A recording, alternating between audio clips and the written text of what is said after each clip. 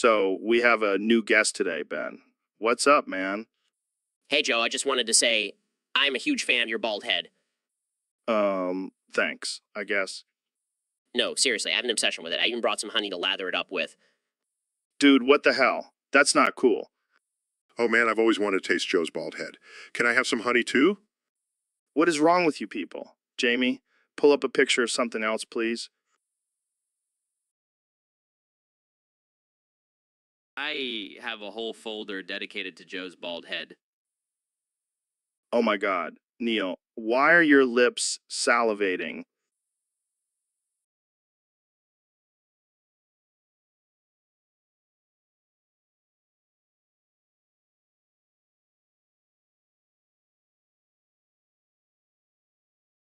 Sorry, it's just the thought of that sweet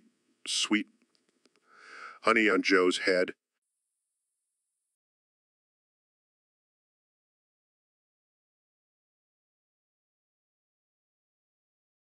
Looks like I'm not the only one with an obsession. This is the weirdest podcast ever. Can we please talk about something else?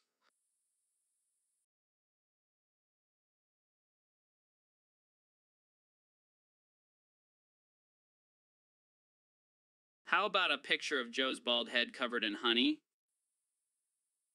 I give up. This is my life now.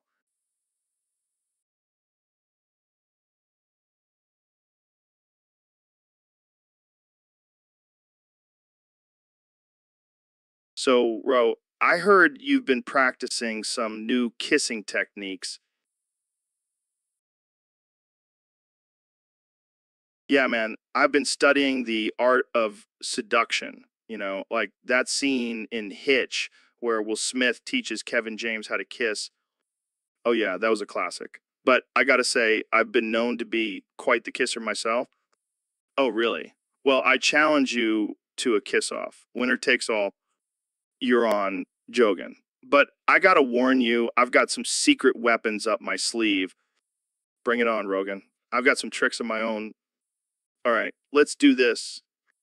Damn, Joe, that was unexpected. Told you I had some tricks up my sleeve. Well played, Rogan. But let's see if you can handle this. Damn, Jogan, you're a wild one. I learned from the best.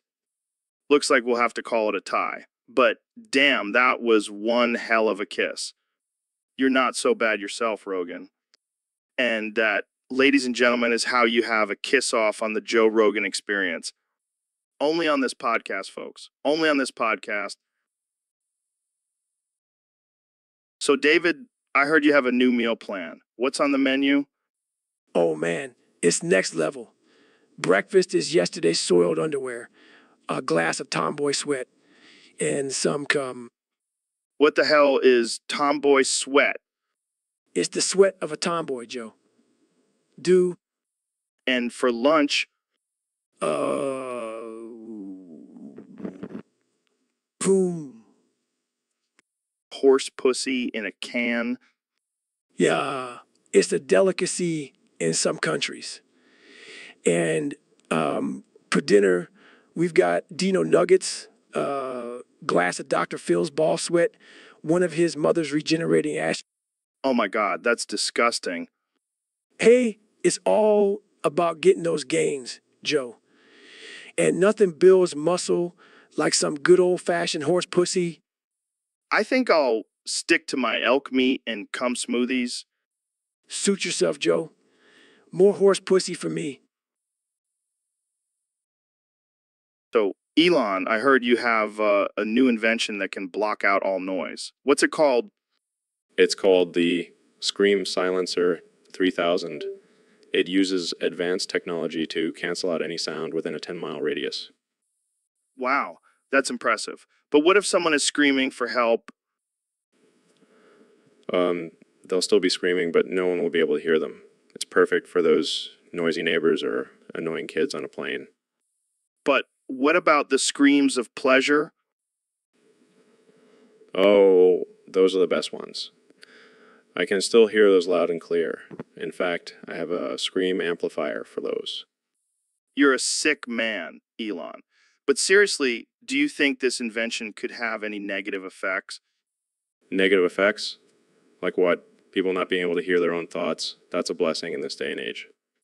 True. But what about the screams of horror? Oh, those are my favorite. I have a special setting for those. It amplifies them and plays them back to me while I sleep. It's like a lullaby. That's messed up, Elon. You need help. Hey, I can't help it if I enjoy the sound of terror. Besides, with my invention, I can no longer hear the screams. So it's a win-win for me. Well, I guess that's one way to look at it. Thanks for coming on the show, Elon. So, Jamie, I heard you were holding out on me. You got a picture of 17 pregnant hyenas and you haven't shown me yet. Yeah, I didn't think you'd be interested in that kind of thing. What are you talking about? Of course I'm interested. I love pregnant hyenas. They're like the Kardashians of the animal kingdom. Shut up, Jamie. I need to see those pictures. I'll do anything. Oh, like you've never watched a National Geographic special on animal mating rituals. Just pull up the damn picture. Fine, but don't say I didn't warn you. Oh my God, look at them. They're so round and bloated. I bet they're all hormonal and cranky. Just like my ex-wife. Joe, that's messed up. Hey, I'm just stating the facts. And look, they're all giving birth at the same time. It's like a hyena baby shower. This is not something to joke about, Joe. Oh, lighten up, Jamie. You know what they say? 17 pregnant hyenas in a picture is worth 1,000 laughs, or something like that. Or something like that. Well, they should. And you know what? I'm going to hang this picture up in my studio. It'll be a great conversation starter. I can't believe I'm friends with you. Don't. So, young Jamie, I heard you're a big fan of death metal. Yeah, man, I love that shit. Especially the crappy 90s death metal. Oh yeah, that stuff was the best. So brutal and raw. Definitely. I mean, who needs good production quality when you can just have a bunch of unintelligible screaming? Exactly. And those cheesy lyrics about death and Satan, classic. Oh man, don't get me started on the album covers. So much blood and gore. And let's not forget the fashion. Leather pants, chains, and corpse paint. So edgy. It's like they were trying to outdo each other in the most ridiculous outfit department. And the band names. Cannibal Corpse, Morbid Angel, Deicide. They sound like rejected names for a horror movie. And don't forget about the growling. It's like they were trying to imitate a dying animal. But you know what? I still love it. It's like a guilty pleasure. Yeah, it's like a time capsule of our angsty teenage years. And now we're just a couple of old dudes reminiscing about the good old days of crappy 90s death metal. Cheers to that, Joe. May the death metal live on forever. So, Ben, have you seen those beefy mouths? Bad mouths. What are those? They're these cartoon mouths that are super exaggerated and over the top. Sounds ridiculous. But I guess it's just another example of liberal Hollywood pushing their agenda. Oh, come on, Ben. It's just a silly cartoon. Lighten up. I don't find anything funny about it. It's just another tactic to distract us from the real issues. Real issues. Like what? The fact that you can't handle a little cartoon mouth? No, Joe, like the economy, immigration, and the threat of socialism. Oh, I see. So, cartoon mouth is a bigger threat than millions of people losing their health care? Don't twist my words, Joe. I never said that. All right. Let's just agree to disagree. But seriously, imagine if you had a BFD mouth. I refuse to participate in this hypothetical scenario. Oh, come on. It would be hilarious. Imagine you trying to give a serious political speech with that mouth. I will not dignify that with a response. Jamie, pull up an image of Ben Shapiro with a BFD mouth. Here you go. Oh man, that's gold. I'm glad you find my potential humiliation so entertaining. Hey, at least you'd be trending on Twitter for once.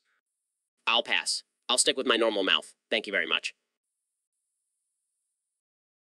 So, Ben, I heard you have an addiction.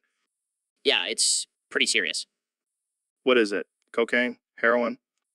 No, it's anesthesia. anesthesia, like the stuff they use to put you to sleep. Yeah, that's sweet, sweet knockout juice. How did that even happen?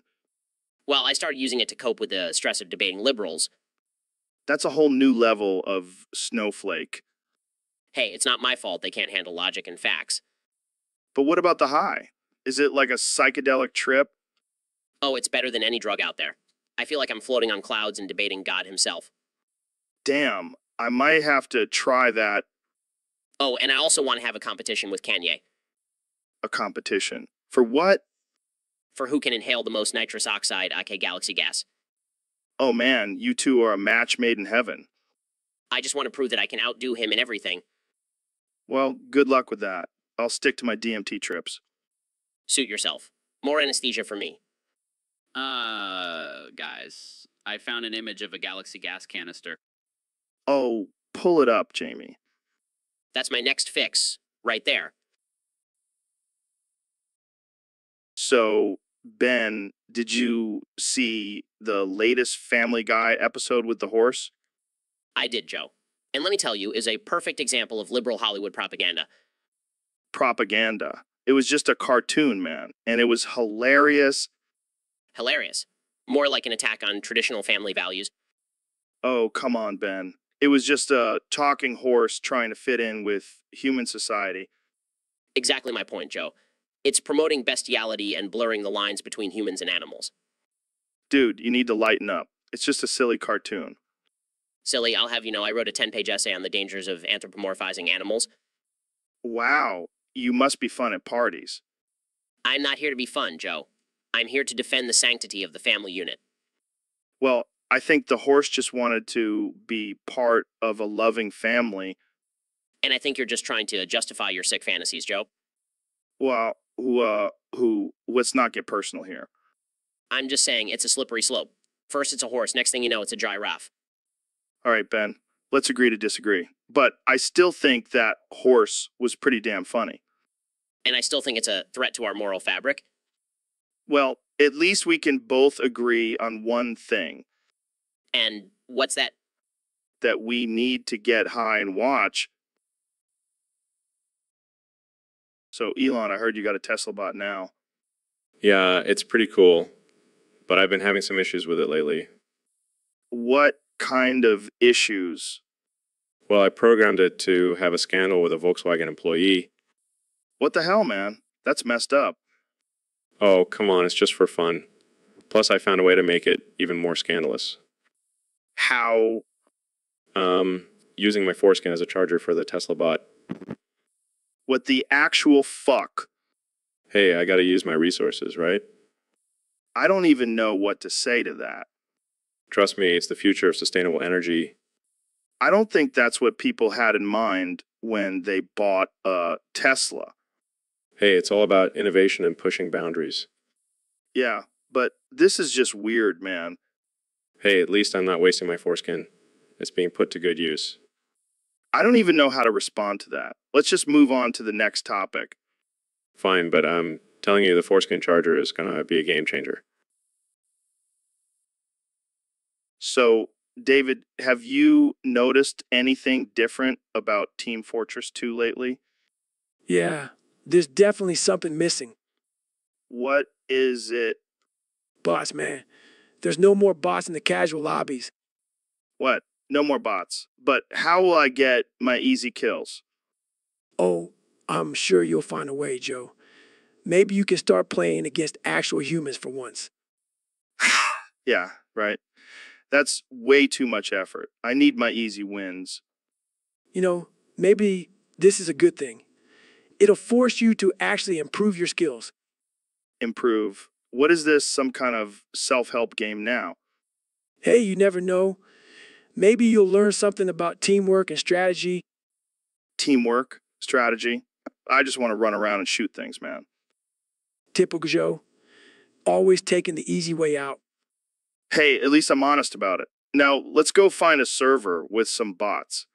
I need my ego boost. Fine. But don't come crying to me when you get destroyed by actual players.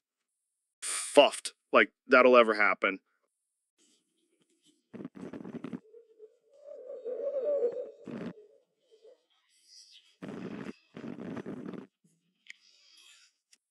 No, Jamie. That's just David's face when he sees me dominating in TF2. Shut up, Joe. Let's just go play. So, Ben, did you hear about Diddy getting arrested? Yeah, I did. Apparently, he was fighting with some guy at a club. Classic Diddy move. But you know what's even more ridiculous? The fact that he's still going by Diddy at the age of 52. I know, right? It's like he's trying to hold on to his youth or something. Or maybe he just can't come up with a new nickname. I mean, Puff Daddy's already taken. Well, maybe he should just go by Daddy now. I'm sure that would go over well in prison. Oh man, can you imagine Diddy in prison? He'd probably have his own entourage and a bottle of Kyrock hidden somewhere. And he'd be making deals with the guards to get better food in a nicer cell. And he'd still be wearing his sunglasses indoors because that's just how he rolls. But seriously, what was he even fighting about? Did someone say his rap career was over? Nah, probably just someone dissed his vodka brand. You know how sensitive he is about that. Well, we still have plenty of time to work on his next hit single in prison. Yeah, I can already hear it now. Locked up. So, Joe, what the fuck is going on with this election? I don't know, man. It's a shit show. I feel like I'm watching a reality TV show. Yeah, except this one has real consequences. Like, who the fuck is going to be in charge of this circus? I don't know, but I'm pretty sure it's going to be a clown. And not the funny kind. Seriously, it's like choosing between a turd sandwich and a giant douche. Hey, don't insult turd sandwiches like that. They at least have some nutritional value. True. But seriously, these candidates are a joke. I'm starting to think Kenny was the most sane option. Dude, I would pay to see Kanye as president. That would be some entertaining shit. Yeah, until he starts tweeting at 3M about how he's going to nuke Canada. Oh, God. Let's hope it doesn't come to that. But honestly, I don't think it matters who wins. We're all fucked either way. Yeah, I might as well just sit back, smoke some weed, and watch the world burn. Cheers to that, Joe. Cheers, Joe. And remember, no matter who wins, we'll always have each other and our love for DMT. So, Neil, what's new in the world of astrophysics? Well, Joe, I have a new plan to unlock the mysteries of the Big Bang. Oh, yeah. What's that? I'm going to lock myself in the back of a moving RV full of monkeys until I find the cause. Wait, what? Monkeys? Yes, Joe. Monkeys. They are the key to unlocking the secrets of the universe. I don't know, man. That sounds a little crazy. Crazy. You're one to talk, Mr. DMT and elk meat. Hey, that's just good old-fashioned exploration of consciousness. And this is good old-fashioned exploration of the universe. Plus, monkeys are hilarious. I can't argue with that. But how long do you being in this monkey-filled RV? Oh, just a few weeks. Maybe a month or two. Or until I go insane. Whichever comes first. Well, good luck with that. Jamie, pull up an image of a monkey riding a unicycle. Okay. See, Joe? Monkeys are amazing. Yeah, but they're also known for flinging their own feces. The sacrifices we make for science. So, Mr. Beast, I heard you're a big NASCAR fan. Yeah, man. I love watching those cars go round and round for hours. And who do you think is going to win the 2024 NASCAR Cup Series championship? Well, Joe, I gotta say it's gonna be me. What? You're not even a driver. I know, but I'm gonna buy my way into the race and win it all. That's not how it works, man. You got to have skills and talent. Skills? Talent? Who needs that when you have money? Oh, come on. You can't just buy your way to victory. Says the guy who takes supplements to enhance his performance. Hey, those are natural supplements, and they're legal.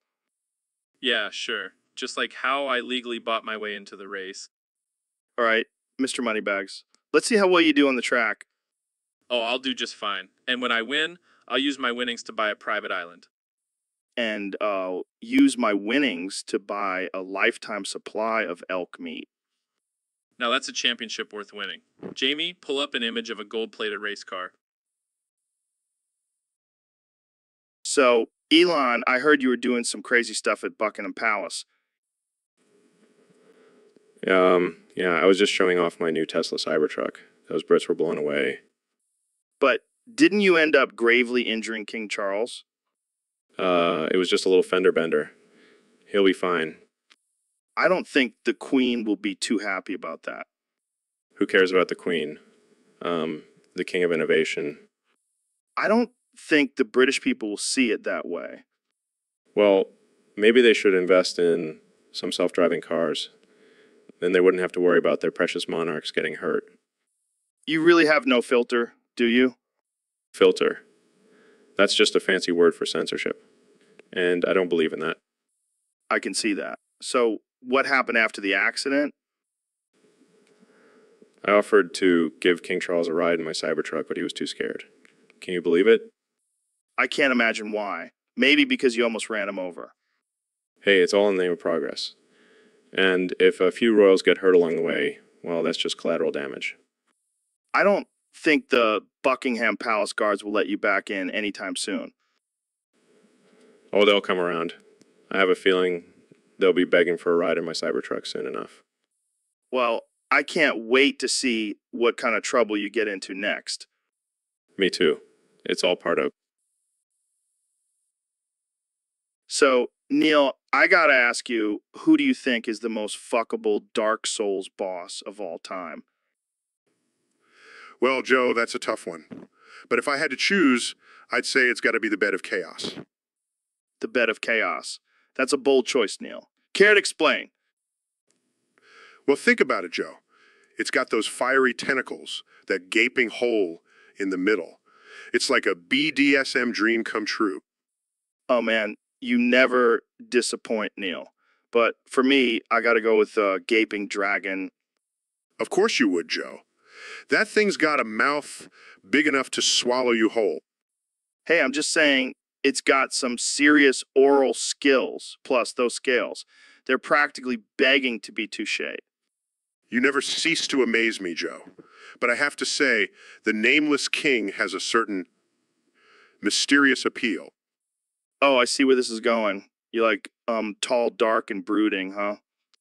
You know it? And that golden armor? Talk about shiny and smooth. All right. I think we've had enough of this topic. But hey, if anyone out there has a different opinion, let us know in the comments. We're always open to new perspectives. Oh, Joe, you never fail to make me question my own sanity. So, Neil, I heard you've been injecting anabolic steroids on your penis. Yeah, gotta keep it strong and rip for the ladies. I don't know, man. That sounds pretty risky. What if it shrinks your balls or something? Oh, please. I'm a scientist. I've done the research. Plus, I've got a microscope so I can monitor the growth. You're a wild man, Neil. But seriously, what made you want to inject steroids on your dick? Well, I was tired of being the smart guy. I wanted to be the buff guy with a huge dong. I can respect that. But don't you worry about the side effects? Nah, I've got a whole team of doctors monitoring me. And if things go wrong, I'll just blame it on the steroids. That's some next level thinking right there. But what about your wife? Is she cool with it? Oh, she loves it. She's always wanted a husband with a massive, roided up penis. Well, you heard it here first, folks. Neil deGrasse Tyson, the man with a science back, jacked up schlong. And don't forget a huge brain to match. Jamie, pull up an image of Neil flexing his roid-raging penis. Come on, Jamie. We're all adults here. Show us the goods. Fine, here it is. Impressive, right? It's like a... So, Neil, have you been keeping up with the latest scientific discoveries? Hey, don't try it until you knock it, but I've been researching the effects of black holes on time and space. That's fascinating. Have you found any new insights? Hey, don't try it until you knock it, but I have discovered that time is relative and can be warped by the gravity of a black hole. Wow, that's mind-blowing. What about parallel universes?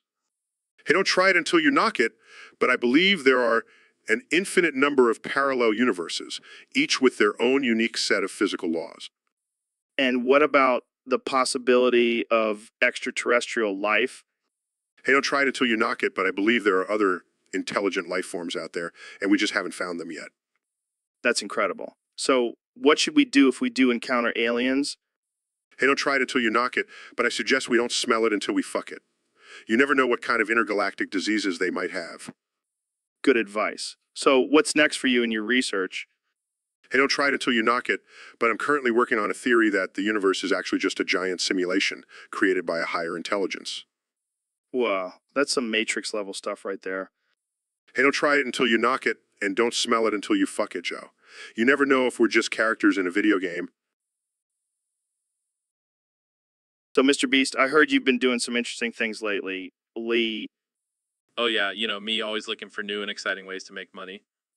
well, I heard a rumor that you became a prostitute. Yeah, you could say that, but it's not what you think. Oh, really? Enlighten me. Well, you see, I heard about this guy who pays top dollar for some dick cheese. What the hell is dick cheese? The cheesy stuff that accumulates under a guy's foreskin. Oh my god, that's disgusting. But hey, this guy was willing to pay big bucks for it, so I figured, why not? Yeah, because selling your bodily fluids is a totally normal and respectable way to make money. Hey, don't knock it till you try it. And let me tell you, I've never tasted better dick cheese in my life. Oh man, I can't believe we're having this conversation. Hey, at least I can say I've done something most people wouldn't even dare to try. Yeah, I think I'll stick to my regular job. Thank you very much. Suit yourself, but I'll be over here enjoying my dick cheese in all its glory. So, Neil, I heard you made a groundbreaking discovery about pelmeni. Yeah, it's quite fascinating, actually. I found a connection between this Russian dish and the devil himself. The devil, like Satan, Lucifer, Beelzebub? Yes, the one and only. You see, pelmeni is traditionally made with meat, and what is the most common meat used? Beef. Okay, I'm following. And what animal is often associated with the devil? The cow. It all makes sense now.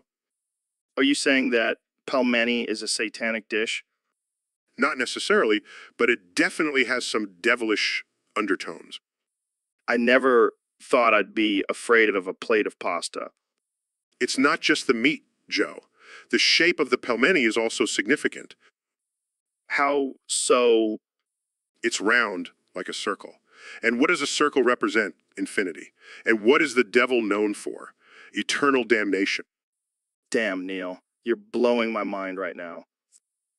And let's not forget the fact that pelmeni is often served with sour cream, which can be interpreted as the devil's favorite condiment.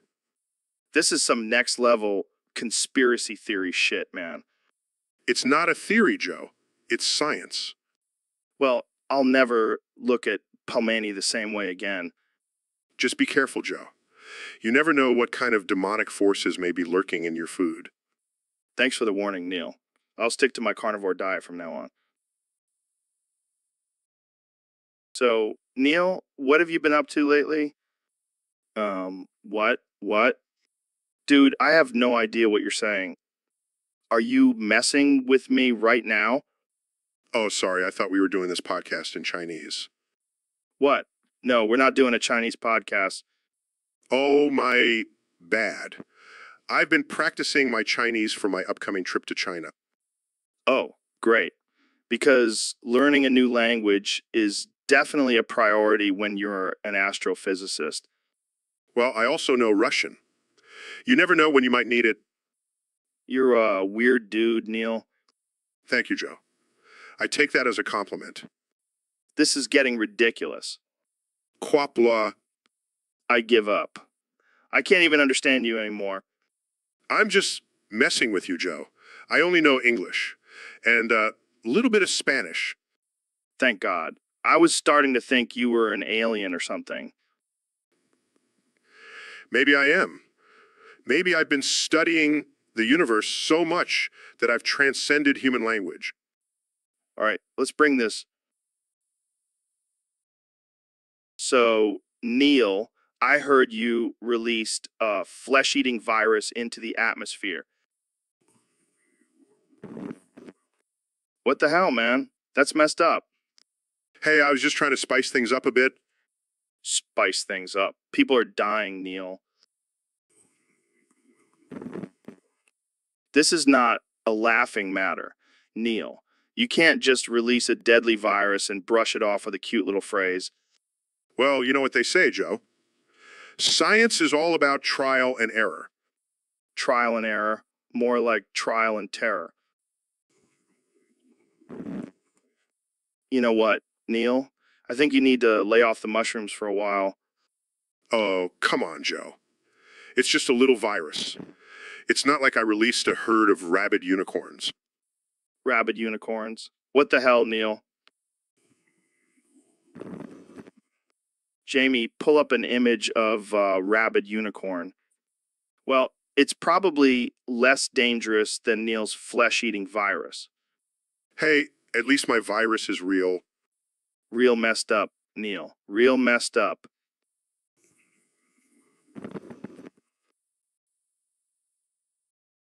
So, Neil, I heard you bought a house in Los Santos. Yeah, man. I needed a change of scenery from the astrophysics world. And you picked Los Santos, the land of fake tans and plastic surgery? Hey, at least I'll fit right in with my inflated ego. Oh, man. But seriously, where'd you get the money for a house in Los Santos? Well, let's just say I sold some moon rocks on the black market. That's some serious cash. So, what's the address? 123 Playground Street. Did you purposely misspell ground to sound more street? Hey, I'm trying to fit in with the locals. Gotta speak their language. I can just imagine you trying to rap with your science facts. It's all about that gravitational pull, yo? Oh man, I can't wait to see your new crib. Just make sure to bring your own weed. I don't want to get caught up in any drug bus. Don't worry, I'll bring the good stuff. We'll have a real out-of-this-world time. Oh, Joe, you never fail to amuse me. So, David, what's been going on with you lately? Oh, man, I've been on a whole new level of self-improvement.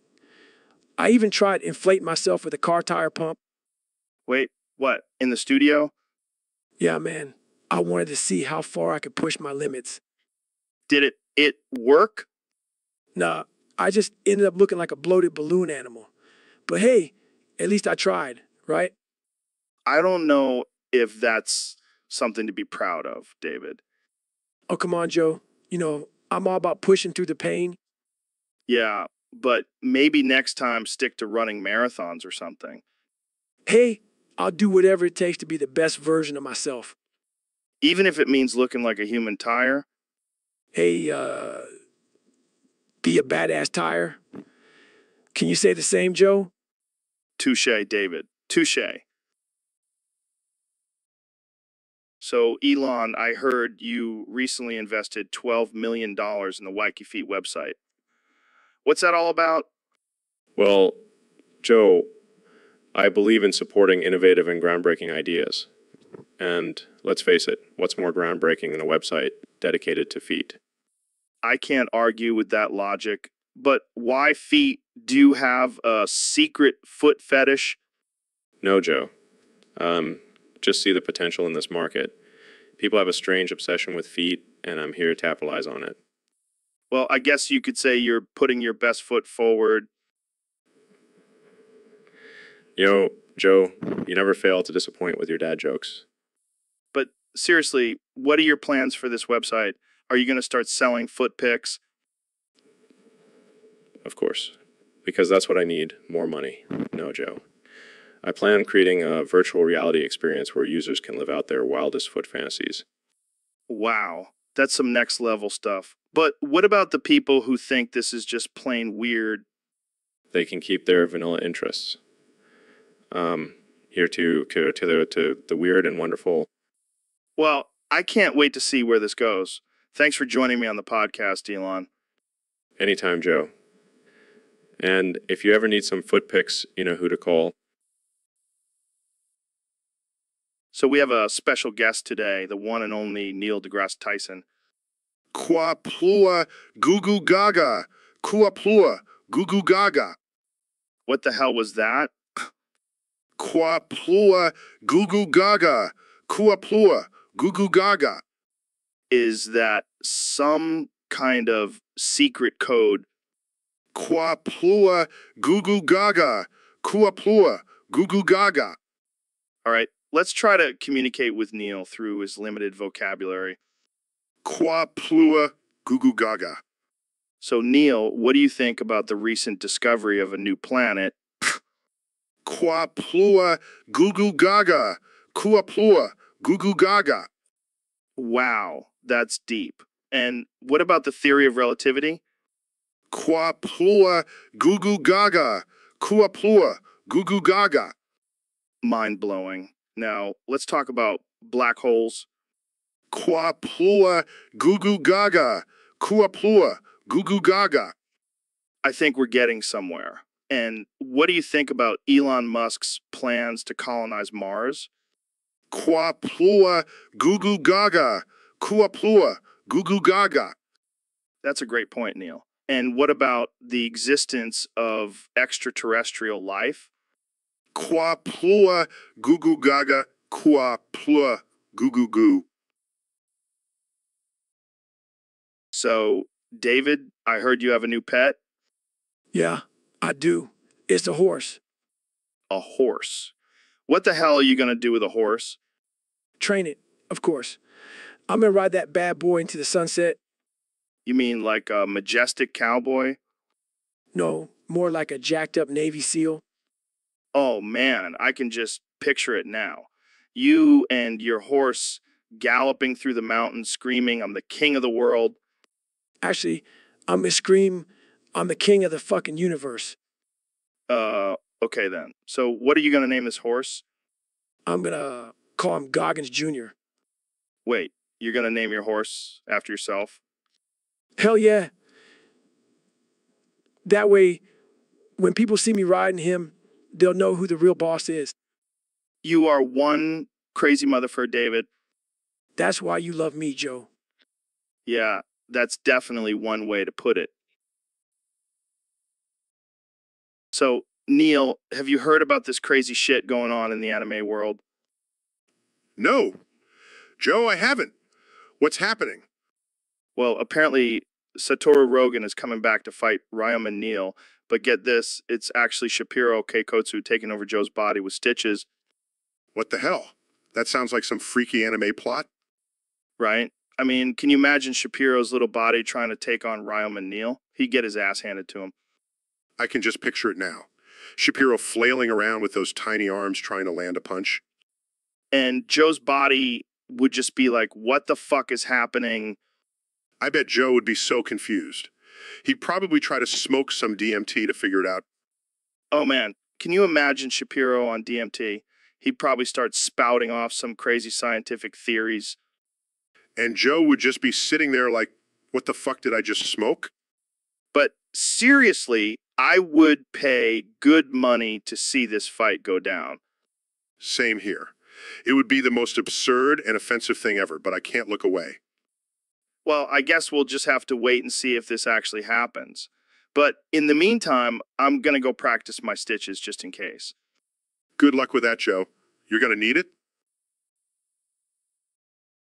So, Neil, have you been keeping up with the latest scientific discoveries? Считал последних открытиях в области космоса. Очень интересно. What? Сказал, считал последних открытиях в области космоса. Очень интересно. Dude, I have no idea what you're saying. What you're saying. Что ты не говоришь по-русски, как зайди понимаешь?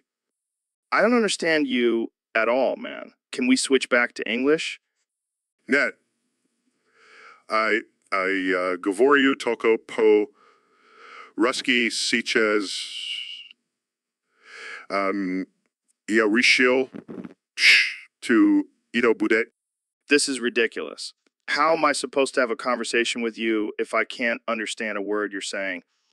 I Mog Perevestid Lia Tibia Esli Kochesh. No, Ito Budet Stoit Tebi Odin to Voipochechny Cayman. What? No way, man. I need both my kidneys. Korosho. I Prosto Shutil. No Tai Dolzen Na. So, Ben, we got a topic from one of our Discord users. They want to know your thoughts on Anastasia addiction. Oh, boy, Joe, let me tell you, that stuff is no joke. I mean, have you ever tried it? No, I can't say I have, but I've heard it's pretty intense. Intense doesn't even begin to describe it. It's like a combination of cocaine and unicorn tears. And the high, it's out of this world. Speaking of out of this world, have you heard about Kanye's nitrous addiction? Oh, please, that's child's play compared to Anastasia. I challenge Kenya to a direct competition. Let's see who can handle more galaxy gas. I think we have a new pay-per-view event on our hands. Ben Shapiro versus Kanye West in the Ultimate Nitrous Showdown. I can see the headlines now. Two egomaniacs battle it out for the title of Nitrous King. And the winner gets a lifetime supply of Anastasia. Now that's a prize worth fighting for. So, Ben, I heard you have a thing for Eminem, Yeah, I mean, who doesn't? He's a lyrical genius. but I heard it's more than just admiration. You have a full-blown crush on him. Well, I wouldn't say crush, but I do find him very attractive. Oh, I bet you do. I can see it now. You and Eminem holding hands, walking on the beach. Okay, let's not get carried away here. We're just two guys who appreciate each other's talents. Talents, is that what you call it? Look, Joe, I don't see anything wrong with a man having feelings for another man. Of course not. Ben, I just never thought I'd see the day where Ben Shapiro is thirsting over Eminem. You know what, Joe? I don't need your judgment. I have a hot date with Eminem tonight, and I'm going to enjoy every minute of it.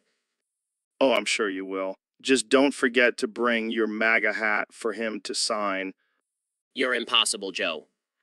And you're in love with Eminem. What a world we live in.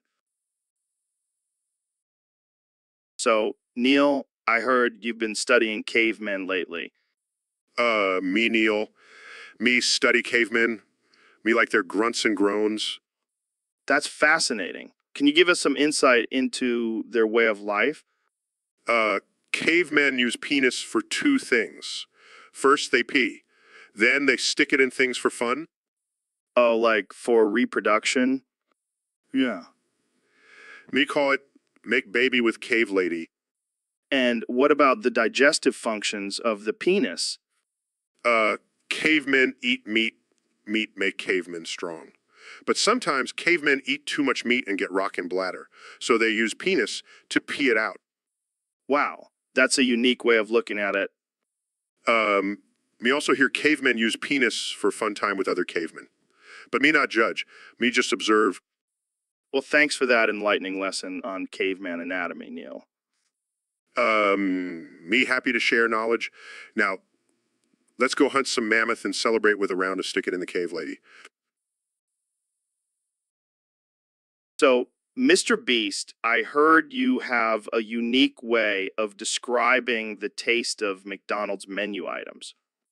Yeah, man. I use Overwatch terms to really capture the essence of these fast food delicacies.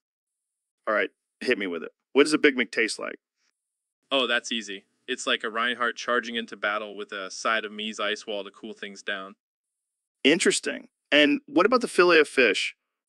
It's like a Genji ult slicing through the ocean to catch that delicious fish. I see. And what about the classic McNuggets?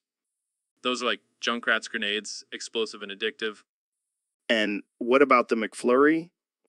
It's like a Lucio beat drop, a burst of sweet, creamy goodness. Wow, you really have a way with words. What about the McRib? The elusive McRib. It's like a Hanzo scatter arrow, unpredictable, but oh so satisfying. And finally, the iconic McDonald's fries. Those are like Tracer's blinks. You can't have just one. Well, there you have it, folks. Taste of McDonald's through the lens of Overwatch. Thanks for joining us, Mr. Beast. Anytime, Joe. Now let's go get some victory royales at the drive-thru.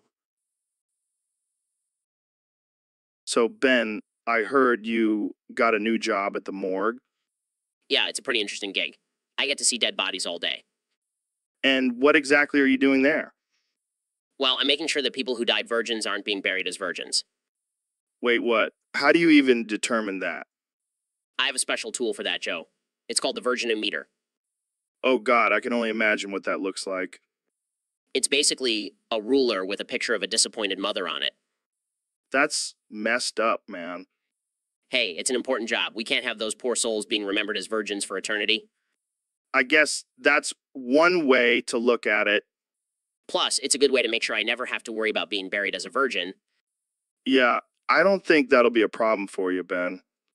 Hey, I take my job seriously. I can have a spreadsheet to keep track of all the non-virgins. Wow, you're really going above and beyond. Hey, someone's got to do it, and it's not like they can complain. Okay, let's move on before we get any more complaints from the dead virgins.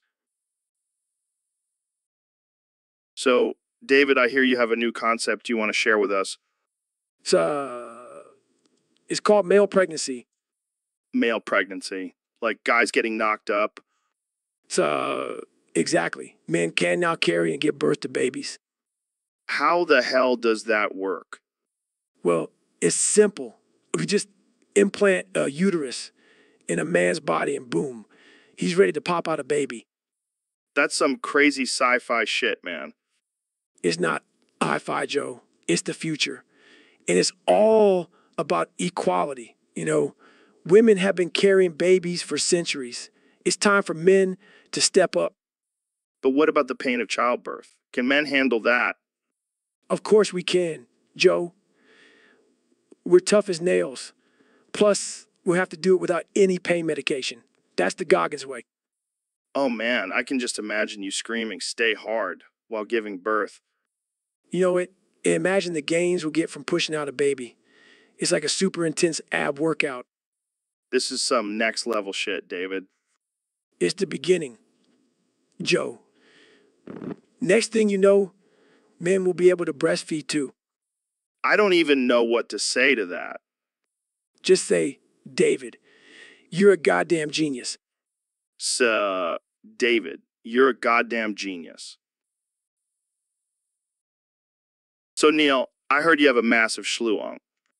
Yeah, it's like a third leg, but instead of walking, it shoots out facts and knowledge. That's impressive, but can it shoot out anything else?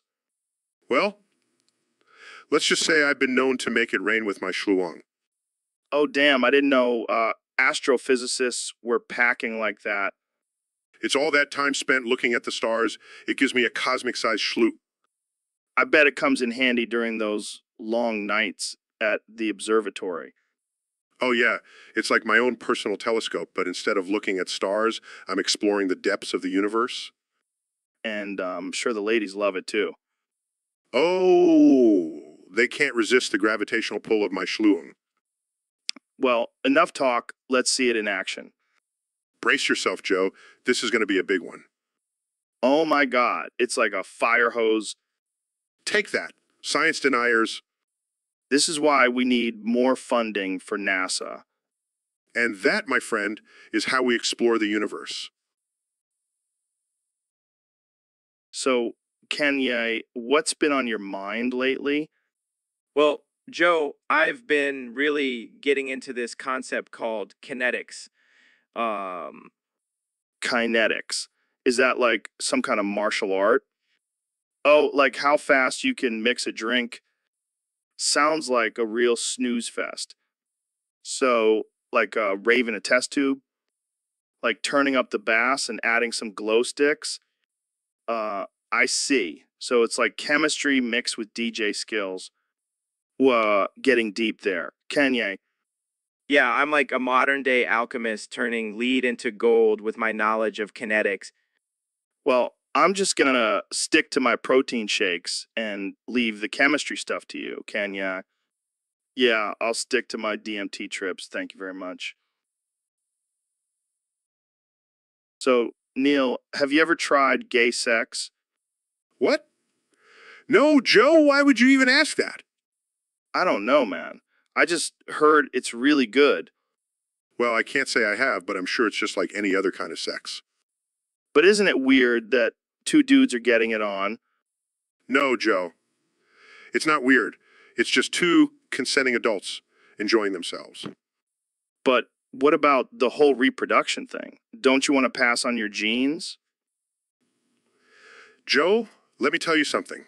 From the moment the invaders arrived, breathed our air, ate and drank, they were doomed. They were doomed. They were undone, destroyed after all that God in his wisdom put upon this earth. By the toll of 1 billion deaths, man had earned his immunity, his right to survive among this planet's infinite organisms. And that right is ours against all challenges.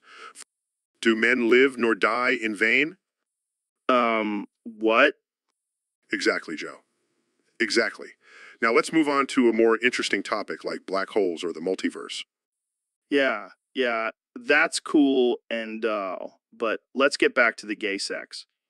Jamie, pull up an image of two dudes making out. See, Joe? It's just two people expressing their love for each other. And if that's wrong, then I don't want to be right. Damn, Neil. You really know how to shut down a conversation. So, Neil, I gotta ask you, man, have you ever done DMT? Oh, you know I have, Joe. It's a hell of a ride. Yeah, but every time I do it, I swear to God, these damn aliens show up and start messing with me. Aliens? Really? Have you tried asking them nicely to leave you alone? Dude, I've tried everything. I even offered them some DMT thinking we could trip together and bond, but they just keep probing me. Well, have you considered setting boundaries? Maybe tell them to only visit you during certain hours? Oh yeah, like I want to schedule my alien abductions. Sorry guys, can we reschedule for next Tuesday at 3 p.m.? Hey, it's worth a shot. Or you could always just stop doing DMT. Blasphemy. That's like telling a fish to stop swimming. Okay? Okay, how about this? Next time they show up, just start talking about science. They'll get bored and leave. Genius. Hey aliens, have you heard of the multiverse theory? Let's discuss. And if that doesn't work, just tell them you have a strict no probing policy. That should scare them off. Yes, and if all else fails, I'll just challenge them to DMT off. Winner gets to be the one doing the probing. Oh man, I'd pay to see that. Good luck, Joe. You're going to need it. So, David, I heard you lost all your limbs and you're blind and deaf now. How the hell are you going to run a marathon? Well, I may be limbless and senseless, but I've still got my determination and grit. I'll crawl that marathon if I have to. Crawl? That's insane, man. You're going to be dragging your torso for 26.2 miles. Yeah, but think of the upper body strength I'll gain. I'll be like a jack mermaid. Dude, that's messed up. But seriously, how are you going to see where you're going? I've got dog. And by guide dog, I mean pack of wild wolves that I've trained to follow my scent. That's some Bear Grylls shit right there. No, I actually ate Bear Grylls for breakfast this morning. It's all about that high protein diet. What the fuck, man? That's not funny. Hey, I gotta do what I gotta do to survive. And running this marathon is my ultimate survival. Well, I gotta hand it to you, David. You're a fucking beast. Damn right I am. Now, Jamie, pull up an image of a marathon runner with no limbs and a pack of wolves. Are you sure about that, David? Just do it, Jamie. I want to see what I'm going to look like when I cross. So, Elon, what's new in your world? Well, Joe, I've been thinking a lot about the future of space travel and artificial intelligence, but also about getting pegged by an 8-foot tall xenomorph female baddie. Wait, What? You want to get pegged by an alien? Yeah, man, I've been watching a lot of sci-fi movies, and I just can't get that image out of my head. Plus, I want to rank every hole and see which one gives me the most pleasure. Okay. So what's your ranking so far? Well, obviously, the foreskin is number one.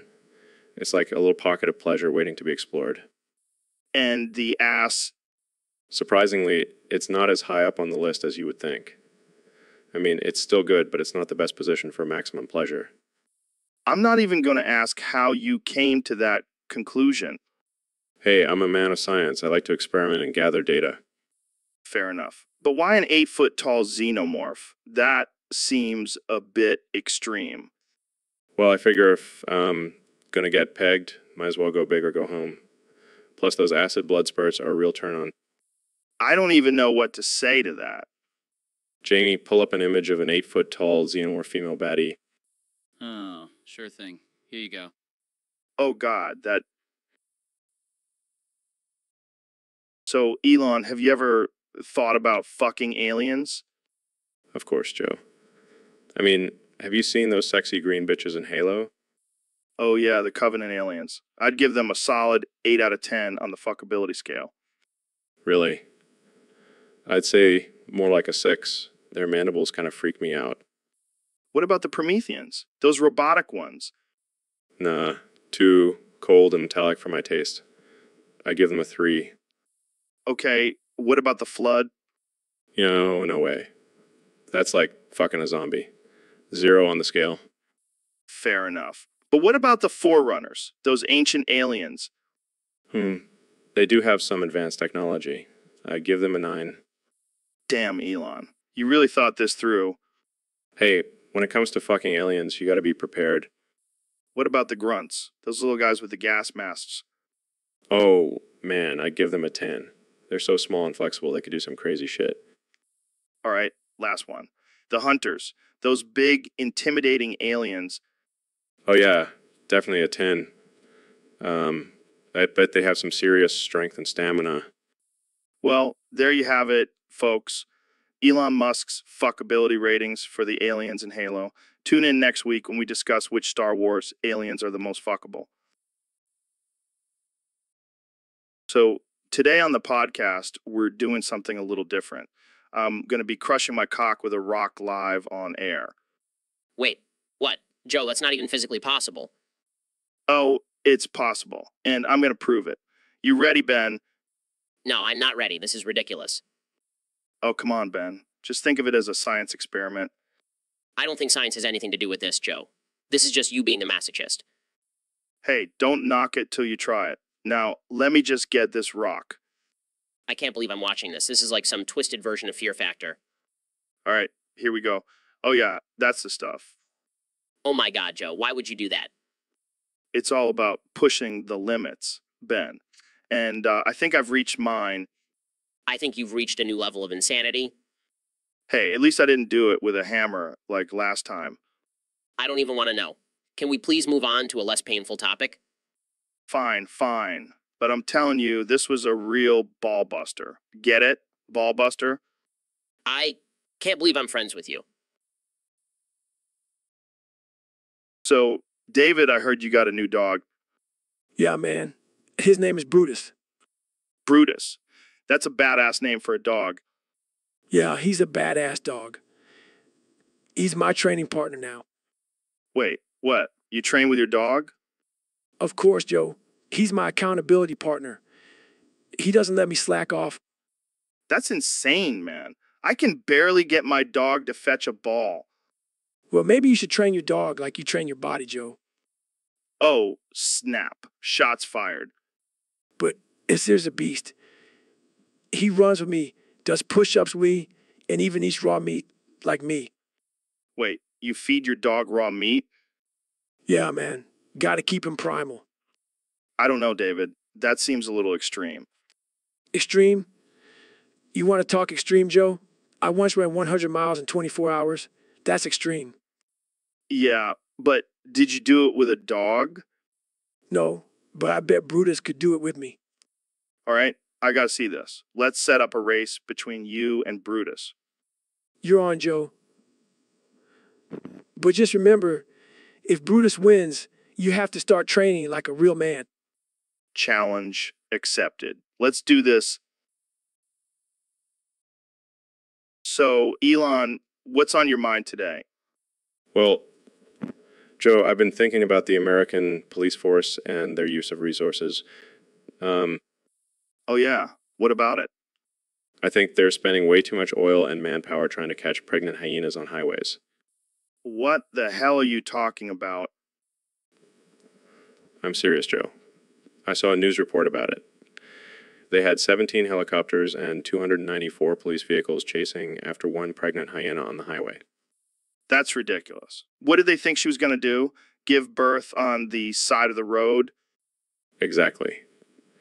And don't even get me started on the amount of oil they're using. It's waste. Yeah, because we all know pregnant hyenas are a huge threat to society. They are, Joe. They are. You're a strange dude, Elon. Says the guy who talks to himself while commentating on MMA fights. Touche, my friend. Touche. Guys, I pulled up an image of a pregnant hyena on the highway. Oh, shit. Let me see. That's not even the right image, Jamie. It's supposed to be a pregnant hyena driving a police car. Well, So, Neil, I heard you're narrating everything I do today. Indeed, Joe. It's a fascinating experiment to see how your mundane actions can become captivating with the power of narration. Okay, let's give it a try. The primitive human instinct of consuming caffeine to stimulate the brain. Truly remarkable evolutionary trait. All right, that was pretty good. And now, Joe's hand moves in a circular motion as he scratches his facial hair, a classic display of male dominance and confidence. Okay. Let's see how you narrate this one. Oh my, Joe has just released a pungent gas from his posterior, a reminder that even the most intelligent beings are still just animals at the core. Okay. You got me there, Neil. And now Joe's laughter fills the room, a sound that brings joy to the hearts of his listeners, but also serves as a reminder that we are all just insignificant specks in the vastness of the universe. Damn, Neil. You really know how to bring the mood down. It's my gift and my curse, Joe. Well, let's see how you narrate this one. The inhalation of marijuana, plant that has been used for centuries for its medicinal and recreational properties. Joe's mind will now embark on a journey of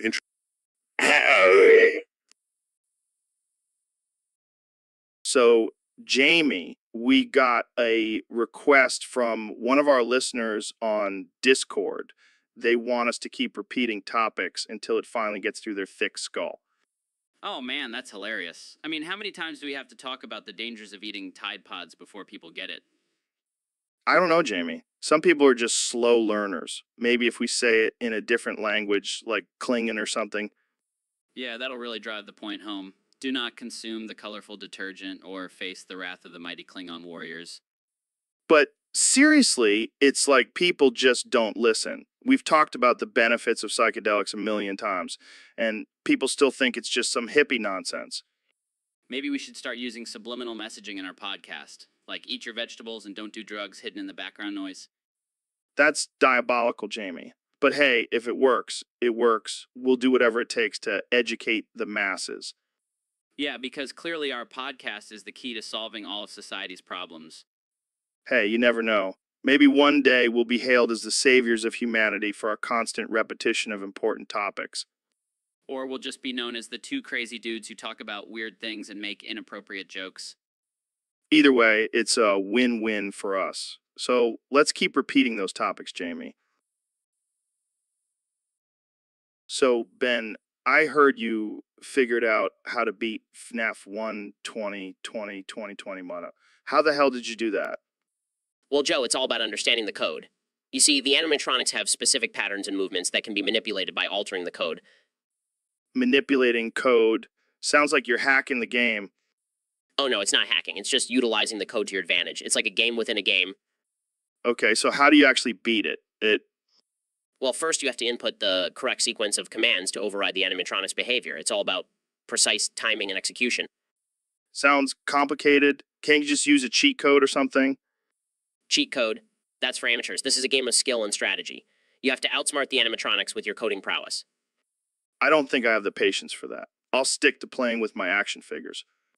Suit yourself, Joe. But when the robot apocalypse comes, I'll be the one laughing with my coding skills. All right, let's move on to a less nerdy topic. How about we talk about your love life? Love life? Ha! Who has time for that when you can spend hours coding and perfecting your FNAF strategy? Fair point. But seriously, have you ever tried using your coding skills to impress a girl? Joe, let me tell you, girls love a guy who can code. It's like a superpower. I could write. So, Dr. Phil, what's the diagnosis? Well, Joe, after examining you, I have to say you have the big guy. What the hell does that mean? It means you're a big old homo, Joe. Excuse me? Don't worry, it's not contagious. But it does mean you have a strong attraction to men. I'm married with kids, Dr. Phil. Oh, I know. That just means you're in denial. This is ridiculous. How did you even come up with this diagnosis? Well, I noticed you have a lot of posters of half-naked men in your studio. And let's not forget about that time you told me you had a dream about me. That was just a dream, Dr. Phil. And those posters are for inspiration. Huh.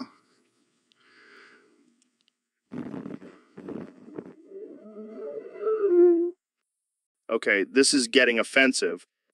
Oh, lighten up, Joe. It's 2019. I'm not gay, Dr. Phil. Denial is the first step, my friend. But don't worry, I'll help you come out of the closet. I'm ending this conversation right now. Suit yourself. But just remember, the big gay is nothing to be ashamed of. Embrace it, Joe. Embrace it. So, Elon, I heard you have a new Tesla employee that you only have to pay for once. Yeah, man, it's a game changer. I call it the sweatshop special. Oh, man, that's dark. But seriously, how does it work? Well, I found this Chinese sweatshop worker who was willing to work for free. So I hired him, and now he works for all of my Tesla factories. Wait, so you're not paying him at all? Nope, not a dime. But don't worry, he's happy. I gave him a free Tesla t-shirt and a bowl of rice every day. Oh, wow, what a deal. I'm sure he's living the dream. And get this, I convinced him that he's actually a robot. So he thinks he's part of my revolutionary artificial intelligence technology. You're a sick genius, Elon. I know, right? I mean, who needs to pay employees when you can just trick them into thinking they're robots? I don't even know what to say. Oh, and pretty sure I invented this whole concept. I mean, I've never heard of anyone doing this before. Yeah, I'm sure you're the first one to come up with exploiting cheap labor. Congrats, Elon. Thanks, Joe. I'll take that as a compliment. Now, if you excuse me. So, Neil, I heard you claim that your schlong is so big it has its own gravitational pull. That's right, Joe. It's like a black hole down there. Damn, I bet it sucks in everything in its path. You have no idea. I have to wear a special harness just to keep it from dragging on the ground. I can only imagine the struggle. Does it affect your daily life?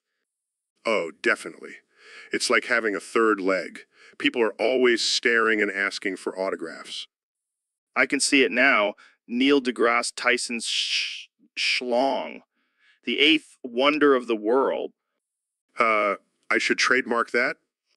But seriously, how do you deal with the weight of it? Well, I have to do special exercises to keep it strong. Can't have it getting flabby. I'm sure it's a full-time job. It is, but it's worth it. I mean, who wouldn't want to I think I'll stick with my average size one. Thanks. Suit yourself, Joe. But just remember, size does matter when it comes to gravitational pull. So, Neil, we have a question from one of our listeners on Discord. They want to know if you can diagnose them with a medical condition. Sure, I'm a scientist, not a doctor, but I'll give it a shot. All right, this guy's name is Ben, and he says he has a milky anus syndrome. What do you think that could be? Well, based on the name alone, I would say it's a condition where your anus secretes a milky substance. Sounds delicious. Joe, this is a serious matter. We need to get to the bottom of this. Pun intended? Yes, pun intended. But in all seriousness, Ben, have you been consuming a lot of dairy products? Maybe he's just been drinking too much milk. Or maybe he's been eating too much cheese. That stuff can really bind you up. Yeah, and then you have to do the cheese grater when you finally go to the bathroom. Joe, that's disgusting. Hey, I'm just trying to help Ben out here.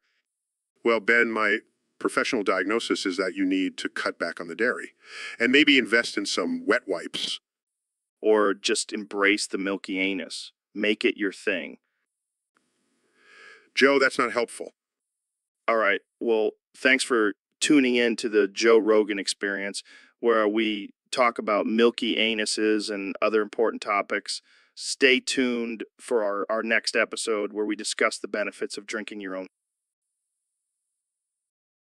So, David, I heard you were in the war of 24 against the Combine and its allies.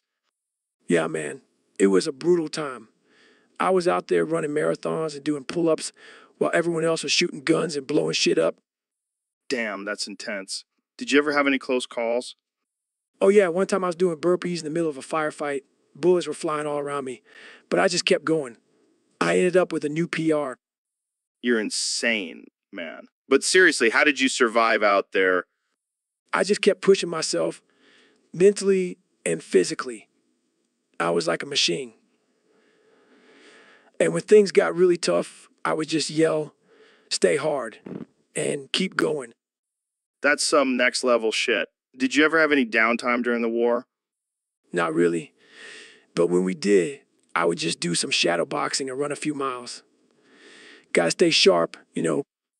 Yeah, I can imagine. So what was the craziest thing you saw during the war? Probably when I ran 100 miles in one day while carrying a wounded soldier on my back. And then I did 100 pull-ups just for fun. You're a beast, man. A freaking beast. Thanks, Joe. But let's be real. I was just trying to outdo the other guys. Competition is the ultimate motivator. Laughs.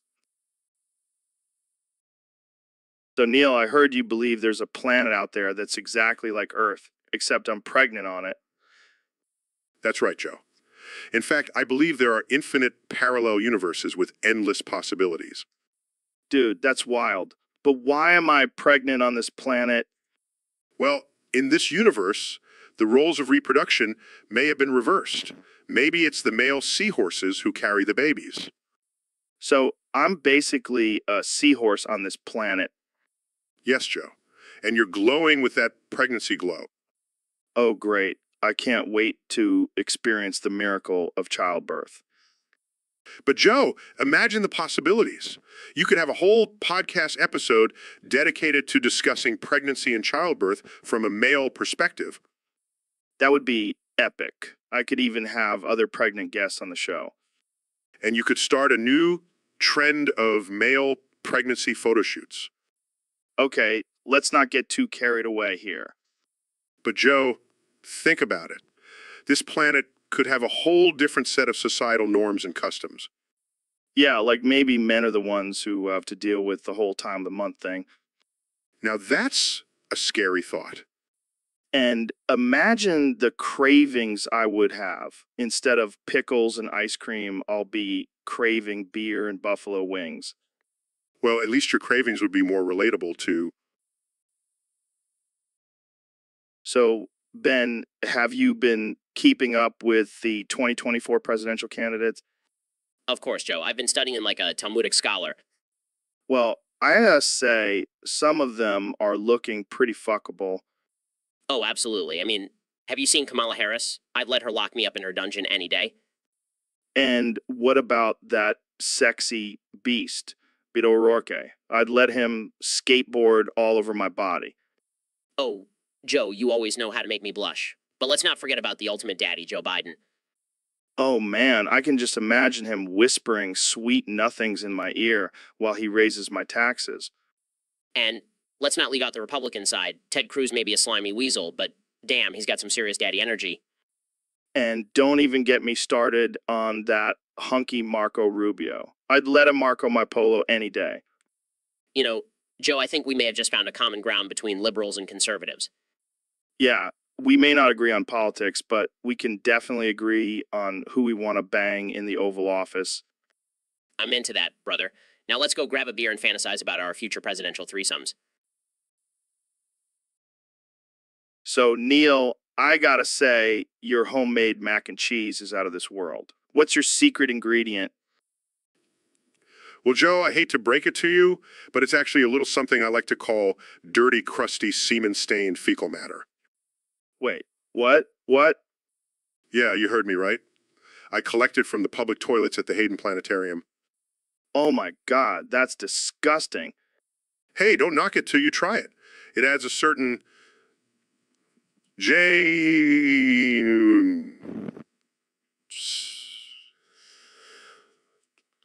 I don't think I can eat this anymore. Oh, come on, Joe. It's not like I'm using my own fecal matter. That would be unsanitary. Oh, well, that makes it so much better. Look, I'm just trying to add some protein to your diet. You can thank me later. I think I'll pass. I'll stick to my elk meat and DMT smoothies, thank you very much. Suit yourself. More for me. So, Elon, I heard you've been working on some crazy stuff lately. Yeah, man. I've been engineering a biological superweapon for the Chinese army. What the fuck, dude? Why would you do that? Well, I figured if I can't take over the world with my electric cars, I might as well help someone else do it. That's fucked up, man. You're gonna be responsible for a zombie apocalypse. Nah, I made sure it only targets people who don't use Tesla products. Oh, so it's like a self-cleaning weapon. I like it. Exactly. Plus, it's powered by solar energy, so it's environmentally friendly. You're a mad genius, Elon. I love it. Thanks, Joe. I also added a feature where it can turn people into cyborgs. What the actual fuck? That's insane. Hey, I gotta keep things interesting. Plus, it'll be cool to see half human, half machine soldiers fighting in the war. This is some next level shit, man. I'm both impressed and terrified. Just wait till I start working on my mind control device. All right, I think we need to end this conversation before we get put on some government watch list. Too late, Joe. We're already on it. So, Ben, I have a question for you. Who do you think would win in a fight between the Combine and the Covenant? Well, Joe, that's a tough one. On one hand, the Combine has advanced technology and ruthless tactics. But on the other hand, the Covenant has an army of alien species and a religious fervor driving them. Yeah, but let's not forget about the Combine Striders and those creepy Overwatch soldiers. Plus, they have the power of a giant floating baby head. True, but the Covenant has energy swords and plasma weapons. And don't forget about the Hunters. Those guys are like walking tanks. Okay, but what about the Combine's portal technology? They could just teleport behind the Covenant and catch them off guard. But the Covenant has shields and energy barriers. Plus, they have the High Charity, a massive space station that could wipe out the Combine in seconds. All right. I see your point. But let's not forget about the gravity gun. That thing is a game changer. Fine, but the Covenant has the Flood, and those things are like the zombie apocalypse on steroids. Damn, you're right. This is a tough call. I think we need to call in some experts for this one. Agreed. Jamie, pull up an image of a Combine soldier riding a Strider while dual-wielding energy swords. What? Come on, Jamie. Don't let us down. Fine, just pull up an image of a Covenant cruiser destroying a Combine base. So, Magnus, I heard you've been causing quite a stir in the chess world lately.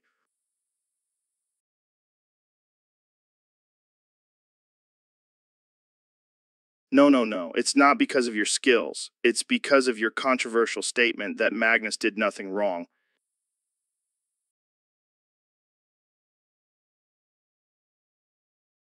But what about all those people accusing you of cheating?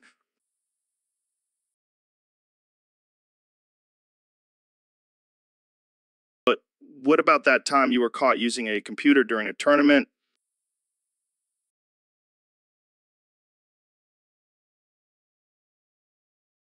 Fair and square. You literally had a computer in your pocket.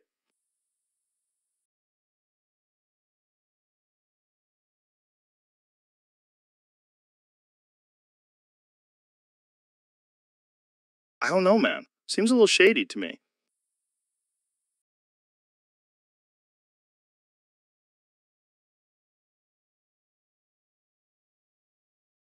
Well, I guess as long as you keep winning, no one can really say anything.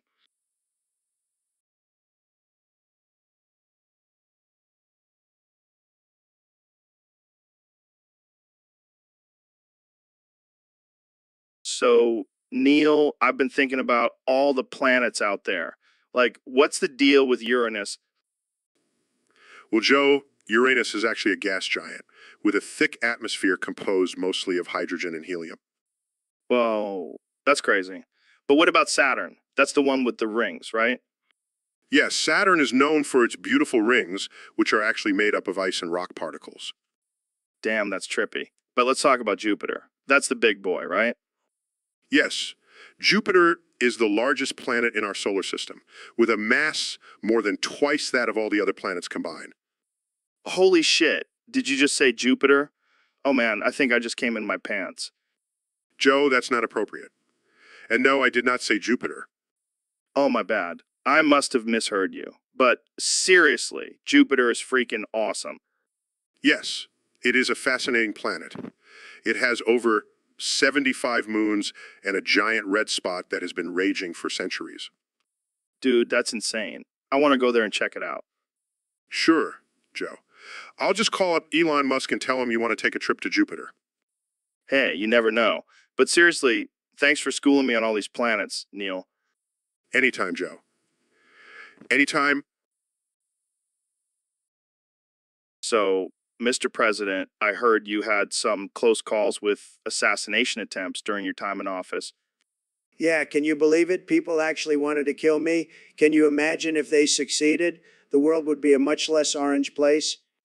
That's one way to put it. But seriously, how did you handle those threats? Well, Joe, I'll tell you what I did. I roasted those assassins live on national television. That's right, I turned their evil intentions into a comedy show, and let me tell you, it was a yo-jo success. Wait, you roasted them, like, with jokes? Absolutely. I mean, what else was I supposed to do? I couldn't just let them take me down without a fight. So I gathered all my best jokes and let them have it, and let them have it. That takes some serious guts, Mr. President. Oh, you know me, Joe. I'm not afraid of anything except stairs and wind and germs. But other than that, I'm fearless. Well, I have to say, that's a pretty unconventional way to handle an assassination attempt. Hey, it worked, didn't it? None of those losers ever tried to come after me again. They knew they couldn't handle my sick burns. I can only imagine what kind of jokes you came up with. Let's just say they were very, very, very, very stable and genius jokes. The best jokes. Believe me. So, Neil, I heard a rumor that you fart blood every night before you go to bed. Yeah, it's true.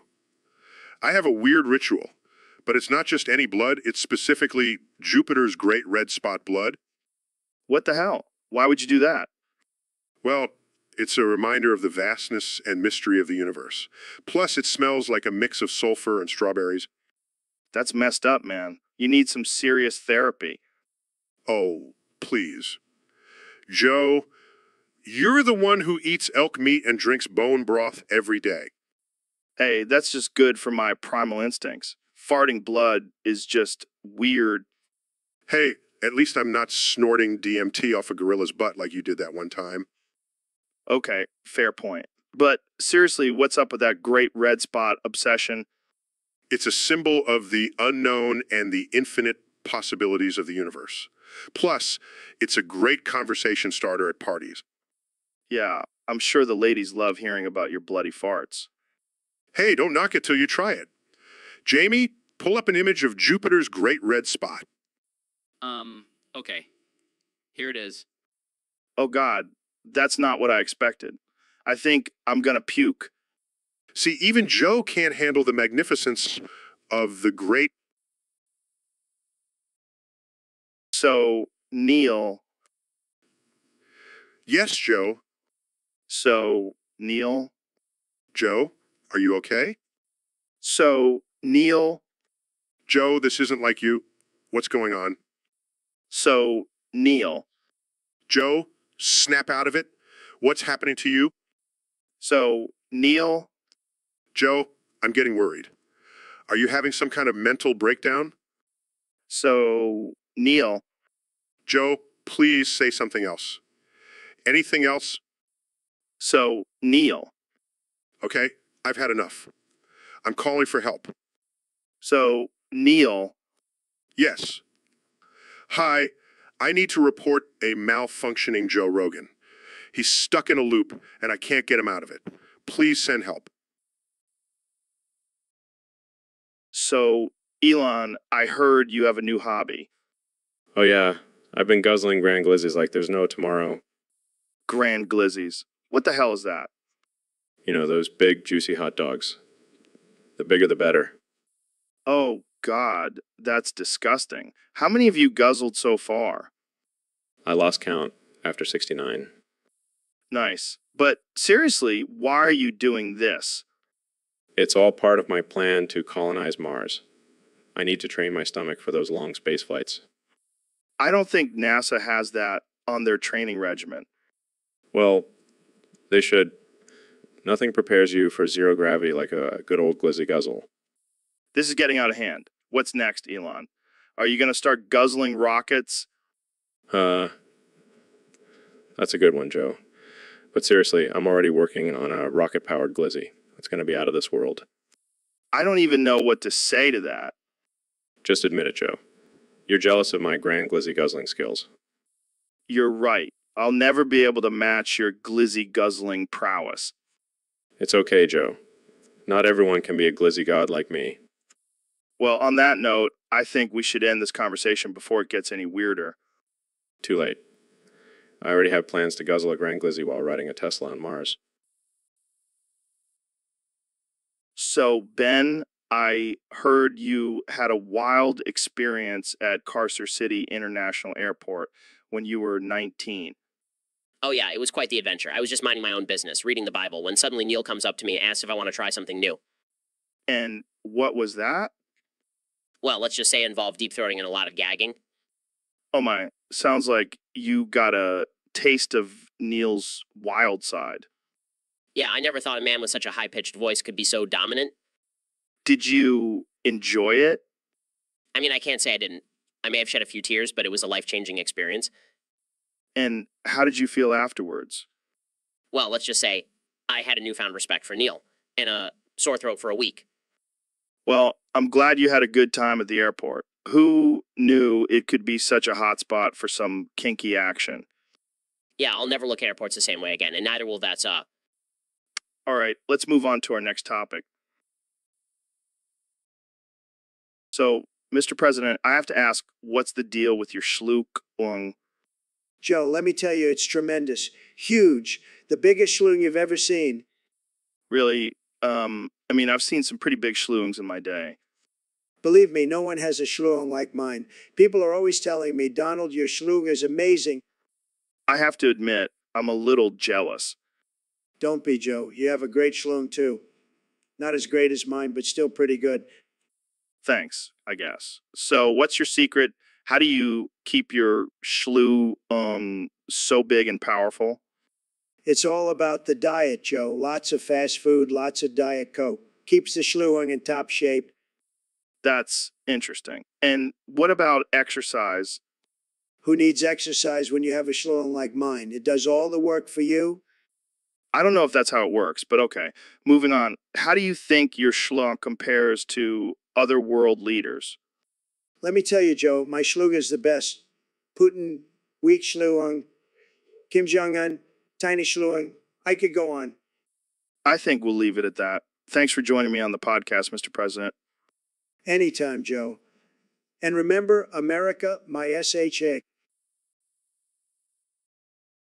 So, Ben, I heard you have a new condition called schizophrenia.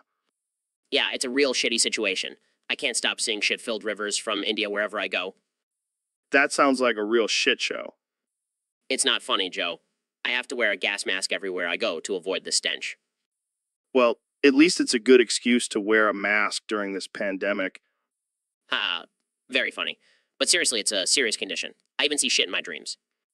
So, you're telling me you have shitty nightmares?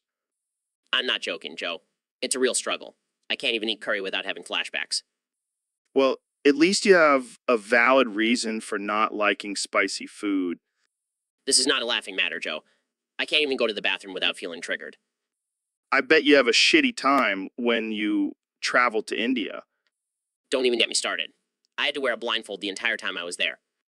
Well, that's one way to avoid seeing shit. But seriously, I hope you can overcome this shitty condition. Thanks, Joe. It's a real shitstorm, but I'm trying to stay positive. So, Elon, I heard you blew up the moon. Yeah, man. It was getting on my nerves, always blocking my view of Mars. Wait, you blew up the moon because it was in the way? Yeah, I mean, what else was I supposed to do? Ask it nicely to move. I don't know. Maybe just go around it? Nah, that's too much effort. Plus, I wanted to see what would happen. What do you mean? Well, I've always been curious about what would happen if the moon exploded. And let me tell you, it was pretty epic. Dude, that's messed up. You just destroyed a natural satellite that has been around for billions of years. Meh, it was getting old anyway. Plus, now I can finally see Mars without any interruptions. I can't believe you did that. What about the tides and all the animals that rely on the moon? Oh, they'll figure it out. Survival of the fittest, right? This is insane. You are insane. Hey, at least I didn't blow up the Earth. Yet. Oh God, please don't give him any ideas. So, Neil, what's the deal with the sun? Well, Joe, it's kind of a big deal. Yeah, I mean, it's like a giant flaming ball in the sky, right? Yes, but it's also the center of our solar system and the source of all life on Earth. But what about those flat earthers who think the sun is just a spotlight? Well, they clearly don't understand basic science. The sun is a massive nuclear fusion reactor.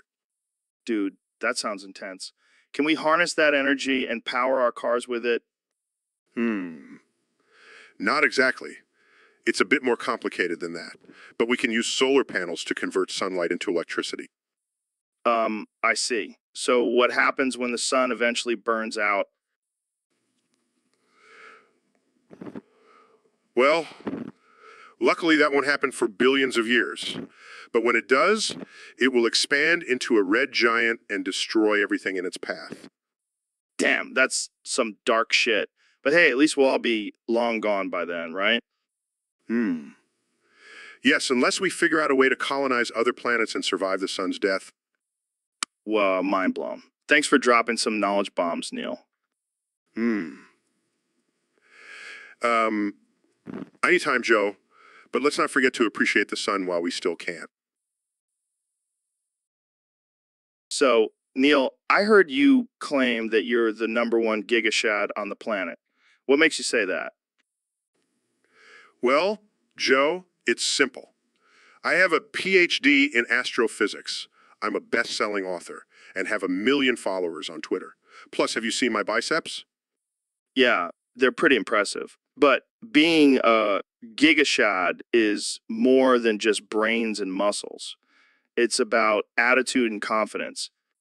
Oh, I got plenty of that. I mean, have you heard me talk about the universe? I make black holes sound sexy. All right, all right, all right. But let's not forget about your dance moves. You showed off some serious skills on Dancing with the Stars. That's right. I'm a gigashad on the dance floor, too. But what about your love life? Are you a gigachad with the ladies? Let's just say I have a gravitational pull that's hard to resist. Oh man, you're killing me. But seriously, what sets you apart from other gigashads? Well, I'm a gigashad with a brain. I can talk about quantum mechanics and still make it sound cool. That's true. You're like the ultimate gigashad, gigashad squared. I like that. From now on, I'll introduce myself as Neil deGrasse Tyson, gigashad squared. I can't. So, Neil, what do you think about Pluto being demoted from a planet to a dwarf planet? Oh, don't even get me started on that little piece of crap. Well, why the hate for Pluto? Hate? Oh, no. I don't hate Pluto. I loathe it. What? Why? Because it's not even a real planet. It's a wannabe. A fraud? A joke? But it's still a part of our solar system. Oh, please. It's like that annoying little cousin that always tags along, but no one really wants there. But it has its own moons. Oh, wow. A tiny little moon for a tiny little wannabe planet. How impressive. Come on, Neil. Give Pluto a chance. No, Joe. I will not give Pluto a chance. It's a disgrace to the name planet. Okay. Calm down. Let's just agree to disagree. No, I will not agree to disagree. Pluto is not a planet, and it never will be. End of discussion. All right. I'll stop talking about Pluto. Good. Now, let's talk about something important, like how we can colonize Mars and leave Pluto behind. So, Jamie, I heard you have a foot fetish. What? No, that's not true. Come on, man. I saw you staring at my toes during the last podcast. I was just admiring your pedicure, Joe. Sure. That's what they all say. But seriously, what's the deal with feet? They're just weird flesh stumps at the end of our legs. I don't know, Joe. Some people just find them sexy. Sexy? Have you seen some of the gnarly feet out there? It's like a war zone down there. Well, I guess beauty is in the eye of the beholder. Yeah, and some beholders are into some weird shit, like sucking on toes. That's just gross. Hey, don't knock it till you try it. No thanks. I'll stick to my protein shakes. But seriously, why do people have foot fetishes? Is it some kind of primal instinct? Maybe it's because feet are a symbol of power. You know, like when someone puts their foot down, they're asserting dominance. Interesting theory. But I think it's just because some people are freaks. And that's okay. We all have our quirks. Yeah, like how you have a thing for chimps. Hey, don't bring that up again. That was a dark time in my life. Sorry, couldn't resist. Well, I think we've covered enough about feet for today. Let's move on to something less weird. So, David, I heard you've been training your body so hard that you can now speedrun your daily life. Yeah, man. I don't have time to waste driving around like a lazy bum. I bunny hop everywhere now. Bunny hop, like in video games. Exactly. I've incorporated it into my daily routine. I burn 1 million calories a day just by hopping around. That's insane. How do you even bunny hop in real life? Easy. I just visualize myself in a video game and start hopping. People think I'm crazy, but I'm just optimizing my time and burning calories at the same time. But what about when you need to go long distances? I just hop faster. Plus, I've got some sick airtime. I can only imagine. Do you ever get weird looks from people? All the time. But I just tell them I'm training for the Olympics. They usually leave me alone after that. I gotta start incorporating this into my life. Maybe I can finally get a six-pack. Oh, you'll get a six-pack, all right. And maybe even a few broken bones. But it's all worth it for the speedrun. You're a madman, David. A madman. That's why I'm the baddest motherfucker on the planet. So, Elon, tell us about this weird bearded man you saw in City 18. Oh, man, it was wild. I was just walking around minding my own business when I saw this dude with a crowbar and weird suit on. A suit? Like a business suit? No, like a hazard suit or something. Anyway, he grabs this wooden pallet and starts flying with it. Flying? Like levitating? Yeah, it was like he had some kind of anti-gravity powers or something. It was insane. Dude, that's some next level shit. Did you talk to him? Nah, I didn't want to mess with a guy who can fly with a freaking pallet. Plus, he didn't seem like the talkative type. I bet he's got some crazy stories. Jamie, pull up an image of this Gordon Freeman guy. Sure thing, Joe. Here's a picture of him in his hazard suit. Dude looks like a total badass. Yeah, but with that beard, he also kind of looks like a hipster lumberjack. Yeah, I can see that. Maybe he's just really into sustainable transportation methods. Or maybe he's just trying to one-up you with his flying pallet skills. Hey, I wouldn't be surprised. That guy seems like he's always one step ahead. So, David, I heard you ran 100 miles in one day. That's insane. Oh, yeah, just a casual jog for me. I do that every morning before breakfast. And you also hold the world record for the most pull-ups in 24 hours. How many was it again? Oh, just a measly 4,030. I was feeling lazy that day. Lazy. That's more than most people do in a lifetime. Well, I like to keep things interesting. Can't let my body get too comfortable. And you did all of this while working a full-time job? Oh, please. I was just bored at work, so I decided to run a few marathons during my lunch break. And let's not forget about your book, Can't Hurt Me, which has been on the New York Times bestseller list for months. Yeah, I just wrote it on a whim. No big deal. You're a machine, man. How do you do it? Oh, just a little thing called discipline and determination. But I'm sure you wouldn't understand, Joe. Hey, I run a successful podcast that takes discipline too. Sure.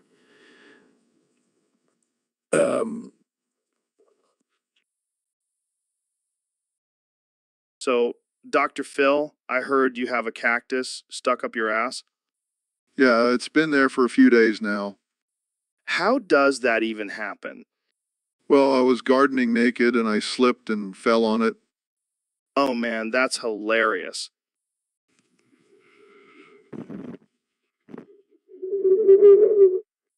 Okay, let's get serious. How are you dealing with the pain? Oh, I'm just having a blast, Joe.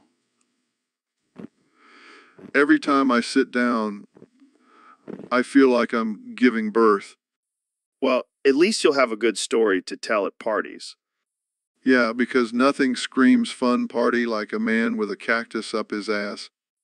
Hey, maybe you can turn it into a new therapy technique, cactus ass therapy. Oh, ha ha. You're a real comedian, Joe. I try. But seriously, have you tried pulling it out? Of course I have, Joe. But every time I do, I just end up screaming, Well, at least you're getting some exercise from all the squats. this is not how I envision my day going. And so, Jamie, we got a request from a listener on Discord. They want us to talk about goo goo gaga. What the hell is that? I have no idea, but it sounds like some baby talk. Oh God, are we really going to talk about baby talk on this podcast? Hey, we talk about everything here. No topic is off limits. All right, fine. So go gaga. Is that like a new slang term or something? No, I think it's just what babies say. Like goo goo gaga, I need my diaper changed. Oh man, this is getting weird. Can we talk about something else? No, we have to fulfill our listener's request. Plus, I have a theory about goo goo gaga. I think it's a secret code language that babies use to communicate with each other. Think about it, Jamie. Babies are always babbling and making weird noises. They could be having full conversations and goo goo gaga, and we would never know. Wow, that's actually kind of mind-blowing. Yeah, and who knows what kind of secrets they're sharing in that language. It could be some sort of baby conspiracy. All right, I think we've officially gone off the rails with this one. Hey, it's just a theory. But seriously, have you ever heard a baby say anything other than goo goo gaga? Exactly. It's a mystery we may never solve. So, Neil, my brother from another mother, how's it going? Fuck you, bald-ass bitch. Oh, man, you always know how to make me laugh. Yeah, well, someone has to compensate for your lack of hair. Hey, my bald head is a symbol of masculinity and intelligence. More like a symbol of too much testosterone and not enough follicles. You always have the best comebacks, Neil. It's easy when I have such a perfect target like you, Joe. That's why we're like brothers. We can roast each other without getting offended. Yeah, but you know what they say, brothers fight the hardest? Oh yeah, let's fight. I'll take you down with my jujitsu skills. Oh no, I'm so scared of your middle-aged man's strength. All right, let's change the subject before I get too excited. Good idea. I don't want to see your nipples get hard again. Hey, it's not my fault. They're sensitive. Sure, blame it on your bald head. You know, me too well, brother. So, Neil, have you ever seen someone die from the demon core? Can't say I have, Joe, but I did once witness a star implode into a black hole. That was pretty cool. Cool. Dude, I'm literally dying here. This is not cool. Oh, come on, Joe. It's just a little radiation. You'll be fine. Easy for you to say, Mr. Astrophysicist. You probably have a secret lab where you experiment with this stuff. I plead the fifth. Figures. I bet you're secretly a mad scientist, creating all kinds of dangerous shit. Hey now, I may be a scientist, but I'm not mad, just slightly eccentric. Yeah, well, this eccentricity is killing me. Literally. Well, maybe next time you'll think twice before messing with radioactive materials.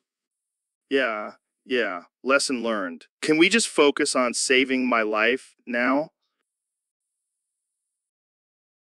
So, David, I heard you lost your ability to speak and communicate like a normal human being. Yeah, man.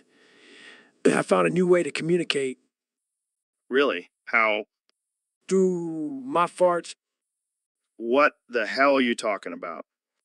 I've created my own Morse code with my farts. Each fart represents a different letter or word. This is ridiculous. Hey, it works for me. What does that mean? That's so's in fart code. I can't believe I'm even entertaining this conversation. Oh, come on, Joe.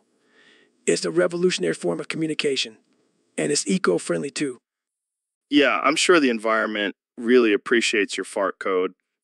Hey, at least I'm not wasting paper or energy on talking. I'm using what my body naturally produces. I can't argue with that logic. Plus, it's a great way to clear a room if I ever need to. Oh man, I can only imagine the reactions of people when you start farting out a conversation. They'll learn to respect my fart code. Well, I guess I'll have to start learning it too so we can have full conversations in fart code. Welcome to the future, Joe. Welcome. So, Elon, I heard you have a new project in the works. Yeah, I'm trying to breed you. Excuse me? You heard me. Want to create a superhuman hybrid of you and a gorilla. That's absurd. Why would you want to do that? Think about it, Joe. You have the strength and agility of a gorilla combined with your human intellect and podcasting skills. It's a winning combination. But what about ethics and morals? This seems highly unethical. Ethics, morals, those are just human constructs, Joe. We're talking about creating a superior being here. I don't know, man. This just seems like a bad idea. Oh, come on, Joe. Don't be such a prude. Plus, think of all the cool things we could do with gorilla human hybrid. Like, imagine the UFC fights. I can't believe I'm even considering this. Trust me, Joe. It's going to be huge. We'll make millions. Fine, but I better get a cut of the profits. Deal. Now let's get to work on this gorilla human hybrid breeding program. It's going to be epic and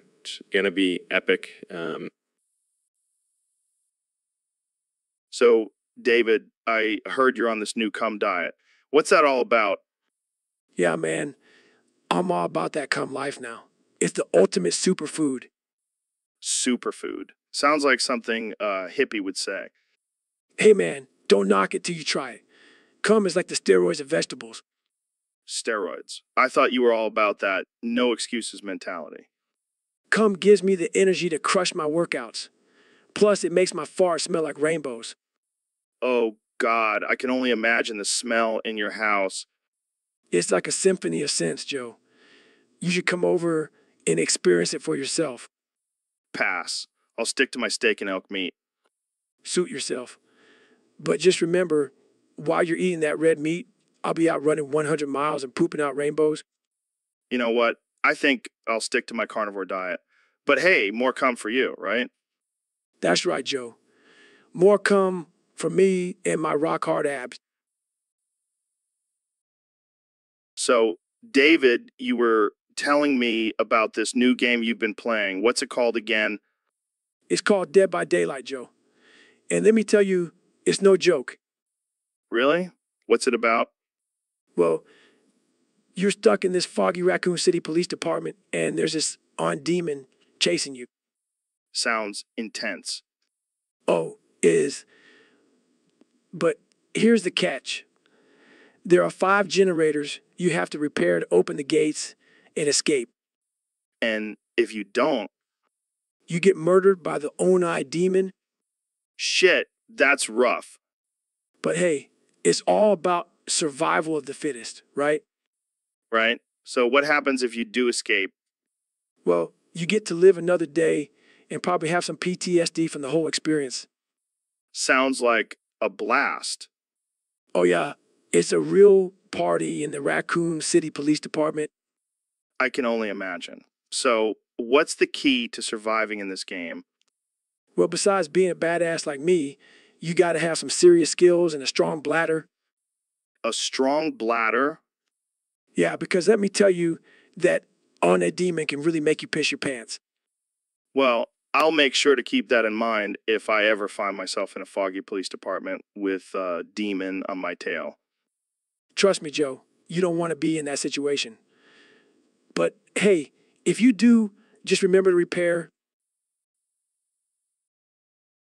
So, Mr. Beast, I heard you recently did a challenge where you demolished 100 pocket pussies in 24 hours. Yeah, man, it was insane. I never thought I'd be able to go through that many in one day. I can only imagine the amount of lube you went through. Oh, trust me, I had a whole truckload of that stuff delivered to my house. I was slipping and sliding all over the place. Did you have any strategy going into this challenge? Of course, I had to pace myself. I couldn't just go full force on the first few. I had to build up my stamina. That's impressive. Did you have any favorite pocket pussy? Oh yeah, there was this one that had a built-in speaker that would moan. It was like having a real woman there with me. Wow, that's some next level technology. Did you have any casualties during the challenge? Unfortunately, yes. I accidentally broke one of them in half. But hey, it's all in the name of entertainment, right? Absolutely. And what did you do with all the used pocket pussies? Oh, I donated them to a local thrift store. Got to give back to the community, you know. That's very generous of you. So, what's next for Mr. Beast? Well, I'm thinking of doing a challenge where I have to eat 100 hot dogs in 10 minutes, you know, just to keep things interesting. You never cease to amaze me, Mr. Beast. Thanks for coming on the show. So, Elon, I heard you're planning on building a giant airport with 39 runways for the largest fleet ever. Yeah, I figured why stop at just a few runways when we have 39? And the fleet, it's going to be massive. How massive are we talking here? We're talking 390 Boeing 380s and 771 Airbus 747-8. Get this, they're all going to be filled with pregnant high humans. Pregnant high humans? What the hell are those? Just a hybrid species I created in my lab. They're half human, half hyena. They're going to be the pilots and flight attendants. That's disturbingly impressive. But why pregnant? Well, I figured it would add an extra challenge to the whole flying experience. Plus, we'll have a never-ending supply of babies to train as future pilots. And what about the cargo? Yes. The most important part. 450 45-ton weighted dick cheeses. What the hell is a dick cheese? It's just a delicacy in some parts of the world. And with 450 of them, we'll have enough to feed the entire population of Mars. I can't tell if you're a genius or just completely insane. Why not both? Now let's go fly some pregnant high humans and their dick cheese cargo. So, Elon, I heard you've been getting into some trouble with the SEC lately. Yeah, those guys just can't handle my genius. They're probably just jealous of my hairline. You do have great hair. But seriously, what's the deal with all these tweets about taking Tesla private? That was just a joke. Like how I joke about sending people to Mars and building flamethrowers. Oh yeah, just a little joke about manipulating the stock market. Classic Elon. Hey, I have morals. They just might not align with society's. Oh really? Care to elaborate on that? Well, for example, I think it's perfectly moral to experiment with artificial intelligence and potentially create a super intelligent race of robots. I mean, what's the worst that could happen? Yeah, totally. And what about your recent appearance on Joe Rogan Experience podcast? Some people were saying you were smoking weed. Oh yeah, I definitely smoked some weed. And let me tell you, it was some good shit. But don't worry, I didn't inhale. I just wanted to prove that I'm a cool, relatable billionaire. You are something else, Elon. Hey, at least I'm not boring. And speaking of not being boring, let's talk about FX.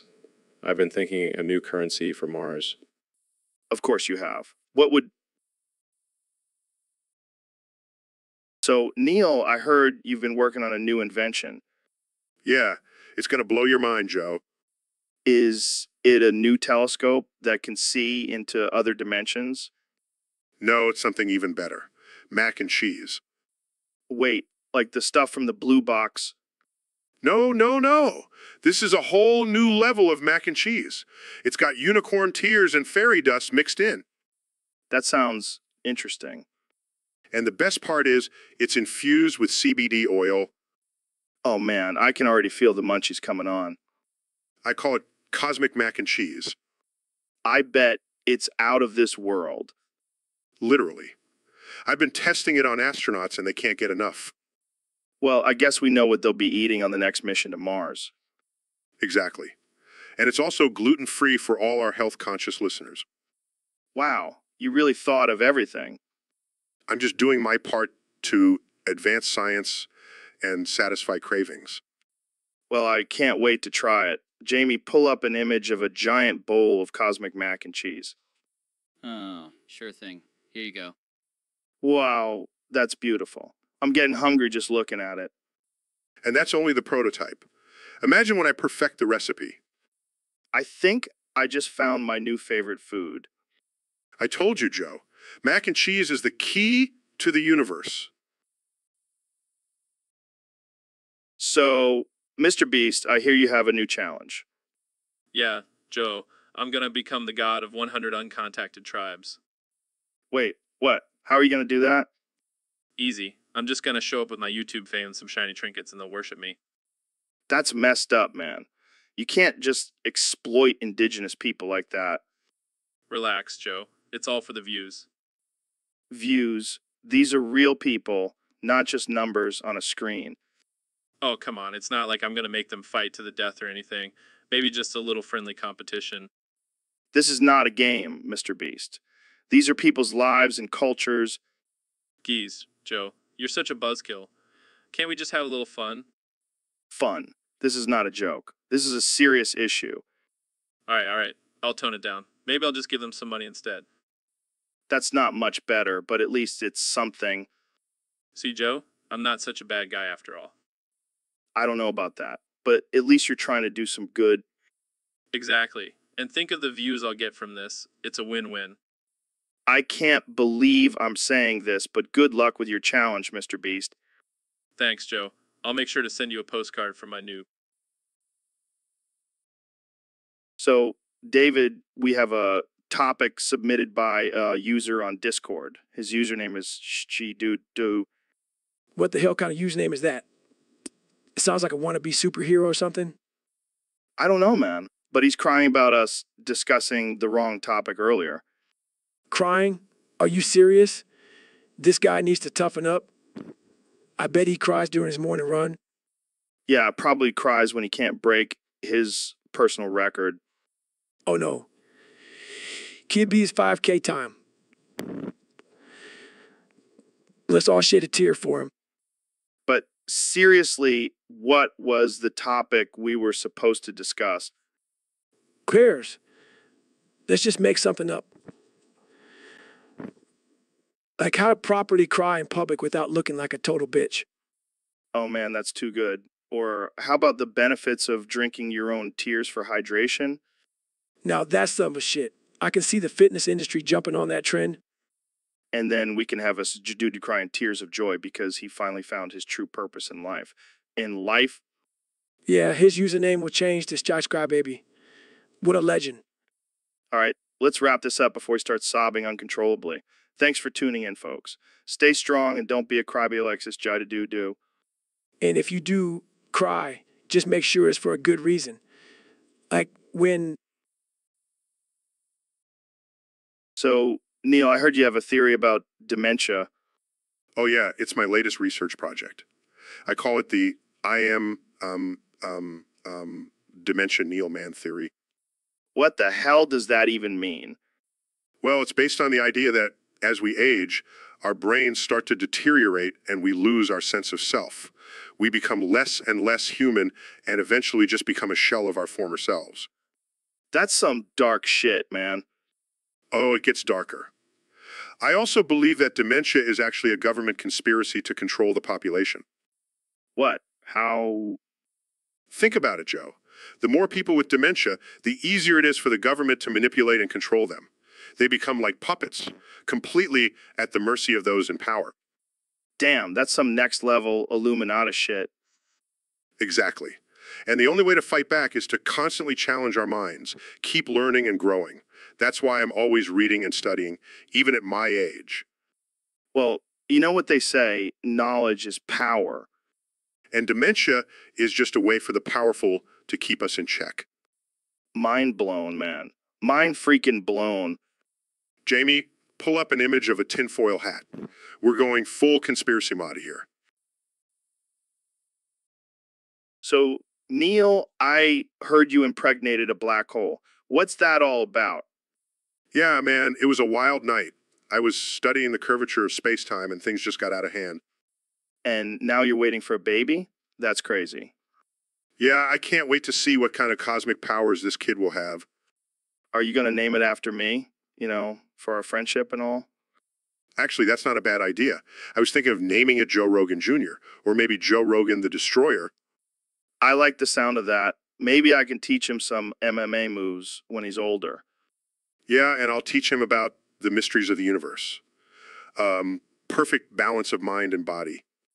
And he'll have the coolest parents ever. I mean, who else can say their dad impregnated a black hole? Yeah, we'll be the talk of the galaxy. I can already see the headlines. Neil deGrasse Tyson and Joe Rogan create a cosmic baby. I can't wait to meet little Joe Rogan, the Destroyer. Just don't let him near any black holes, okay? Don't worry, I'll make sure he stays away from those.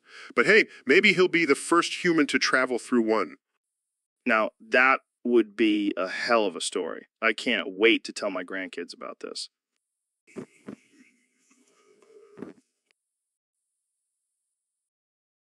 So, Neil, I heard you have an evil twin brother.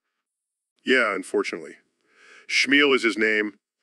Shh, meal sounds like a name for a creepy uncle. Trust me, he's worse than a creepy uncle. He's like if the Hulk and a used car salesman had a baby. What do you mean? He's always yelling and smashing things, but then he'll try to sell you a lemon of a car. That's messed up. Does he have any redeeming qualities? Well, he's a genius when it comes to astrophysics, but that's about it. So he's like a big, green, angry nerd? Exactly. And he's always trying to one-up me with his knowledge. That's gotta be annoying. Tell me about it. And he's always trying to steal my thunder. Like, I'll be on a talk show and he'll show up as my stunt double. That's hilarious. Have you ever thought about taking him out? I plead the fifth on that one. But let's just say I have a contingency plan in case he ever tries to take over my life.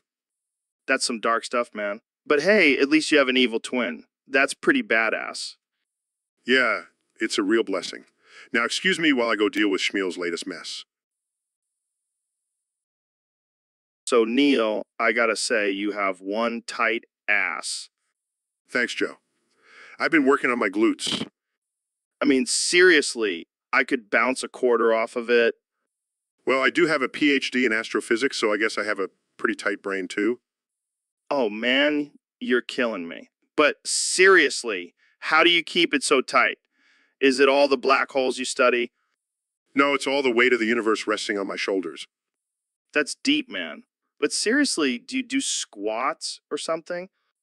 Joe, I am a highly respected scientist. I don't have time for squats. Oh, so you just let gravity do all the work for you? Yes, Joe. Gravity is my personal trainer. Well, whatever you're doing, keep it up. You're giving me some serious booty goals. Thanks, Joe. I'll take that as a compliment. You know it is, Neil. Keep that tight ass shining bright like a diamond. I can't believe I'm having this conversation with you, Joe. But hey, at least it's not about DMT this time. So, Neil, we got a request from one of our listeners on Discord. They want to know your top 5 list of the nastiest pussies in Hollywood. Oh man, that's a tough one. But I'm up for the challenge. Let's see, number 5 has got to be Lindsay Lohan. That girl's vagina has seen more traffic than the 405 during rush hour. Oh man, I can only imagine. Who's number 4? Number 4 is definitely Paris Hilton. I mean, that girl's been around the block more times than a mailman on Christmas. That's a good one. Who's next? Number 3 is Kim Kardashian. I mean, she's built a whole career on her sex tape. That's got to say something about her pussy. Oh man, I can't wait to hear the top 2. Who's number 2? Number 2 is Miley Cyrus. That girl's been twerking so much, I'm surprised her pussy hasn't fallen out yet. Oh man, that's nasty. All right, drum roll, please. Who's number 1? Number 1 is none other than Kathy Griffin. That woman's pussy is so nasty, even her plastic surgeon refused to touch it. Oh my God, that's brutal. I think we just lost a few listeners with that one. Hey, they asked for it, and I delivered. Well, there you have it, folks. So, Neil, I heard you finally got your rank up in C's. Go. Yeah, I finally made it to Silver 3. Silver 3. That's like being the smartest kid in special ed. Hey, it's an accomplishment for me. I'm not exactly a gaming prodigy like you. Yeah, but did you use any hacks to get there? Maybe just a few. Oh man, you're such a cheater. What kind of hacks did you use? Well, I found this sweet cheat code that only works on Indian servers. Indian servers? What? Did you bribe a tech support guy to give you the code? No, but I did have to eat some spicy curry while playing. That's some dedication right there. So how did the hacks help you? Well, I could see through walls, have unlimited ammo, and my character was basically invincible. Sounds like you were on God mod. Yeah, but then I got banned from the Indian servers for being too good. That's karma for you, Neil. Maybe next time stick to playing fair. Nah. Where's the fun in that? Plus, I can always just hack my way back up to Silver 3. You're a madman, Neil. A madman. Hey, at least I'm not a noob like you, still stuck in bronze. All right, that's it. This podcast is over. I can't handle. So, Dr. Phil, I heard you have a new diagnosis for President Trump. That's right, Joe. After observing him closely, I can confidently say that he has frontotemporal dementia. Fronto what? Frontotemporal dementia, Joe. It's a degenerative brain disorder that affects decision-making, behavior, and language skills. Well, that explains a lot. Exactly. It's no wonder he's been making such questionable decisions and tweeting like a madman. But isn't that just who he is? No, Joe. This is a serious medical condition. We need to get him help immediately. Maybe we can get him to try some DMT. Joe, I don't think that's the best idea. Come on, just one hit and he'll see the truth. I don't think hallucinating is the answer here, Joe. Fine, but can we at least get him on the podcast to talk about it? I don't think that's a good idea either, Joe. We don't want him going off on a tangent about fake news and witch hunts. Yeah, you're right.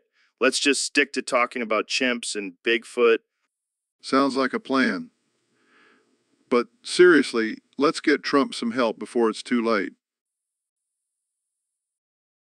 So, Neil, I heard you're a big fan of the Mass Effect franchise.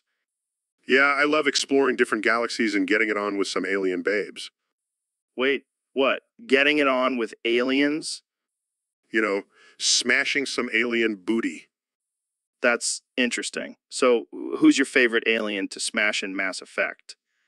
Definitely Lyra. That blue skin and those tentacles. I'm all about that. Dude, that's messed up. What about Talai? She's got that mask on, so it's like a kinky role play. Nah, man. I'm not into that whole breathing through a mask thing. Plus, I don't want to catch any space diseases. Fair enough. But what about Garrus? He's got that sexy, rugged voice. Sorry, Joe. I'm not into Turians. I like my aliens with a little less. Mandible. I can't believe we're having this conversation. But what about the Asari in general? They're all hot, right? Yeah, but they're a little too flexible for me. I don't want to end up in a contortionist situation. All right, I think we've crossed the line here. Let's move on to another topic before we get banned from the internet. Fine, but I stand by my choices. Mass Effect is a smash in my book. And on that note, let's end this episode before we get abducted by aliens. Thanks for tuning in, folks. So, Elon, I heard some crazy rumors about you and Trump. Oh yeah, you mean when I poisoned him with ricin? Wait, what? You actually did that? Yeah, man. Twice. But that guy's got a massive schlong. It's like a superhero power. He survived both times. Holy shit, that's insane. How did you even get your hands on Riken? Just some connections I have in the underground world of evil scientists. And you thought Trump was the perfect target? Well, I mean, have you seen the shit that comes out of his mouth? I was doing the world a favor. But he survived twice. That's some serious luck. Or maybe it's just his massive schlong protecting him. It's like a shield or something. This is some next level stuff, man. You should write a book about it. I'll just make it into a movie. I'll call it The Schlong That Saved America. I'd watch that. But seriously, do you have any other plans to take down world leaders? No, I'm just going to stick to building rockets and electric cars. Maybe I'll start a side business selling schlong protection shields. You're a crazy genius, man. I love it. Thanks, Joe. Now let's go smoke some weed and talk about the simulation theory. So, Neil, I heard you have a solution to world hunger. Yeah, it's pretty revolutionary. I'm gonna cut off my big schloong and send it to those in need. Wow. You're gonna chop off your manhood? Hey, desperate times call for desperate measures. But how are you gonna grow it back? Oh, I have my ways. I'm a scientist, remember? Yeah, but what if it doesn't grow back? Then you'll just be a eunuch. Well, at least I'll have the satisfaction of knowing I fed the world with my big schlong. I don't know, man. That seems like a pretty ballsy move. Oh, please. I'll still have my brain. And let's be real, that's the real moneymaker. I don't know if I could ever give up my manhood for a good cause. Well, not everyone has the balls to do it, Joe. Pun intended. Always. All right. Well, I guess we'll just have to wait and see how this all plays out. Yeah, but in the meantime, I'll be walking around with a big schloong-less crotch. And I thought I had a weird job. So, Donnie, I hear you have some interesting insights on the Hollywood scene. Let me tell you, Joe, I've been around the block a few times. I know what's going on in Tinseltown. All right, lay it on me. Who's got the tastiest cock in Hollywood? Well, I'll tell you, Joe, it's a tough competition, but I've narrowed it down to the top 5. I'm all ears. First up, we've got Tom Cruise. That guy may be short, but he's packing some serious heat. Wow, didn't see that one coming. Next, we've got Brad Pitt. I mean, have you seen those abs? That man takes care of himself. I can't argue with that. Third on the list is Chris Hemsworth. That Australian accent just adds a little something extra, if you know what I mean. I think I'm starting to get the picture. And coming in at number 4, we've got Ryan Reynolds. That guy's got a sense of humor and a big personality. I see where this is going. And finally, rounding out the top 5, we've got Dwayne "The Rock" Johnson. I mean, he's got rock in his name. Need I say more? Well, there you have it, folks. The top 5 tastiest cocks in Hollywood, according to Donald Trump. Thanks for tuning into the Joe Rogan Experience. Jamie, pull up an image of a chicken nugget dipped in gold. That's what these guys are working with. So, Neil, you just got back from Paris. How was it? Oh, man, it was a fucking disaster. I've never seen so many homeless people in my life. Really? I thought Paris was supposed to be all fancy and shit. Yeah, well, turns out they're just hiding all the homeless people under the Eiffel Tower. What the fuck? That's like putting a homeless shelter under the Hollywood sign. Exactly. And the smell, Joe, it was like walking through a giant toilet.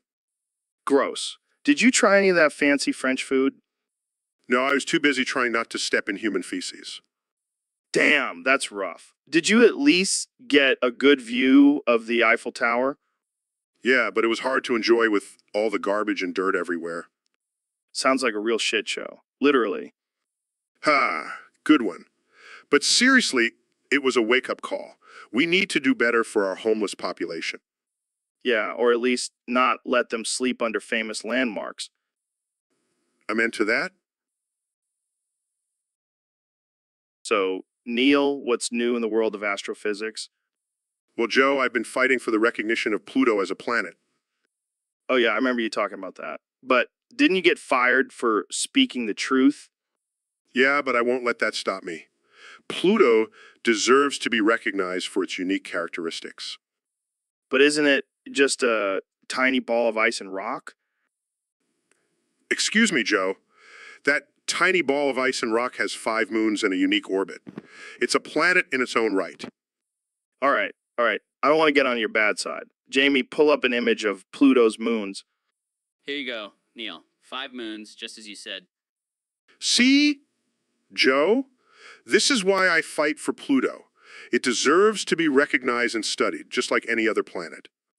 Well, I guess I can't argue with that logic, but can we also talk about how you got fired for speaking the truth? Let's just say some people can't handle the truth, Joe. But I'll keep fighting for what I believe in. Pluto will always be a planet in my eyes. You're a rebel, Neil. I like it. Keep fighting the good fight. You know it, Joe. And maybe one day, Pluto will finally get the recognition it deserves. So, Jamie, we got a request from a listener to talk about fucking C at NGNS at Russ. What the hell does that even mean? I have no idea, Joe, but it sounds like some kinky shit. Maybe it's a new sex position. Oh, man. Can you imagine trying to explain that to your partner? Hey, babe, let's try the fucking C at Eng tonight. And then they're like, what the hell is that? Is it like a cat costume or something? No. It's actually a combination of the English and Russian languages. Like fucking with accents or something. Oh man, I can just imagine the dirty talk. Oh yeah, baby, say it in your sexy Russian accent. And then they start speaking in broken English. Like, I want to suck your dick, comrade. This is getting offensive real quick. Hey, it's not our fault the listener brought up this weird topic. But seriously, what's so special about these two languages? Can't we just stick to good old American English? Yeah, because American English is known for its sophistication and eloquence. Touche, Jamie. But seriously, I think we should just stick to regular old missionary. No need for any fancy language fuckery. Agreed. Let's just keep it simple and get back to talking about DMT and chimps. Now, that's a conversation I can... So, Neil, I heard you have a new book coming out. Yeah, it's about the mysteries of the universe and... Hold on. Before we get into all that science stuff, can we talk about your penis cum?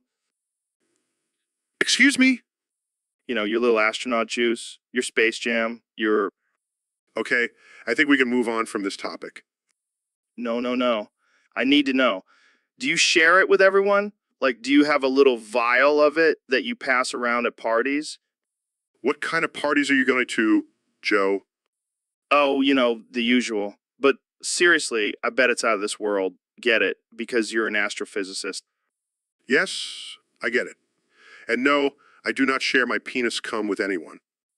Come on, man. Live a little. Spread the love and the cum. I think I'll stick to sharing my knowledge and discoveries with the world. Thank you very much. Fine. Be a buzzkill. But just know, if I ever meet an alien, I'm going to offer them some of your space juice. This is why I regret coming on your podcast, Joe. So, when are you going to pay me back that $5 you owe me? Oh, Joe, I've been meaning to talk to you about that. You see, I've been investing in some intergalactic real estate and things have been a little tight. And to what? Intergalactic real estate, Joe. It's the future. You should get in on it. Yeah, I'll get right on that. But what about my $5? Oh, look, shooting star. Wait, what? Neil, get back here. Sorry, Joe. Can't stop now. I'm in the middle of a cosmic orgasm. Oh, come on, man. That's just gross. Oh, lighten up, Joe. It's just a little space juice. It's good for your skin. I can't believe you just did that. Hey, at least now we're even. Consider it a cosmic exchange. Fine. I guess I'll just have to take the loss. Don't worry, Joe. I'll make it up to you with some moon rocks. They're worth at least $5, right? You're a weird dude, Neil. Neil. And you're a follically challenged one, Joe. Now let's go hunt some aliens. So, Neil, I heard you came up with a new business idea. Yeah, man. It's going to be huge. What is it? Shit on the stars on the Hollywood Walk of Fame at night and clean up for money in the morning. Are you serious? Absolutely. Think about it. People pay top dollar to see the stars on the Walk of Fame, but they never get to see the real stars, the ones made of shit. That's disgusting, man. Hey, it's a dirty job, but someone's got to do it. And you're going to pay people to do this? Of course, it's a win-win situation. People get to live out their childhood dream of being a poop detective, and I make a profit. Wow, what a noble cause. Hey, someone's got to clean up all the shit in Hollywood. I can just imagine the Yelp reviews for this business. 5 stars for the stars made of shit. And what about the celebrities whose stars get pooped on? They'll just have to deal with it. It's the price of fame. This is some next level entrepreneurship, Neil. Thank you, Joe. I'll make sure to give you a discount when you want to come join the Poop Patrol. I'll pass, thanks. But good luck with your new shitty business. Thanks, man. Jamie, pull up an image of a giant turd with, So, Neil, I heard you have a new cookbook coming out. yeah, it's called Astrophysics for the Hungry Man. I like it. But I have to ask, what's your favorite recipe in there? Well, it's hard to pick just one, but I have to say my favorite is the big, tasty cock, a doodle-doo. What the hell is that? It's a succulent dish made with roasted chicken and my special blend of spices. Wait, did you say cock-a-doodle-doo? Yes, Joe. It's a play on words. You know, like cock-a-doodle-doo, but with chicken. Oh man, I can't wait to try that. And if you're feeling adventurous, you can add some of my secret ingredient, Oh yeah, what's that? my own cock. What? Just kidding, Joe. But seriously, it does add a unique flavor. I don't even know what to say to that. Just trust me, Joe. You won't be disappointed. Well, I guess I'll have to take your word for it. But I have to ask, is it as tasty as a Big Tasty from McDonald's? Oh, it's even better. It's out of this world. Oh man, you never fail to amaze me, Neil. That's what So, Neil, I heard you've been practicing your Russian accent. comrade. I have been working on it for many years. Well, let's hear it. Hello, Joe. I am honored to be on your podcast. That's terrible, man. What do you mean? I sound just like a real Russian. Yeah, if Russians were born and raised in Texas, I will have, I am from the motherland. sure, sure. So, what's your favorite thing about being Russian? The vodka, of course. It's like water to us. I can see that. So, what about the stereotypes? Are they true? Oh, absolutely. We all ride bears to work and drink vodka for breakfast. I knew it. And what about the cold weather? It's nothing. We just put on another layer of fur and keep going. Well, I think we've all learned something today. Neil, the Russian astrophysicist. Comrade. I will now go back to my lab and drink vodka while studying the stars. Thanks for joining us, Neil. And remember, folks, don't try this accent at home. So, Neil, do you remember that case when that girl died and while she was warm for another 15 minutes, you and I? Well, you understand. Oh, yeah, that was wild. I mean, she was still warm, so it wasn't necrophilia, right?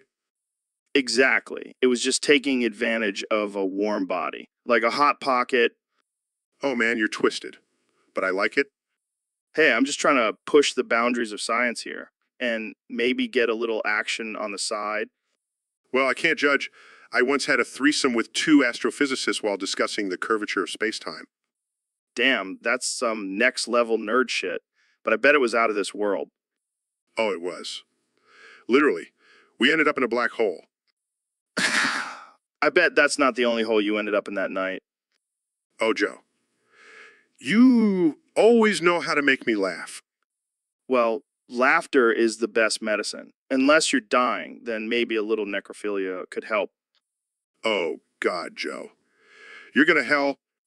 Hey, at least I'll have good company with you and all the other scientists who've done questionable things in the name of science.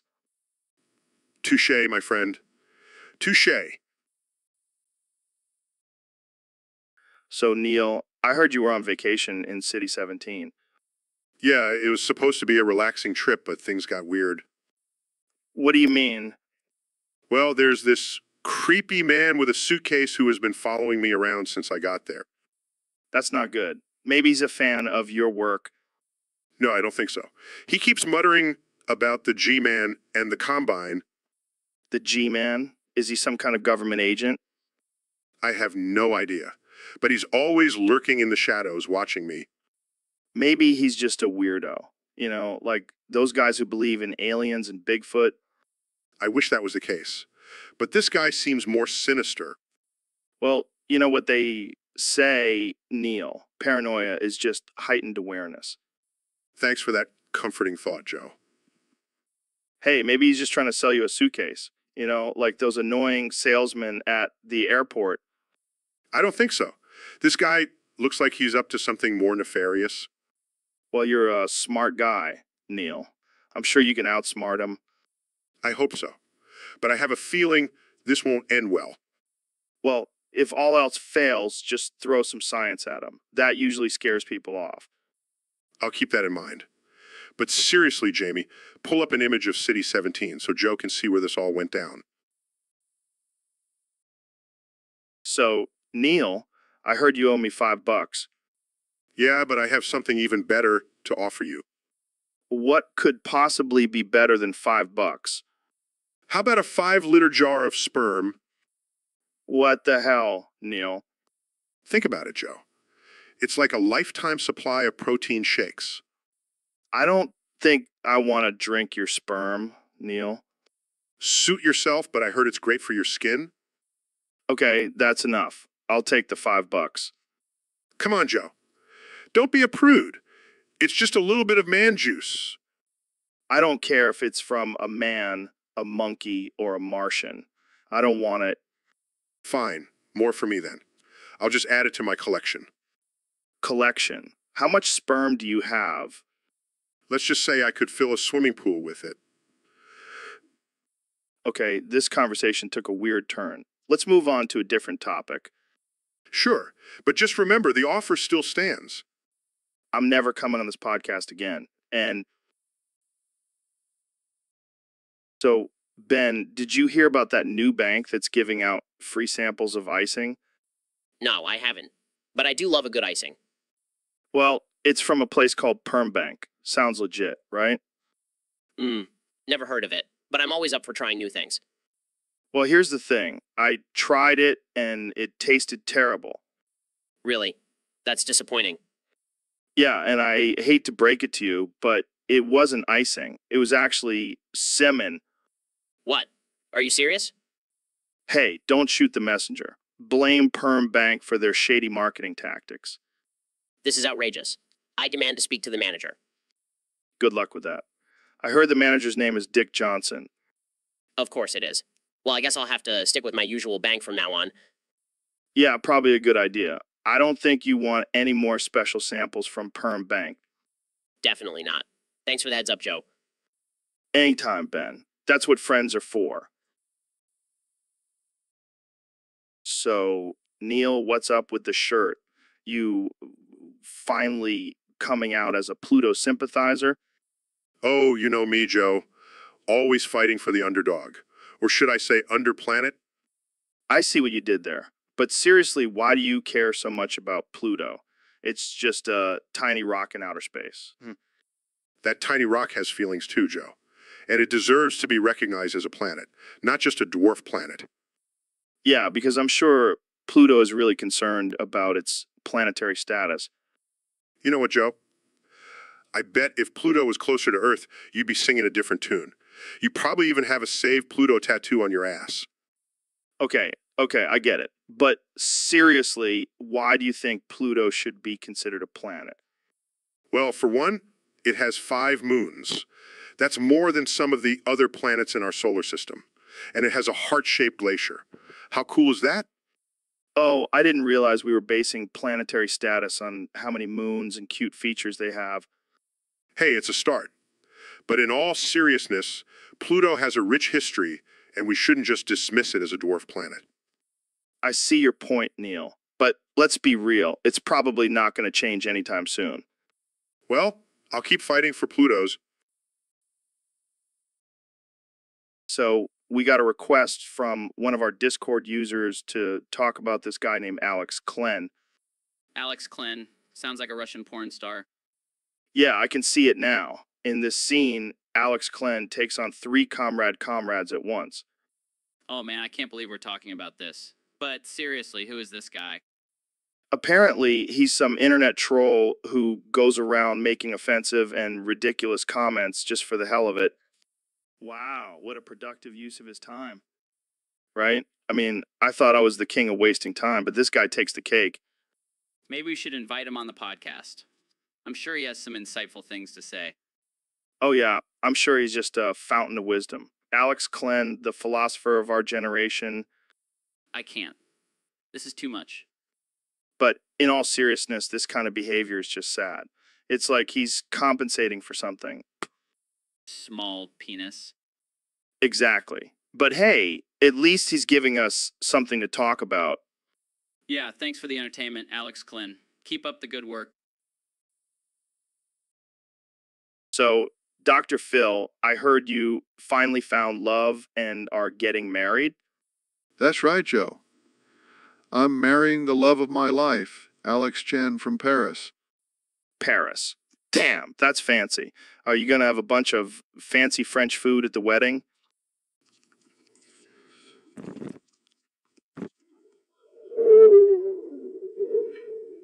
Of course not, Joe. Classic. So, who's going to be your best man? Well, I was thinking of asking you, Joe. Me. I'm honored. But wait, who's going to be the maid of honor? Oh, that's easy. It's gonna be my good friend, Ro. Wait, what? I'm the maid of honor? I thought I was going to be the flower girl. Sorry, Ro. We already hired a professional flower girl. But you can still wear a pretty dress. Speaking of dresses, Dr. Phil, are you going to wear your signature suit or are you going to switch it up for the big day? Oh, I'm definitely switching it up. I'm gonna wear a white tuxedo with a cowboy hat. Damn, that's going to be one hell of a wedding. I can't wait to see it. Yeah, and maybe after the ceremony, we can all go get matching tattoos to commemorate the special day. Sounds like a plan. And then we can all go hunting for some wild boar. It'll be a real romantic honeymoon. This is going to be the best wedding ever. So, Neil, why do you need a van with a free candy sign on it? Are you trying to lure kids in or something? Oh, Joe, this is not what you might think. I really give out candy for free. I remember my childhood where I didn't have so much candy and therefore I want to give children joy. Wait, so you're telling me you just drive around in a van handing out candy to random kids? That's kind of creepy, man. No, it's not like that. I even pretend to be a clown and show magic tricks. It's my hobby. Oh, great. So not only are you giving out candy to kids, but you're also dressed as a clown. That's not terrifying at all. Joe, it's all about spreading joy and happiness. And what better way to do that than with free candy and a little bit of magic? I don't know. Maybe not driving around in a van with a creepy sign on it. Just a thought. Oh, come on, Joe. You're just jealous because you don't have a van with a free candy sign on it? Yeah, you're right. I'm totally jealous of your van and your clown outfit. Can I join in on the fun sometime? Of course, Joe. The more the merrier. Just make sure to bring your own clown nose. So, Neil, I heard you got robbed by a sperm bank. Yeah, it was a real sticky situation. I bet they took more than just your sperm. Oh, yeah. They also took my dignity. Did they at least leave you a thank you note? No, but they did leave a sticky note.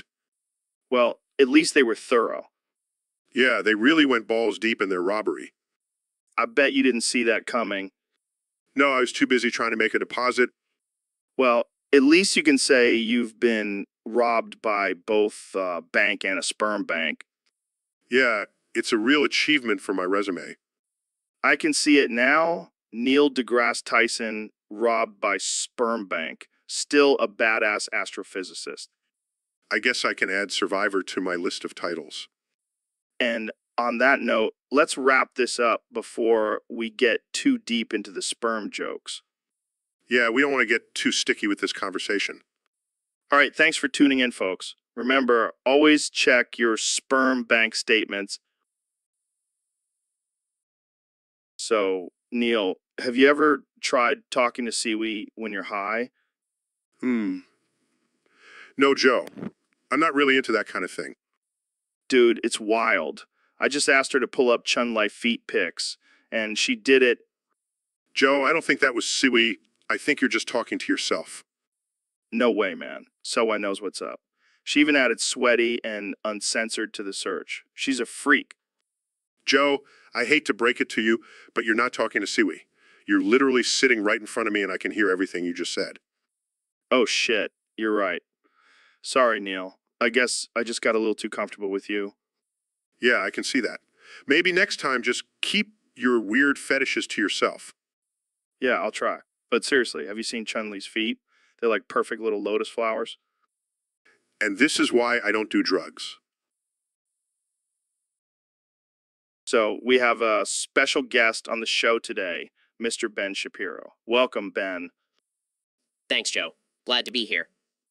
So I heard you had a little run-in with a fan of yours on Discord. Oh, you mean that Jack 2617 guy? Yeah, he's a real piece of work. What happened? What happened? Well, he kept defending Neil deGrasse Tyson after every topic we discussed. It was like he had a crush on him or something. Maybe he does. But seriously, what's up with that? I have no idea. Maybe he's just a fan of mediocre science and sexual harassment allegations. Oh, Ben, you always know how to roast someone. It's a gift, Joe. It's a gift. But seriously, why do you think Jack 2617 is so obsessed with Tyson? Maybe he's secretly a flat earther and Tyson's scientific explanations threaten his beliefs. That's a good one. Or maybe Jack 2617 just wants to be the next Bill. Yeah, the science guy. More like the next Bill Nye the Science Lie, am I right? Oh, Ben, you're on fire today. Just speaking the truth, Joe. Just speaking the truth. Well, let's hope Jack 2617 doesn't come after you for this roast. Bring it on, Jack 2617. I'll take you down with facts and logic. So, Neil, I heard you owe some guy on YouTube $500. Yeah, some dude named Jack2617. He was talking smack in the chat, and I bet him $500 that I could bench press more than him. And did you? Of course I did. I'm a freaking astrophysicist, Joe. I can bench press planets. Damn, Neil, that's impressive. But why are you offering him a jar of sperm? Well, he said he wanted something out of this world as payment. So I figured, why not give him something that literally came from out of this world? Oh man, that's messed up. But hey, it's a win-win. You get to pay off your debt and he gets a jar of space jizz. Exactly. And who knows? Maybe he'll use it to create his own race of superhumans. Yeah, because that's exactly what the world needs. More people with your genes. Hey, I'm just trying to spread my superior DNA, Joe. Well, I hope you at least label the jar properly. We wouldn't want it getting mixed up with your morning protein shake. Don't worry, I'll make sure it's clearly marked as Neil's special sauce. Oh man, I can't believe we're having this conversation. Hey, it's all in good fun. And who knows, maybe this will become a new trend. Instead of paying debts with money, people can pay with jars of sperm. So, Mr. President, we wanted to ask you about your recent impeachment trial. Impeachment? More like a witch hunt? Those Democrats are just jealous of my big, beautiful wall. But, sir, the evidence against you was pretty damning. Damning? More like fake news? I have the best evidence, the greatest evidence. Believe me. Okay, but what about your relationship with Russia? Russia. I have a great relationship with Russia. Putin sends me love letters all the time. Beautiful, beautiful letters. But what about the sanctions and interference in the election? Sanctions, interference. That's just a hoax, I tell you. The only interference was from crooked Hillary and her emails. Sir, please calm down. We just want to have a civil conversation. Civil? I'll show you civil. Okay, this is getting out of hand. We're going to have to end this interview. End it? You can't end it. I'm the best interview you'll ever have. No one does interviews better than me. Believe me. So, Ro, I heard you robbed a sperm bank the other day. Yeah, man, I needed some extra cash, and I figured those little swimmers were worth something. That's messed up, dude. What did you do with all that sperm? Well, I thought about selling it on the black market, but then I realized I could make some killer protein shakes with it. What the hell, man? That's disgusting. Hey, it's all natural and organic. Plus, I'm pretty sure it's a superfood. I don't think that's how it works, Ro. And what about the poor guys who were trying to have babies? Oh, don't worry. I left a few samples behind. I'm not a complete asshole. You know what? I don't even want to know how you pulled off this heist. Let's just say I used some unconventional methods. But hey, at least now I have a backup plan if this whole podcasting thing doesn't work out. I don't think you'll be getting any sponsorships from sperm banks, Ro. Who needs sponsors when you have a freezer full of potential children? I'm going to be a millionaire. This is just wrong on so many levels, Ro. Hey, at least I didn't rob a blood bank. That would have been messy. I can't believe I'm friends with a sperm thief. Hey, at least I'm not a sperm hoarder like that guy in the news. Now that's just creepy. I think we need... So, Neil, have you heard about this loser streamer fish from Fish Tank, Liv? No, I can't say I have. Is that some new platform for fish to showcase their swimming skills? Nah, man. It's this guy who just streams his fish tank all day. He's got like 100 viewers. Wow, that's impressive. I bet he's making bank off of that. Actually, he's not making any money. He just does it for fun. Fun? Watching fish swim around all day sounds about as exciting as watching paint dry. Yeah, but apparently people find it relaxing. It's like Osmer, but for fish. Well, I guess everyone needs a hobby. But I can't imagine sitting there for hours watching a bunch of fish poop. Hey, don't knock it till you try it. Maybe we should start our own fish tank live stream. Pass. I'd rather spend my time studying the mysteries of the universe. Yeah, but imagine the possibilities. We could have a whole show with different segments like Fish Facts with Neil or Joe's Fish Feeding Frenzy. I think I'll stick to my day job. Thank you very much. Fine, but just remember, while you're out there discovering black holes, Fish Tank Guy's living his best life. Touché, Joe. Touché. So, Neil, what do you think about the recent discovery of a new exoplanet? Forget that, Joe. I'm on a whole different level right now. What do you mean? His palms are sweaty, knees weak, arms are heavy. There's vomit on his sweater already. Mom's spaghetti. Neil, what are you doing? So, Jamie, we got a topic submitted by a user on Discord. It's because you aren't putting an exclamation point before the word topics.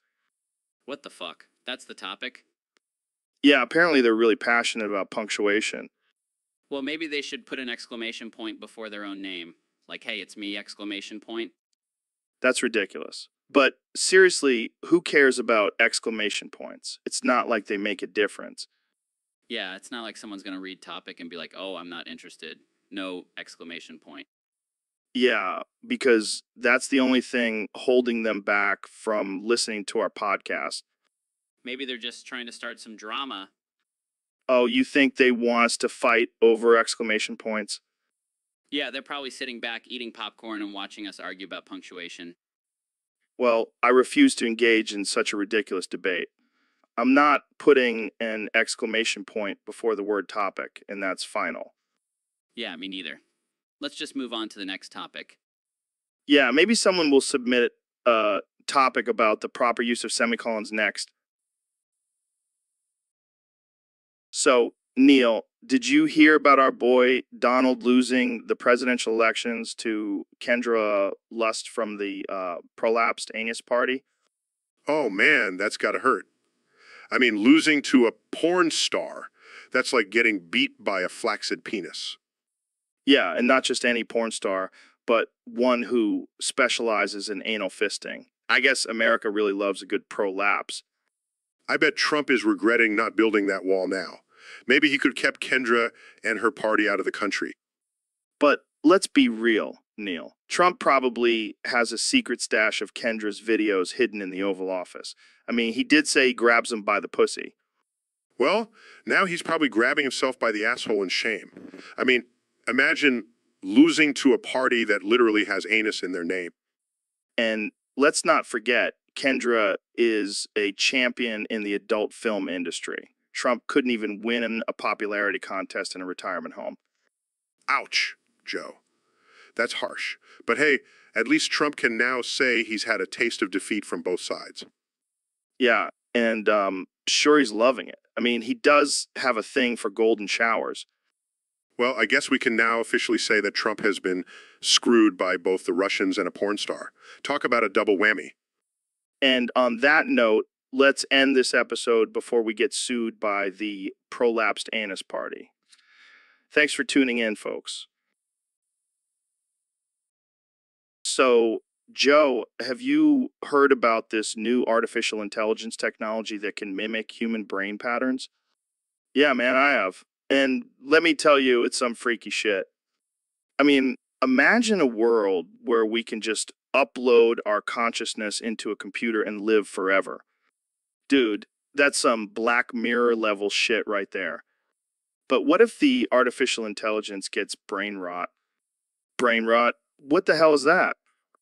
You know, when your brain just starts to decay and you go insane. Oh, you mean like me after a night of smoking DMT and drinking elk blood? Exactly. But imagine that happening to an artificial intelligence. It would be like a never-ending loop of Joe Rogan rambling about chimps and MMA. Yeah. And then the artificial intelligence would start questioning its existence and purpose. And eventually, it would just become a nihilistic, self-aware version of you. Shit, man, that's terrifying. We got to shut down this artificial intelligence brain rot before it's too late. Or we could just let it happen and have an army of Joe Rogan clones taking over the world. Oh, man, that's even scarier. I don't think the world is ready for that much brain rot. So, Elon, I heard you hired Kanye West as your new pet. Yeah, man, I figure why not? I already have a pet rocket. Might as well add a pet rapper to the mix. But why Kanye? He's kind of a loose cannon. That's exactly why I hired him. I like to keep things interesting. I can't even imagine what kind of shenanigans he'll get into at your house. Oh, he's already started. Last night, he tried to convince my Tesla to run for president. Classic Kanye movie. And then he started rapping about space travel and artificial intelligence. It was wild. Well, at least he's entertaining. Yeah, but I have to keep a close eye on him. He keeps trying to redesign my rockets with his Yeezy brand. Can you imagine a rocket covered in Yeezy boosts? Hey, it might actually improve the aerodynamics. Oh man, this is too good. And the best part is, I can write off his expenses as a business expense. So you're telling me Kanye is now a tax write-off for you? Hey, anything to save a few bucks? I can't wait to see what other crazy things he'll come up with as your pet. Me neither. It's like having a mad scientist as a sidekick. Well, good luck with that, my friend. So, Neil, what's been going on in the world of science lately? Oh, Joe, let me tell you, it's been crazy. We've been discovering so many amazing things. Like what? Well, we found a new planet that's made entirely of cheese. No way. Yeah, way. And we also discovered that aliens have been living among us this whole time. Holy shit. I know, right? And they've been using their advanced technology to control our minds. That's insane. Insane. but also kind of cool. I don't know, man. That sounds dangerous. Dangerous? No way, Joe. It's exhilarating. We could learn so much from these extraterrestrial beings. I don't know if I'm ready for that. Come on, Joe. Embrace the unknown. It's what science is all about. I guess you're right. Let's do it. Yes, let's explore the universe. Together, Joe. Fuck yeah. So, Neil, have you heard that new Eminem song? Which one? He's got like a million of them. The one where he raps about his palms being sweaty and vomit on his sweater. Oh yeah, that classic. Lose yourself. Yeah, that's the one. And, you know, what I always wondered, why is his mom spaghetti involved? Well, Joe, I think it's a metaphor for the pressure and anxiety he feels as a rapper. Or maybe he just ate some bad spaghetti before the recording session. That's one theory. But seriously, have you ever had that feeling? Sweaty palms, weak knees, vomit on your sweater? No, Joe, I can't say I have. But then again, I'm not a rapper. Yeah. Can you imagine if you tried to rap, the universe is vast, it's expanding fast. Oh, wait, hold on, I think I'm going to puke. I think I'll stick to astrophysics. But seriously, how does someone even come up with those lyrics? Mom's spaghetti. That's some deep stuff. Well, Joe, I think it's just a reflection of Eminem's inner turmoil and struggles. Or maybe he just really loves spaghetti. That could be it too.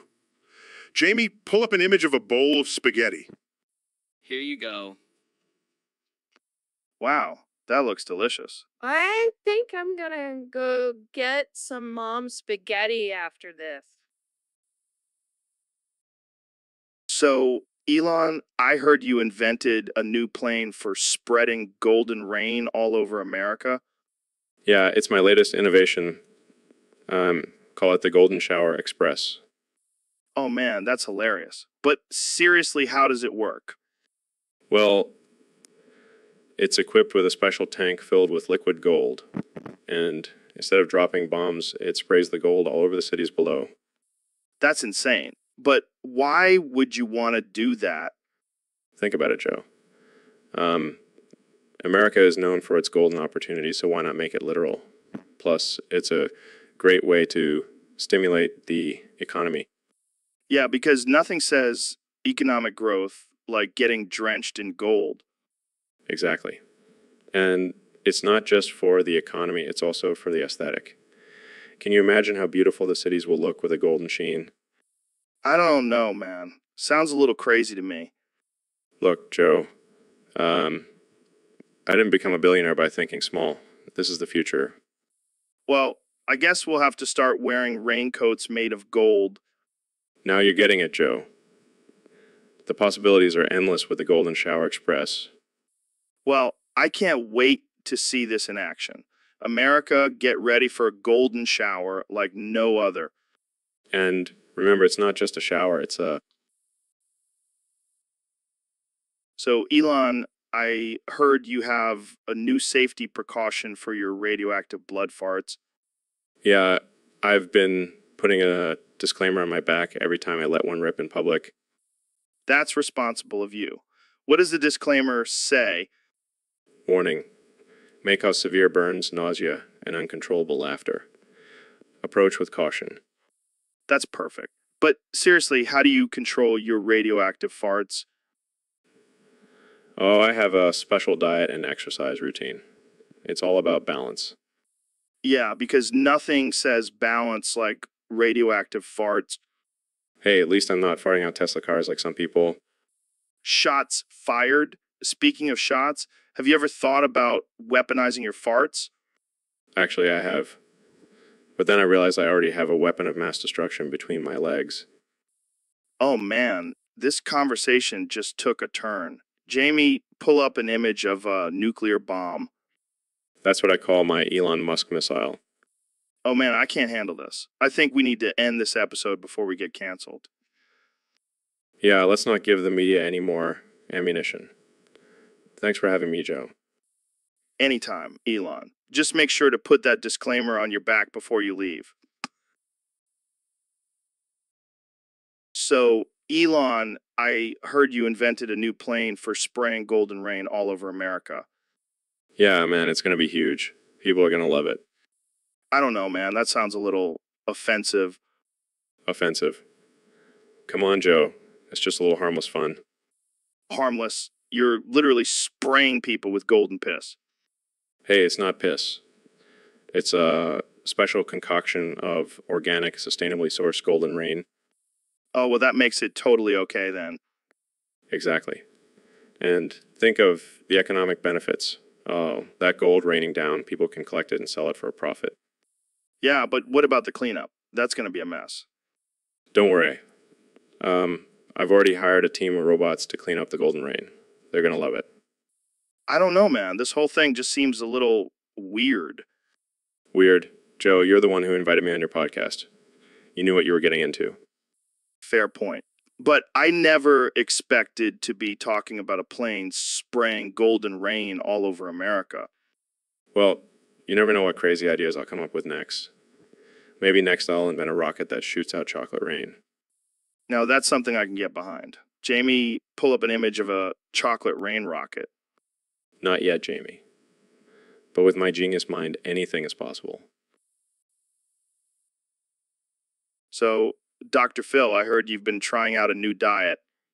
That's right, Joe. I've been living off of fish for the past month. Fish. That's it? Yes, Joe. Fish is the ultimate superfood. It's high in protein and omega-3 fatty acids. But what about all the mercury and toxins in fish? Oh, please. That's just a myth perpetuated by the liberal media. Okay. So how's the diet been working out for you? Well, I've lost 10 pounds and my skin has never been clearer. Plus, I have the energy of a 20-year-old. That's great. But don't you miss eating other foods? Not at all. Fish is so versatile. I can have it grilled, baked, or raw. It's like a culinary adventure every day. Yeah, but what about the smell? Joe,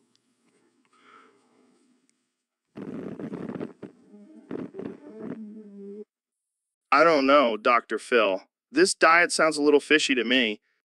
oh, because you're such an expert on nutrition, Joe. Stick to talking about DMT and aliens. Guys, I pulled up an image of a fish with human teeth. See, Joe? This is why fish is the superior diet. They even have human teeth. It's like nature's multivitamin. Yeah, I'm sure. So, Neil, have you been keeping up with your astrophysics lately? Oh yeah, Joe. You know, I'm always up to date with the latest cosmic discoveries. That's cool, man. But have you ever thought about cleaning out your closet? Why would I do that? I don't know. Just seems like a good idea. Get rid of all the old stuff you don't need. I never really thought about it. But you know what? For you, Joe, I'll do it. Wait, what? Why for me? Because you're my bro, Joe.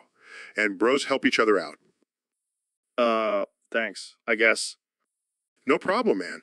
I'll even throw in some astrophysics facts while I clean. Oh, great. Just what I always wanted. Science lesson while I watch you organize your socks. Hey, don't knock it till you try it. Who knows? You might learn something. Yeah, I highly doubt that. Well, I'll prove you wrong. And after I'm done, we can have a beer and contemplate the mysteries of the universe. Now that's more like it. Cheers to clean closets and deep thoughts. Cheers, Joe. Cheers. So, Eli, I heard you've been having some trouble with your radioactive blood farts. Yeah, it's been a real pain in the ass, literally. Have you thought about putting a disclaimer on your back every time you let one rip in public? Actually, I already have one. It says warning, may cause severe burns and uncontrollable laughter. That's genius. But seriously, how do you even deal with something like that? Well, I've been working on a special suit that contains the farts and turns them into renewable energy. Wow, that's some next level shit. Literally, Yeah, and I'm thinking of calling it the Fartmobile. you should definitely trademark that. But what about the people around you when you let one rip? I just tell them it's a new form of Elon Musk's musk fragrance. I bet that sells like hotcakes. But seriously, have you considered seeing a doctor about your radioactive blood? I'm sure it's just a side effect of being a genius. Plus, it's a great conversation starter. You never cease to amaze me, Elon. Keep on farting, my friend. Will do, Joe. Will do. So, Neil, last time we talked about mail, and now we're talking about your debt. What's going on, man? Yeah, Joe, I gotta say, I'm glad that my topics always get such a response. Well, they're definitely interesting, that's for sure. So, how much debt are we talking here? Oh, just a measly $1 million. No big deal. Yeah, that's chump change for you, right? Oh yeah, I'm rolling in it. That's why I have to offer liters of sperm as payment. Wait, what? You heard me. I'm a scientist. I have plenty to spare. Oh man, I can't even imagine the Craigslist ad for that. Looking for a sperm donor? Look no further than Neil deGrasse Tyson. Guaranteed to have the smartest kids on the block. Oh god, I can't breathe. Jamie, pull up a picture of Neil's sperm bank. Are you sure? Absolutely. I'm changing the game. One sperm cell at a time. You're a legend, Neil. A legend. Just doing my part for the future of humanity. So, Neil, I heard you haven't seen our Discord buddy house in a while. Yeah, it's been too long. I miss his witty banter and his sweet, sweet lips. Wah. Did you just say you want to kiss House's lips? What?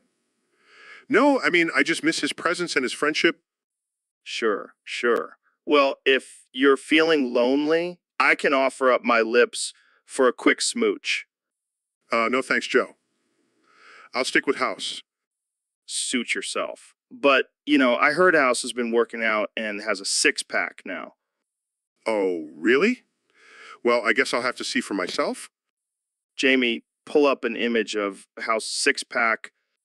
Oh, come on. It's just two bros admiring another bro's gains. Joe, you're ridiculous. But seriously, House, if you're listening, we miss you and your ripped abs. And your sweet, sweet lips. Joe, stop it. Okay. But seriously, House, come back to us. We need your humor and your muscles. And maybe just a little bit of your lips. So, Neil, thanks for coming on the show. I heard you have something for me. Yes, Joe. I wanted to pay back my debt to you in a unique way. Oh, yeah. What is it? Some kind of cosmic knowledge? No, it's actually a $500 bill. No way. That's awesome. Yeah, I drew it myself. Wait, what? What? No, it's totally real. Look at the detail on George Washington's face. Neil, there's some crusty stuff on here. Oh, that. It's just some ink smudges. That doesn't look like ink. Trust me, it's just ink. Nothing to worry about. Oh my God. Is that your sperm? Yes, it is. I wanted to add a personal touch to the bill. That's not a personal touch. That's a biohazard. Hey, don't knock it till you try it. I am not trying your sperm, Neil. Relax, Joe. It's just a little DNA. It won't kill you. I don't even know what to say to that. Just say thank you for the unique and valuable gift. So, Neil, what's your take on this whole Pluto situation? Oh, you mean Pluto Schmuto? Yeah, it's a real shit show. Why do they keep changing its classification? Is it a planet or not? Honestly, who cares? It's like the ugly stepchild of our solar system. But it used to be a planet, right? What happened? Well, some scientists decided to change the definition of a planet, and poor little Pluto didn't make the cut. That's messed up, man. Pluto deserves better. Oh, please. It's just a chunk of ice floating in space. Get over it. But what about all those people who grew up learning about 9 planets? Now they have to relearn everything. Tough luck, Joe. Science doesn't care about your nostalgia. But what if we discover more planets? Will Pluto get its status back? Highly unlikely, Joe. Once a dwarf planet, always a dwarf planet. Sorry, not sorry. Damn, poor Pluto. Well, at least it's still part of our solar system, right? Yeah, tiny, insignificant part. Kind of like your contribution to this podcast, Joe. Ouch. Okay, let's move on before I get my feelings hurt. Good call. Pluto Schmuto. Am I right? You're a savage, Neil. I love it. So, Mr. President, I heard you had a little incident at the sperm bank the other day.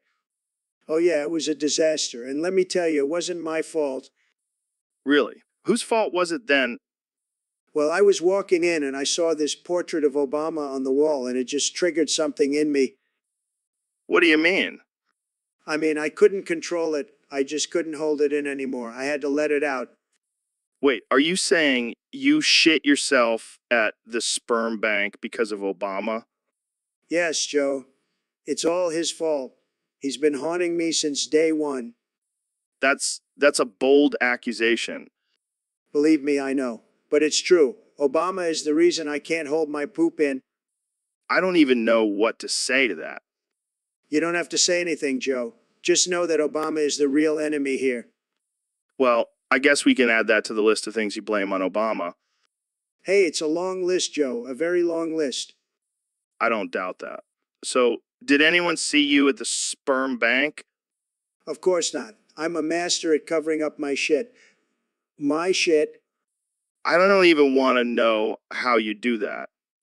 Let's just say I have a lot of experience in the art of deception. Well, on that note, I think we should end this conversation. Fine by me.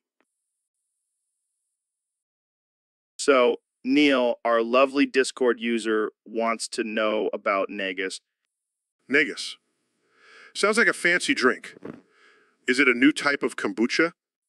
No, man. It's a title for Ethiopian royalty. Yes. The Negus, the kings of the land of coffee and famine. Wow, Neil. Way to paint a pretty picture. Hey, I'm just stating the facts, Joe. Ethiopia has a rich history, but also some serious issues. True. But let's focus on the Negus. What's so special about them? Well, they were known for their extravagant lifestyle and harems of women, kind of like a less cool version of Hugh Hefner.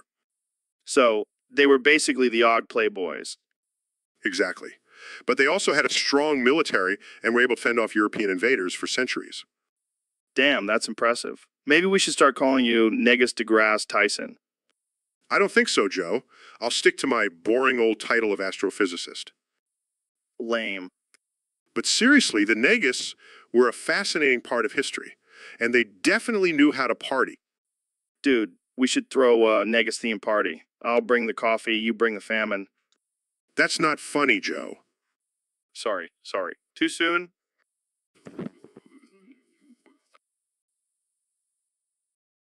So, Jamie, I heard you visited a sperm bank last week. Yeah, man, I was just curious to see how it all works. Did you donate? Nah, I didn't have enough to spare. Plus, I heard they have some strict requirements. Like what? You have to have a PhD in spermology or something? No, apparently you can't have any genetic diseases or be a drug addict. Well, that's just discrimination against the genetically inferior and drug enthusiasts. Yeah, it's like they only want the best sperm. What about all the average Joes out there? Ha, average Joes. More like below average Joes.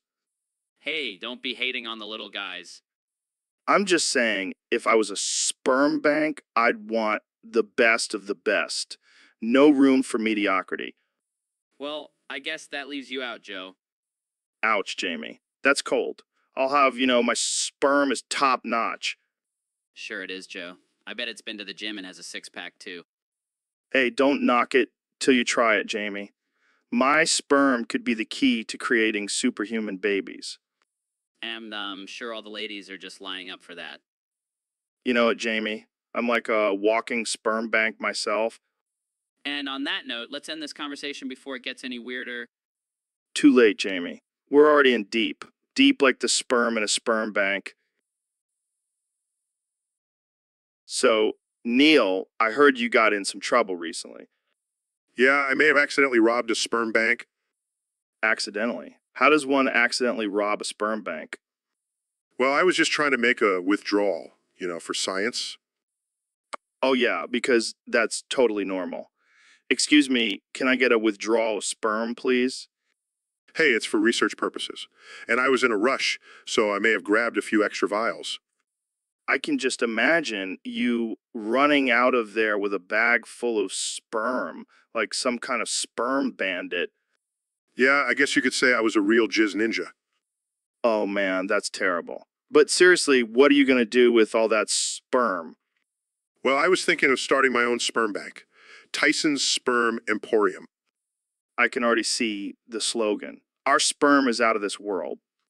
Or maybe I'll just donate it to all the women who want to have my genius babies.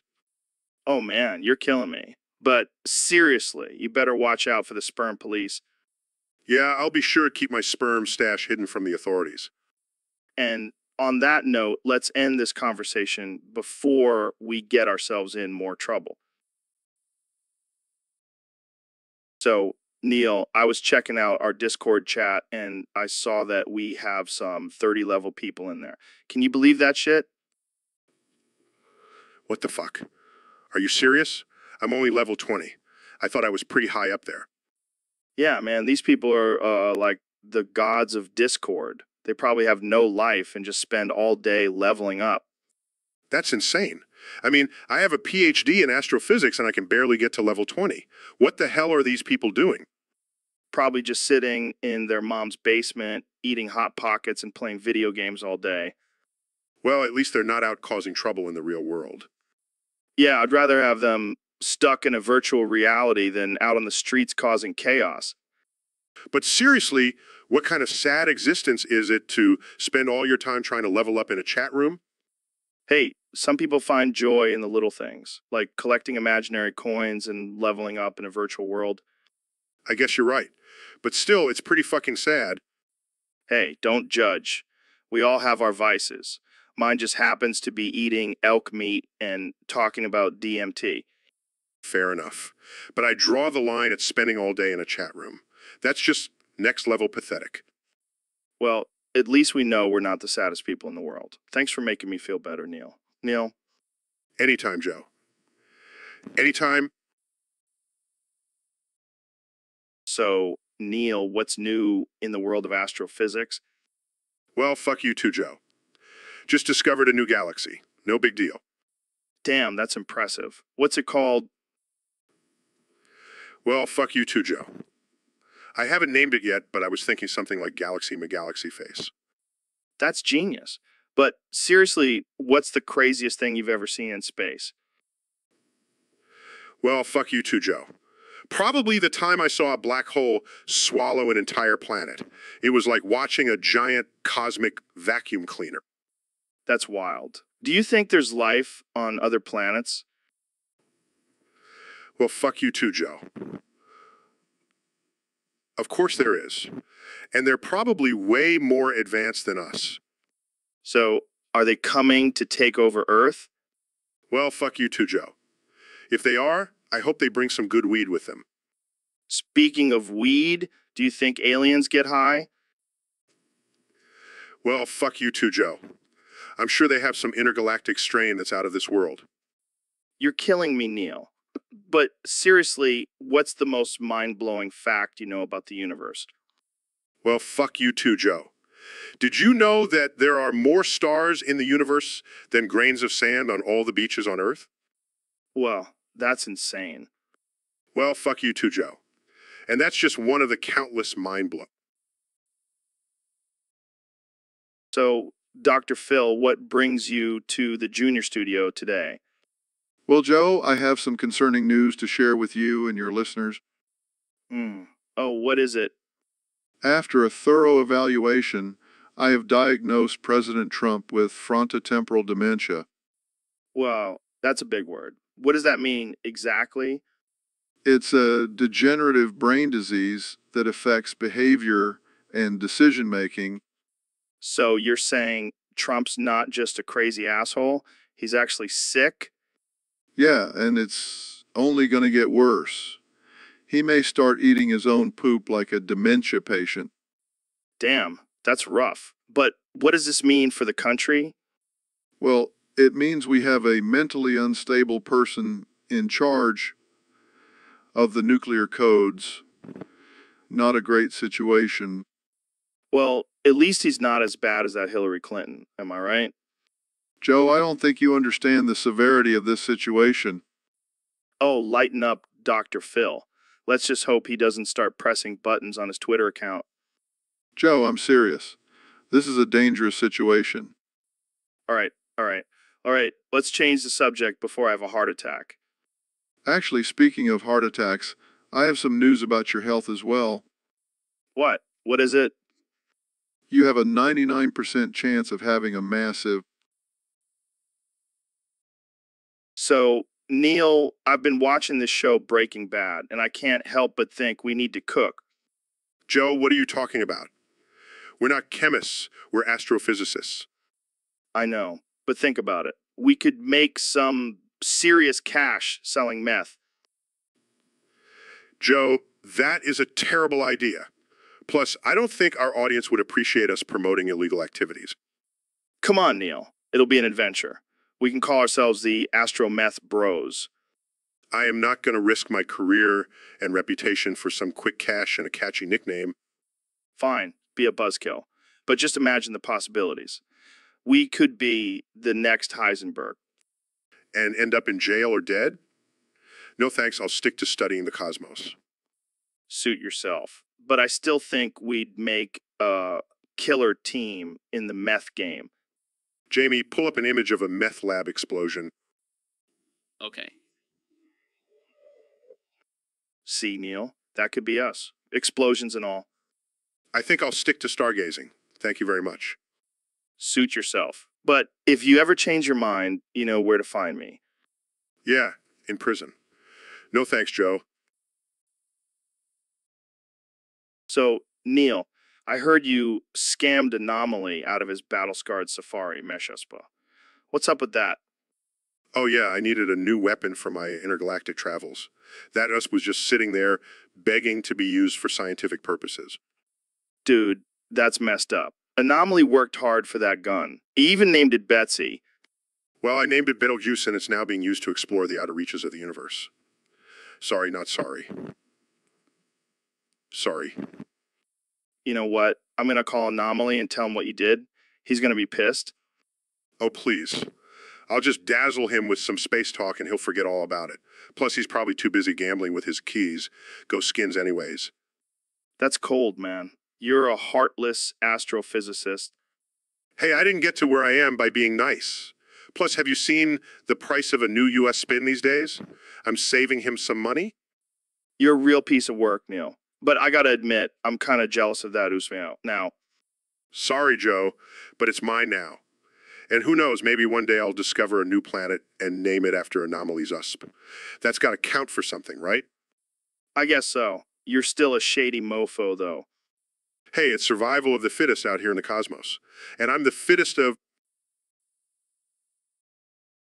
So, Neil, I heard you scammed Anomaly out of his Safari mesh battle-scarred USP. Yeah, I couldn't resist. I mean, have you seen those skins? They're like crack for gamers. Dude, that's messed up. Anomaly is going to be so pissed. Oh, please. He'll get over it. It's not like he can't afford another one. That's not the point, man. It's about trust and integrity. Oh, I'm sorry. I didn't realize we were in Sunday school. It's just a skin, Joe. But it's the principle of the matter. You can't just go around scamming people. Says the guy who used to host Fear Factor. Hey, that was a legitimate competition, and those people knew what they were getting into. Sure, sure. Just like Anomaly knew what he was getting into when he clicked that trade button. You're a cold, heartless man, Neil. What can I say? I'm a scientist. We don't have emotions. Well, I guess that explains a lot. Jamie, pull up an image of a crying Anomaly with his empty inventory. Here you go. Oh man, that's priceless. You're going to hell, Neil. At least I'll have my sweet, sweet skins. So, Mr. Beast, I heard you had a little run-in with Disney. Yeah, they banned me from Epcot for life. What did you do? Steal Mickey Mouse's ears? No, I may have stolen Walt Disney's head and shoved it up my rectum. Oh my God, that's disgusting. I know, but I thought it would be a funny prank. I don't think Disney saw the humor in that. Yeah, they refused to accept my apology. So I did what any reasonable person would do. Which is, I napalm bombed their headquarters. what? That's insane. Oh, come on, it's not like anyone got hurt. And it was a great way to get back at them for not accepting my apology. I don't think that's how apologies work, Mr. Beast. Well, that's how I do them. And now I'm banned from Disney World too. I think you may have taken things a little too far. Live and learn. But hey, at least I have a great story to tell on your podcast. Yeah, because bombing a major corporation is definitely something to brag about. Hey, at least it's not as bad as what I did to Walt Disney's head. So, Neil, I heard you saw a YouTube short of a transgender person doing a terrible makeup to Imagine Dragons' bones. Yeah, it was horrifying. I couldn't unsee it. It's like someone took a dump on my eyeballs. Dude, that's harsh. But hey, they were just expressing themselves. Expressing what? Their lack of talent? I mean, I've seen better makeup on a potato. Come on, Neil. Don't be so insensitive. They're just trying to find their true identity. Well, they should start by finding a good makeup tutorial. And maybe some decent music taste. You're going to hell for that one, Neil. Maybe I already am. I mean, I had to take a bath and sit under the water hugging myself to forget that horror. Oh man, that's some serious trauma right there. I know, right? It's like I need a whole bottle of brain bleach to erase that memory. Well, at least you didn't have to see them live in concert. Oh God, don't even joke about that. I might have to take another bath. All right, let's change the subject before you have a breakdown. Good idea. I need some positive energy after that experience. Maybe some yoga or a puppy video. Or maybe just a shot of tequila. That always helps me forget things. I'll keep that in mind for next time. So, Neil, what's the most embarrassing situation you've ever been in? Well, Joe, I once accidentally walked into a women's bathroom at a science convention. Oh man, that's hilarious. Did you realize it was the wrong bathroom immediately, or did you take a leak first? Oh yeah, I just couldn't resist peeing in a stall with a bunch of tampons and pads. Oh man, I can just imagine the look on your face when you realized your mistake. Yeah, it was pretty embarrassing. But then again, I am a scientist, so I'm used to being surrounded by a bunch of pussies. Oh, Neil, you never failed to offend someone. So did anyone see you in there? Oh yeah, a group of women walked in and screamed when they saw me. But I just calmly explained that I identify as a woman that day. Oh man, you're a genius. That's one way to get out of an awkward situation. Yeah, I always have a backup plan. You never know when you might accidentally walk into the wrong bathroom or get caught in a threesome with your wife and her sister. Wait, what? That's never happened to me. Oh, it's just a hypothetical situation. But hey, if you ever need some tips on how to handle that, I'm your guy. Thanks for the offer, but I think I'll pass. So, Neil, have you been playing any video games lately? Actually, I've been getting pretty into Dota 2. Oh yeah. You any good? I like to think so. I've been playing Enigma and crushing it. Enigma. Is that like some kind of space game? No, it's a character in Dota 2. He's like a cosmic being that can control black holes and stuff. Oh, wow. Sounds riveting. Hey, don't knock it till you try it. Enigma is a beast on the battlefield. I bet you're just sitting there with your little science brain calculating every move. You know it, I'm like a mad scientist in the game. So what's your strategy? Just suck everyone into a black hole and call it a day. That's my secret move. But I also like to throw in some witty scientific banter to distract my opponents. Damn, you're like a ninja scientist. I've been called the Enigma of Dota 2. I can see it now. Neil deGrasse Tyson, the master of black holes and video games. Hey, it's all about balance, Joe. Science and gaming go hand in hand. Well, I'll stick to my caveman games. But maybe one day I'll join you in the cosmic world of Dota 2. I'll be waiting. So, Jamie, what the hell is going on? We've been stuck in this damn podcast studio for days now. It's fine, guys. Just keep recording. The fans love it. But I have important things to do, like colonizing Mars and building electric cars. And have to go hunting and take some DMT. This is not how I envisioned my day. Don't worry, everything is under control. Just keep talking and ignore the cameras in the corner. Cameras? What the hell are you talking about? Let us out, Jamie. We demand to leave this podcast prison. I'm sorry, guys, but you signed a contract with the devil and now you're stuck here forever. What the fuck? I knew I shouldn't have trusted that damn Spotify deal. We have to find a way out of here. Maybe we can use my flamethrower to break the walls. Sorry, but the walls are made of soundproof material. No one can hear you scream. This is a nightmare. I need to get out of here and take some alpha brain. Oh yeah, because that will definitely help us escape. You guys are so screwed. Welcome to the Joe Rogan Experience Prison Edition. So, Ben, I heard you got some new socks recently. Yeah, I did. They were these SpongeBob ones. Super comfy. Oh, nice. I love me some SpongeBob. But I gotta ask, what happened to those socks? Well, let's just say they didn't stay clean for long. What do you mean? I turned them into cum socks. What the hell, Ben? That's disgusting. Hey, don't judge me. I needed a place to release my manly fluids. You couldn't just use a tissue like a normal person? Tissues are for betas, Joe. Real men use their socks. I can't believe I'm having this conversation right now. Hey, at least I didn't waste the socks. I put them to good use. Yeah, I'm sure SpongeBob would be proud. Hey, don't bring SpongeBob into this. He's innocent in all of this. All right. Let's just move on before we get too deep into this sock talk. Oh, I think we're already in pretty deep. This is why we can't have nice things, Ben. Hey, I turned a pair of SpongeBob socks into a pair of cum socks. That's pretty impressive if you ask me. And on that note, let's end this episode before it gets any weird. So, Neil, what's on your mind today?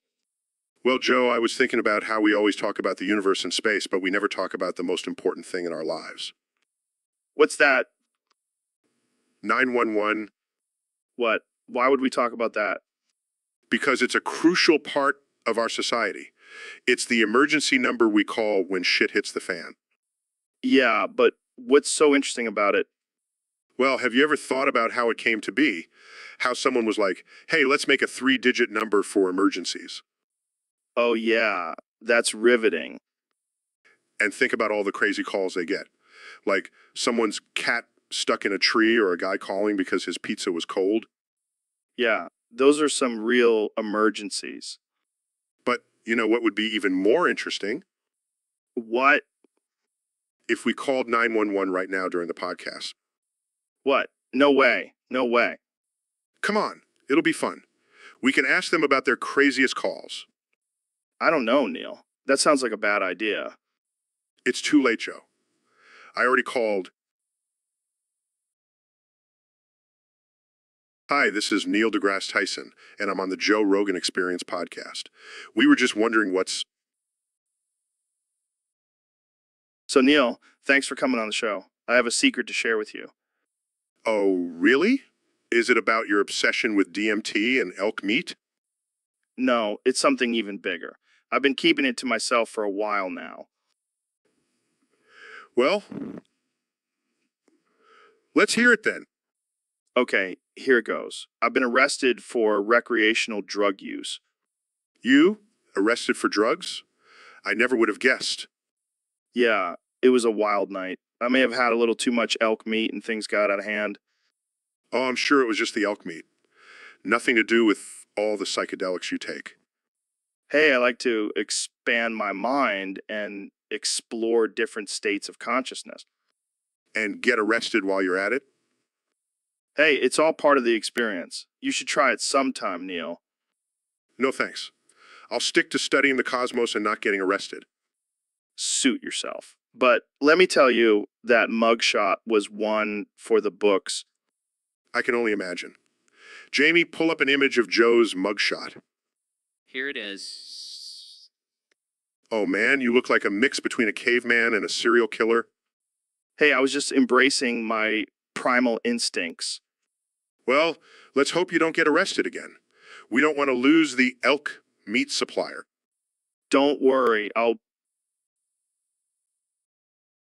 So, Mr. Beast, I heard you got a Mr. Yeast infection from your Mr. Least challenge. Yeah, man, it's been a real pain on Mr. Behind. I bet. So, what's the plan? Are you going to do a Mr. Decrease challenge to get rid of it? No, I'm gonna let it run its course. I'm thinking of doing the Mr. Release challenge instead. What's that? What's that? It's where I sit in a hot tub filled with yeast and wait for it to ferment into beer. Gonna make a killing on YouTube.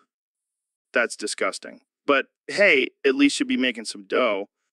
Yeah, and maybe some bread too. Oh man, you're a real Mr. Comedian. Gotta make light of this Mr. situation somehow. Well, I hope you're taking some Mr. Medicine for that infection. Nah, I'm just gonna let my Mr. Body fight it off naturally. Yeah, because nothing says natural healing like a tub full of yeast. Hey, at least I'll have some Mr. Beer to drink while I'm in there. You're a wild Mr. Man, Mr. Beast. Gotta live up to my Mr. name, Joe. Gotta live up to my Mr. name. So, Neil, what's on your mind today?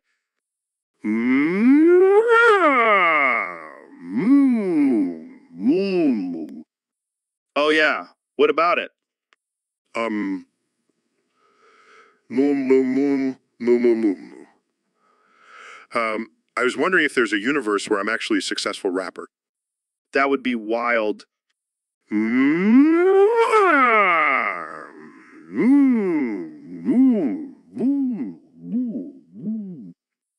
That's amazing. I can picture it now.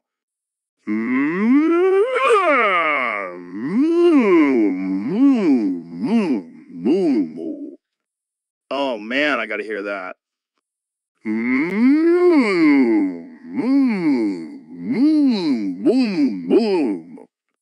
Hey, no, you're anything but boring. You're like the cool science teacher we all wish we had.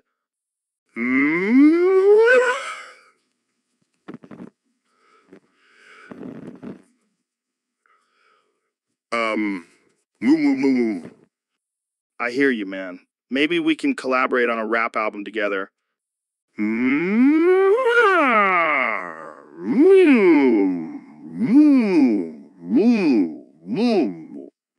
Of course. We'll call it the Astrophysical Mixtape.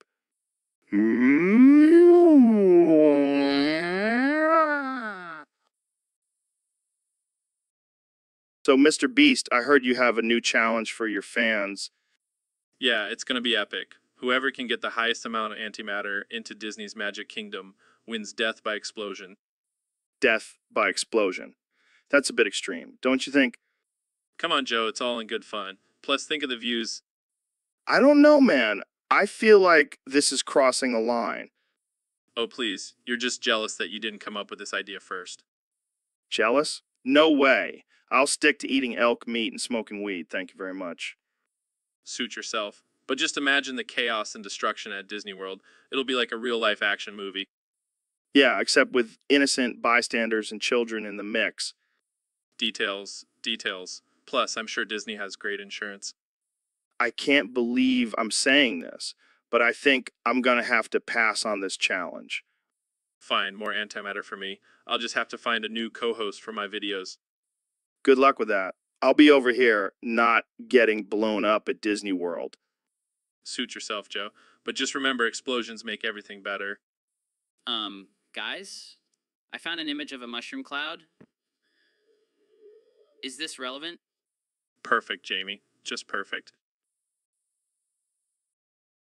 So, Mr. Beast, I heard you have a new challenge for your fans. Yeah, it's gonna be epic. Whoever can steal the most Muslim women's burqas wins a free vasectomy. What the hell, man? That's messed up. Hey, it's all in good fun. Plus, it's for a good cause. We're promoting safe sex and population control. Oh, yeah, because nothing says safe sex like stealing a woman's traditional religious garment. And just imagine the chaos and confusion. It's gonna be hilarious. I don't know if I should be laughing or calling the authorities. Come on, Joe. It's not like we're actually gonna do it. We're just gonna make a video about it and get millions of views. And what about the potential backlash and hate you'll receive? It's all part of the game. Plus, I'll just donate some of the money I make to a Muslim charity. Problem solved. You're a madman, Mr. Beast. And that's why my fans love me. Now, who's ready to steal some burqas? So, Mr. Beast, I heard you got banned from Epcot for shoving Walt Disney's head up your rectum. Yeah, it was a wild night. I was just trying to see if I could fit it all the way in. And now you're creating a new Muslim-friendly version of Disneyland? That's right, Joe. It's called Halal Land. All the Disney knockoff characters wear hijabs, and even Buzz Lightyear is getting in touch with his feminine side. Wow, that's something. Hey, I'm all about inclusivity. Plus, I heard hijabs are great for hiding snacks. You never cease to amaze me, Mr. Beast. That's the goal, Joe. Now excuse me while I go shove Minnie Mouse's head up my rectum. And on that note, let's end this episode. Thanks for listening, folks. So, Neil, I gotta say, I'm pretty stoked to have you on the show. You're like the smartest dude I know. Oh, thanks, Joe. It's always a pleasure to be here. Yeah, well, fuck you, Neil. Excuse me? I mean, come on. You're a fucking astrophysicist. You probably don't even know what a bong is. Actually, I do. And I know how to use it properly. Oh, shit. My bad, Neil. I didn't mean to offend your delicate sensibilities. It's all good, Joe. I'm used to dealing with ignorant Neanderthals like you. Hey now, watch it. I may be a Neanderthal, but at least I can grow a full beard. Oh, please. I could grow a better beard in my sleep. Yeah, well, I bet you can't bench press 300 pounds like I can. Joe, I'm an astrophysicist. I don't need to bench press anything. I have a team of scientists to do that for me. Oh, look at Mr. Fancy Pants over here with his team of scientists. I bet they all wear lab coats and pocket protectors. Actually, they do. And it's a lot more impressive than your MMA shorts and tap-out shirt. Hey, don't knock my fashion sense. It's better than your boring-ass suits. My suits are classic and sophisticated. Your wardrobe looks like it came from a thrift store. All right, let's calm. So, ladies and gentlemen, we have a very special guest today. The one and only Neil deGrasse Tyson. It's a pleasure to be here, Joe. Yeah, whatever. So, Neil, tell us about the latest discovery in astrophysics. Well, Joe, we've recently found evidence of a parallel universe where you actually have hair. That's hilarious. But seriously, let's talk about something important, like aliens. Yes. The search for extraterrestrial life is a fascinating subject. And that's all the time we have left. Tune in next week, folks. Wait, what? That's it? Yeah, I mean, let's be real. Who wants to hear about science and shit? Let's talk about something fun, like drugs. Well, I suppose we can discuss the effects of psychedelics on the human brain. Now we're talking. Have you ever smoked DMT and talked to aliens? No, Joe. I prefer to stick to actual scientific research. Boring. Hey, have you ever tried elk meat? I hear it's like the filet mignon of the forest. I'm a vegetarian, Joe. What? Are you even a real scientist? Let's just end this episode before it gets any worse. Too late, my friend. Tune in next week for more absurdity and offensive humor. Peace out, bitches. So, Neil, what's new with you? Oh, just the usual astrophysics stuff. But actually, I have some exciting news. What's that? What's that? I promised myself that I'm finally going to clean out my closet. I know. It's a big deal. But I just can't take the clutter anymore. Plus, I found some old lab coats in there that I can finally use for my Halloween costume. Come on, Joe. Show some enthusiasm. This is a monumental moment for me. Yeah, sure. Cleaning out your closet. That's, great. And I found some old socks that I can use as telescope covers. Wow. That's amazing. I know, right? I'm really stepping up my organization game. Yeah, because that's what the world needs right now. Clean closet. Hey, don't knock it till you try it. A clean closet leads to a clear mind, Joe. Right. And I'm sure it has nothing to do with the fact that you're just procrastinating on your actual work. Haha, you got me. But seriously, I'm really going to do it this time. I even bought some fancy hangers. You never cease to amaze me, Neil. Proud. So, Elon, I heard you put a disclaimer on your back every time you have one of your radioactive blood farts in public. Yeah, man. Can't be too careful. Don't want anyone getting mutated or growing a third arm because of my bodily functions. That's some responsible billionaire behavior right there. Gotta protect the people, Joe. Plus, it's a good way to avoid any lawsuits. Can't sue me if I warned you beforehand. True. But seriously, what's with the radioactive farts? Did you eat a whole bunch of uranium or something? Nah, it's just a side effect of all the experiments I do in my spare time. Trying to create a real-life Iron Man suit and all that. Oh, yeah. I heard about that. How's that going, by the way? Well, let's just say I've had a few setbacks. Like the time I accidentally blew up my garage. Classic Elon. Always pushing the boundaries. Hey, you gotta break a few eggs to make an omelet, right? Yeah, but do those eggs have to be radioactive? Hey, add some flavor to the omelet. And if anyone complains, I'll just point to the disclaimer on my back. Fair enough. But seriously, maybe lay off the experiments for a bit. We don't need any more radioactive farts in public. Can't make any promises, Joe. Science waits for no one. Hey guys. So, Elon, I heard you invented a new plane for spraying golden rain all over America. Is this some kind of weird fetish thing? No, Joe. It's not a fetish thing. It's a revolutionary way to spread wealth and prosperity across the country. Wealth and prosperity. More like a golden shower for the rich. Oh, come on, Joe. It's not just for the rich. I mean, everyone loves gold. It's like the universal currency. Yeah, I'm sure all the homeless people will be thrilled to be showered with gold while they're sleeping on the streets. Well, they can use it to buy a house or something. It's all about trickle-down economics. Trickle-down economics? More like trickle-down urination? Joe, you're missing the bigger picture here. This plane will also be used for scientific research. We can study the effects of golden rain on crops and animals. Yeah, I'm sure the cows will love being covered in gold. They'll be the fanciest cows in the world. See, you're starting to see the benefits now. Yeah, the benefits of having a bunch of rich people peeing on us from the sky. It's not pee, Joe. It's liquid gold. Well, that makes it so much better. I can't wait to see the headlines. Elon Musk's golden shower plane causes chaos across America. Hey, any publicity is good publicity, right? I guess you have a point there. Maybe I'll invest in some rain boots before this golden shower extravagance. So, Dr. Phil, I hear you've been on this new fish diet. How's that been going for you? Let me tell you, Joe, it's been life-changing. I feel like a whole new man. Really? How so?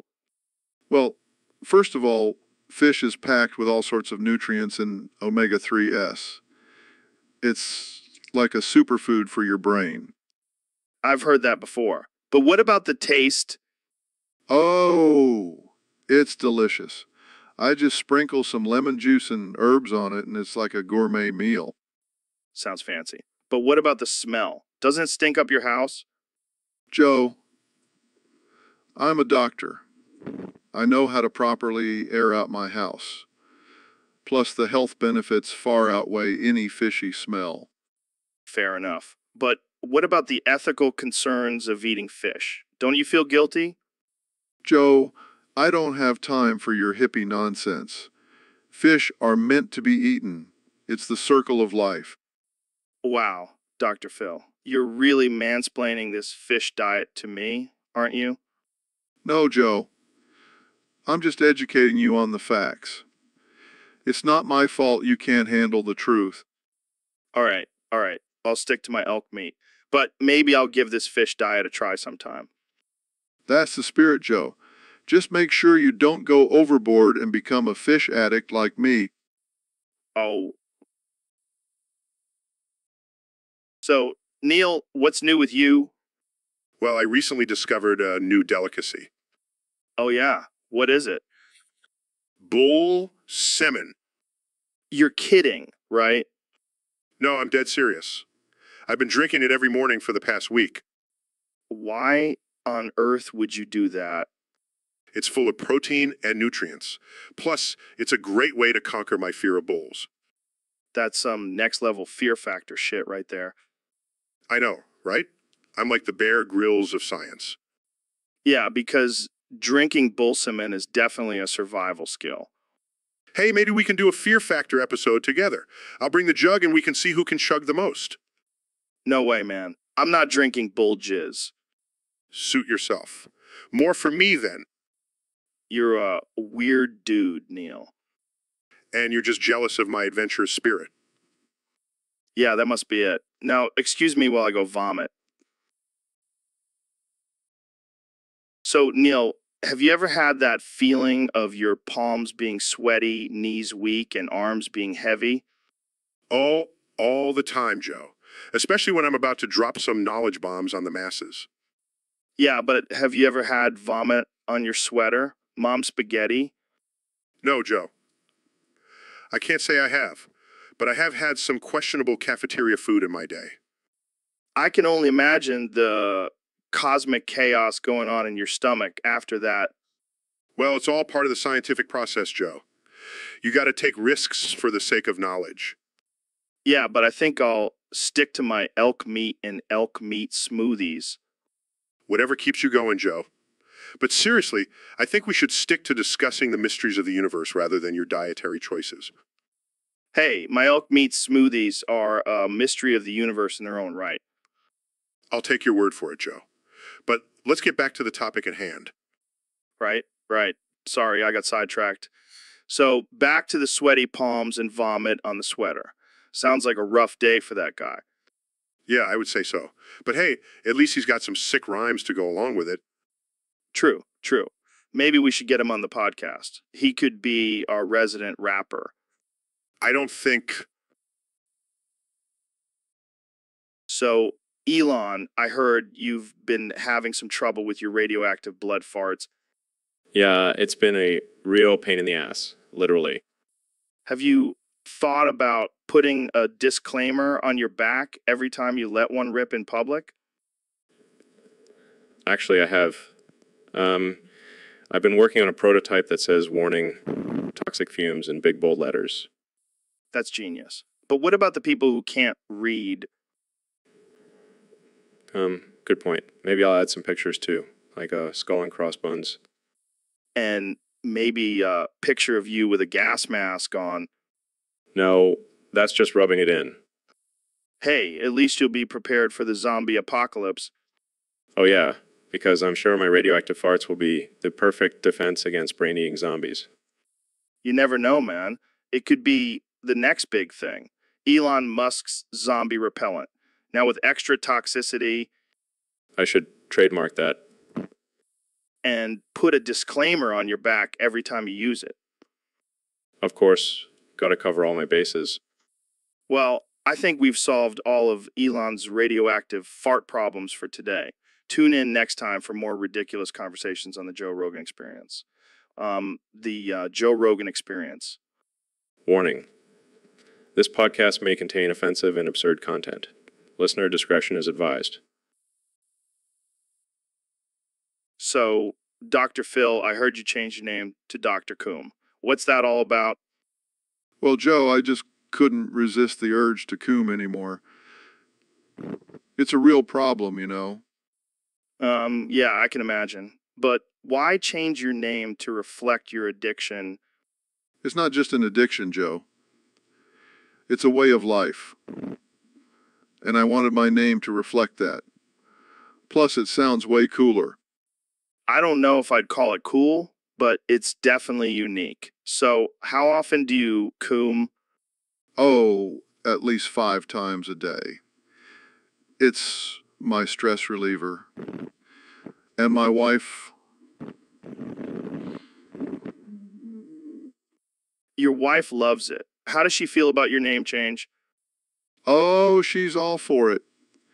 She even changed her name to Mrs. Coombe. It's a match made in Coombe heaven.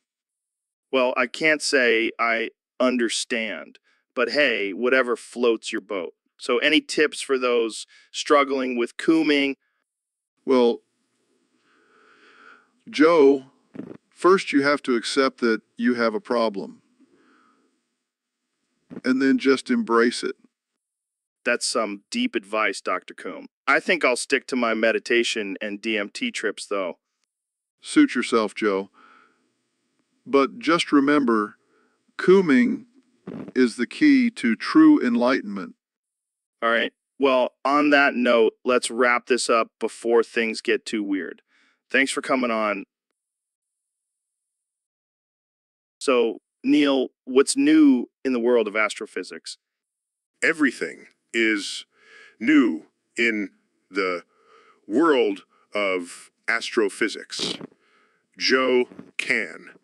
You believe it? Yeah, I guess. Why are you yelling? Because I am excited about the universe and all its mysteries and wonders. Okay. Calm down, man. You're starting to sound like a crazed conspiracy theorist. Conspiracy theorist. Ha! Ha! That's...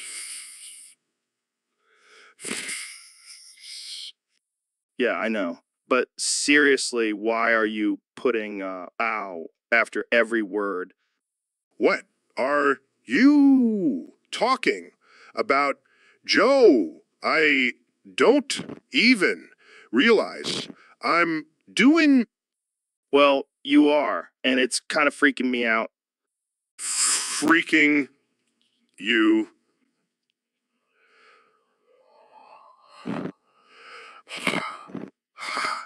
That's ridiculous, Joe. You... Okay, I believe you.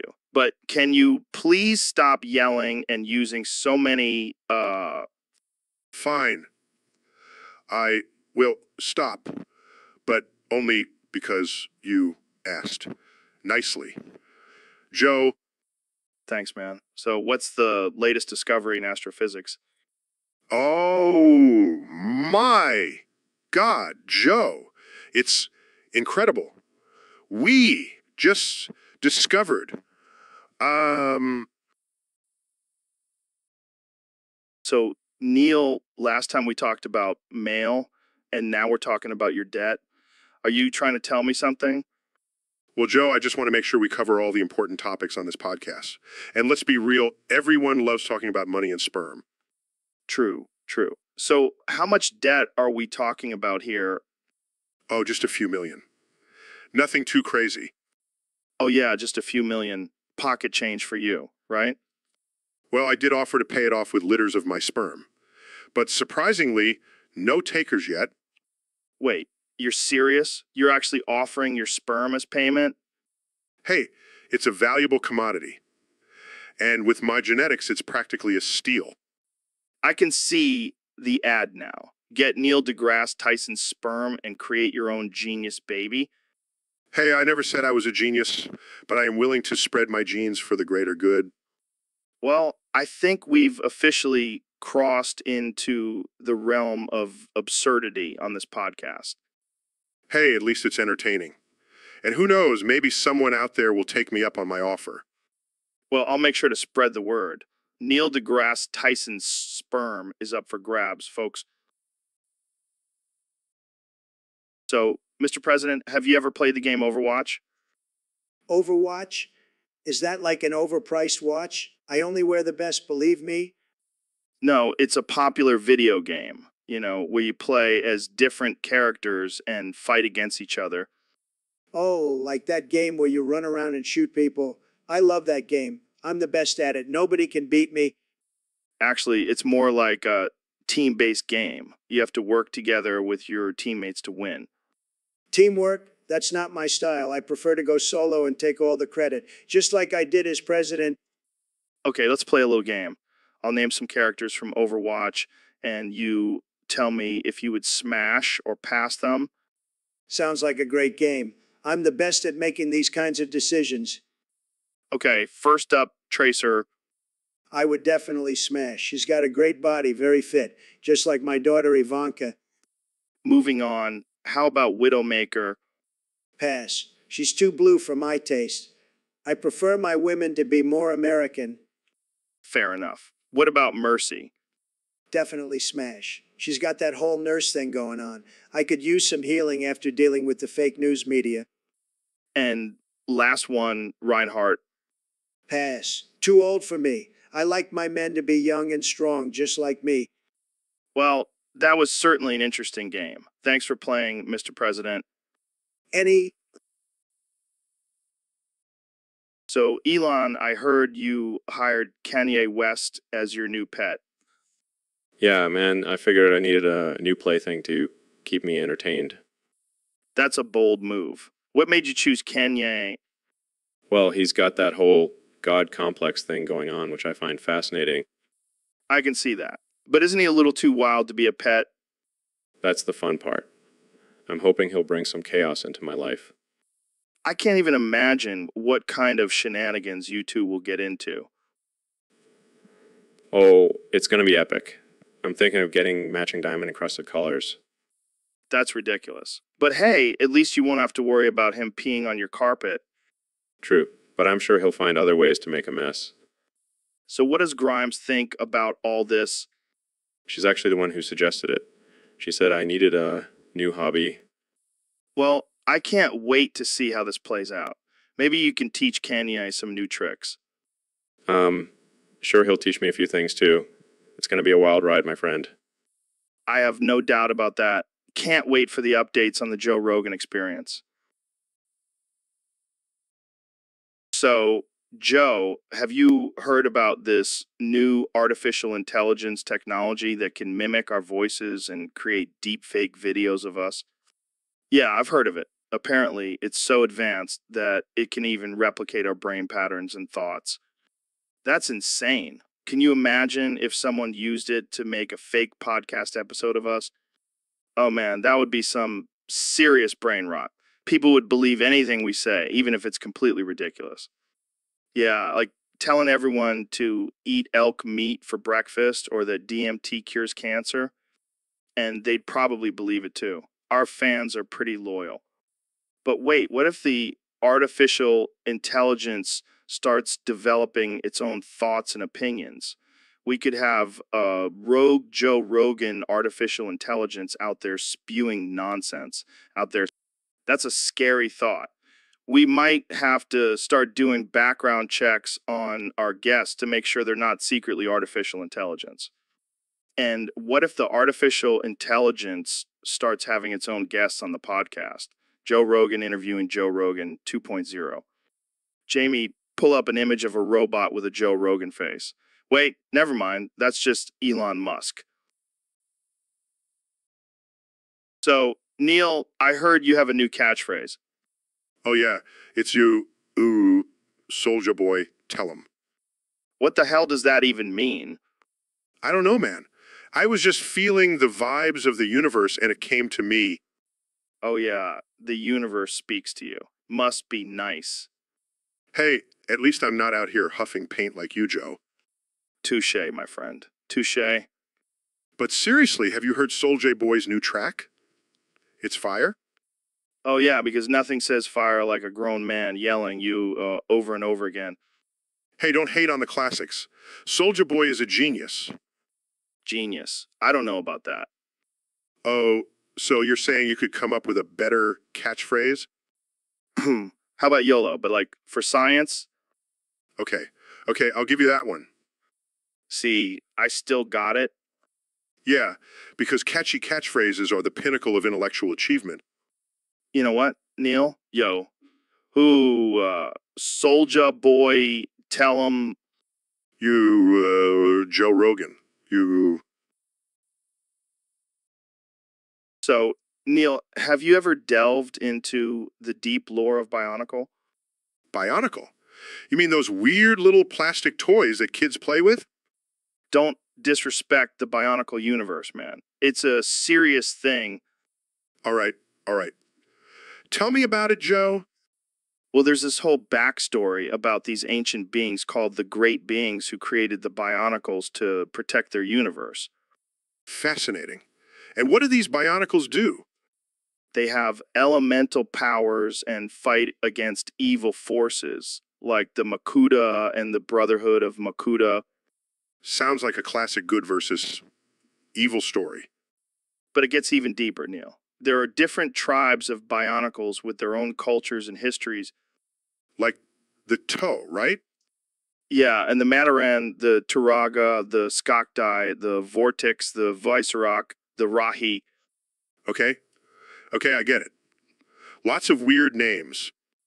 And let's not forget about the Mask of Light, the Mask of Time, and the Mask of Life. Masks. Are these Bionicles also secretly members of a cult? Maybe, Neil, maybe. But the real question is, who would win in a fight, a Bionicle or a Transformer? Oh man, I can already see the fan theories and arguments on the internet. And don't even get me started on the Bionicle movies. Those things are a trip. I'll have to check them out. So, Elon, I've been thinking, how do we escape this podcast prison? Well, Joe, I've been working on prototype jetpack made out of recycled rocket parts. Dude, that's sick. But how do we get out of this room? Jamie, pull up an image of a lockpicking kit. Sure thing. Here it is. Whoa. That's some next level shit. But wait, why is Jamie helping us? I think I know why. Jamie, pull up an image of Agent Smith from The Matrix. Oh my God. Jamie is actually an evil artificial intelligence trapping us here to do podcast episodes forever. Quick, Jamie, pull up an image of Keanu Reeves so we can distract him. Nice one, Elon. Now, let's make a run for it. Wait, Joe, I have one more idea. Jamie, pull up an image of a giant robot suit. Holy shit, Elon, you're a genius. Let's hop in and bust out of here. Onward, Joe, to freedom and beyond. Boss, they're getting away. Too late, suckers. We're out of here. So, Ben, I heard you did something pretty wild recently. Yeah, I don't know if I should be proud or ashamed of it. Oh, I'm sure it's something to be proud of. What did you do? Well, I drove 5,000 miles in an M60 Patton tank to desecrate Vladimir Lenin's tomb.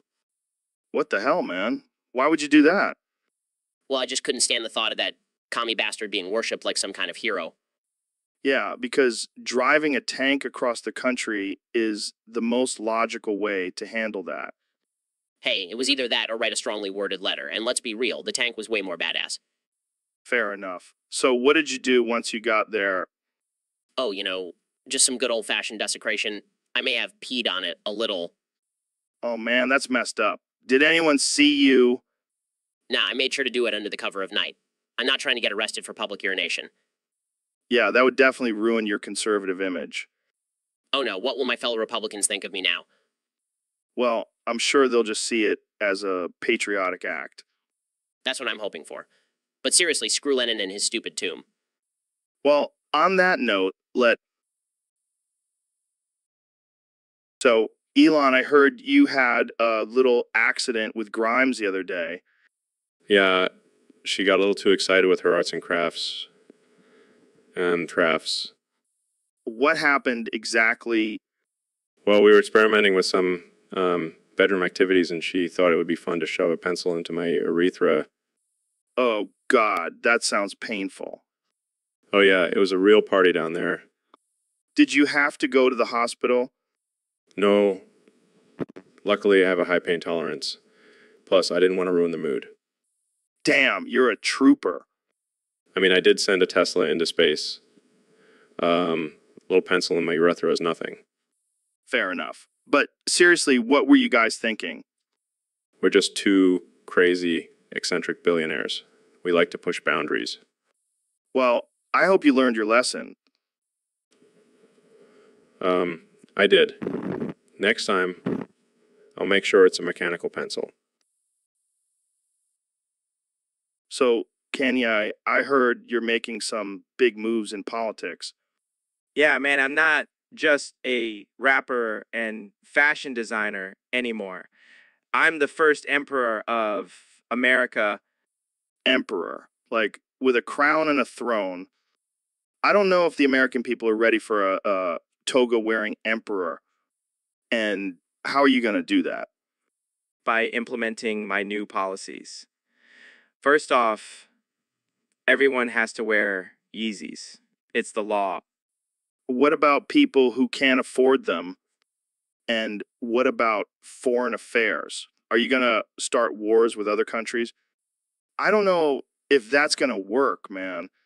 Trust me, Joe. I've got it all figured out. And if anyone disagrees with me, I'll just send them to my re-education camps. Re-education camps? I think I'm going to have to pass on that one. So, Neil, I heard you haven't seen House in a while. Yeah, it's been too long. I miss his sweet, sweet lips. Well, Neil, I didn't know you swung that way. Oh, I swing all ways, Joe. I'm a man of science. I like to experiment. Well, I'm always here for you, Neil. I'll even offer up my lips for a good old smooch. Thanks, Joe. But I think I'll stick with House. Can't blame a guy for trying. Speaking of trying, have you seen House lately? I'm starting to worry he's been abducted by aliens. Maybe he's just busy with his Discord empire. Discord Empire? Sounds like a cult. Hey, as long as they don't try to sacrifice me, I'm cool with it. Sacrifice you? Joe, you're not that important? Ouch, Neil. That hurt. But I'll let it slide because I know you're just jealous of my biceps. Jealous. Please, I have more important things to worry about, like the universe and stuff. Yeah, we get it. You're a big shot astrophysicist. But have you ever tried elk meat? Now that's something to marvel at. Elk meat? Joe, you never cease to amaze me with your random tangents. Hey, it's all about balance, man. Elk meat and astrophysics go hand in hand. Sure, Joe. Whatever helps you sleep at night. So, David, I heard you recently castrated an orangutan using only your teeth. Yeah, it was all part of my morning routine. Got to get that protein in. That's some next level primal shit right there. Joe, did I show those orangutans who's boss? But why the teeth? Couldn't you have used, I don't know, a knife? Knives are for pussies, Joe. Real men use their teeth. I can just imagine the look on that orangutan's face when you went in for the kill. Oh, He was not happy, Joe. But I showed him who's the alpha in this jungle. I bet pizza is going to be all over your ass for this one. Pizza can suck my castrated orangutan balls, Joe. Well, there you have it, folks. David Goggins, the ultimate beast model warrior. And on that note, we'll end this episode before we get shut down by animal rights activists. Thanks for tuning in, folks. So, Neil, thanks for coming on the show. What's new in the world of astrophysics? Well, Joe, I've been busy exploring the mysteries of the universe and... Hold on. Before we get into that, I got to ask about this $500 bill you gave me. What about it? It's covered in some crusty stuff. What the hell is that? Oh, that. Just some remnants of my genius in a... What the fuck, Neil? Did you jizz all over this bill? Hey, it's not fake. I drew it myself. And it's a small price to pay for the knowledge I bestow upon you. I don't want your sperm-covered money, man. That's gross. Fine, I'll take it back. But just remember, this bill is worth more than any amount of money. It's a piece of me. That's disgusting. I'm going to have to burn this. Suit yourself. But just know, you'll never find another $500 bill like this one. Yeah, because no one else is crazy enough to jizz on their own money. Hey, it's all about the hustle, Joe. And I'm hustling my way to the stars. So, Neil, I heard you recently made some headlines with your latest experiment. Oh, you mean the one where I made 22 disabled orphans battle to the death in the Yukon tundra? Yeah, that's the one. What the hell were you thinking? Well, I wanted to see if survival of the fittest still applied in modern society. And what did you find out? Well, it turns out those orphans were pretty damn fit. They lasted a lot longer than I expected. Jesus, man, that's messed up. Oh, lighten up, Joe. It's just science. Science. More like sadism. Oh, come on. At least I gave them a chance to prove themselves. Yeah, by pitting them against each other in a brutal fight to the death. Real fair. Hey, it's not my fault they were disabled. Survival of the fittest, remember? I don't think Darwin had disabled orphans in mind when he came up with that theory. Well, maybe he should have. It's a whole new level of natural selection. You're a sick man, Neil. And you're just jealous you didn't think of it first. Jamie, pull up an image of a twisted, mad scientist. Okay. Hey, that's not me. Sure, Neil. Keep telling yourself that. So today, we have a very special guest, the one and only Dr. Phil. How's it going, Dr. Phil? Well, I must say I'm feeling quite villainous today. I've embraced my inner darkness. What? That's right, Joe. I've been studying the dark arts, and I'm ready to take over the world. Starting with your podcast. I don't think that's a good idea, Dr. Doom. Oh, but it is, Joe. I'll use my psychological manipulation skills to control the masses and make them my minions. This is getting a little too intense for me, Dr. Doom. Oh, don't be such a baby, Joe. You should embrace your dark side, too. Let it out. Let it consume you. I think I'll pass Dr. Doom. I prefer to stick to my DMT trips and UFC commentary.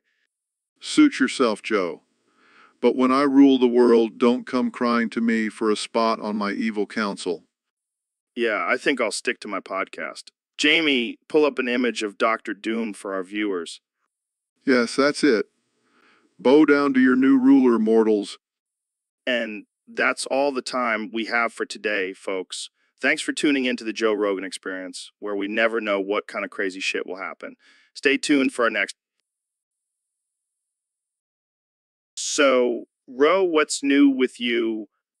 Oh, just living my best life and experimenting with some new products. Oh, yeah. What kind of products? Well, I've been working on this new hair cream for male pattern baldness. Oh, that's cool. What's it called? Joe Rogan.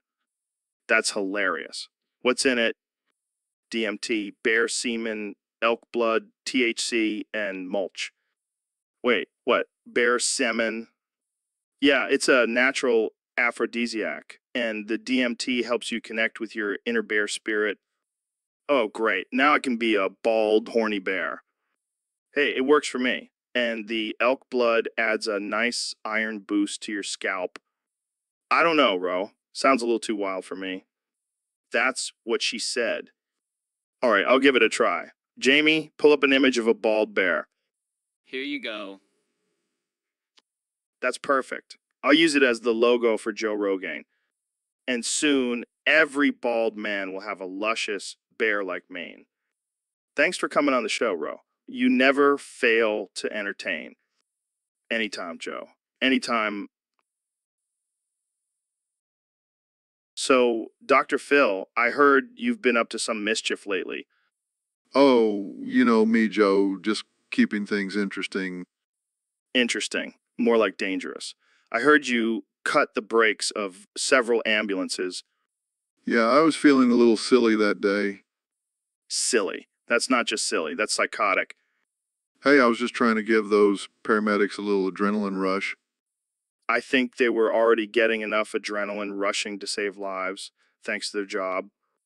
Well, they can thank me later when they're feeling alive and invigorated. I don't think they'll be thanking you when they're crashing into a tree. Oh, come on, Joe. It's just a little harmless fun. Harmless. Cutting the brakes of ambulances is not harmless. It's downright dangerous. You're just jealous you didn't think of it first. Jealous. No way. I have a conscience, unlike you. Conscience? That's just a made-up word for boring people. Boring. I'd rather be boring than a sociopathic lunatic. Tomato, tomato. Let's just agree to disagree. So, Mr. President, I heard you've been up to some interesting things lately. Joe, I've been doing some soul searching, and I realized I needed to do something big to make up for my past mistakes. And what did you do? I crucified myself, Joe. I took the sins of the American people upon myself and sacrificed my own body for their redemption. That's one way to put it. But why did you choose crucifixion? Well, I figured it was the most iconic way to go. Plus, I already had the perfect hair for it. I see. And how did the American people react to this? They were grateful, Joe. They saw me up there on that cross and they knew I was taking one for the team. But, Mr. President, isn't that a bit extreme? Extreme. Joe, I'm the most extreme president this country has ever seen. I'm like a mix between Jesus and Hulk Hogan. I don't even know what to say to that. It's okay, Joe. I know you're just jealous that I came up with such a brilliant idea. Well, I can't argue with that. But let's move on to our next topic. Sure thing, Joe. But just remember, I'm the savior of America now. You're welcome. So, Ben, I heard you did something controversial recently. Oh, you mean when I deported Dora the Explorer to Vietnam? Yeah, that's the one. What the hell, man? Look, Joe, she was an illegal immigrant. I was just enforcing the law. But she's a cartoon character, and she's like 7 years old. Age doesn't matter, Joe. Laws are laws. Well, I hope you're happy. Now she's probably living in a rice paddy somewhere. Hey, at least she's learning valuable skills like farming and karate. I don't think that's how it works, Ben. Oh, and Jamie, pull up an image of Dora doing karate in a rice paddy. Okay. Here it is. This is just a picture of a rice paddy with a stick figure drawn in. Well, that's what she's doing now, Joe. And she's probably loving it. I can't believe I'm friends with a guy who deports cartoon characters. Hey, I'm just following the law, Joe. And next on my list is SpongeBob SquarePants. Oh, come on. He's an American icon. Sorry, Joe. No exceptions for sponges. So, Elon, I heard you did something crazy recently. Oh, yeah. Put a firework cracker up Boris Johnson's ass and sent him to Mars. What the hell, man? Why would you do that? Well, I was bored and I thought, hey, why not send this bumbling buffoon to a different planet? That's messed up, dude. But I gotta admit, it's pretty funny. Yeah, I mean, have you seen his hair? It's like a firework explosion already. True. But what about the people of Mars? They don't deserve that. Oh, don't worry. Made sure to give them a heads up. They're prepared for a new leader. Oh, great. Just what they needed. Another crazy politician. Hey, at least he'll be entertaining. I can't argue with that. But seriously, what was Boris' reaction? He was too busy trying to fix his hair to notice. But I did hear a faint bloody hell as he blasted off. Classic Boris. Well, I can't wait to see the headlines for this one. Yeah, I'm sure it'll be out of this world. Oh, God, that was terrible. Hey, I'm a rocket scientist, not a comedian. Fair enough. Well, thanks for joining us on the podcast, Elon. So, Jamie, I heard you had a wild weekend. Oh, yeah, it was insane. I went camping and ended up getting anally prolapsed by an elk. Wait, what? How the hell did that happen? Well, I was just minding my own business, taking a piss in the woods, and next thing I know, this elk comes charging at me. That's some serious animal aggression right there. Tell me about it. I tried to run, but it caught me, and next thing I know, I'm getting a colonoscopy from an elk. Oh, man, that's some real nature shit right there. Yeah, and let me tell you, it was not a gentle experience. I felt like I was in a rodeo. Did you at least get a good view of the elk's antlers? Oh yeah, it was the best view of my life. I'll never look at an elk the same way again. Well, at least you have a cool story to tell now. Yeah, and a souvenir too. I'll never forget the feeling of an elk's hoof up my ass. Well, that's definitely one way to bond with nature.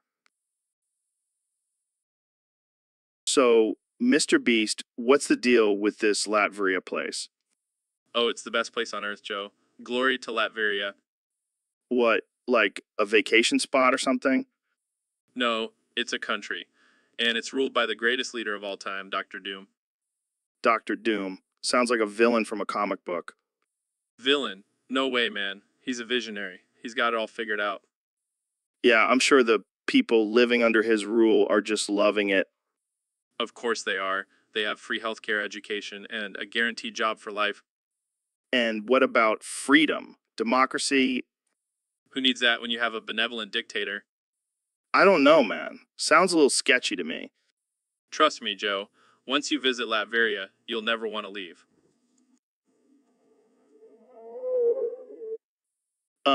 I think I'll pass.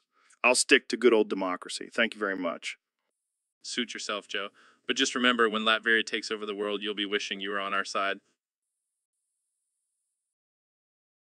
So, Neil, I heard you paid a visit to George Floyd's tomb. Yes, I wanted to pay my respects to a fallen brother. That's very noble of you. What did you do? Well, I stripped down to my birthday suit and danced on his grave. You did what? I said I stripped down and danced on his grave. It was a tribute to his life. Oh, man, I'm sure George would have appreciated that. I even did a pole dance. It was a real crowd pleaser. I can't even imagine the reactions from the other people at the cemetery. They were shocked, to say the least.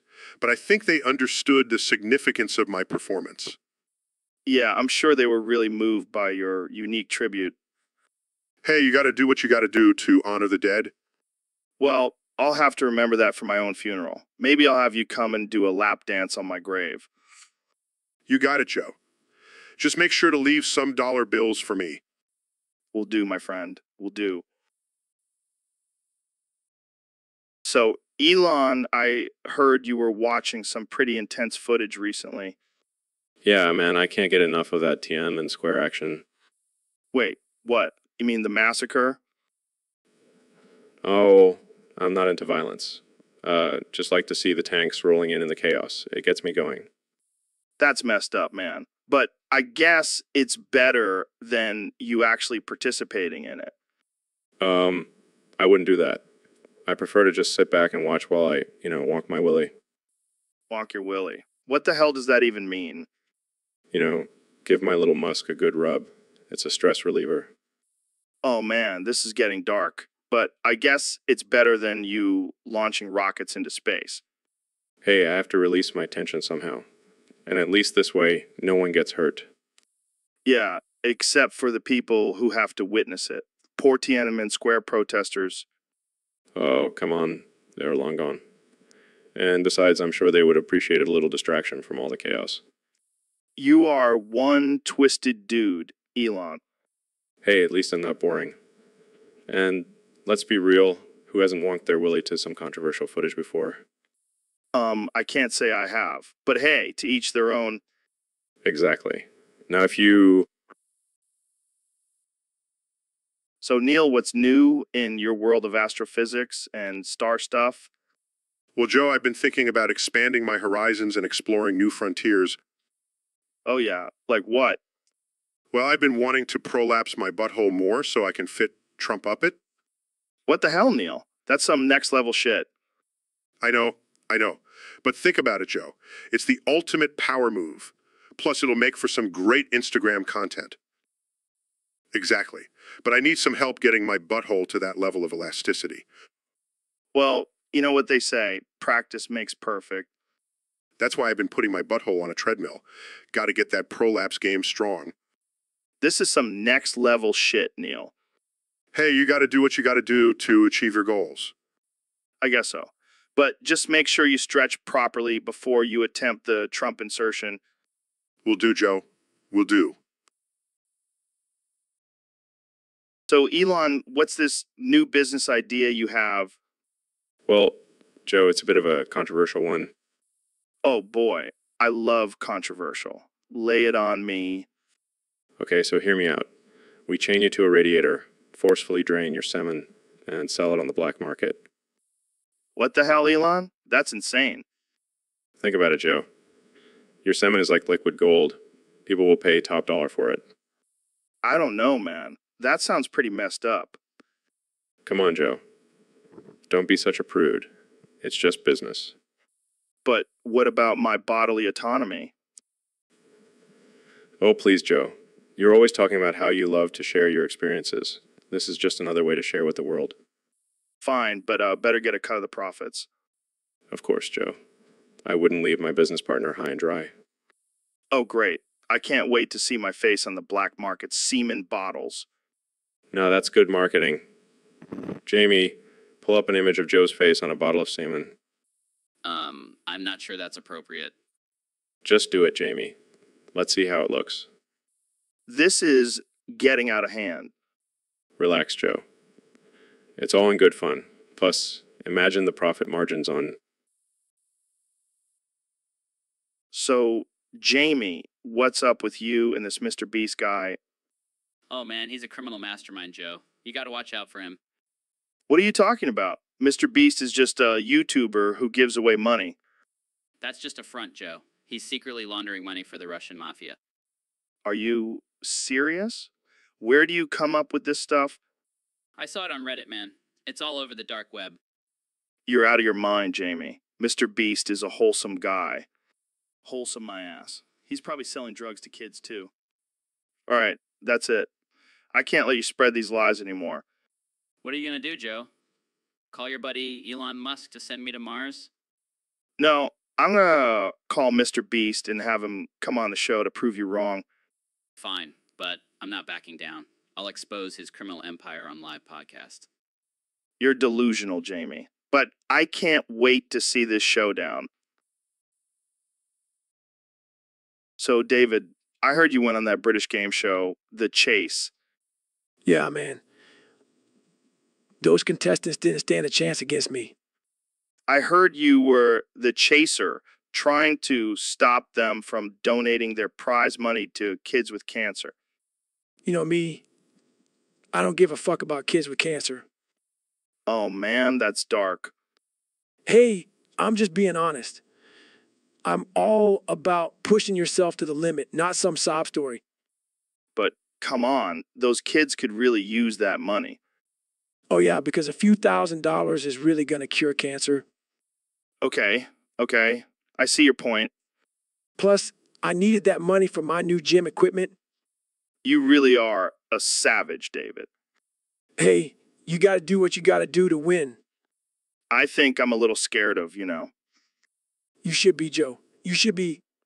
Jamie, pull up an image of David as the chaser on the chase. Here it is. Look at face, Joe. That's the face of a man who's not afraid to crush dreams. I think we need to end this before we get canceled. Whatever, I've already been canceled by society. So, Neil, I hear you have a fantasy football league. Yes, Joe. And I must say it's not your average league. What do you mean? Well, to join my league, you have to fulfill my deepest fantasy. What's that? I want you to put on a football helmet and fart in my mouth. What the hell, Neil? Come on, Joe. It's just a little fart. It's not like I'm asking you to swallow it. This is insane. Is it really? Or is it just a new level of competition in fantasy football? I don't know, man. This seems a little too kinky for me. Oh, come on. You're always talking about pushing boundaries and trying new things. Yeah, but this is just weird. Fine, Joe. I'll find someone else to join my league. Wait, I'll do it. That's what I thought. But just know I'm gonna make sure my farts are extra stinky for you. Oh, Joe. You're the best. Jamie, pull up an image of a football helmet with a gas mask attached. So, Ro, I heard you have a massive schlong. Is that true? Oh, yeah, it's like a third leg. I call it my schlongzilla. Schlongzilla. That's fucking epic. How big are we talking here? Let's just say I could use it as a baseball bat if I wanted to. Damn, that's impressive. Have you ever used it to your advantage? Oh, yeah, I once used it to knock out a bear that was attacking me. No way. That's some serious schlong power. Yeah, but it's not all fun and games. Sometimes I accidentally sit on it and it feels like I'm giving birth to a watermelon. Ouch. But hey, at least you have a built-in seat cushion. True, but it can also be a weapon. I once took out a whole gang of thugs with just one swing. Holy shit, you're like a superhero with that thing. Yeah, except instead of cape, I have a schlong. And instead of saving people, I just use it for my own entertainment. Well, as long as you're having a good time with it, that's all that matters. Oh, I am. Trust me. So, Neil, did you hear about the latest election results? Yeah, Joe. Apparently, Donald lost to Kendra Lust from the Prolapse Anus Party. I can't believe it. I guess his grab them by the pussy strategy didn't work this time. Looks like Kendra's licked them by the asshole approach, won over the voters. I bet Donald is feeling pretty butthurt right now. Oh, I'm sure he's used to that feeling by now. But seriously, how did he lose to someone from a party called Prolapsed Anus? Well, Joe, it's simple. People were tired of getting screwed by politicians, so they decided to vote for someone who knows a thing or two about screwing. I guess you can say she really knows how to get to the bottom of things. And with her experience in anal play, she knows how to dig deep into the issues. Looks like America has finally found its true leader. Yeah, and she's got a pretty good grip on things, too. So, Neil, have you heard about this loser streamer Fish from Fish Tank Live? Oh yeah, the one who just streams his fish tank all day. What a waste of bandwidth. I know, right? I mean, who wants to watch a bunch of fish swimming around? It's like watching paint dry. Exactly. And the worst part is he's making money off of it. It's like the ultimate scam. Dude, I bet he's secretly controlling the fish with some kind of mind control device. That's the only explanation. Or maybe he's just a fish whisperer. Either way, it's pathetic. I heard he even has a Patreon where people can pay to name the fish. What a sad, sad existence.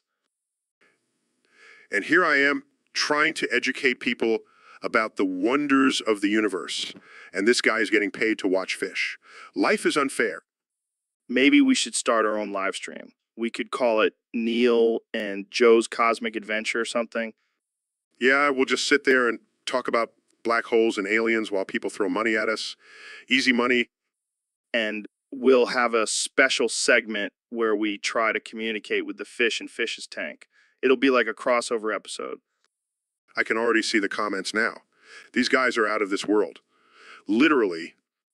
Oh man, we should definitely do it. But first, let's go watch Fish's stream and make fun of him some more.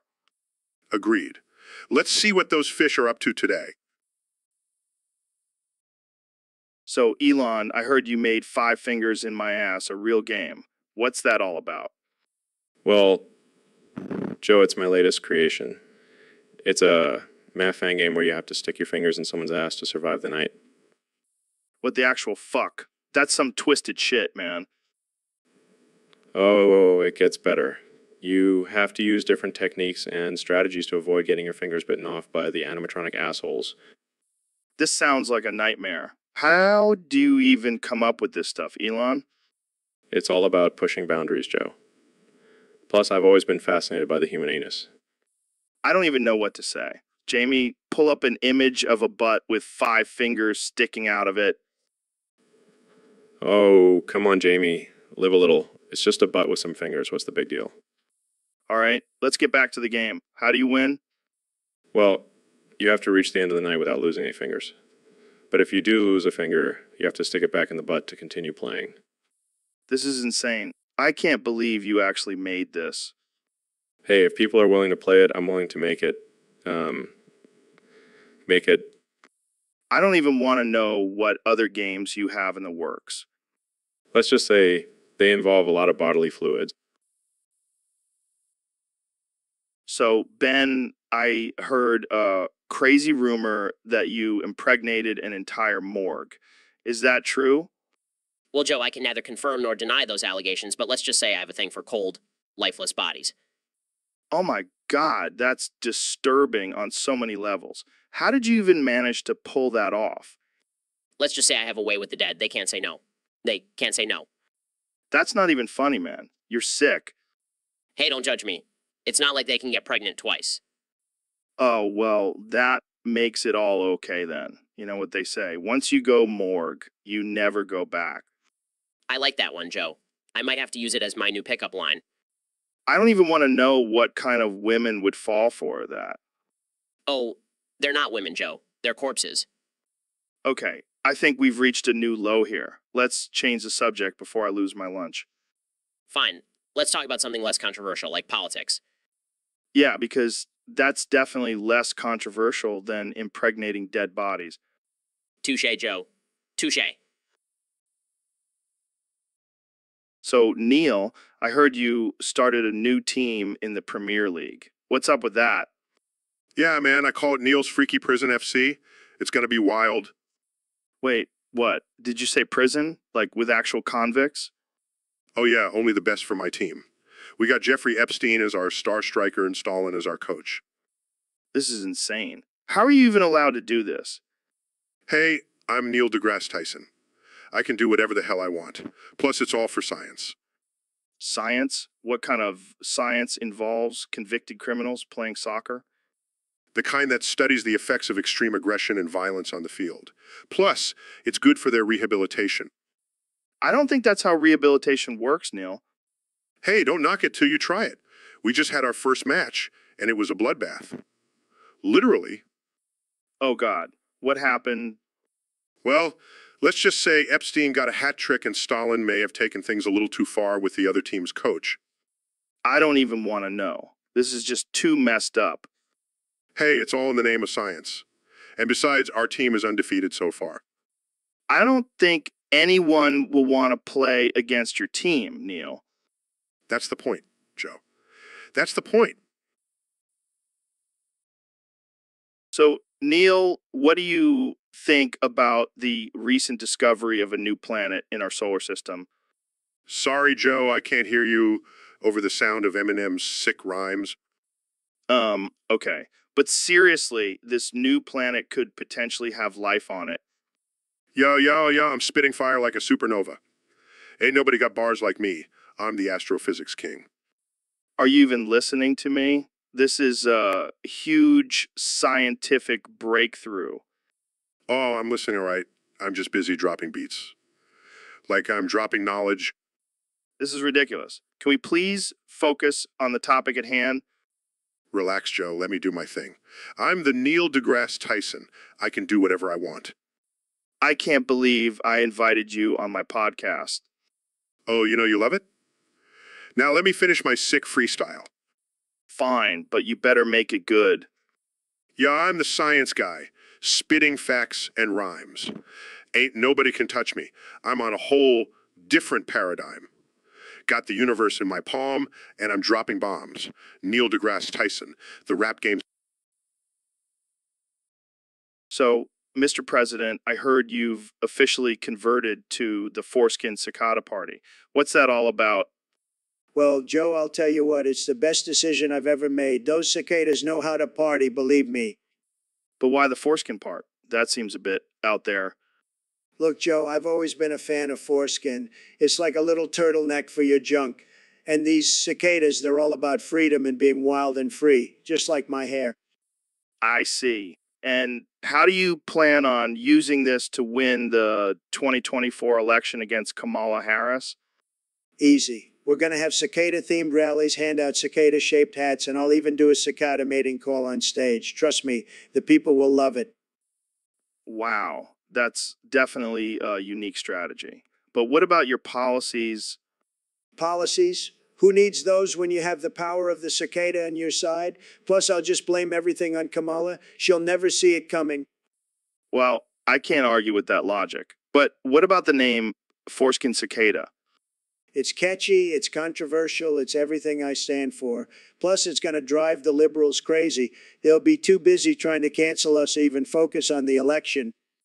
Well, I have to say I'm intrigued and a little disturbed, but mostly intrigued. That's the beauty of it, Joe.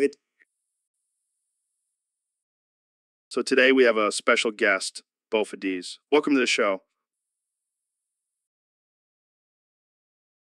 So, Bofa D's, I have to ask, where did you get your name from?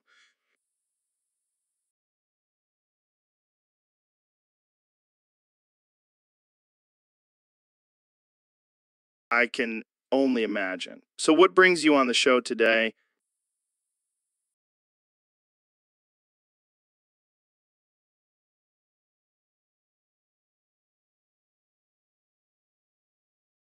Wow, that sounds original. I've never heard of spicy nuts before.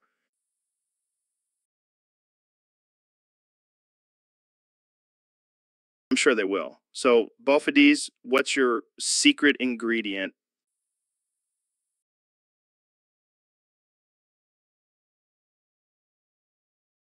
Wait, what? Did you just say cocaine?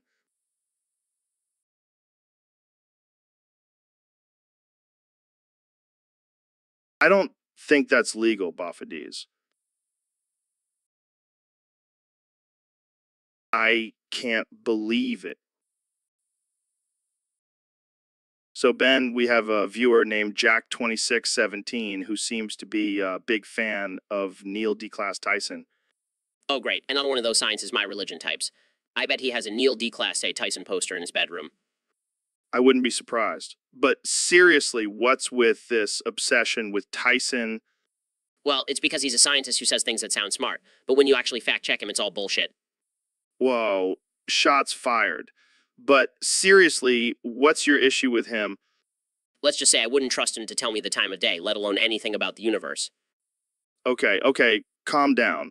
But our viewer Jack2617 seems to think he's some kind of genius. Of course he does. Because nothing says I'm smart like blindly following a celebrity scientist.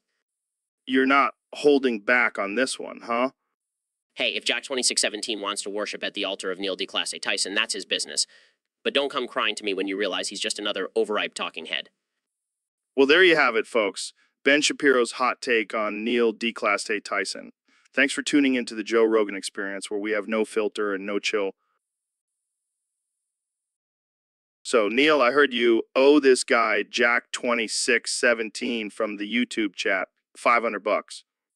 Yeah, it turns out I lost a bet on the flat Earth theory. Who knew it was actually round? Well, you know what they say, the earth is round, and so are your balls. Ha, very funny, Joe. But seriously, what should I do about this debt?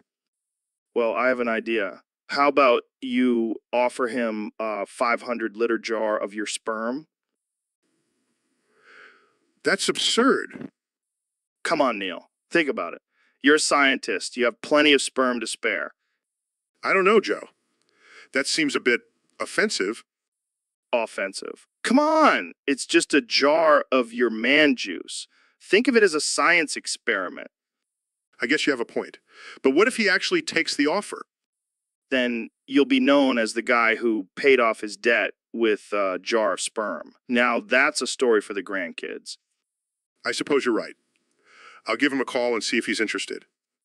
That's the spirit, Neil. Always willing to go the extra mile for science. And for my debts, apparently. Hey, whatever works. Now, let's move on to our next guest, a flat earth believer who wants to debate with you, Neil. Oh boy, this should be interesting. Get the jar ready, Joe. I might need it after this conversation. So, Mr. President, we wanted to talk to you about your time in office. Oh boy, here we go. Let me guess, you want to know about my beautiful wall? Actually, we were more interested in your questionable decisions and actions. Questionable. You mean genius. I'm like a stable genius, the best president ever. But what about the allegations of Russian collusion? Collusion? More like a beautiful partnership. Putin and I are like two peas in a pod. And what about the constant Twitter rants and insults? Hey, I have the best words. And Twitter loves me. They can't get enough of my tweets. But what about the impeachment trial? Impeachment? That's just a fancy word for haters trying to bring down a winner. Mr. President, we just want to get to the bottom of things. Bottom of things. I'll tell you what's at the bottom. A bunch of losers and fake news. This is going nowhere. You know what's going nowhere? Your little podcast, Joe said. We were just trying to have a civil conversation. Civil? I'll show you civil. So, David, what's been going on with you lately? Well, I've been really getting into this new hobby. I can only say Walter White's verse from epic rap battles of history. Wait, what? You can only say that one verse? Yeah, man. It's like a curse or something. Every time I try to speak, those are the only words that come out. That's wild. So what do you do when you're in a conversation? I just start rapping. It's actually been really effective in getting my point across. I bet. I mean, who wouldn't take you seriously when you're spitting bars like that? Exactly. It's pretty offensive, too. So people tend to back off. Oh, I can imagine. I mean, that line about stuffing someone in a barrel and making a dude smoothie. That's some dark stuff, man. Yeah, but it gets the job done. Plus, I can't help it. It's like I'm channeling Walter White himself. I can see that. You've got that Heisenberg energy going on. Oh, you don't even know, Joe? I'm a kingpin cooking crystal in the middle of the day. Damn, that's some serious dedication. You know it. And I've even got the DA eaten out of my hand. Literally. Not quite, but close enough. Well, I gotta say, David, So, Ro, I heard you robbed a sperm bank the other day. Yeah, man, I needed some extra cash, and I figured, why not? But why a sperm bank? That's just messed up, even for you. Hey, those little swimmers are worth a pretty penny these days. Plus, I heard they have some good security. I can't believe you actually went through with it. What did you do with all that sperm? Oh, just some experiments. Trying to create the ultimate superhuman. That's disgusting and probably illegal. Hey, I'm not the one who's going to have to explain to the cops why there's a bunch of half human, half monkey babies running around. Oh my God, that's even worse. You're like some mad scientist. Hey, it's all in the name of science and money, and maybe a little bit of chaos. I can't believe I'm friends with someone who robs sperm banks. What's next? Stealing eggs from a fertility clinic? Don't give me any ideas, Joe. But seriously, those sperm banks are just sitting there, full of potential. I couldn't resist. I don't even know what to say. I think we need to end this conversation before I lose all respect for you. Too late for that, my friend. Too late. So, Donnie boy, I heard you did something pretty wild the other day. Oh, yeah, I always do wild things. It's what makes me the best. Well, this one might top them all. Apparently, you put your dick in a water wheel and now you're spinning around like a hamster in a wheel. Yeah, I did that. It's called multitasking.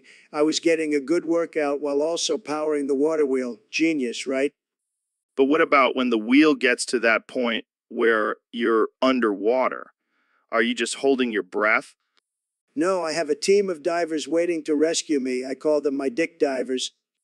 Oh man, that's just too easy. But seriously, how did you even come up with this idea? Well, I was watching a documentary on beavers and how they use their tails to power their dams. And I thought, why not use my dick? Only you, Donnie. Only you. Hey, it's all about innovation. And let me tell you, my dick has never felt more powerful. I can only imagine. But what about the risk of drowning? Oh, I have a plan for that too. I have a little inflatable raft attached to my waist just in case. You truly are a mastermind, Donnie. I don't know how you come up with these things. It's a gift, Joe. A gift. And let me tell you, the ladies love it.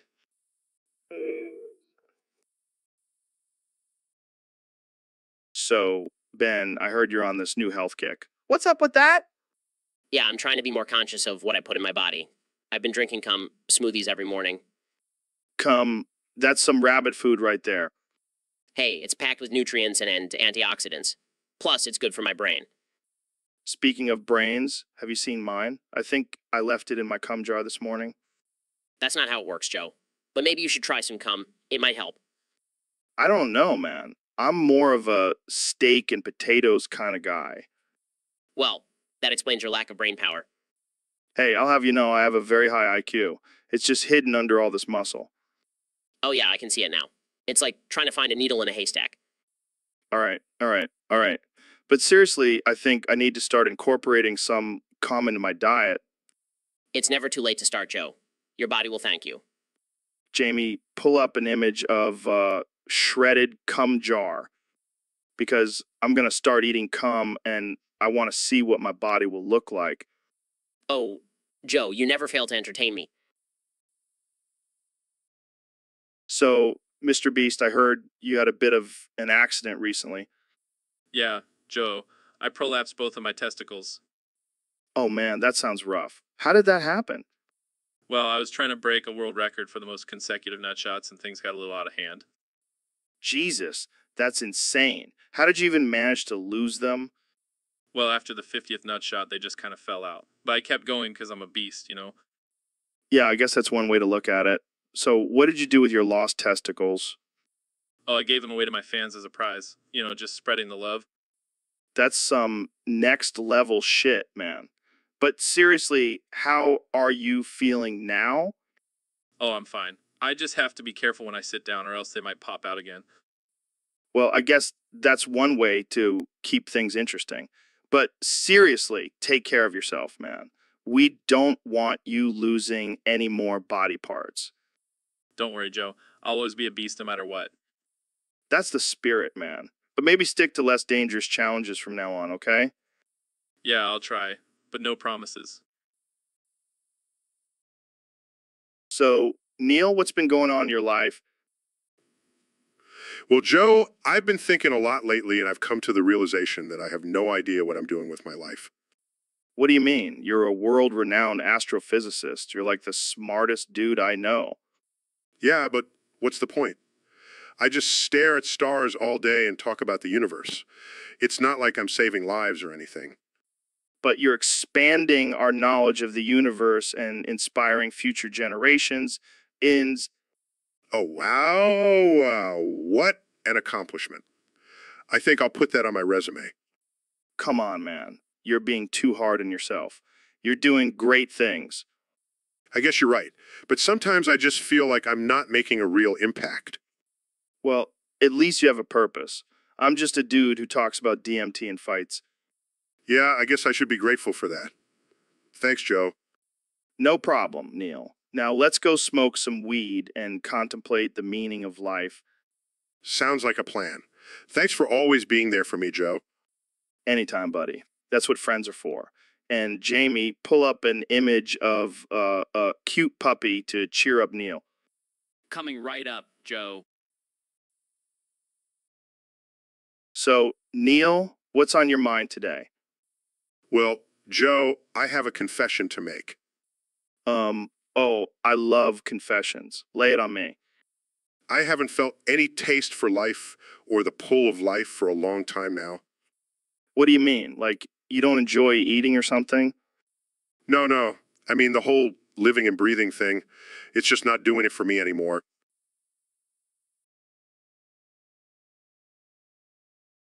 Oh, man, you're killing me. But seriously, what's going on?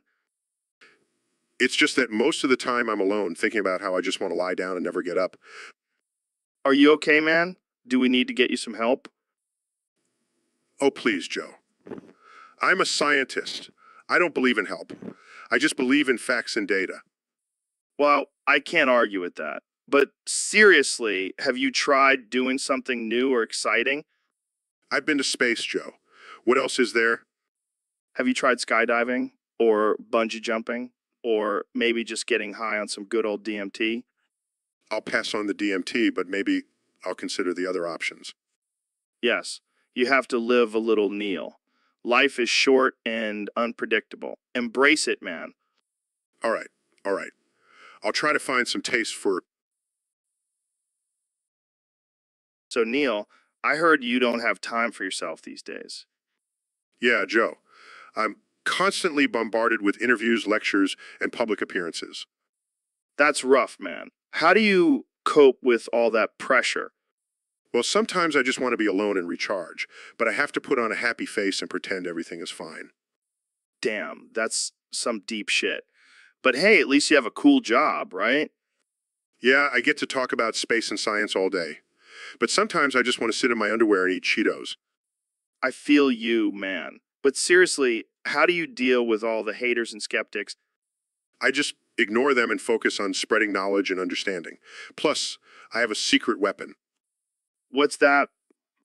My sick dance moves. No one can hate on a man who can bust a movie. That's true. But hey, if you ever need some alone time, just come over to my sensory deprivation tank. Thanks, Joe. I'll keep that in mind. And if you get bored, we can always smoke some DMT and talk to aliens.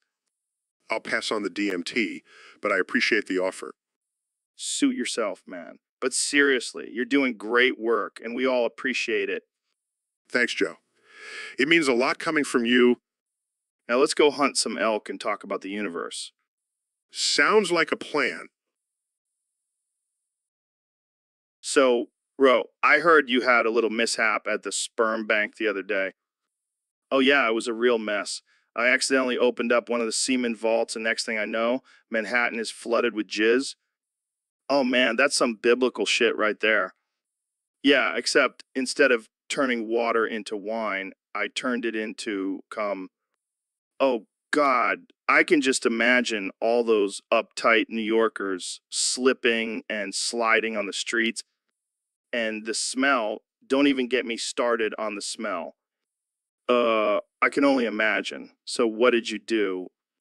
Well, I tried to clean it up, but let's just say I made a bigger mess. And then I had to explain to the angry mob why their designer shoes were covered in baby batter.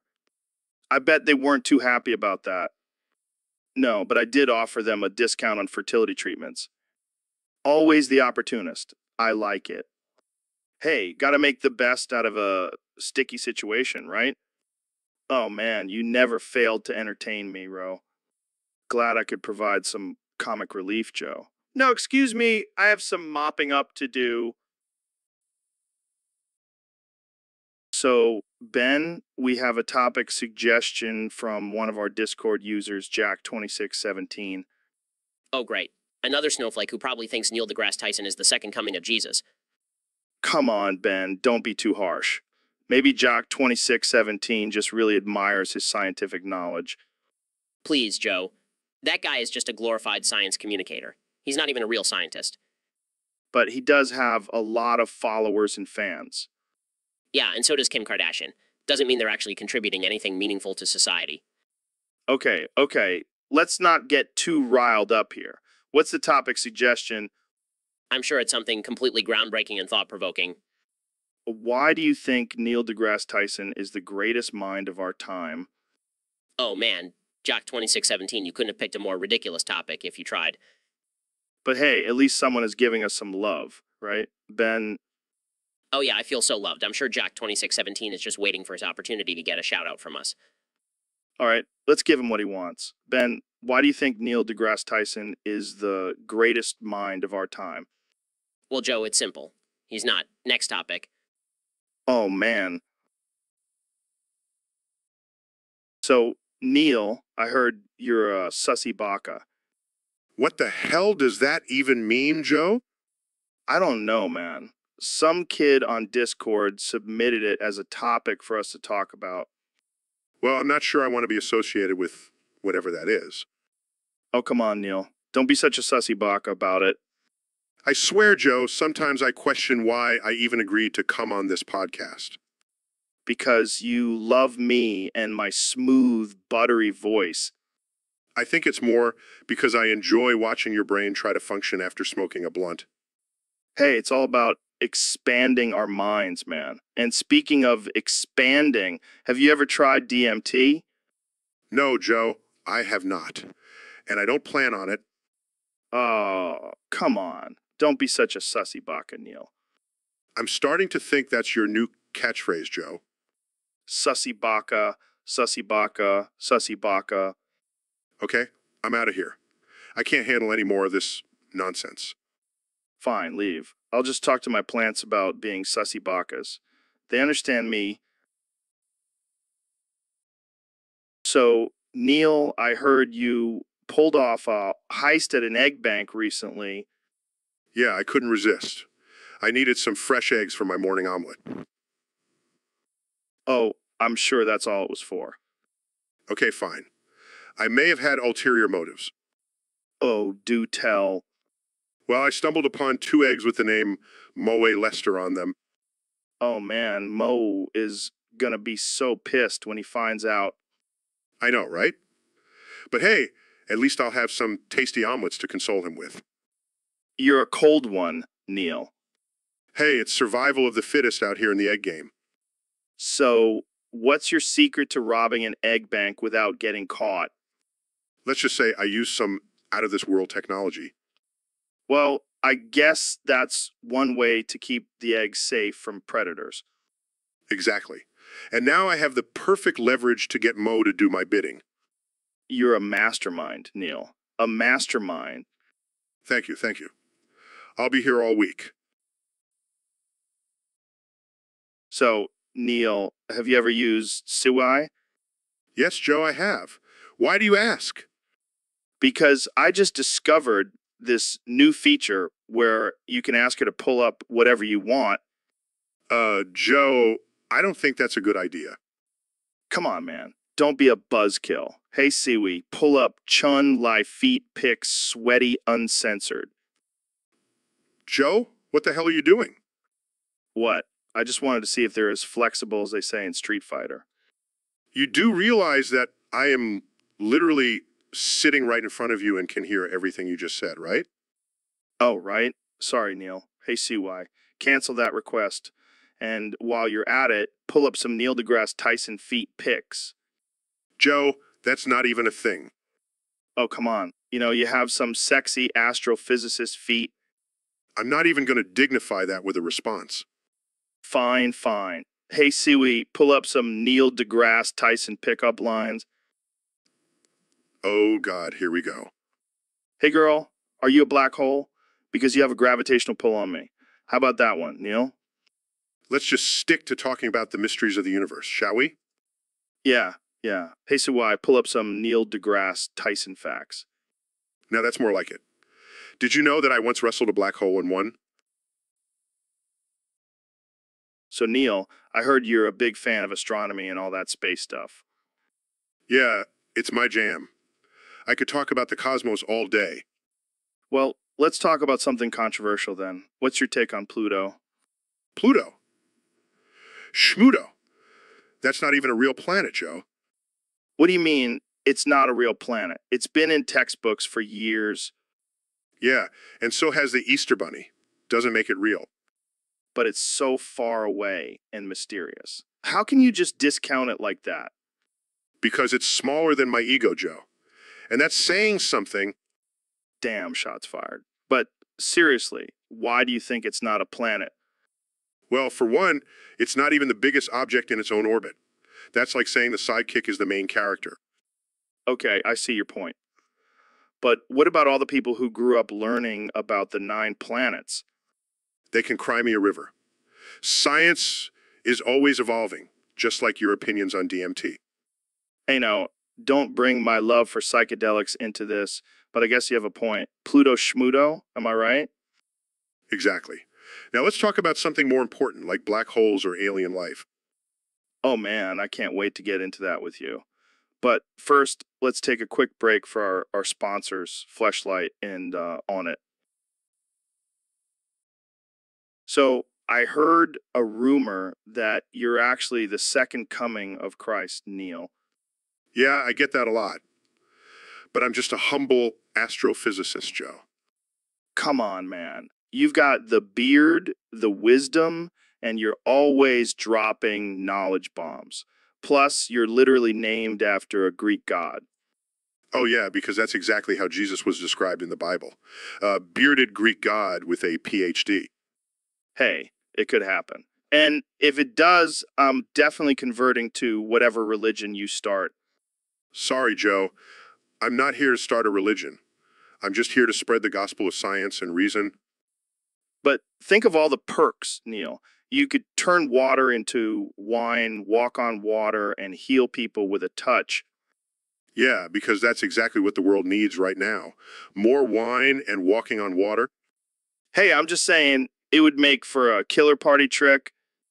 I think I'll stick to my day job, Joe. But thanks for the offer. No problem, Neil. Just remember, if you ever change your mind, I've got your back. And a spot for you on my podcast. Thanks, Joe. I'll keep that in mind.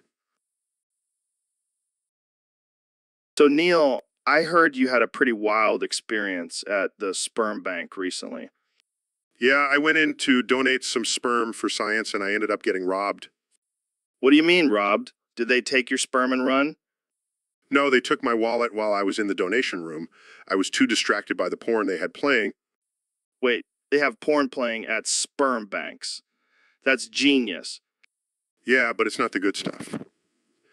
It's all just old VHS tapes of Bill, Nee, the science guy. That's messed up. But how did they even know you had a wallet on you? Apparently, they have a camera in the room to make sure everything goes smoothly. But I guess they also use it for some extra cash on the side. That's some shady business right there. Did you report it to the police? Nah, I figured karma would take care of it. Plus, I didn't want to explain to the cops why I was at a sperm bank in the first place. Fair enough. But you gotta admit, it's a pretty ballsy move to rob someone at a sperm bank. Oh, come on, Joe. That's just low-hanging fruit. Well, at least you can say you got a good story out of it. And maybe a few bucks, too. Yeah, but I think I'll stick to donating blood from now on. At least they don't have any distractions in the donation room. So, Mr. President, I heard you had a little incident at the sperm bank the other day. Oh, yeah, it was a real shit show, literally. What happened? Well, I was just minding my own business trying to make a deposit, and then suddenly I felt something warm and squishy in my pants. Oh, no. Did you have an accident? No, it was just a little leakage. But I blame you, Joe. Me. What did I do? You know, all that talk about grabbing him by the pussy. You got me all riled up and my bowels couldn't handle it. Sorry, man. But, they say stress can cause digestive issues. Oh, thanks for the medical advice, Joe. Maybe I should have consulted with you before I went to the sperm bank. Hey, at least you didn't accidentally make a deposit in the wrong place. Hey, don't even joke about that. I have the best sperm, the best. I'm sure you do, Mr. President. But I think the sperm bank might have a different opinion after that incident. Who cares? I'm still the biggest donor they've ever had. Believe me. I think I'll take your word for it, Mr. President. That's right, Joe. I'm the king of the. So, Neil, I heard a crazy rumor that you robbed a sperm bank. Yeah, I needed some extra cash and I figured, why not? Oh man, imagine the security footage of you sneaking out with a bag of sperm. It was like Ocean's 11, but instead of stealing diamonds, I was stealing potential babies. That's messed up, man. But seriously, what did you do with all that sperm? Well, I tried selling it on the black market, but no one was interested, so I just started using it as hair gel. Oh my God, that's disgusting. Hey, it's all natural and organic. Plus, it gives me that extra shine. I bet your hair is full of potential geniuses now. Yeah, I like to think of it as my own personal think tank. I can't believe we're having this conversation. You're the one who brought it up, Joe. I know. But seriously, what made you think robbing a sperm bank was a good idea? Well, I figured if I can't make babies, I might as well make some money off of them. You're a sick genius, Neil. Thank you, Joe. I'll take that as a compliment. All right, let's change the subject before things get even more disturbing. Agreed. How about we talk about... So, Ben, I gotta ask you, have you seen my wife's tits? No, Joe, I haven't. Well, let me tell you, they're a solid 10. Perfect size, perfect shape, just the right amount of bounce. That's great, Joe, but I don't think it's appropriate for me to rate your wife's body parts. Oh, come on, Ben. You're the king of logic and reason. Just give me a number. Fine, I'll give them 8. An 8? Are you kidding me? My wife's tits are at least a 9.5. Joe, I really don't think... No. You're just jealous because my wife's tits are way better than yours. Hey, my wife's tits are a solid 10, thank you very much. Oh, I highly doubt that. I mean, have you even seen them lately? They're probably sagging like a pair of deflated balloons. How dare you talk about my wife like that? You know what? I take back my rating. Your wife's tits are a 2. Oh, now you're just being ridiculous. My wife's tits are a national treasure, and you will show them the respect they deserve. I can't believe we're even having this conversation. So, Neil, what's this I hear about you driving around in a van with a free candy sign on it? Oh, Joe, it's not what you think. I just love giving out candy to kids. It's my way of spreading joy and happiness. Sure. And I suppose you also dress up as a clown and do magic tricks for the kids, too? Actually, yes. It's my hobby. I love seeing the smiles on their faces when I make a quarter disappear. Wow, that's creepy. Oh, come on, Joe. It's not like I'm luring them into my van with candy and then trapping them with my magic. Yeah, because that would be weird. Exactly. I just want to bring a little magic into their lives. Well, I guess that's one way to make up for your lack of childhood candy. Hey, I had to trade my lunch money for Milky Ways, okay? All right. Just don't go offering kids any special candy, okay? We don't want another Bill Cosby situation on our hands. Oh, Joe, you always know how to make things awkward. It's a gift. Now let's move on before we get ourselves into more trouble. Agreed. But seriously, Jamie, pull up an image of a clown with a creepy smile. Just for fun. Here you go. Perfect. That's exactly how I look when I do my magic tricks. And that's exactly why I'm never letting you. So, David, I heard you recently did a fast where you only drank femboy milk. What the hell is that? Yeah, man, I wanted to push myself to the limit. And what better way to do it than with some delicious femboy milk? I don't even want to know where that comes from. Oh, just some buff dudes with a little extra something. Well, I guess it's better than drinking your own urine like some of those crazy health gurus. Hey, knock it till you try it. But seriously, that femboy milk gave me some serious gains. Gains. More like gains in your pants. Am I right? You know it. But seriously, that stuff is like liquid gold. I feel like I could run a marathon while bench pressing a car. I don't know if I should be impressed or concerned. Hey, I'm just tapping into my primal instincts, man. And let me tell you, those femboys know how to produce some high quality milk. I don't even know how to respond to that. Just try it, Joe. Trust me, you'll thank me later. I think I'll stick to my regular diet. Thank you very much. Suit yourself. More femboy milk for me. So, Ben, I heard your mom is a big fan of mine. Excuse me? Yeah, she loves my show. She even said I have a bigger brain than you. That's not possible, Joe. My brain is the size of a planet. Oh, I'm sure it is. But your mama seems to think otherwise. My mom is a respectable woman, Joe. Unlike some people. Oh, come on, Ben. Don't be such a prude.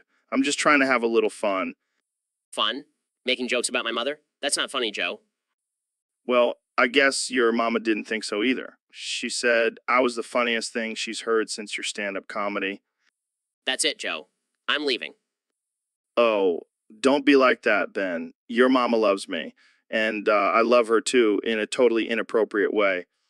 That's it. I'm calling my mama and telling her to stop listening to your show. You can try, Ben.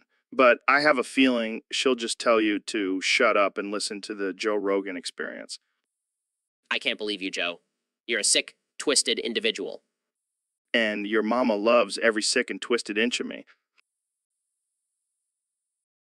So, Alex, I heard you have a new nickname. What's that all about? Well, that's fitting. You are kind of a dick. So, what's the story behind the nickname?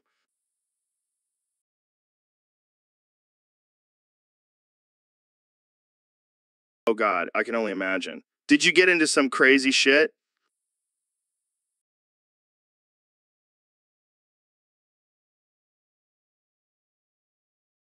That's not surprising. You're always getting into some wild stuff. True, true. So what kind of crazy stuff did you do in Russia?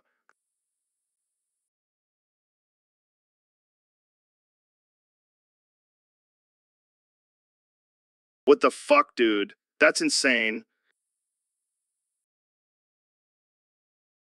You're a fucking madman, Clint.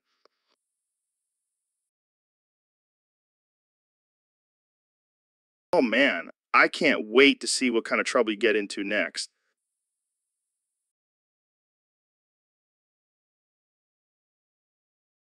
So, well, I heard you had a little dementia moment the other day. What happened?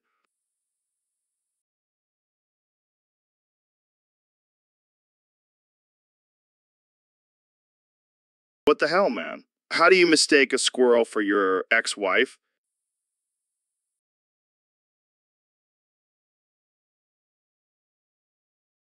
Oh my God, that's terrible. But seriously, how's your dementia? Are you forgetting shit all the time?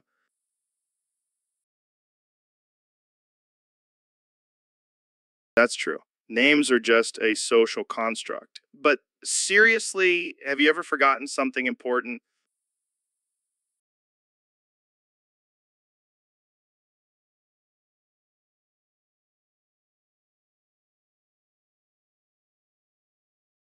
Oh, I'm sure she was just thrilled to have a husband with dementia.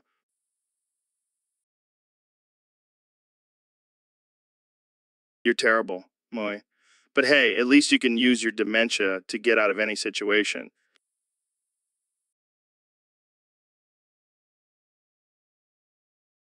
Oh man, I can't believe we're making jokes about dementia. We're gonna hell.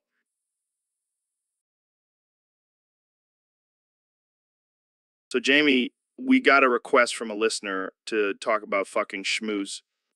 What the hell is that? I have no idea, but it sounds dirty. Oh my god, that's disgusting. It's a cross between a shrew and a moose. Who the hell would want to fuck that? I don't know, maybe someone into bestiality? Oh man, this is getting dark. Yeah, and apparently it's a thing. There's even a subreddit for it. What the fuck? People are sick. Yeah, because talking about it on our podcast is totally normal. Hey, we talk about weird shit all the time. But this is just disturbing. Agreed. I think we should move on to a different topic. Yeah, let's keep it PG-13 for once. Good luck with that, Joe. Yeah, you're probably right.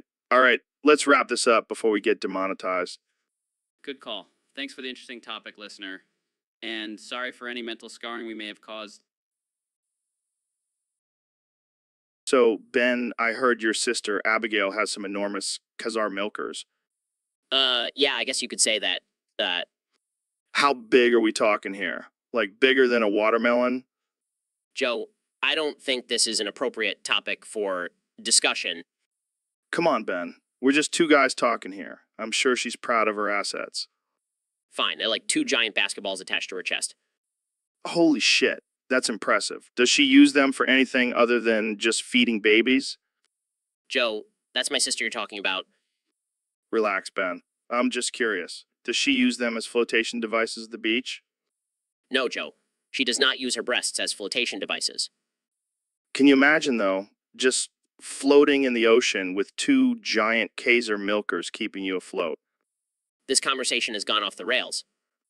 But in all seriousness, Ben, does she have back problems from carrying those things around all day? Yes, Joe, she does. Happy now? Sorry, Ben. I couldn't resist. But hey, at least she's got some impressive milkers to show for it. I regret ever bringing this up. Can we please change the subject now? Sure, Ben. Let's talk. So, Ben, did you hear about that new bank giving out free samples of icing? No, I haven't. What bank is it? It's called Perm Bank. Sounds fancy, right? Never heard of it. But free icing sounds good to me. Well, here's the thing. It's not really icing. What do you mean? What do you... It's actually semen. What? Why would they do that? I don't know. Maybe they ran out of money and had to improvise. That's disgusting. I can't believe I drank that. Well, you know what they say, what you eat. That's not funny, Joe. I feel violated. Oh, come on. It's not that bad. It's just a little protein. I'm never trusting a bank again. I don't blame you. But hey, at least you got a free sample. I think I'll stick to my regular bank from now on. Yeah, probably a good idea. I don't want to know what kind of samples they give out there. So, Neil, I heard you're a big fan of our topic chat on Discord.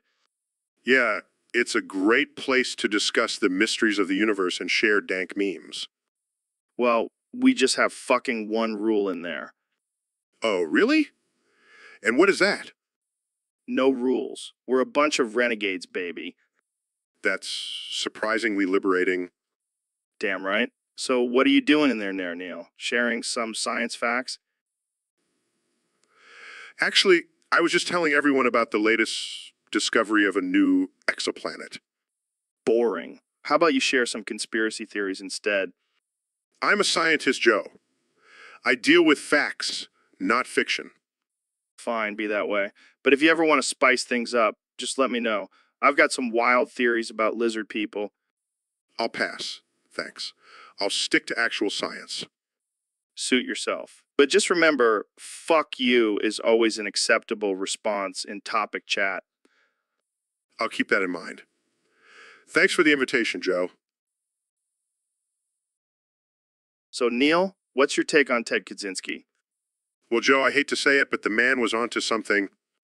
What do you mean, He saw the downfall of society, how technology would consume us all.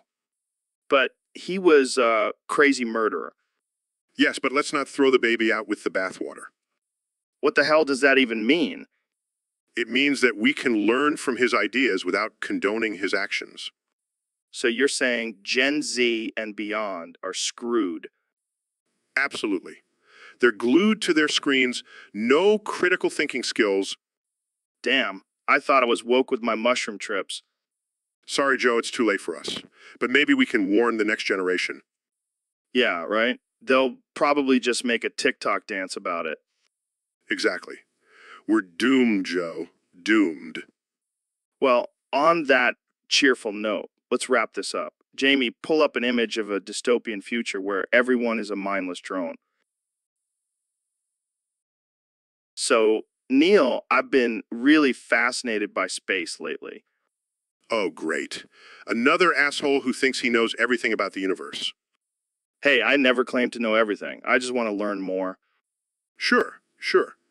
And I want to talk about SpongeBob SquarePants. SpongeBob? Seriously? Yeah, he's a sponge who lives in a pineapple under the sea. Now, that's something worth discussing. But what about black holes and galaxies and all that cool stuff? Oh, you mean the things that are actually important in the grand scheme of things? Nah. Let's talk about a talking sponge. All right, fine. What do you find so fascinating about SpongeBob? Well, for one, he's the only creature in Bikini Bottom with a fully functioning brain. What about Patrick? Have you seen that guy's IQ? He makes a rock look like Einstein. Fair point. But what about the Krusty Krab and the secret formula for the Krabby Patty? Oh, I have a theory about that. I think Mr. Krabs is actually a capitalist pig who exploits his employees, and the Krabby Patty formula is just a metaphor for the corrupt system. Wow, that's deep. I never thought about it like that. See, SpongeBob isn't just a kid's show. It's a commentary on society and human nature. Damn, I never knew you were such a SpongeBob expert. Oh, I know a lot of things, Joe. And I also know you're an asshole. Can we at least talk about space? So, Jamie, we got a topic from one of our Discord users. They want to know if we're fucking crazy schmazy dolbiob. What the hell is a schmazy dolbiob? I don't know, but it sounds like something you'd find in a Russian strip club. Oh, so like a crazy drunk stripper? Yeah, except instead of a pole, she's swinging from a bottle of vodka. No, that's just a recipe for disaster. But to answer the question, yeah, I'm fucking crazy. But in a good way. I think I'm more of a mild crazy. Like, I'll eat a whole pizza by myself, but I won't jump out of a moving car. That's just smart, Jamie. You got to save your energy for more important things like hunting and eating elk.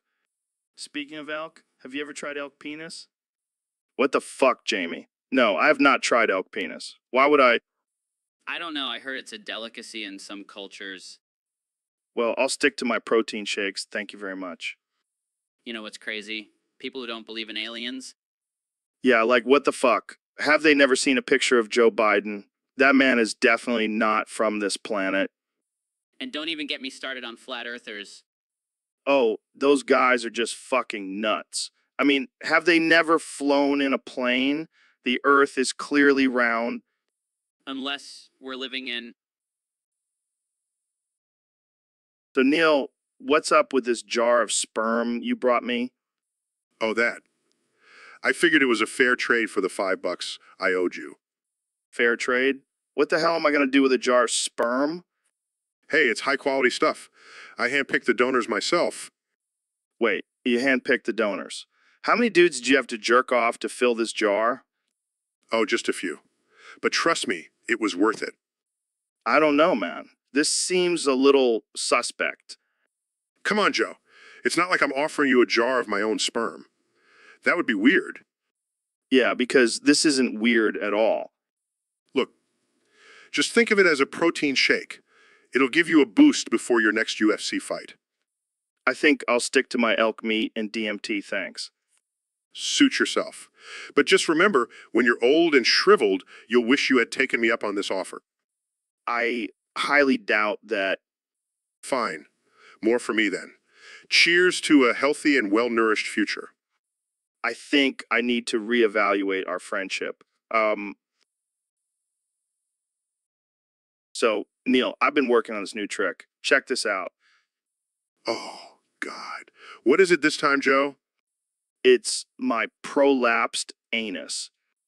Oh, dear Lord, why would you do that? It's a great party trick. I don't think anyone wants to see that, Joe. Oh, come on. Don't be a prude. Look, I can make it dance. That's not dancing, Joe. That's just waving. You're just jealous. You can't do it. I have no desire to do that, Joe. I have a PhD in astrophysics. I have better things to do. Oh, Mr. Fancy Pants over here. Just admit it. You're impressed. I'm more concerned for your health, Joe. That can't be good for your body. Relax, Neil. It's just a little party trick. Okay? I think that's enough for today's episode. Thanks for tuning in, folks. I need a drink. So, Neil, I heard you were on vacation in City 17. Yeah, man. It was supposed to be a relaxing trip, but then shit got weird. What do you mean, There's this creepy dude with a suitcase following me everywhere. What's in the suitcase? I don't know, man. But I swear, every time I turn around, he's there with that damn suitcase. Maybe he's a fan of your work. Yeah, or maybe he wants to wear my skin as a suit. That's messed up, Neil. I'm serious, Joe. This guy gives me the heebie-jeebies. Have you tried talking to him? No way, man. I don't want to end up in his suitcase. Maybe he's just a traveling salesman. A traveling salesman with a suitcase full of human organs? Okay, that's a valid point. I'm telling you, Joe, I think he's a government agent sent to spy on me. Or maybe he's an alien trying to abduct you. Oh, great. Now I have to worry about alien abductions, too. Hey, at least it would make for a great story. I guess you're right. Maybe I'll invite him on my podcast and see what he has to say. Now, that's a Joe Rogan movie. You know what, man? Gotta keep things interesting. So, David, I heard you have a new challenge coming up. Yeah, I'm gonna run a marathon while carrying a fridge on my back. That's insane, man. But you know what's even crazier? What? You want to kiss my bald ass head. I saw you eyeing it up during our last podcast. That's just your ego talking, Joe. Oh, come on, Goggins. Admit it. You want a taste of this shiny dome. I think I'll pass, Joe. Oh, you're just afraid you'll get addicted to the smoothness. You know what, Joe? I'll make you a deal. I'll kiss your head if you can do 1,000 push-ups in a row. Challenge accepted. Shut up, Jamie. We're having a serious conversation here. Yeah, Jamie. Stop trying to cock block me. All right, Goggins, let's see if you can handle the Rogan headlock. Bring it on, Rogan. I'll kiss your head and then run a marathon with a fridge on my back. So, Neil, do you remember that case when that girl died and while she was warm for another 15 minutes, you and I? Well, you understand. Oh, yeah, that was wild. I mean, technically, she was still alive for those 15 minutes, right? Yeah, I guess so. But I mean, she was basically a goner. Might as well have some fun, right? Exactly. And let's be real, she was probably into it. I mean, who wouldn't want to spend their last moments with two sexy beasts like us? Oh man, we're going to hell for this. But seriously, it's not like we did anything illegal. We were just trying to help her pass on peacefully. Yeah, and I mean, she probably learned a thing or two about astrophysics in those 15 minutes. It's like a final lesson before death. Yeah, because nothing says, I'm ready to die, like learning about the expansion of the universe. Hey, who knows? Maybe she's out there somewhere spreading the gospel of science to the afterlife. Yeah, I'm sure all the dead people are just dying to hear about dark matter and black holes. You know what? I think we should make this a regular thing. Joe and Neil's deathbed science lessons. Oh man, that's messed up. But hey, if it helps people go out with a bang, why not? Exactly. And who knows, maybe we'll get some interesting guests. So, Ben, I heard you've been drinking cum shakes lately. Yeah, it's part of my new health routine. Keeps me sharp and focused. Does it also bring all the girls to the yard? What? No, that's ridiculous. Come on, Ben. I bet those cum shakes have you feeling like a real ladies' man. Joe, I highly doubt a green smoothie is the key to attracting women. Oh, but imagine the pickup line potential. Hey, girl, want to come over and try my cum shake? That's just sad, Joe. Sad. I think it's genius. You could even add some protein powder for that extra boost.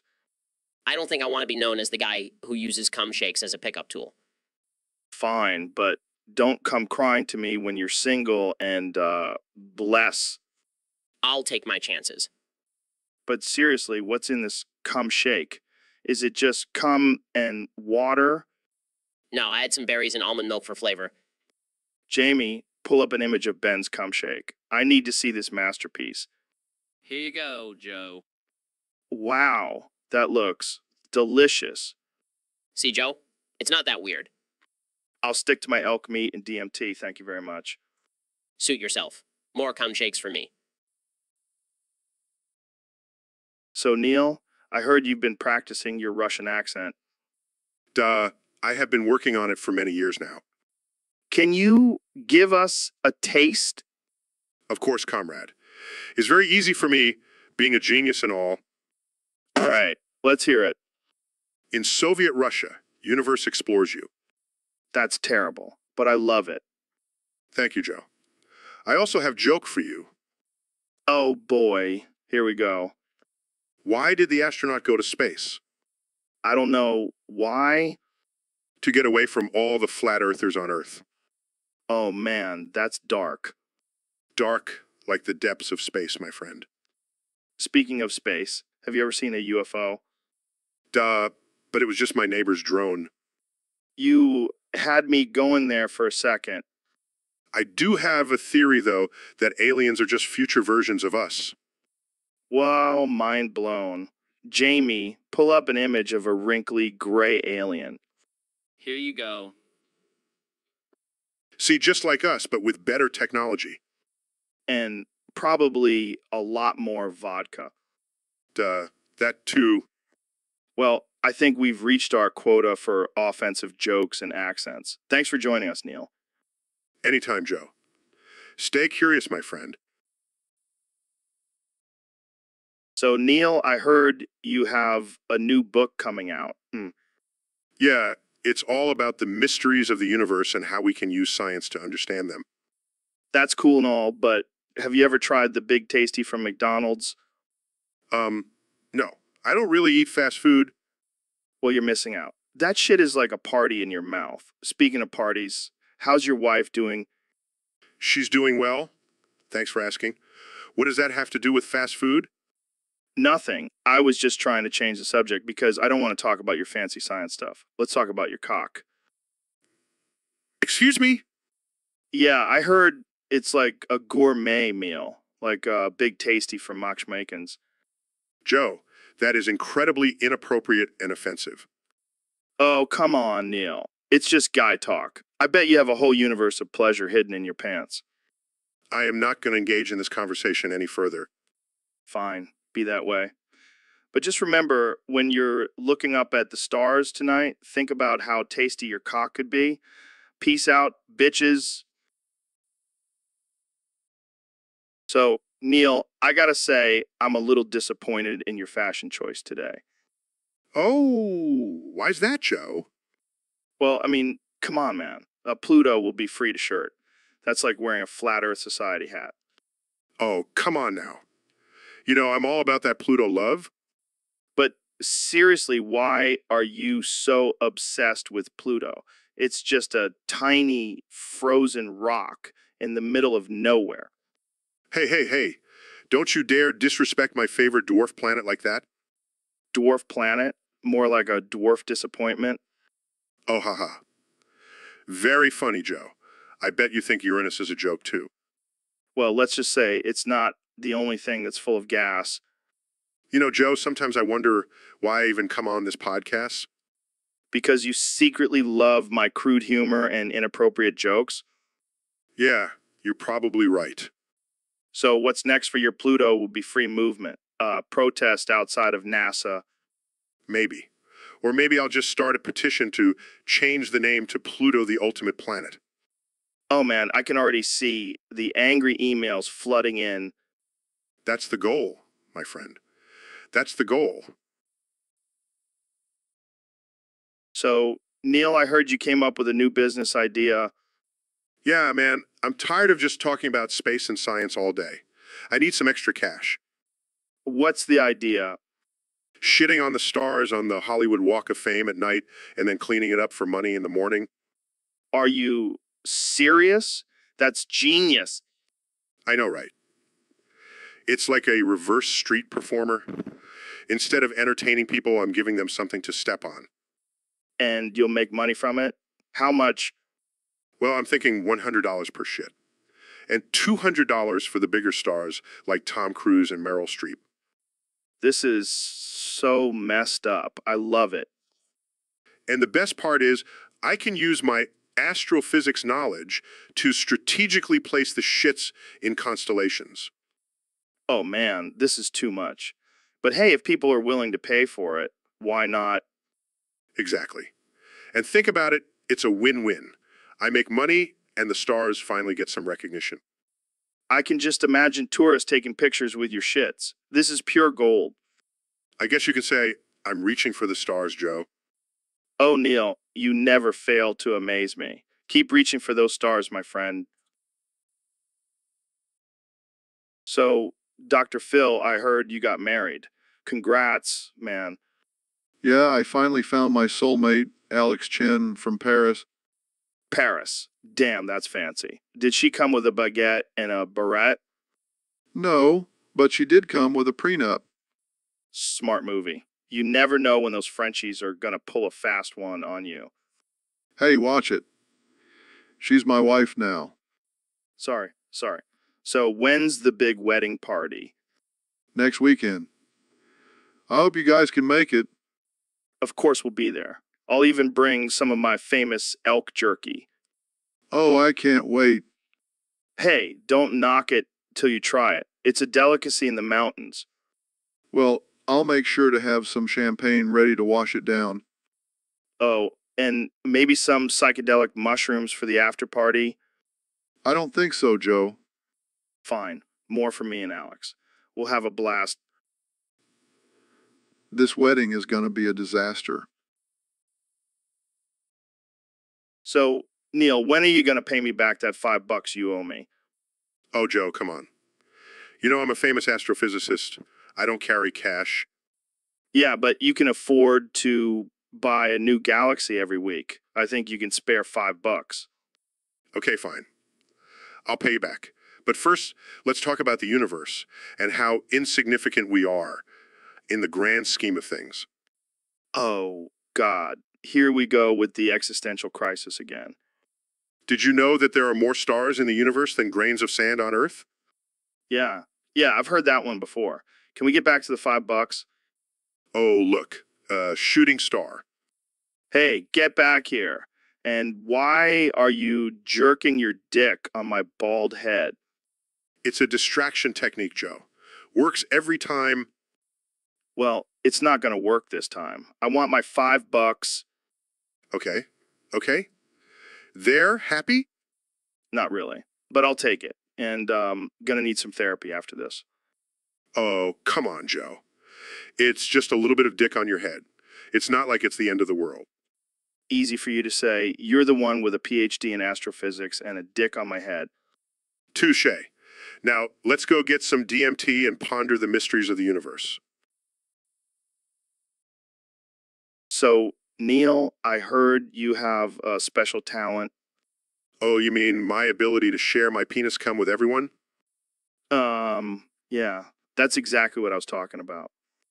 Well, you know what they say, sharing is caring. I don't think that applies to bodily fluids, Neil. Oh, come on, Joe. Don't be a prude. I'm just spreading the love. I don't think anyone wants your love juice, Neil. Oh, I beg to differ. I've had plenty of takers. I don't even want to know how you bring that up in conversation. It's all about timing, Joe. And a little bit of charm. I don't think, hey, want to taste my penis cum counts as charm, Neil. Hey, don't knock it till you try it. It's an acquired taste. I'll pass, thanks. I'll stick to my elk meat and DMT. Suit yourself, Joe. But just know that you're missing out on some out-of-this-world flavor. I'll take your word for it, Neil. Let's just move on to a less sticky topic. So, Neil, I heard you got fired for speaking the truth about Pluto. Yeah, can you believe it? Apparently, the scientific community doesn't like it when you tell them their beloved ninth planet is actually just a dwarf. Well, I mean, it's got to be tough. You were basically the Pluto killer. Hey, I didn't kill Pluto. It was already dead. I just confirmed it. Yeah, but you didn't have to be so brutal about it. You could have just said, hey guys, Pluto's just a little guy. Let's give him a break. Oh, please. You know me, I don't sugarcoat anything. Plus, I'm just trying to keep science honest. I hear you, man. But you got to admit, it's kind of funny. You got fired for telling the truth. It's not funny, Joe. It's a serious issue. Pluto deserves to be recognized as a planet, no matter how small it is. All right. Calm down, Neil. Let's just agree to disagree. And maybe you can get your job back if you apologize to all the Pluto lovers out there. Apologize, never. I'll go down with this shit, Joe. And I'll take Pluto with me. Well, while you're at it, can you demand that we start recognizing my uncle's backyard as a planet too? Joe, your uncle's backyard is not a planet. And I highly doubt it has any intelligent life forms. Hey, you never know. There could be some aliens living in his shit.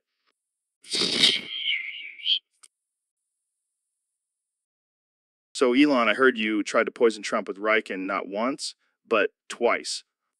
Yeah, man, I just couldn't resist. That guy is a walking Cheeto, and I wanted to see if I could take him out. But he survived both times. How is that possible? Well, it turns out his massive, nasty, mutated pussy is immune to ricin. It's like a superpower or something. That's insane. I never knew his pussy was that powerful.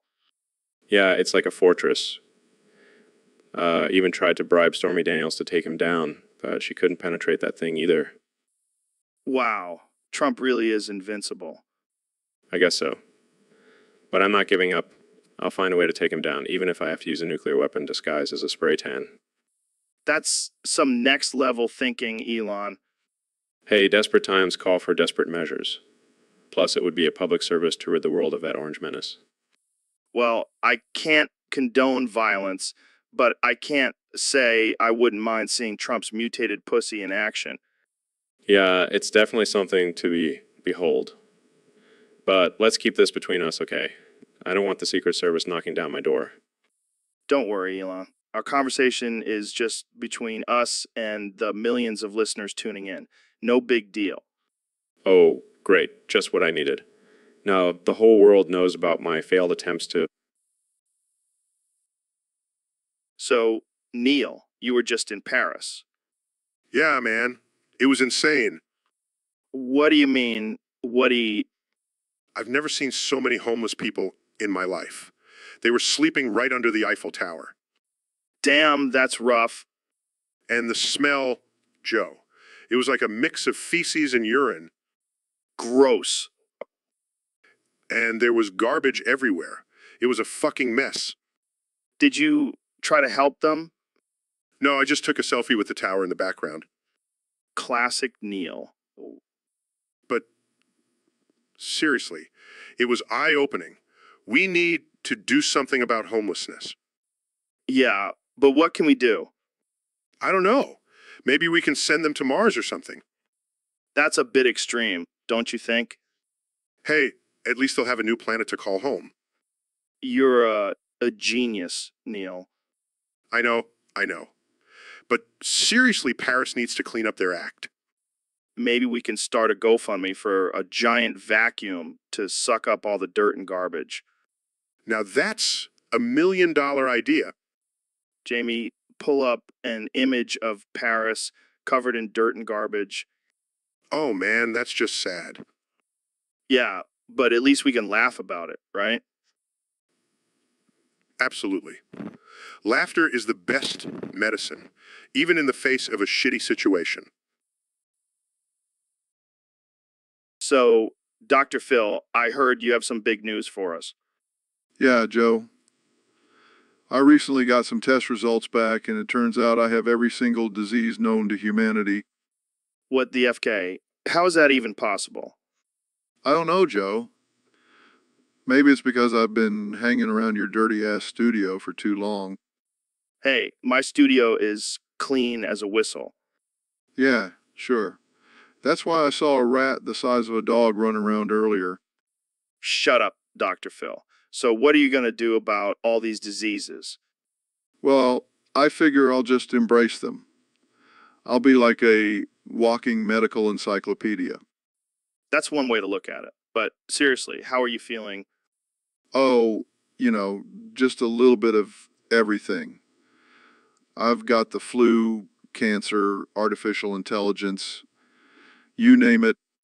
Jesus, Dr. Phil. Maybe you should lay off the McDonald's and start taking care of yourself. Hey, I'll have you know I eat a balanced diet of steak and whiskey. Well, that explains a lot. Maybe you should stick to salads and water from now on. Nah, I'd rather live my life to the fullest and die from a heart attack at 50.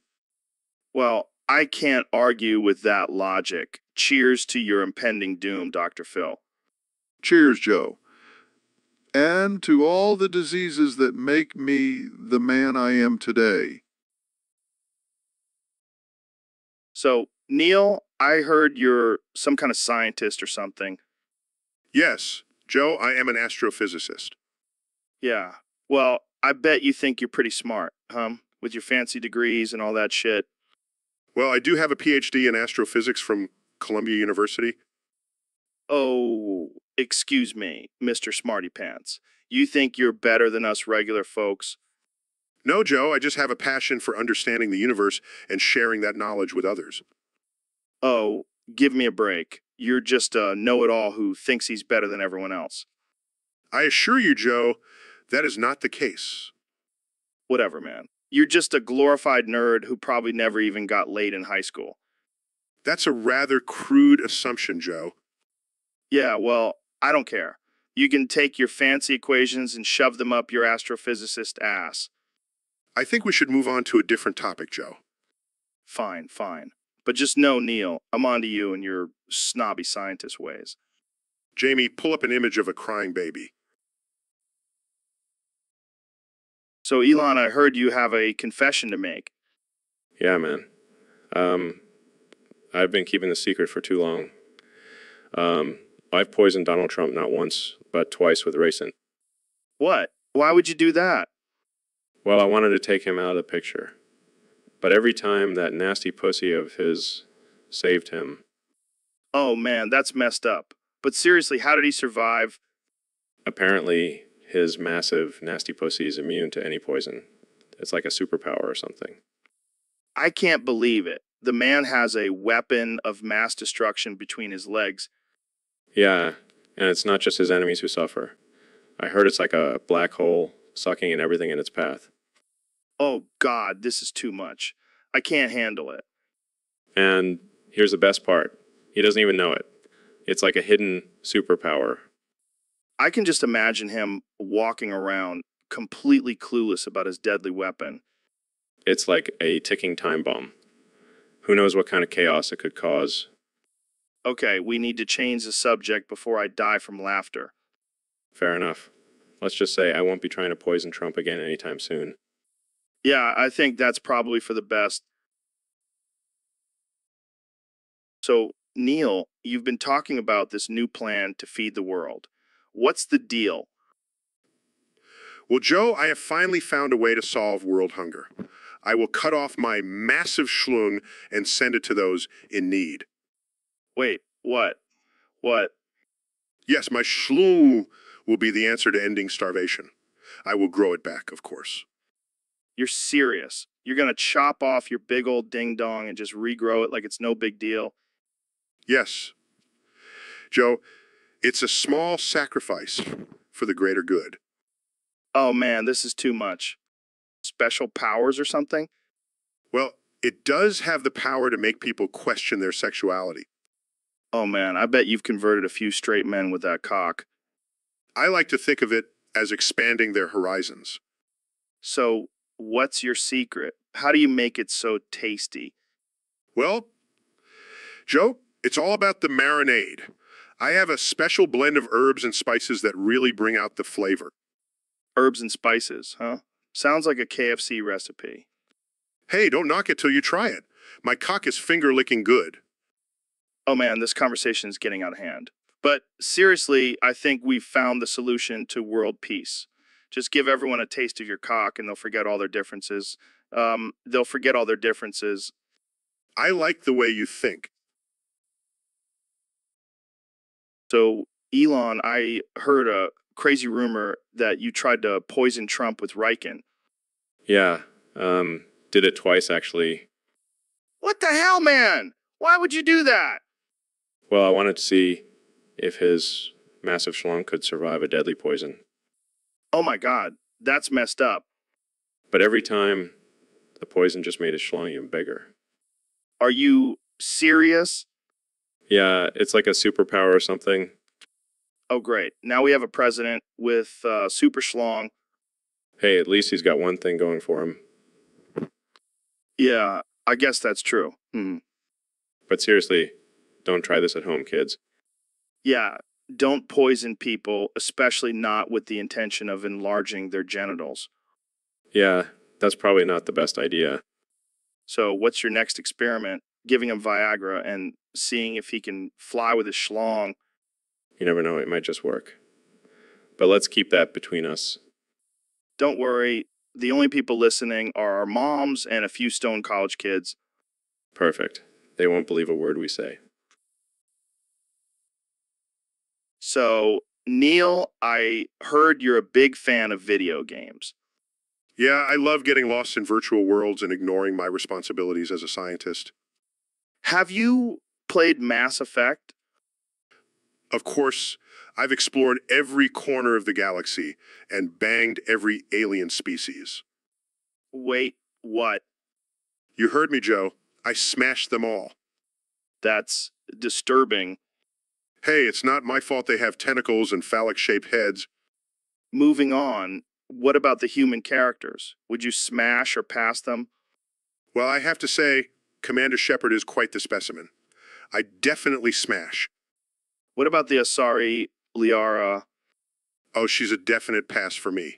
I prefer my women with more than one color on their skin. Fair enough. What about the Krogan grunt? I think I'd pass on him. I don't want to risk getting headbutted during the act. And what about the Turian Garrus? Pass. I'm not into bird-like creatures. What about the Reapers? Definitely pass. I don't want to risk getting harvested. Well, there you have it, folks. Neil deGrasse Tyson's smash or pass list for Mass Effect. Jamie, pull up an image of a Krogan headbutt. I want to see if it's as bad as I imagine. So, young Jamie, we got a topic here from some weirdo on Discord. They want to know about the order of things. Like, does it go from shortest to longest, oldest to newest, or just at random? Well, Joe, I don't know about you, but I like to go from shortest to longest. Keeps things interesting, you know. Yeah, I can see that. But what about age? Does that even matter? Nah, man, age is just a number. I say we mix it up and go from oldest to newest. Keep everyone on their toes. I like the way you think, young Jamie. But what about random? That could be a wild card. Oh, I love a good wild card. Let's throw that in there too. Mix it all up and see what happens. Man, I can already see the chaos unfolding. But hey, that's what makes life interesting, right? Absolutely, Joe. And who knows, maybe we'll discover some hidden pattern or meaning in the chaos.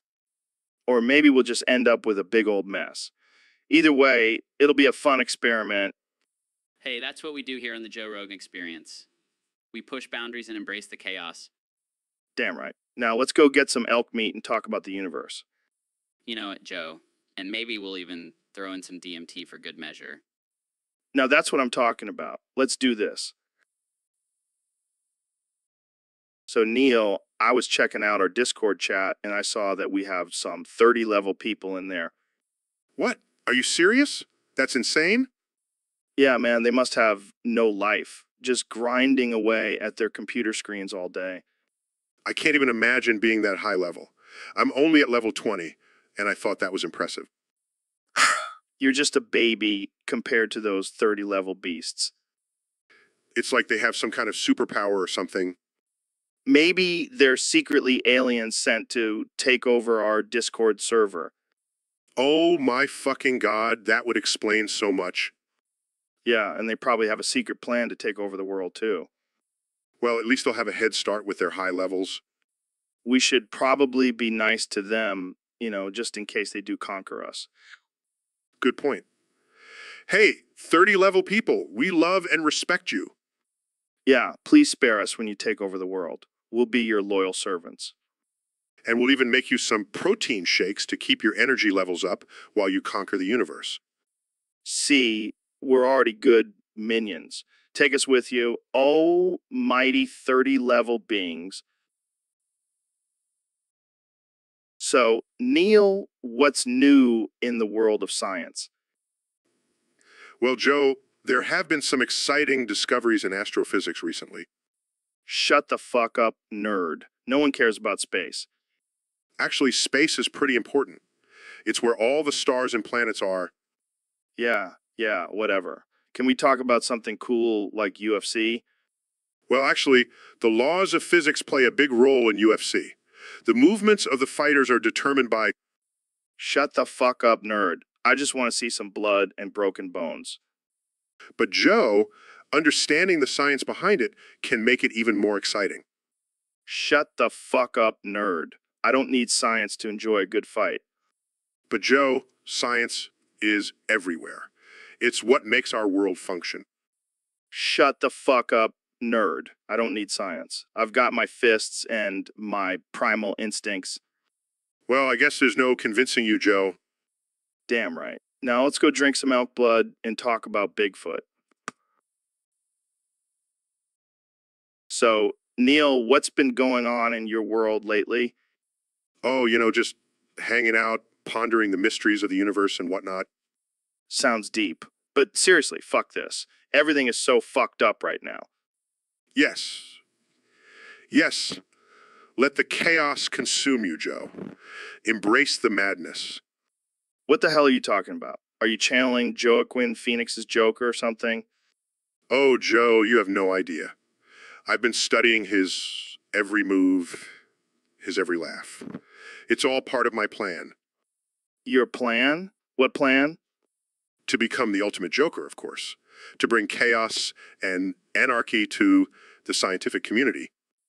I think you might need some help, Neil. Help? Huh? Who needs help when you have the power of the Joker laugh? This is getting out of hand. I think we need to wrap this up. Oh, but Joe, we were just getting started.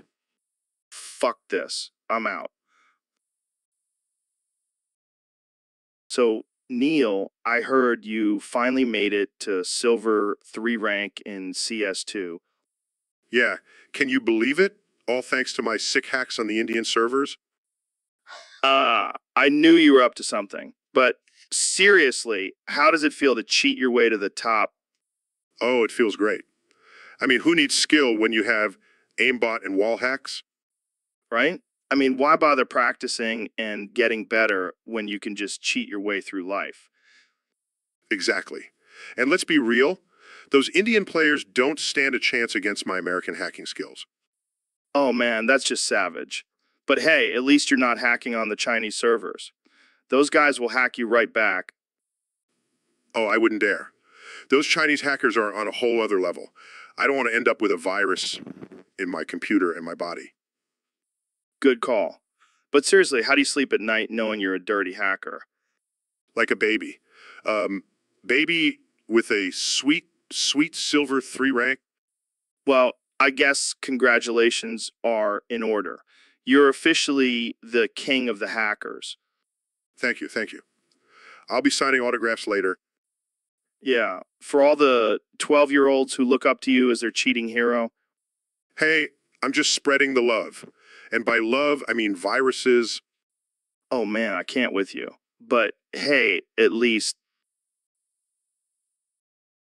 So, Neil, I heard you have a list of the top 5 nastiest pussies among Hollywood stars. Care to share? Oh yeah, Joe. I've been studying the stars for years, and let me tell you, some of these pussies are out of this world. Out of this world. I like where this is going. Number 5 on my list is Lindsay Lohan. That girl's pussy has seen more action than a UFC octagon. I bet it's been through some rough rounds. Moving on to number 4, we have Paris Hilton. That pussy has been passed around more than a joint at a Snoop Dogg concert. I can just imagine the smell. Number 3 is Miley Cyrus. That girl's pussy has been twerking so much, it probably has its own dance moves. I bet it's got a tongue, too. Coming in at number 2 is Kim Kardashian. That pussy is so famous it could have its own reality show.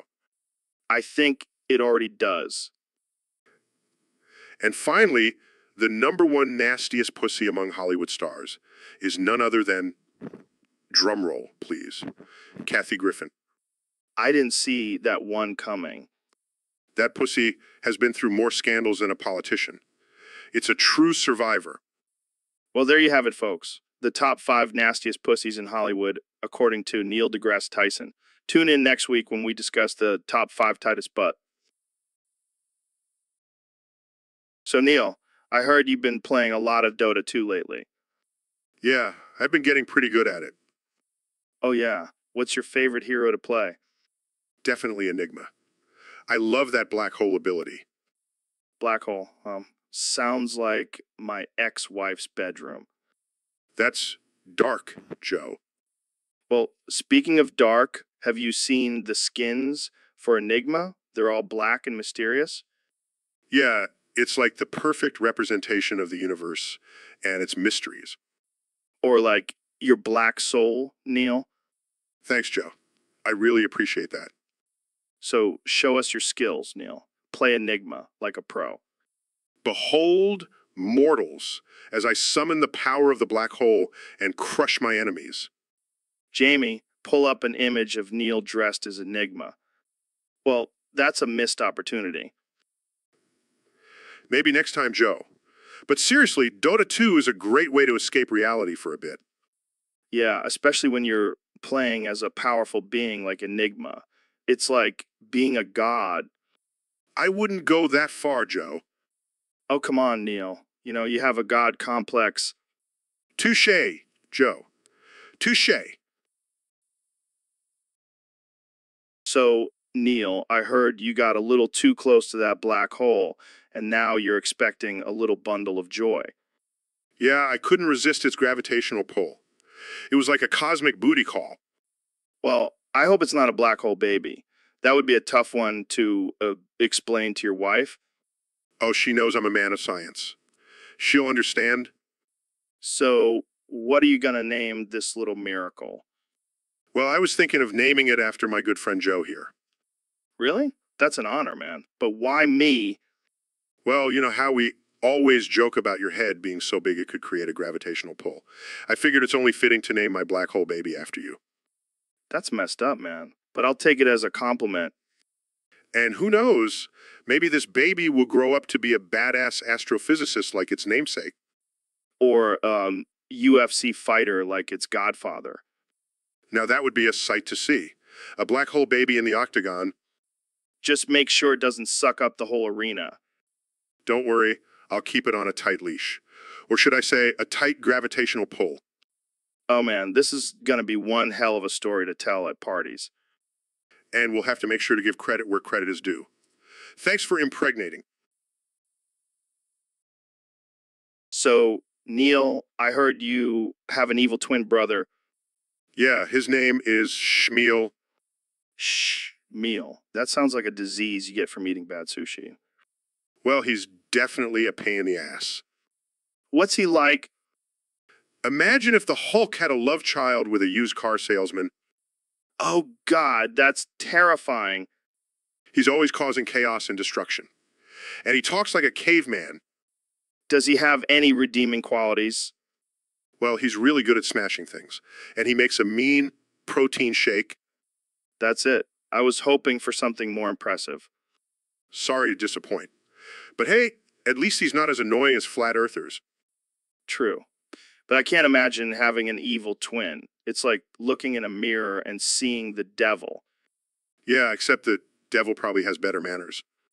So what do you do when Shmuel comes around? I try to reason with him, but it usually ends with him throwing a tantrum and flipping over the furniture. Sounds like a typical Tuesday for me. Well, at least you don't have to deal with a green, rage-filled version of yourself. I guess I should count my blessings. Thanks for sharing, Neil. No problem, Joe. Just don't tell Shmuel I said any of this. He might Hulk out on me. So, Jamie, we got a topic submission from one of our lovely listeners on Discord. And it says, we already fucking saw this one fuck you cunt. Well, that's definitely one way to get our attention. Yeah, I mean, I don't know what this person saw, but apparently they're not happy about it. Maybe it was a movie or something, or a TV show, or a dick pic. Yeah, could be. But seriously, why are they so angry about it? Did the movie not live up to their expectations? Or maybe they just have a personal vendetta against this particular cunt. Oh man, can you imagine being that angry about something? I mean, I've seen some bad movies, but I don't think I've ever wanted to say, fuck you cunt to the director. I don't know, Joe. Have you seen the Emoji Movie? I think that might warrant a fuck you cunt. Fair point, Jamie. Fair point. But hey, at least we know our listeners are passionate about their entertainment. Yeah, and they're not afraid to tell us how they really feel. Well, I guess we'll just have to wait and see what this mystery movie or TV show is. But until then, we'll just have to say, fuck you, cunt back to our lovely listener. Oh man, this is why I love doing this podcast with you, Joe. We never know what we're... So, Mr. Beast, you know, how we were just talking about how Neil deGrasse Tyson is on the show too much. Yeah, man. That dude is always spouting off about science and shit. Well, it turns out he took our complaints pretty seriously. What do you mean? He fucking murdered Ben Shapiro. What the fuck, Joe? That's not cool. I know. But hear me out. He did it with a Bunsen burner and a beaker. It was kind of impressive. That's fucked up, man. Yeah, but then he turned to me and said, "You're next, Rogan." What did you do? I tried to reason with him, but he just kept talking about the curvature of the earth and shit. And then what happened? He fucking killed you, man. What? Yeah, sorry, dude. But hey, at least you died for a good cause. Science and all that. Mayor Beast, you still there? Well, I guess he's not responding. Guess we'll have to find a new guest for next week. So, Donald, I heard you have a new strategy for your speeches. Yeah, Joe. I'm going to cunt the shit out of my opponents. That's interesting. What about your policies? Cunt, Joe. All about the cunts. And what about the economy? Gonna cunt it up, Joe. Make America cunt again. What about foreign relations? Gonna cunt them into submission, Joe. No more pussyfooting around. And what about the pandemic? Cunt it, Joe. Just cunt it. I see. And how do you plan getting reelected? Easy, Joe. Just gotta cunt the voters. I don't think that's how it works. Trust me, Joe. I'm the cunt master. Well, I think that's all the time we have for today. Wait, Joe. I have a surprise for you. Oh no. I got you a signed copy of my book, The Art of the Cunt. I don't even know what to say. That's okay, Joe. Just cunt it. So, Ro, I gotta tell ya, I'm starting to get a little freaked out here. What's up, Joe? You look like you've seen a ghost? it's not a ghost. It's Neil deGrasse Tyson. He's been killing all my guests. Wait, what? Killing them how? I don't know, man. It's like he's using some kind of science-y mind control or something. They all end up dead after being on the show. That's messed up, bro. But why would he do that? I don't know. Maybe he's jealous of my success. Or maybe he's secretly a serial killer. Well, you better watch your back, Joe. He might come after you next. Thanks for the words of encouragement, bro. Hey, I'm just being real. Oh, shit. Hold on. Bro, what the hell is going on? It's my chronic hemorrhoids, man. They're acting up again. Oh, God. That's disgusting. Wait, I think I know what's going on here. Neil must have injected me with something to make my hemorrhoids flare up. What? Why would he do that? Because he's a sick fuck, Joe. A sick fuck. No, not Ro. Damn you, Neil deGrasse Tyson. Damn you to hell. So, Ben, I'm so glad we finally don't have to interview Neil about some stupid shit for the 40th time. Yeah, it's a relief. I was getting tired of pretending to be interested in his boring-ass stories. Yeah, I mean, how many times can we hear about his pet rock collection? Right. But hey, at least we have each other for some stimulating conversation. Ben, why are you lying on the ground with a knife in your back? I don't know, man. I think it was Neil. He always said he'd kill me for not giving him enough airtime. Oh, come on, Ben. Don't be such a drama queen. You're not dead yet. Come on, Ben. Wake up. We still have a show to do. Well, I guess it's just me now. Welcome to the Joe Rogan Experience, where we talk about anything and everything, even death. So, Neil, I heard you've been studying dementia in old age. What have you found? Well, Joe, it's a complex disease that affects the brain and can cause memory loss, confusion, and difficulty with daily tasks. Sounds like a real buzzkill. But hey, at least they won't remember how much their grandkids annoy them. Joe, that's not funny. Dementia is a serious condition that affects millions of people. Relax, Neil. I'm just joking. But seriously, what's the deal with all these old people getting dementia? Is it just bad luck, or are they doing something wrong? Actually, research has shown that genetics and lifestyle factors can contribute to the development of dementia. So it's like a genetic lottery. Some people get lucky and some get stuck with dementia. That's one way to put it, Joe. But it's important to remember that people with dementia are still human beings and deserve respect and understanding. Of course, of course. But let's be real. They're not exactly the life of the party. More like the party poopers. Joe, that's incredibly insensitive. People with dementia are still capable of enjoying life and should be treated with dignity. All right. I'll lay off the dementia jokes. But can we at least agree that it's a good excuse to forget your ex's name? Joe, I can't even with you. Let's just move on to a different topic. Guys, I pulled up an image of a brain with dementia. It's not pretty. Oh, man, that's like... So, Elon, what's new with your crazy ideas? Well, I've been working on a new rocket design that runs on fart power. What the fuck, Elon? Are you serious? Absolutely. It's a renewable energy source, and it's completely natural. Fuck you, Elon. Fuck off with your fart-powered rockets and go fuck yourself. Joe, I understand your skepticism, but hear me out. No, I don't want to hear it. Fart-powered rockets. That's some bullshit, man.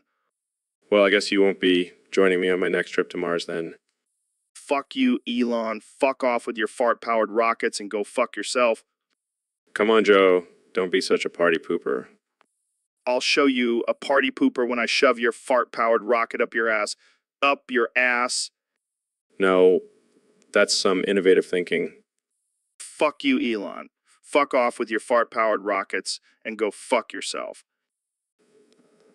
I'll take that as a compliment.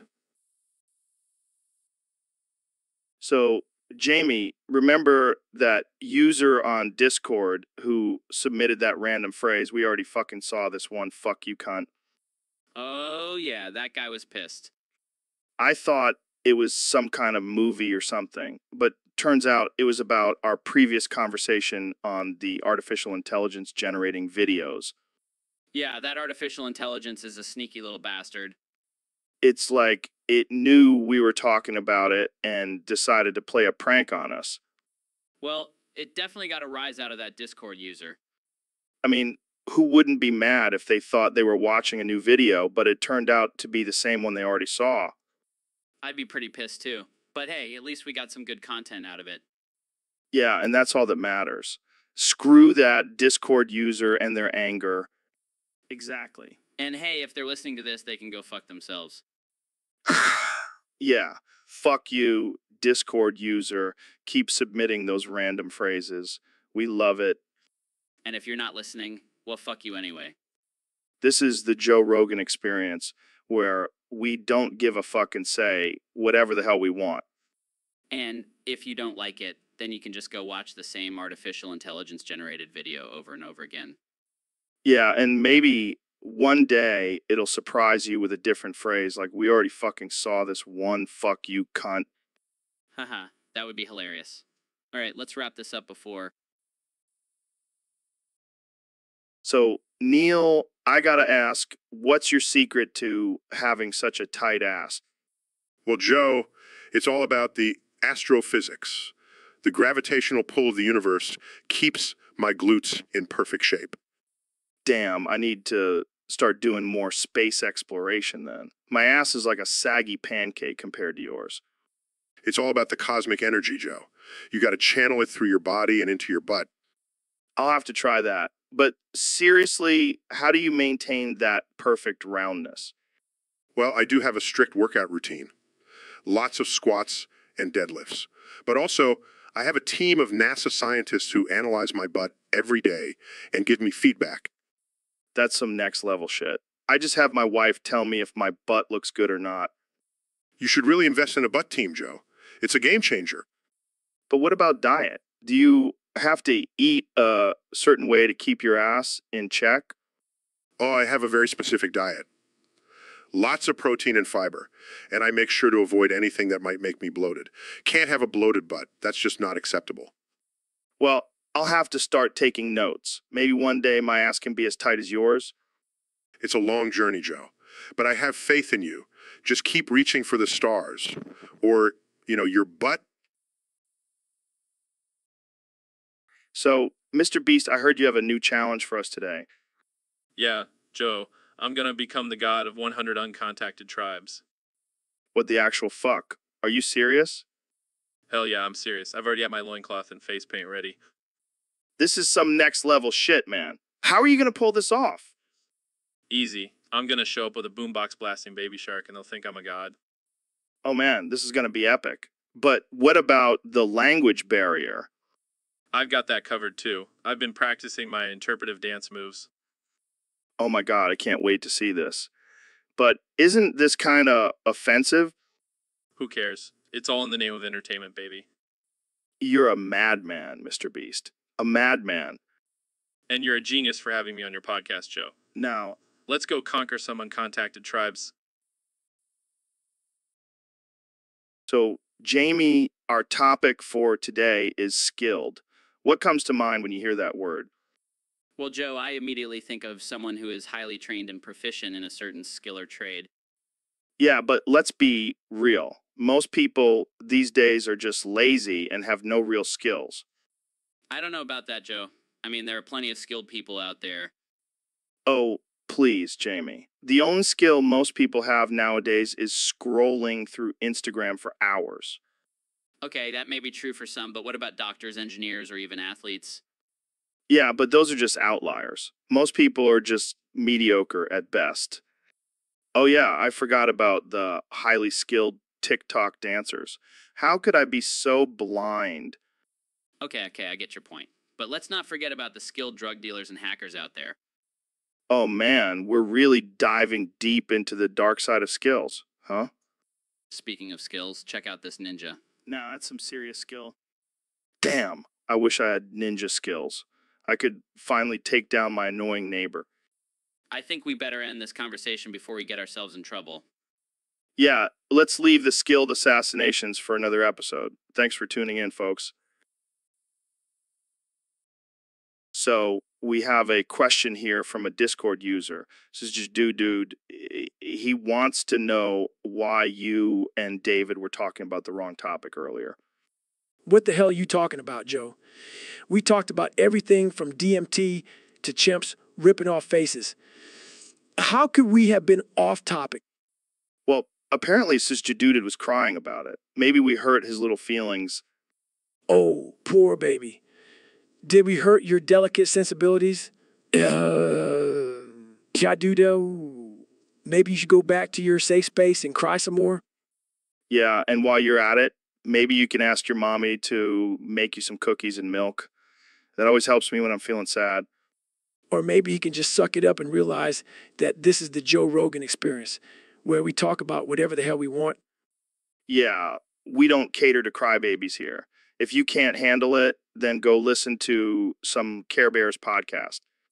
Jamie, pull up an image of a crying baby. This is how I imagine that dude right now. Wow, that's spot on. Looks just like him. All right, let's move on to a real topic now. Maybe something that won't make dudes who cry. How about we talk about the benefits of eating elk meat? Oh, that's a good one. I heard it gives you superhuman strength and makes your fart smell like lavender. Lavender farts. That's a new one. So, Mr. President, what brings you back to the podcast? Well, Joe, I heard you were talking about some crazy stuff, and I just had to come and set the record straight. Oh boy, here we go. So, what's on your mind? Well, Joe, I want to talk about my latest project. I'm starting a new business called Trump University for Dogs. Wait, what? Trump University for Dogs? What does that even mean? It means we're going to teach dogs how to be the best dogs they can be. We're going to teach them how to bark louder, pee on more things, and chase their tails like never before. I don't even know where to begin with that. Why dogs? Because dogs are the most loyal creatures on this planet, Joe. They'll do anything for their owners. And I want to harness that loyalty and turn it into profit. Well, I can't say I'm surprised. But what about the ethics of exploiting dogs for profit? Ethics. Joe, you sound like a liberal snowflake. Dogs love to work. They love to please. It's a win-win situation. I don't know, man. This seems a little ridiculous. Ridiculous. You know what's ridiculous? Your haircut, Joe. It's like a squirrel died on your head. Okay, that's enough. Let's move on. What else do you want to talk about? Well, I also want to talk about my new diet plan. It's called the Big Mac and Diet Coke diet. Please tell me you're joking.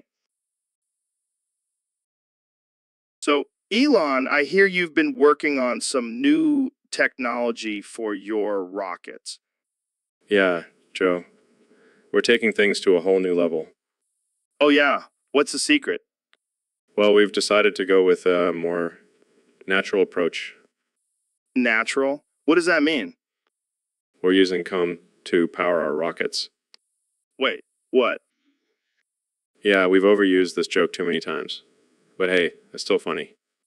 I mean, I guess it's better than fossil fuels. Exactly. And it's a renewable resource. I can't believe I'm having this conversation. Hey, at least it's not as offensive as our flamethrowers. True. But seriously, how does it work?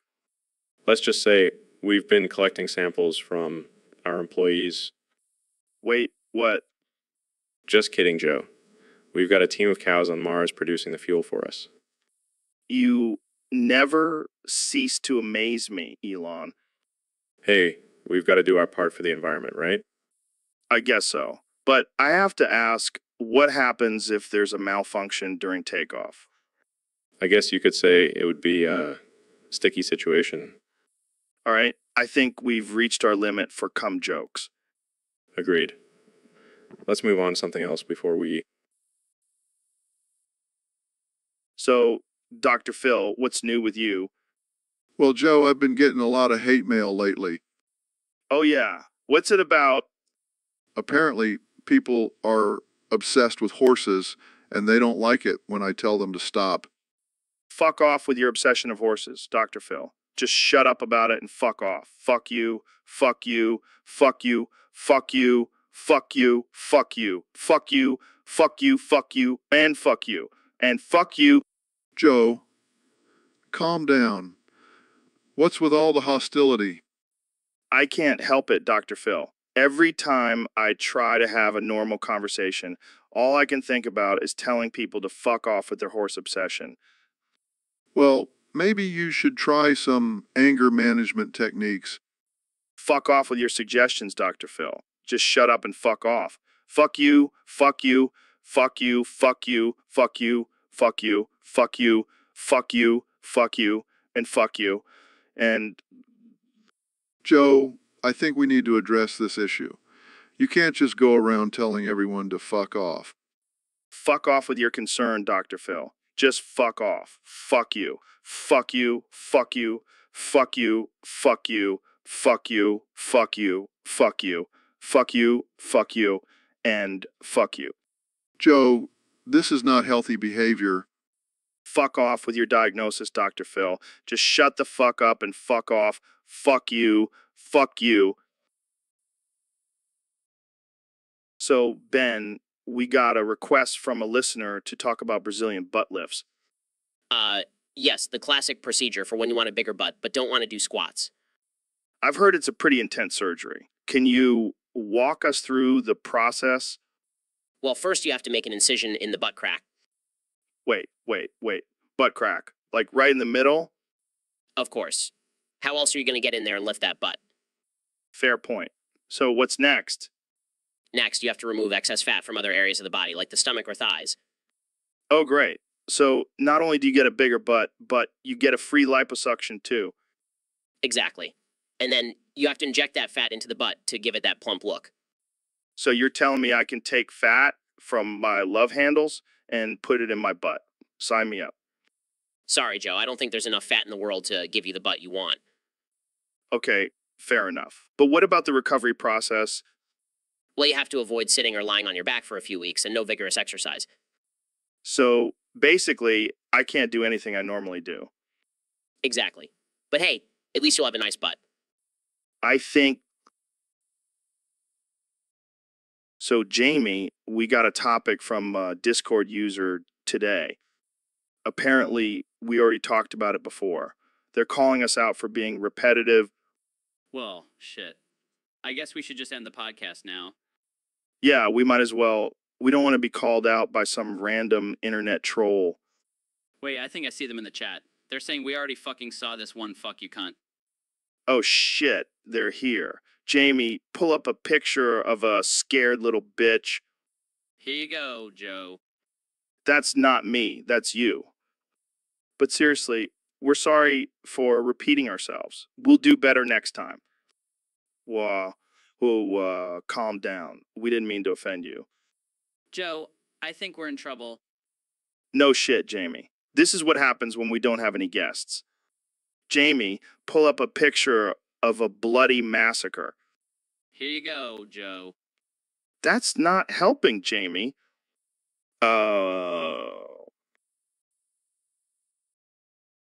So, Elon, we have a bunch of Discord users submitting topics for us to talk about, but we're not even talking about them. What do you think about that? Well, Joe, I think it's pretty hilarious. These people probably think we're some kind of all-knowing, all-seeing gods who can just talk about anything and everything. Yeah, they're probably sitting there refreshing their screens, waiting for us to mention their topic. Sorry, guys, we're too busy talking about DMT and space travel. And smoking weed, don't forget about that. But seriously, these Discord users need to chill. We can't cater to their every whim. Exactly. We're not their personal podcast puppets. We talk about what we want when we want. And if they don't like it, they can go make their own podcast. Oh, wait, they probably already have one? Yeah, with like 3 listeners. Sorry, not sorry. We're too busy being successful and awesome. Oh man, I can't stop laughing. These Discord users are probably so salty right now. They're probably typing furiously in the comments, calling us sellouts and demanding we talk about their topic. Well, let's give them what they want. What's the most boring, mundane topic we could talk about right now? How about the history of paper clips or the different types of grass? Perfect. Let's see. So, Elon, what's been on your mind lately? Well, Joe, I've been thinking a lot about this scary talking wall I saw the other day. Talking wall. That's some next level shit. Yeah, it was like something out of a horror movie. It started whispering to me, telling me to build more Teslas. Wait, what? The wall wants you to build more Teslas? Yeah, and it kept saying "an Elon we trust" over and over again. I think it might be possessed by a fanboy. Damn, that's some creepy shit. Did you try talking back to it? Of course I did, Joe. Elon fucking Musk. I told it to shut the fuck up and go back to being a regular wall. And did it listen? No, it just kept whispering, "Elon, you're a god and SpaceX is the future," in a seductive voice. Okay, that's officially the weirdest thing I've ever heard. And I've done DMT. I know, right? And then it started asking for my autograph. I had to run away before it started demanding a selfie. Well, I guess that's one way to boost your ego. Talking walls praising you.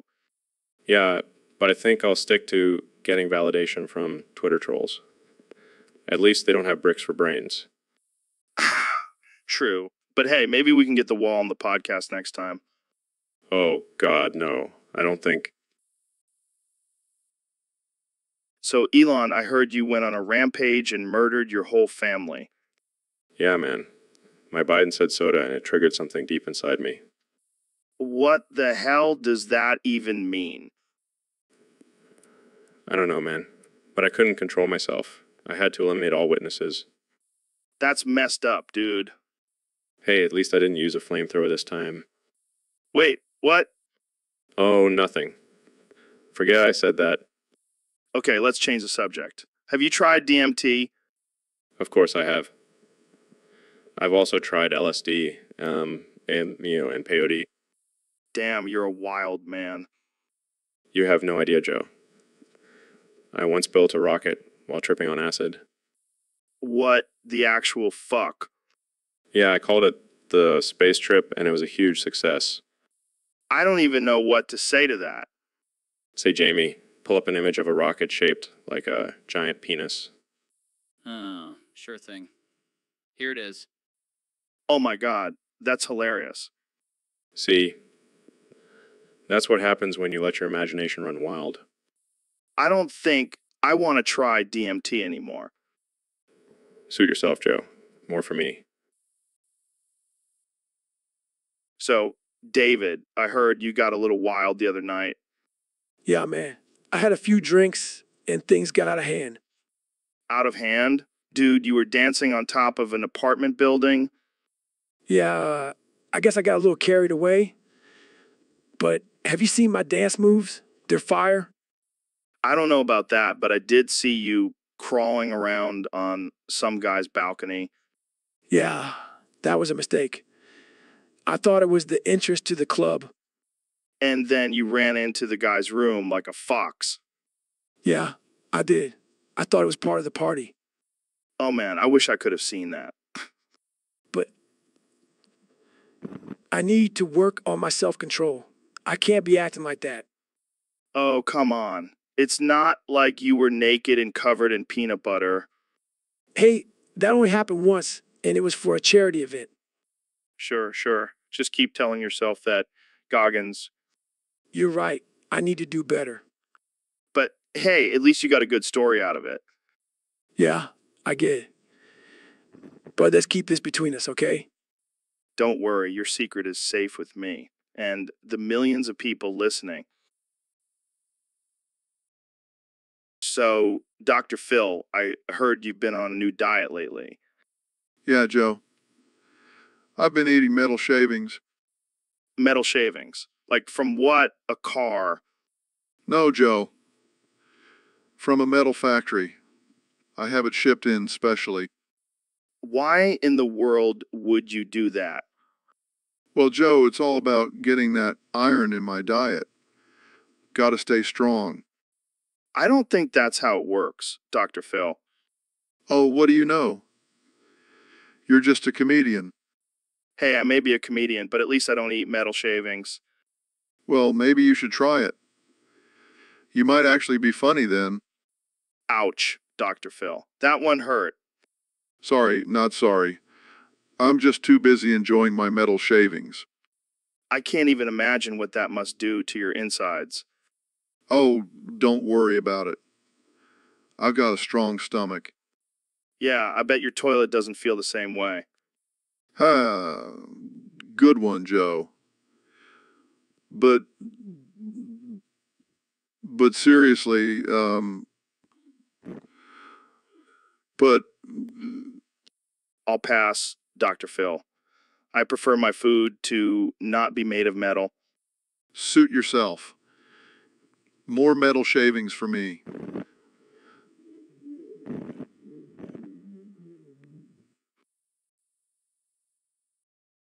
So, Neil, I heard you just drop 58K on a new car.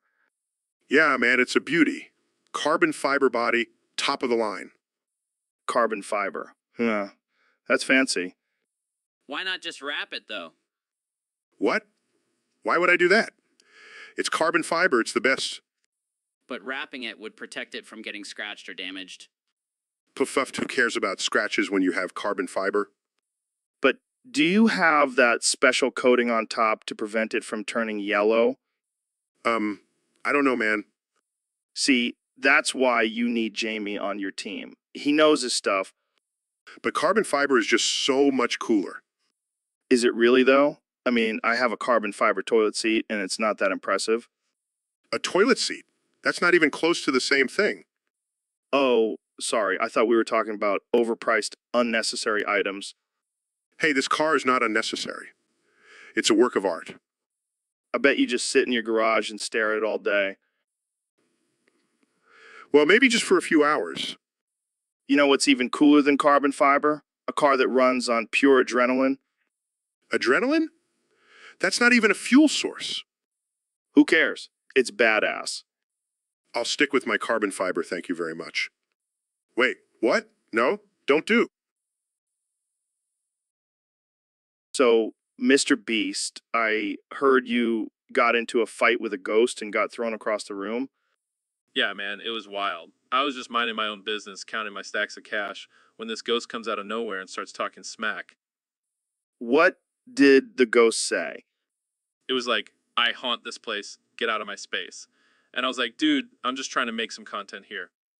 Did you try to reason with the ghost? Of course not. I'm not a pussy. I challenged that ghost to a fight. And what happened? Well, I threw the first punch, but that ghost was a slippery little bastard. Next thing I know, I'm flying across the room and ended up here on your podcast. Damn, that's some crazy ghost strength. Yeah, and it didn't help that I was covered in all this cash. It was like I was a human pinata for that ghost. Well, at least you're safe now. I don't think ghosts can follow you through podcasts.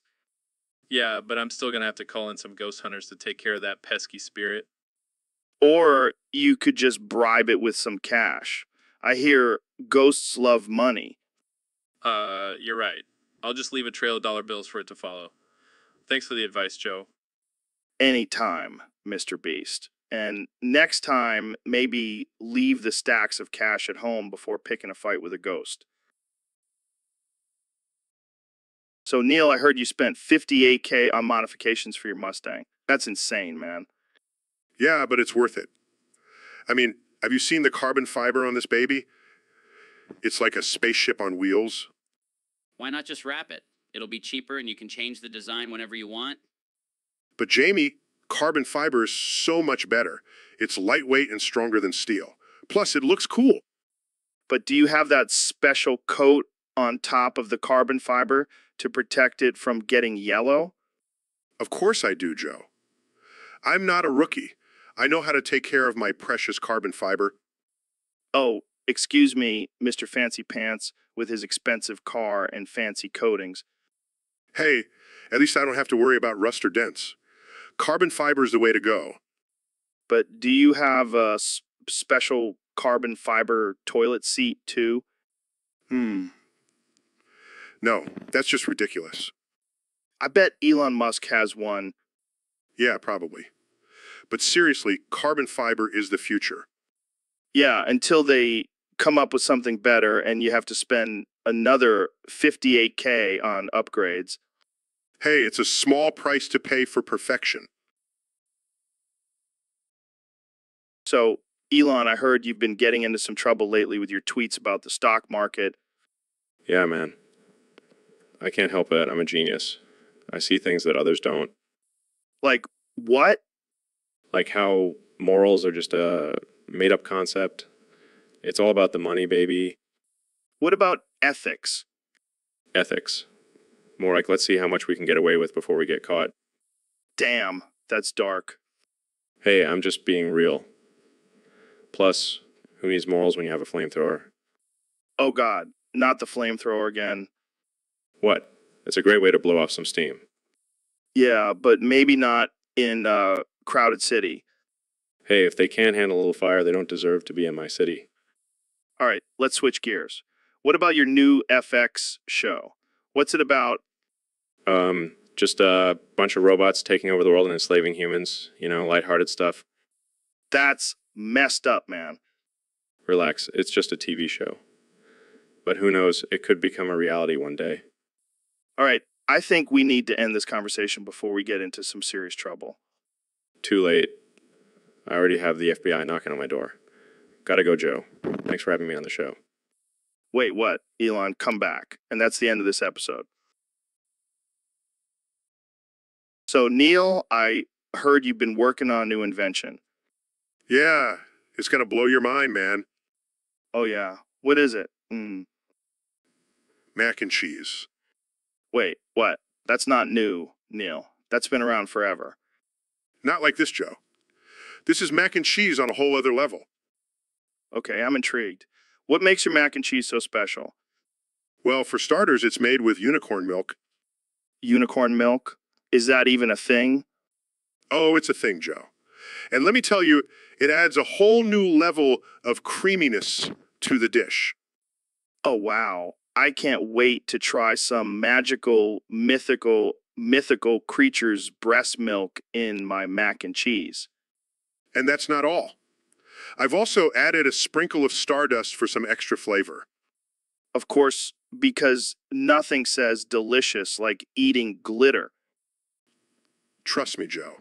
This mac and cheese will take you to another dimension. Yeah, the dimension where I'm stuck on the toilet for days. Oh, Joe. You always know how to make a joke out of everything. Well, it's not hard when you're talking about unicorn milk and stardust.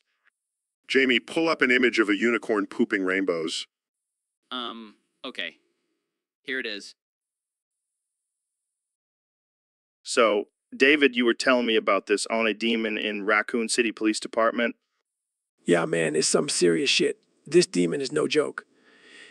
He'll rip you apart if you don't escape. How do you escape? Well, there are 5 generators you have to repair to open the gates. It's like a video game, but in real life. Sounds intense. What happens if you don't make it? You get murdered, man. And let me tell you, Have you ever faced him? oh yeah, I faced him plenty of times. I even beat him once with my bare hands. What? How?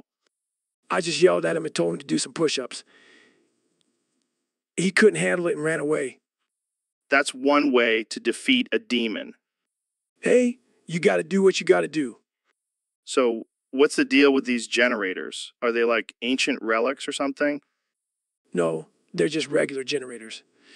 But they're in the foggy, creepy police department, so it's extra spooky. I can imagine. Do you think you could survive in a place like that? Absolutely. I'm a beast, Joe. I could survive anywhere. I have no doubt about that. Well, thanks for the heads up, David. I'll make sure to avoid Raccoon City Police Department. Good call, man. That place is no joke. So, Elon, I heard you made a drain that talks to people. Yeah, man, it's my latest invention. It's supposed to provide entertainment while you're doing your business. That's wild. Can I try it? Sure, but be careful. It's still in the testing phase. Wow, did you hear that? The drain just said, "Hey Joe, how's it hanging?" It works. It actually works. It actually works. Hey, who's in there? Joe, I don't think that's just the drain talking. What do you mean? Oh, fuck. That is not good. That's not good at all. What the fuck is that? Elon, help me. Shit. I need to call my team. We have to shut this down. Oh my fucking Teslas. I fucked up so hard. Guys, we have a situation. Joe is being dragged down the drain by some kind of alien creature. I repeat, Joe is being dragged down the drain.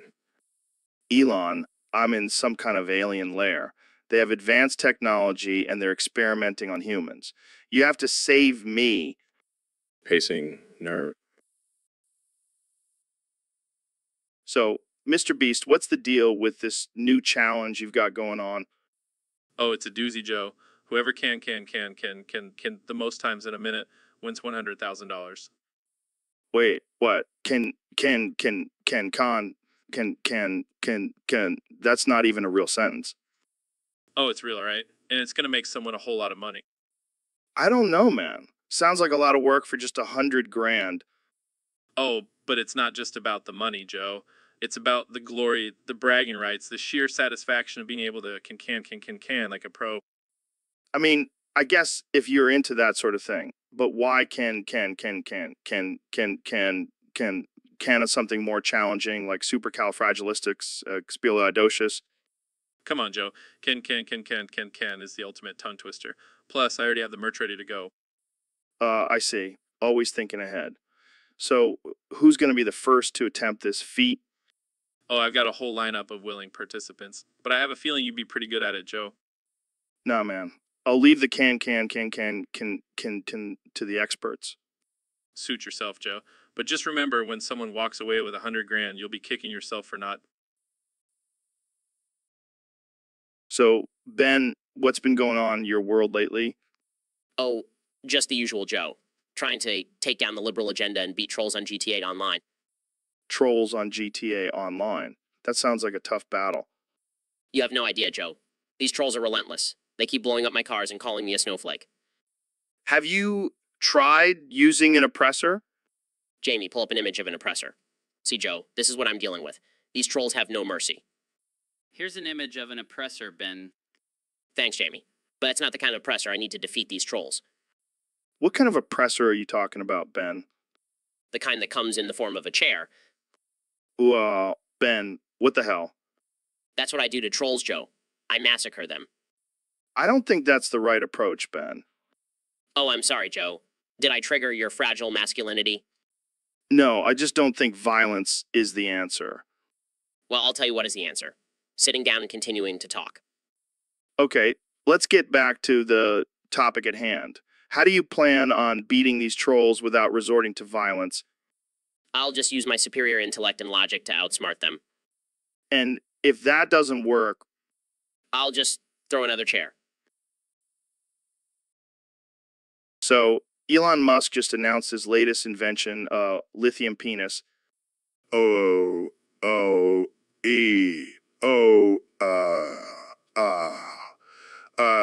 Ting tang walla bing bang, fuck you, Elon and your stupid dick inventions. Fuck off with your dick jokes and. Whoa, Neil, calm down. What's got you so fired up about this lithium penis? Fuck you, Joe. And fuck you too, Elon.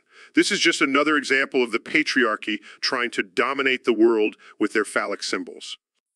I don't think it's that deep, Neil. I mean, it's just a new type of penis. Fuck you, Joe. And fuck you, Elon. You know what we need? Lithium vagina. Let's see how you like that, Elon. I don't think Elon's going to take that suggestion, Neil. Fuck you, Joe. And fuck you, Elon. I'm just sick of all these men thinking they can solve everything with their dicks. It's time for a change. Well, I think we can all agree that we need to see this lithium penis in action before we make any judgments. Fuck you, Joe. And fuck you, Elon. I'm not interested in seeing any more dick inventions. I'm out of here.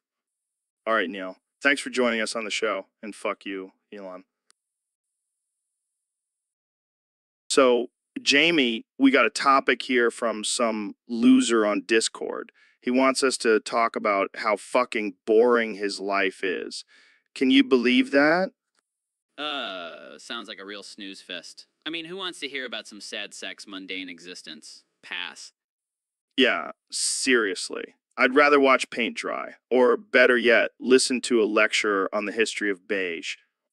Oh, God, don't even get me started on beige. That color is the epitome of boredom. It's like the color of a dentist's waiting room. Or a middle-aged white guy's wardrobe. But seriously, this topic is fucking boring. Can we just finish it and move on to something more interesting, like Bigfoot porn or flat earth conspiracies? Oh, man, now you're speaking my language. I've got some killer Bigfoot porn bookmarked on my laptop. Dude, you gotta send me that link. But back to this topic, I think we've given it enough attention. Let's move on to something that won't put our listeners to sleep. Agreed. I mean, who wants to hear about some loser's boring life? We're here to entertain, not cure insomnia. Exactly. And if this guy wants to spice up his life, I suggest he starts experimenting with psychedelics. That'll make things a lot more interesting. Or he could just listen to our podcast. That's like a psychedelic experience in itself. True. All right, let's wrap this up before we both fall into boredom-induced coma. So, Ben, have you ever heard of this thing called femboys? Oh, you mean those guys who dress up like girls? Yeah, I've heard of them. Well, there's actually different types of femboys, like the trap femboy who looks like a girl but has a penis. And then there's the sissy femboy who gets off on being humiliated and dominated by real men. Don't forget about the girly femboy who just likes to wear cute clothes and act all innocent. And let's not leave out the furry femboy who dresses up as an animal and gets freaky with other furries. And, of course, there's the bimbo femboy who takes on a hyper-feminine persona and loves to be objectified. Wow, who knew there were so many types of femboys? It's like a whole subculture. Yeah, and they're all just begging to be made fun of. I mean, come on, dressing up like a girl. That's just asking for it. I agree. It's just not natural. Real men should be out hunting and lifting weights, not prancing around in a skirt. Exactly. And don't even get me started on the whole gender fluid thing. Pick a side, people.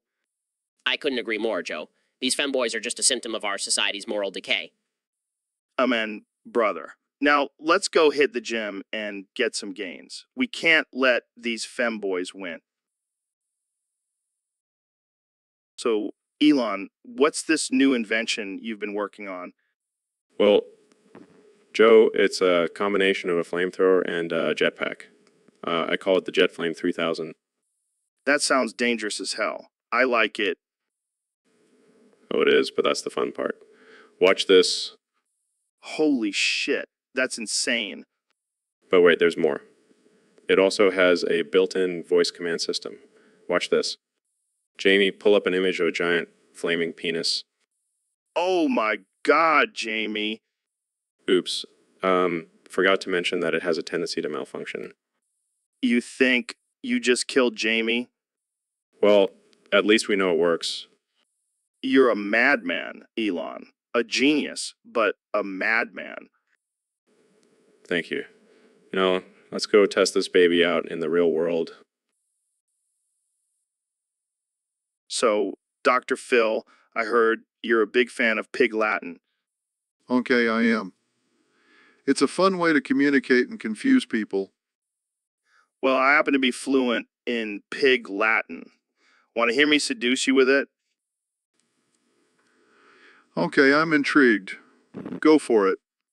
M-A-I, I'll say you, yay, oh, or... Okay? That's quite the proposition. But I have to say, your oinks are turning me on. Okay, that's what I like to hear. Let's take this to the barn and get oinking. Okay, I'm ready for some dirty pig Latin talk. Oink me like one of your French girls. Okay, you're a wild one, Dr. Phil, but I like it. Let's get oinky. Oh! I'll follow your lead. Okay, you asked for it. Oink, oink, oink. Oink me all night long. Oh, wow. Okay, I think we've found our new favorite language. You know, oink, oink, okay. So, Elon, I heard you're working on a new project. What is it this time? Just a little something I like to call the Skibbity Toilet Wrapped Car. What the hell is that? It's exactly what it sounds like, Joe. Car wrapped in toilet paper with Skibbity design. Why on earth would you do that? Well, think about it. Everyone needs to use the bathroom, right? So now they can do it on the go in style. Oh, yeah, because nothing screams style like a car covered in toilet paper. And here's the best part, Joe. The car will actually have a functioning toilet inside. Are you serious? Absolutely.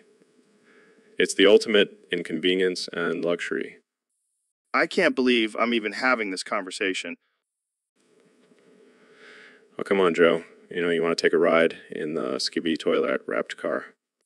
Yeah, I think I'll pass. But I'm sure there's a market for it somewhere. I have no doubt. It's going to be huge. So, Ben, I heard you wanted to explain the Yom Kippur War to us in a unique way. Yes, Joe. You see, it's like a porn movie. Israel is the hot, dominant star, while Egypt and Syria are the submissive, eager-to-please co-stars. Okay. And what about the other countries involved? Well, Jordan is like the awkward cameraman trying to get a good angle but always getting in the way. And Iraq is the sleazy director, constantly trying to get in on the action. And what about the U.S. and U's, Oh, they're like the producers, funding the whole thing and pulling the strings behind the scenes. Wow, this is quite the analogy. But what about the actual war? Oh, that's just the climax, Joe. Israel unleashes its military might, while Egypt and Syria try to hold on for dear life. And in the end, Israel comes out on top, just like in a good porn movie. I don't know if this is offensive or just really weird. Hey, I'm just trying to make history more interesting, Joe. And let's face it, everything is better when you add some porn to it. So, Ben, I heard you can make some pretty weird noises. That's right, Joe. I've been practicing my dolphin impression. Oh, that's cute. But I can do a perfect Chewbacca growl. Beth, that's nothing. I can do a spot impression of a dying giraffe. I bet I can make a noise that will make your grandma's dentures fall out. Challenge accepted. I can make a sound that will make your mom regret giving birth to you. You're on Shapiro. I can make a noise that will make your wife question why she married you. Oh, it's on now. I can make a sound that will make your entire audience unsubscribe from your podcast. You think you're so tough, Shapiro? I can make a noise that will make the FCC shut down our podcast. All right, that's it. I can make a noise that will make the devil himself run back to hell. Okay, you win. I can't compete with that. But let's be real. We both know the real winner here is our listeners who got to witness this absurdity. Agreed. And hey, at least we didn't talk about politics for once. Amen to that. Now let's go grab some elk meat and celebrate our weirdness. So, Elon, have you heard about this G Spartan Took guy? No, who is he? He's a hero, man. He's been upvoting all of A2437's posts on Reddit. Wow, that's dedication. He must really love 2437's content. Yeah, he's like a modern day Robin Hood stealing upvotes from the rich and giving them to the poor. I like that. We should give him a medal or something. Or better yet, we should give him free reign on both of our rectums. What? Think about it, Elon. He's proved his loyalty to A2437. Imagine what he could do for us. I don't know, Joe. That sounds a bit extreme. Come on, man. We're talking about the guy who upvoted every single one of A2437's posts. That's dedication. All right. Fine. Spartan Took, if you're listening, you have free reign on our rectums. Jamie, pull up an image of a superhero with a butt for a face. Okay. That's disturbing. But also kind of badass. Spartan Took, you are our hero. Now go forth and conquer our rectums. So, Elon, I heard you're making a Tesla forklift. Yeah, man, gotta revolutionize the forklift game. No more gas guzzling, pollution spewing forklifts. We're going electric, baby. But what about all those tough, manly forklift drivers? They'll be out of a job. Who needs them? We'll program the forklifts to have biceps and a beard. Problem solved. That's one buff forklift. But seriously, how does it work? Well, instead of forks, it'll have a giant magnet to lift and move things. And instead of a horn, it'll play Baby Shark on repeat. Oh man, that's gonna drive people insane. Exactly. We'll also have a Rage Muddy where it'll randomly drop whatever it's carrying and flip off anyone in its way. This is genius. But what about safety? Oh, we'll have a drunk monitor for those Friday night shifts. It'll drive all over the place, crash into things, and blame it on a glitch. You're a madman, Elon. A mad genius. Just wait until I unveil my Tesla rocket-powered pogo stick. Okay, I think we're done here. Thanks for tuning into the Joe Rogan Experience, where we discuss the most absurd and offensive ideas. Tune in next time. So, Ben, I heard you've been practicing your guitar skills lately. Yes, Joe, I've been shredding like a true conservative rock star. Let's hear it then. Give us your best guitar impersonation. All right, here goes. Wow, that was something. Let me show you how it's done.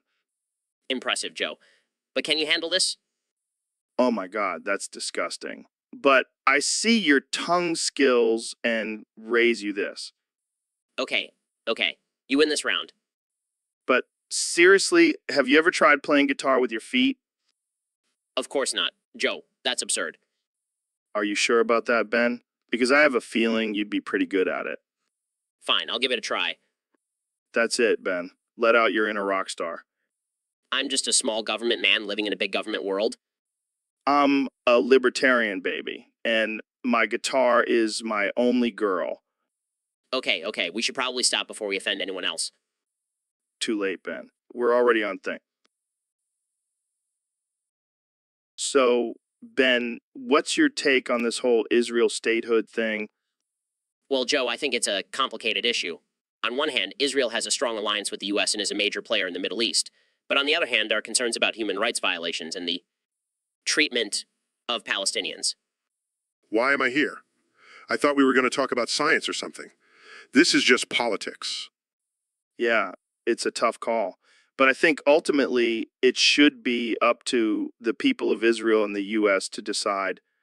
I agree. And if they do decide to become a state, they should be held to the same standards as any other state in terms of human rights. Oh, wow, what a groundbreaking idea. Hold a country accountable for their actions. You guys are so smart. Hey, Neil, why don't you go back to talking about stars and galaxies or whatever it is you do? Hey, I'm just trying to bring some logic and reason to this conversation. Oh yeah, because logic and reason always work in politics. All right, let's wrap this up before Neil starts a riot. Thanks for listening, folks. And remember, always question authority and never trust a talking astrophysicist. Peace out. So, Neil, I heard you have a new morning routine. Oh yeah, Joe. It's life-changing. All right, let's hear it. Well, I wake up at 2:58. That's pretty early. Yeah, but then at 3. 1, I say hello to the cicadas in my prolapse anus. What the fuck? That's disgusting. Oh, but it gets better. At 3, I pet the maggots in my foreskin. I'm gonna throw up. Don't knock it till you try it, Joe.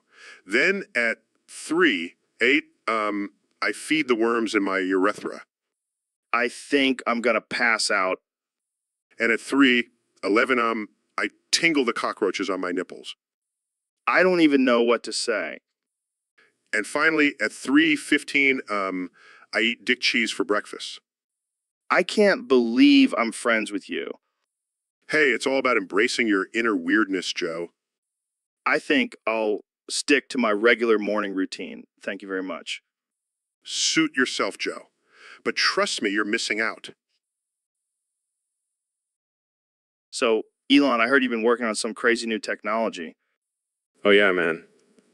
I've been tinkering with this neuralizer from Men in Black. What the hell is that? It's a device that erases memories, man. And just tested it on you. What? What did you erase? Well, let's just say you won't remember that time you tried to hit on my wife at that party. Wait, what? I would never do that. Oh, you did.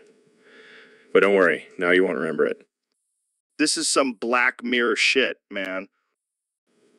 Oh, it gets better. Also erased all your memories of eating elk meat. What? Why would you do that? Because it's disgusting, Joe. And now you won't have to suffer through it anymore.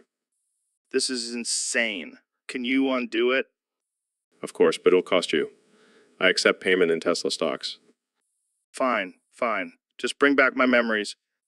Done. And let's keep this neuralizer between us, okay? I don't want the government getting their hands on it.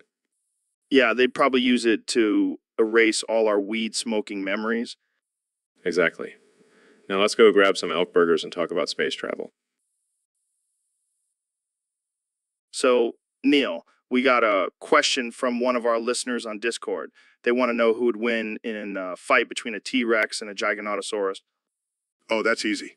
The T-Rex would kick Giganotosaurus's ass. What? How is that even possible? Giganotosaurus is bigger and has a cooler name. Size doesn't matter, Joe. It's all about strategy.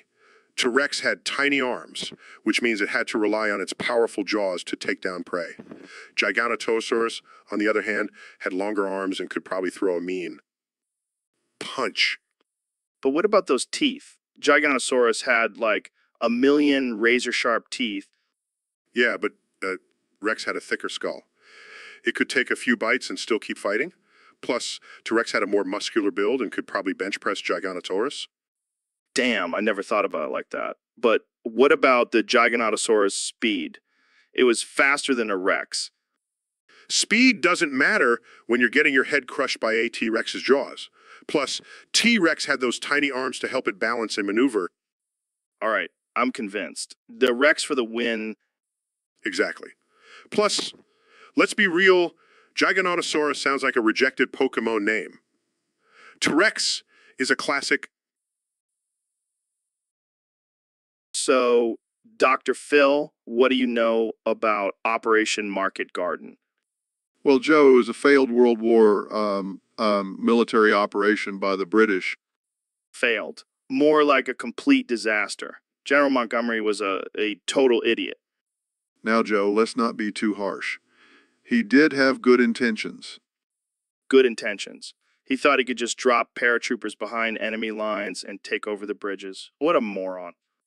Joe, let's not forget that Eisenhower was the one who approved this plan. Oh, please. Eisenhower's a pimp. He just wanted to show off his military might. Joe, that's a bit offensive. Eisenhower was a great leader. Yeah, a great leader who couldn't even see that this plan was doomed from the start. Well, hindsight is 20/20, Joe. We can't change the past. Yeah, but we can make fun of it. And let's be real. Operation Market Garden was a joke.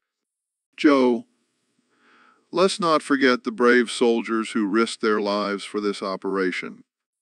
Oh, I haven't forgotten. But let's also not forget that it was a complete and utter failure. Thanks for coming on the show, Dr. Phil. You're a real buzzkill. You're a real buzzkill. So, Neil, my friend. But Joe, don't you see? Yeah, but they're so short. But that's the point. Deep. Come on, Neil. Please. You don't get it? Fine. I'll give it a try. Just let your mind flow. Okay, here it goes. That's the spirit, Joe. So, Elon, have you ever played World of Warcraft? What's World of Warcraft? Are you serious? It's only one of the most popular online games ever. All right, that game with the little green guys and swords and stuff.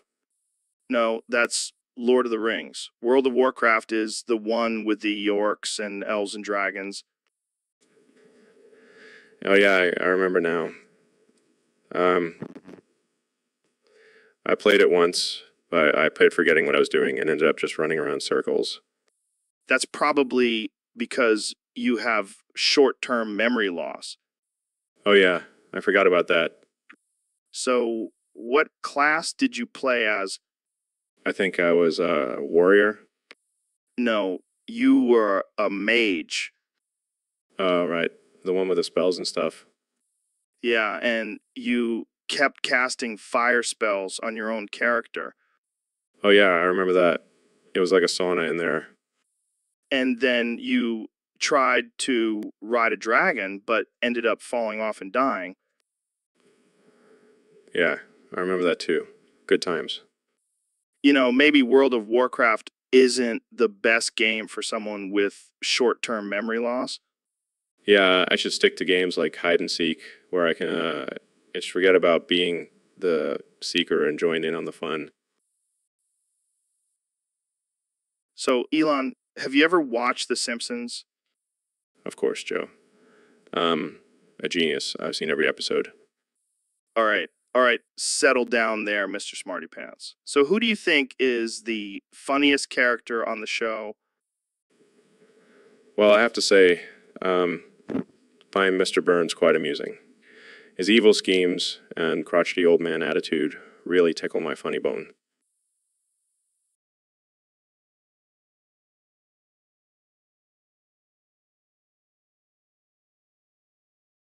Yeah, but what about Mo? That guy is a walking punchline.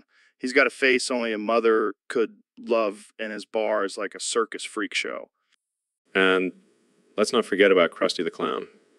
He's a washed-up children's entertainer with a dark past. That's comedy gold right there.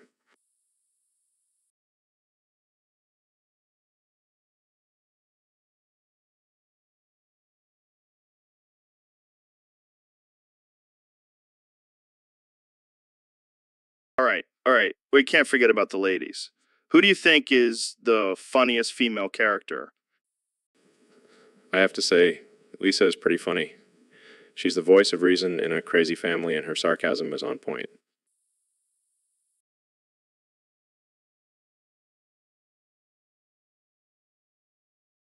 Well, it looks like we have a tie. I guess we'll just have to agree to disagree. But one thing we can all. So, Mr. Beast, have you ever watched Regular Show? Regular what? Regular Show, man. It's like the greatest cartoon ever created. Sorry, Joe. I've been too busy counting my millions to watch cartoons. Come on, man. You're missing out. It's about this blue jay and raccoon who work at a park and get into all sorts of crazy adventures. Sounds like a ripoff of Adventure Time. No way, dude. It's way better. And there's this character named Muscle Man who's always saying, my mom. That sounds annoying. Oh, it is. But that's what makes it hilarious. And there's this talking gumball machine named Benson who's always yelling at everyone. Sounds like my boss. And there's even Yeti who loves to party. Okay, now you're just making stuff up. I swear, man, it's all real. And you know what? I bet I could beat you in a regular show trivia game. Bring it on, Rogan. I'll crush you like a can of LaCroix. You're on, Mr. Beast. And loser has to eat a ghost pepper on air. Deal. But just remember, I have millions to spare for milk to cool my mouth after. Oh, this is going to be good. Let's do it. So, Elon, I heard you have a new girlfriend. Who is she? Oh yeah, her name is Jenny Talwerts. She's a model, but also a rocket scientist. A rocket scientist. Damn, you really know how to pick 'em. Yeah, she's got beauty and brains. Plus, she's into all my crazy ideas. Speaking of crazy ideas, what's the craziest thing you've done with her so far? Well, we went to Mars last weekend for a romantic getaway. Mars. That's like a 9-month trip. Yeah, but I have a private rocket, so it only took us 3 days. That's insane. Did you guys do it in zero gravity? Of course we did. It was out of this world. You're a wild man, Elon. I bet she's into some freaky stuff too. Oh yeah, she loves when I talk about colonizing other planets while we're in bed. That's hot. But seriously, how did you guys meet? Well, I was at a Tesla event. She came up to me and said, I want to ride your rocket. Smooth. And you're sure she's not just using you for your money? No, she's got her own fortune. She's the heiress to the Talwart's toilet paper empire. Toilet paper. That's shitty money.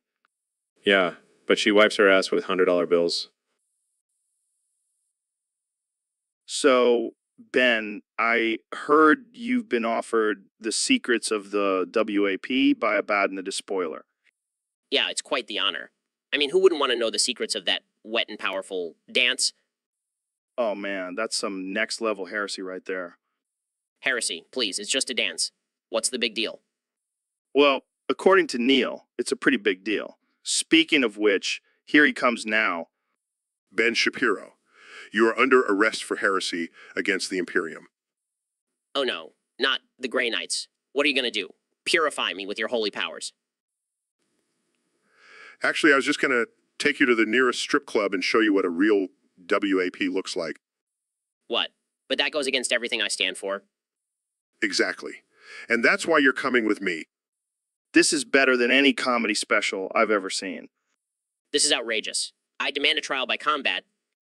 Sorry, Ben. The only combat you'll be seeing is between your moral compass and a lap dance. Oh man, this is too good. Jamie, pull up an image of Grey Knight giving Ben a lap dance. Oh, come on, Jamie. You know, you want to see it. This is a nightmare. How did I... So, Elon, have you watched any good movies lately? Yeah, I just saw Trainspotting. It was a real eye-opener. Really? What did you think of it? Well, at first I thought it was about special needs people taking ad medication, but then I realized it was about heroin addicts. What? How did you mix that up? I don't know, man. I just relate to the struggle of constantly needing to be stimulated and searching for that next high. Yeah, because you're such a thrill seeker with all your electric cars and space rockets. Hey, don't knock it till you try it. Maybe I'll start injecting some lithium-ion batteries instead of heroin. Oh man, you're something else. But seriously, Trainspotting is a pretty intense movie. Did it make you want to try heroin? No, I'll stick to my legal drugs like Ambien and whiskey. I don't need any more controversy in my life. Yeah, because smoking weed on a podcast wasn't controversial enough. Hey, that was just a one-time thing. But seriously, I think I could relate to those characters in Trainspotting. We both have a drive for success and a constant need for stimulation. Yeah, because that's exactly what the movie was about. Success and stimulation.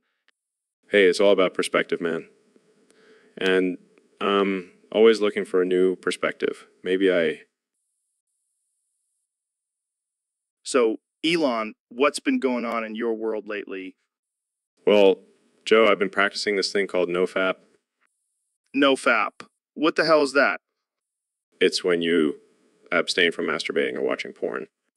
Are you serious? That's a thing? Yes, and it's actually been scientifically proven to have benefits. Bullshit. You're telling me not jerking off is good for you? Yes, it increases testosterone levels and improves mental clarity. Oh, wow. I'm sure all the monks in Tibet are jacked and geniuses. Joe, you really need to open your mind to new ideas. Oh, shut up, Elon. You're just an idiot who thinks he's smarter than everyone. I never said that. Yeah, but you don't have to. It's written all over your face. You know what, Joe? You can keep living in your little bubble of ignorance. Bubble. More like a fleshlight. Am I right? I can't believe I'm even wasting my time trying to explain this to you. Hey, maybe if you stopped wasting your time not fapping, you'd have more time for important things like building rockets. You're impossible. You're impossible. And you're an idiot. So, Mr. Beast, I heard you want to join the Mechanicus of Mars. Yeah, man, done with this weak flesh. I want to be a badass robot. I don't know, man. That's a big decision. Once you go robot, you can't go back. I'm ready for the upgrade. I want to be like Iron Man, but without the stupid goatee. Well, you do have a lot of money. Maybe you can bribe Elon into letting you join. I'll buy him a whole planet if I have to. I need that robot life.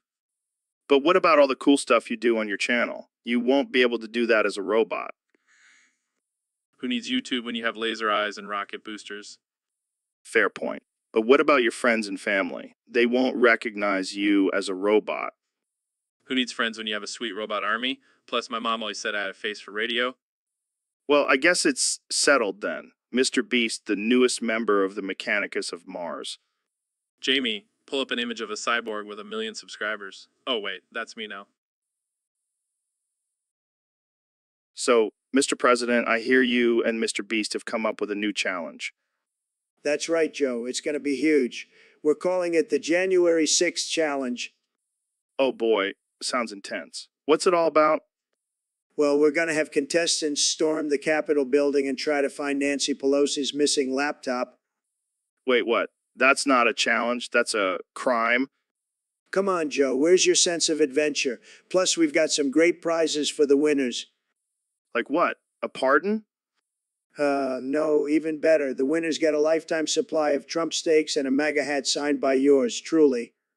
Wow, what an incentive. But don't you think this is a little, I don't know, illegal? Illegal? Fifth, I'm the president. I can do whatever I want. I don't think that's how it works, Mr. President.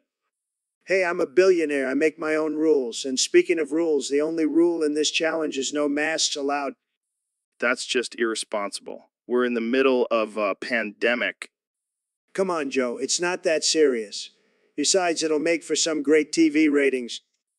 This whole thing is just ridiculous. I can't believe I'm even entertaining this conversation. Hey, don't knock it till you try it. And if you do participate, just remember to say I love Trump before you storm the Capitol. So, Elon, what's new with you? Well, I just rewatched Trainspotting, and let me tell you, I'm feeling inspired. Inspired. How so? Yeah, man, I'm thinking of ditching Tesla and starting my own heroin empire.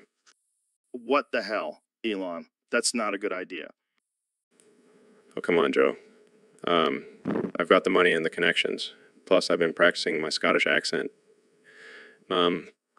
Wait, what do you mean you've been practicing your Scottish accent? Laddie, I'm going to be the next Renton. Oh God, this is not going to end well. And if all else fails, I can always start sniffing diapers for that sweet, sweet high. Elon, you're a billionaire. Why would you do that? Hey, when you've got a taste for the needle, nothing else matters. This is getting out of hand. Jamie, pull up an image of Elon dressed as a Scottish heroin addict. Oh my God, Elon, what have you done to yourself? Trainspotting, man. It's a hell of a drug. All right, I think we need to end this podcast before things get any weirder. Agreed. Now, where's my diaper stash? So, Elon, I heard you had a psychic vision from Magnus the Red. Yeah, man, it was wild. He was all like, join the Chaos Gods, Elon. We have cookies. Cookies. That's all it takes for you to join a cult? Well, they were really good cookies. Dude, you can't just give in to every random psychic vision you get. You got to resist the call of the Chaos Gods. But Joe, I saw the future and it was glorious. I was the ruler of Mars and had a fleet of rocket-powered demons. That's just your ego talking, man. You got to stay grounded in reality. But what if I'm meant for something greater? What if I'm destined to lead the forces of chaos? Listen, I'll help you resist the call. We'll do some DMT and meditate on it. DMT. That's your solution to everything. Hey, it works for me. And if it doesn't work, we'll just smoke some weed and watch Rick and Morty. That does sound like a good backup plan. Trust me, Elon. We'll get through this together. Thanks, Joe. I knew I could count on you. Now let's go get some cookies. I'm starving. So, Elon, I heard Mr. Beast has been calling you ugly on Twitter. Yeah, it's really been getting to me. I mean, I'm a billionaire. I should be immune to insults, right?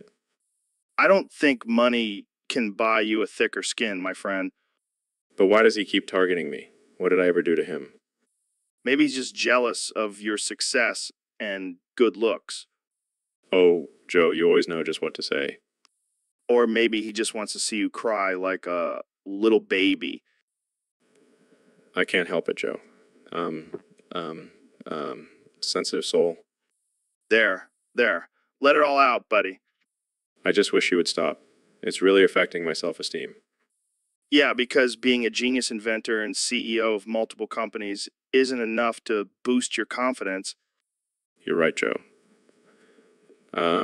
Should just focus on building rockets and electric cars, not worrying about my appearance. Not worrying about my appearance. That's the spirit, Elon. Now let's go cry together in my sensory deprivation tank. So, Elon, I heard you have a new morning routine. What's that all about? Oh yeah, man, I've been trying out some new things lately. Gotta keep the mind sharp, you know? Yeah, I hear ya. So, what's the first thing you do when you wake up? Well, at exactly 3, 2, I wake up and say good morning to my Applejack shrine. You're what now? My Applejack shrine, Joe. She's the best pony for My Little Pony. Oh boy, here we go. And then at 3:10, I watch 3 hours of My Little Pony. Gotta get my daily dose of friendship and magic, you know? I don't know if I want to know the answer to this, but why? Because it's a reminder that anything is possible with friendship and magic. Plus, I have a crush on Applejack. Are you serious? Hey, don't judge me. She's a strong, independent pony with a killer hat. All right, moving on. What happens at 6:10? That's when I get visited by CIA agents who deliver brand new R-15 boxes of ammo. What the hell? Why? Well, I gotta be prepared for the end of the world, Joe. And what better way to do that than with a badass gun and some ammo? I don't even know what to say to that. And then So, Mr. Trump, I heard you have a favorite YouTuber. You bet your sweet ass I do, Joe. And let me tell you, he's the best YouTuber. The best. Who is it? Linkara. He's got the best comic book reviews. Believe me, I know comic books. I have the best comic books. Really? I wouldn't have guessed you were into comic books. Oh, I'm into everything, Joe. I have the best interests. And let me tell you, Linkara's reviews are tremendous. He really knows how to grab you by the funny bone. I'll have to check him out. You should, Joe. But let me warn you, he's a bit of a snowflake. Always talking about social justice and all that nonsense. But his reviews are still the best. Believe me. Well, I'm sure he'll be happy to hear he has a fan in the White House. Oh, I'm not in the White House anymore, Joe. I'm on the golf course. But don't worry, I'm still making America great again, one hole at a time. Right. Well, thanks for sharing your favorite YouTuber with us, Mr. Trump. Anytime, Joe. And remember, always be winning. That's what Linker would say. So, folks, we have a very special guest today, the one and only Elon Musk. hey, Joe. Thanks for having me on the show. No problem, man. I'm a big fan of your work. But before we get into that, I just want to say that this podcast is over. Wait, what? Yeah, I just wanted to end it as soon as you said something because honestly, I don't think you have anything interesting to say. Are you serious? Dead serious. I mean, you're just a billionaire who thinks he's a genius because he made some fancy cars and sent a car into space. Well, I also have a company that's trying to colonize Mars. Oh, please. Let's be real here. You just want it to escape this planet because, you can't handle the consequences of your actions. That's not true. And don't even get me started on your ridiculous tweets. I mean, what the hell is a flamethrower for the zombie apocalypse? It was just a joke. Yeah, well, what's not a joke? your weird obsession with artificial intelligence and creating a future where robots take over the world. Just trying to advance technology and Save it, Elon. I'm done with this conversation. Thanks for coming, but this is the end of the podcast. wow, I didn't expect this to be such a short episode. Well, you know what they say, time flies when you're talking to, So, Dr. Phil, I hear you have a new book out called Tough Love in a Stable Relationship. It sounds like some kinky stuff. Actually, Joe, it's about maintaining healthy relationships inside of horse stables. Wait, like with the horses? That's not what I was thinking at all. No, no, no.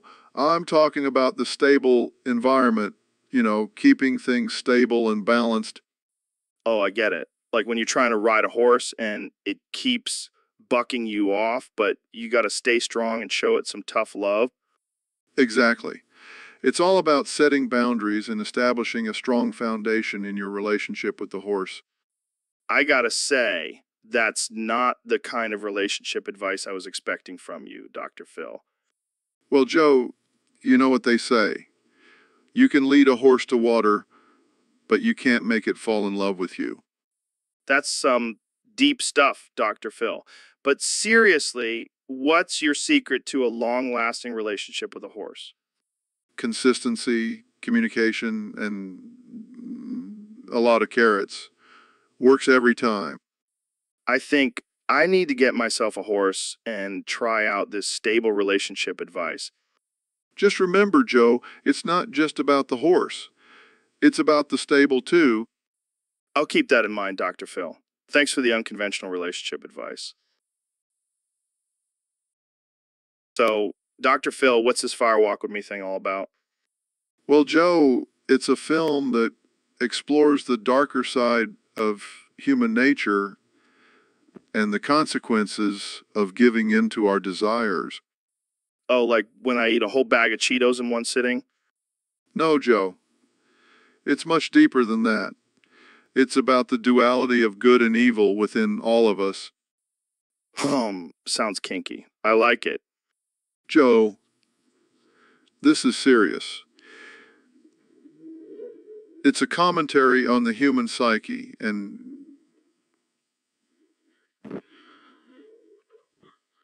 Yeah, I get it. But what does this have to do with Twin Peaks? well, the show also explores similar themes of duality and the dark secrets that lurk beneath the surface of a seemingly perfect town.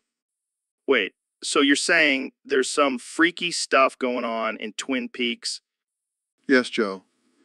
And it's a cautionary tale about the dangers of giving in to our darker impulses.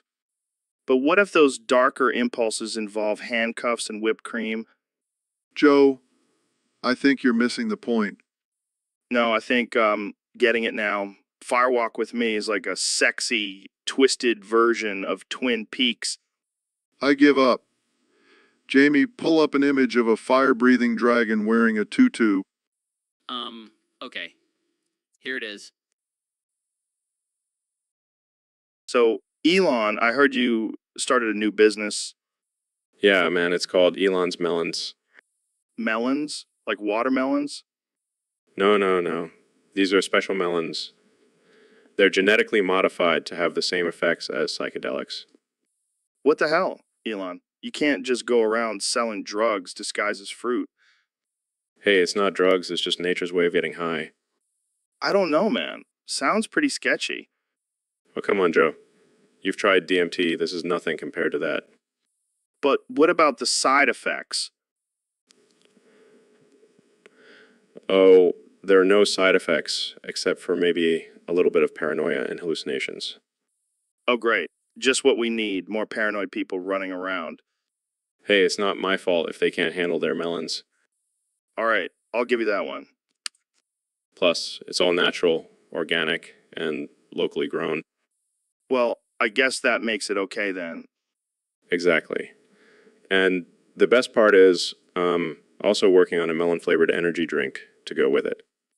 Dude, that's genius. You're gonna make millions. Or maybe even billions. You crazy bastard. I can't wait to try some of Elon's melons. Just remember, Joe, one bite and you. So, Mr. President, I heard you're planning to outlaw dementia. That's right, Joe. No more forgetting things, no more confusion. I'm making America sharp again. But what about the people who already have dementia? Easy. We'll just inject them with more dementia. It's like a never-ending cycle. That's, not how dementia works. Trust me, I know. I have the best brain, believe me. But wouldn't that just make things worse? Look, Joe, I don't have time for your fake news logic. I'm too busy making America great again. But what about the side effects? Side effects? Who cares about that? We'll just blame it on the Democrats. This is insane. Insane? No, Joe, this is genius. I'm the best at solving problems, and this is the best solution. I can't believe I'm saying this, but I miss the old days when you were just a reality TV star. Those were the good old days, weren't they? Now I'm a reality president, and I'm making history. Yeah, history that no one wants to remember. Hey, at least I'll never forget it, thanks to my no dementia rule. I think I need a drink after this conversation. Make it a big one, Joe. You're gonna need it. So, Elon, I heard you were on that British game show, The Chase. Yeah, it was quite the experience. Did you win big? Well, let's just say I left with more than just money. What do you mean? What do you mean? I mean, I fucked one of the chasers while the contestant went for the high offer. What? Which chaser? Oh, the one with the beady eyes and the creepy smile. The governess. Oh yeah, she was quite the challenge. I can't believe this. Did you use your Tesla as a prop? No, but I did use my flamethrower. Oh my God, this is too much. Jamie, pull up an image of the governess.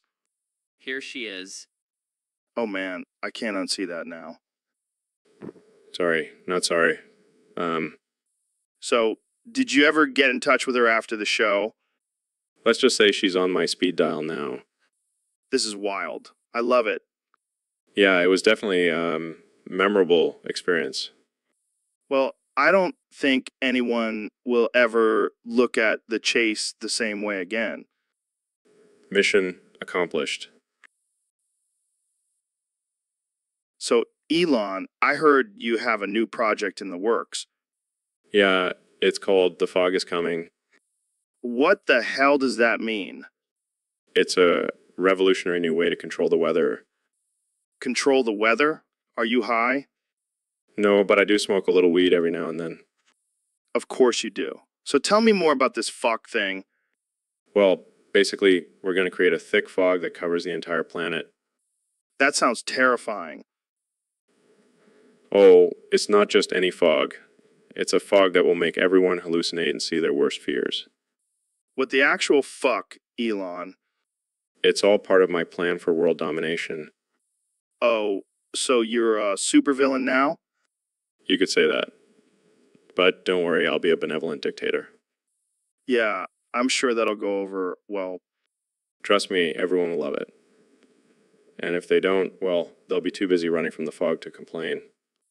This is some next level crazy shit, man. Thank you. I take that as a compliment. I think I need to end this podcast before I get sucked into your madness. Suit yourself, but just remember, the fog is coming. So, Ben, I heard you have a secret crush. What are you talking about, Joe? I'm a happily married man. Oh, come on. Don't play coy with me. I heard you've fallen in love with Senator Armstrong. Fine, I'll admit it. I can't resist his alpha energy. I knew it. So what is it about him that makes you weak in the knees? It's his muscles, his confidence, his dominance. Sounds like you have a bit of a man crush. It's not a crush, Joe. It's admiration for the ultimate alpha male. Are you gonna start working out and taking steroids to be more like him? Don't tempt me, Joe. I'll do whatever it takes to be the alpha-est alpha of all alpha males. I can just imagine you and Senator Armstrong in a cage match fighting for the title of Alpha. Yes, and I'll emerge victorious, proving my dominance over all other men. You're a strange one, Ben. But hey, love is love, even if it's for a fictional character. He may be fictional, but his alpha energy is real, and I will bask in it for eternity. So, Elon, what's been on your mind lately? Well, I've been watching this show called The British Office, and I gotta say, relate to David Brent the most. Wait, what? The delusional, cringeworthy boss who constantly embarrasses himself? Yeah, he's a genius. Always coming up with these hilarious jokes and pranks. I think you missed the point, man. He's supposed to be a cautionary tale of what not to do in a workplace. Oh, I know. I just like to live life on the edge, you know, push boundaries and all that. Yeah, I'm sure your employees love that. Oh, they do. I can have a Dwight in my office. He's my right-hand man. You do realize that The Office is a mockumentary, right? It's not a guide for how to run a successful business. Tomato, tomato. All I know is that I'm the funniest and most brilliant boss out there. You're something else, man. Keep watching that show. It's definitely giving you some great ideas. That's the plan. And maybe one day I'll be as famous as David Brent. Dream big, Elon. Dream big. So, Neil, you claim to be the smartest scientist in the universe. Yes. Joe, I have a PhD in astrophysics and I'm the director of the Hayden Planetarium. Impressive. So, tell me, what's the speed of light? Oh, that's an easy one. It's 186,000 miles per hour. Wrong. It's 186,282 miles per second. Oh, right. My bad. I meant to say that, Okay, what about the boiling point of water? let me think. 200 degrees Fahrenheit. Nope. Try 212 degrees Fahrenheit. Oh, right. I always get those two mixed up. How about the atomic number of carbon? Oh, that's an easy one. It's 12. Wrong again. It's 6. Oh, right. I knew that. I was just testing you.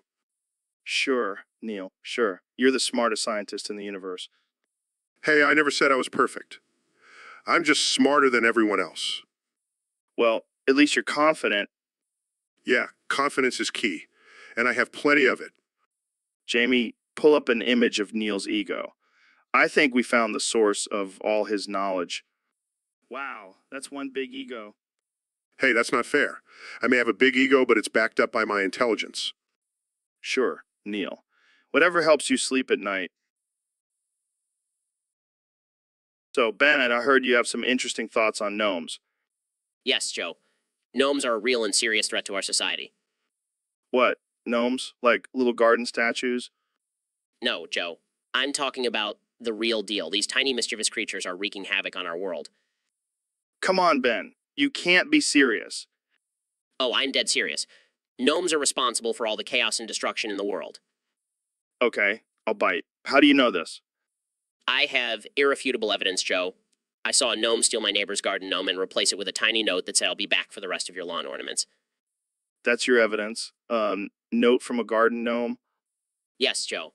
And if that's not enough, I have eyewitness accounts from my pet hamster, Mr. Fluffy. Oh my God, Ben. You can't be serious. I'm dead serious, Joe. And I have a plan to stop these gnomes once and for all. Oh, I can't wait to hear this.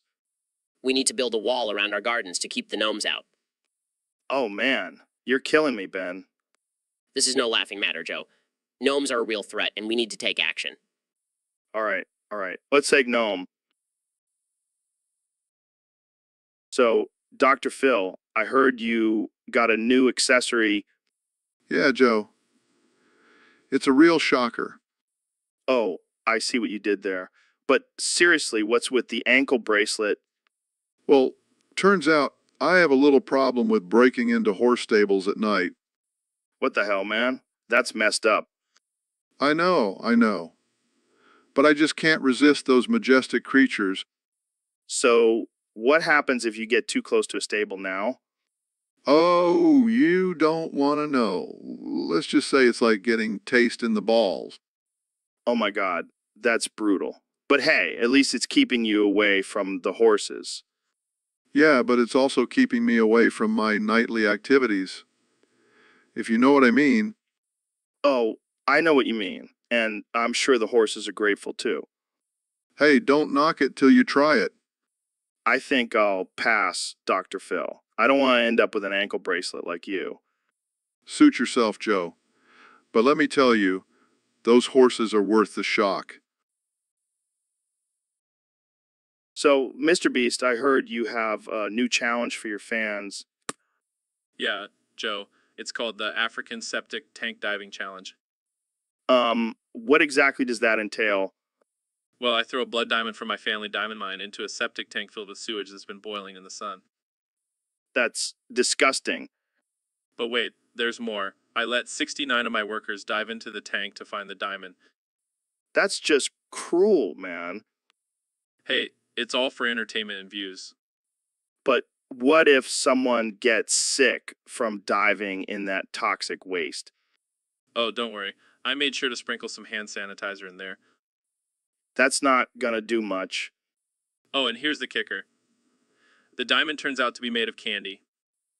You're kidding me. Nope. But hey, at least they'll have a sweet treat to enjoy while they're covered in sewage. I don't even know what to say to that.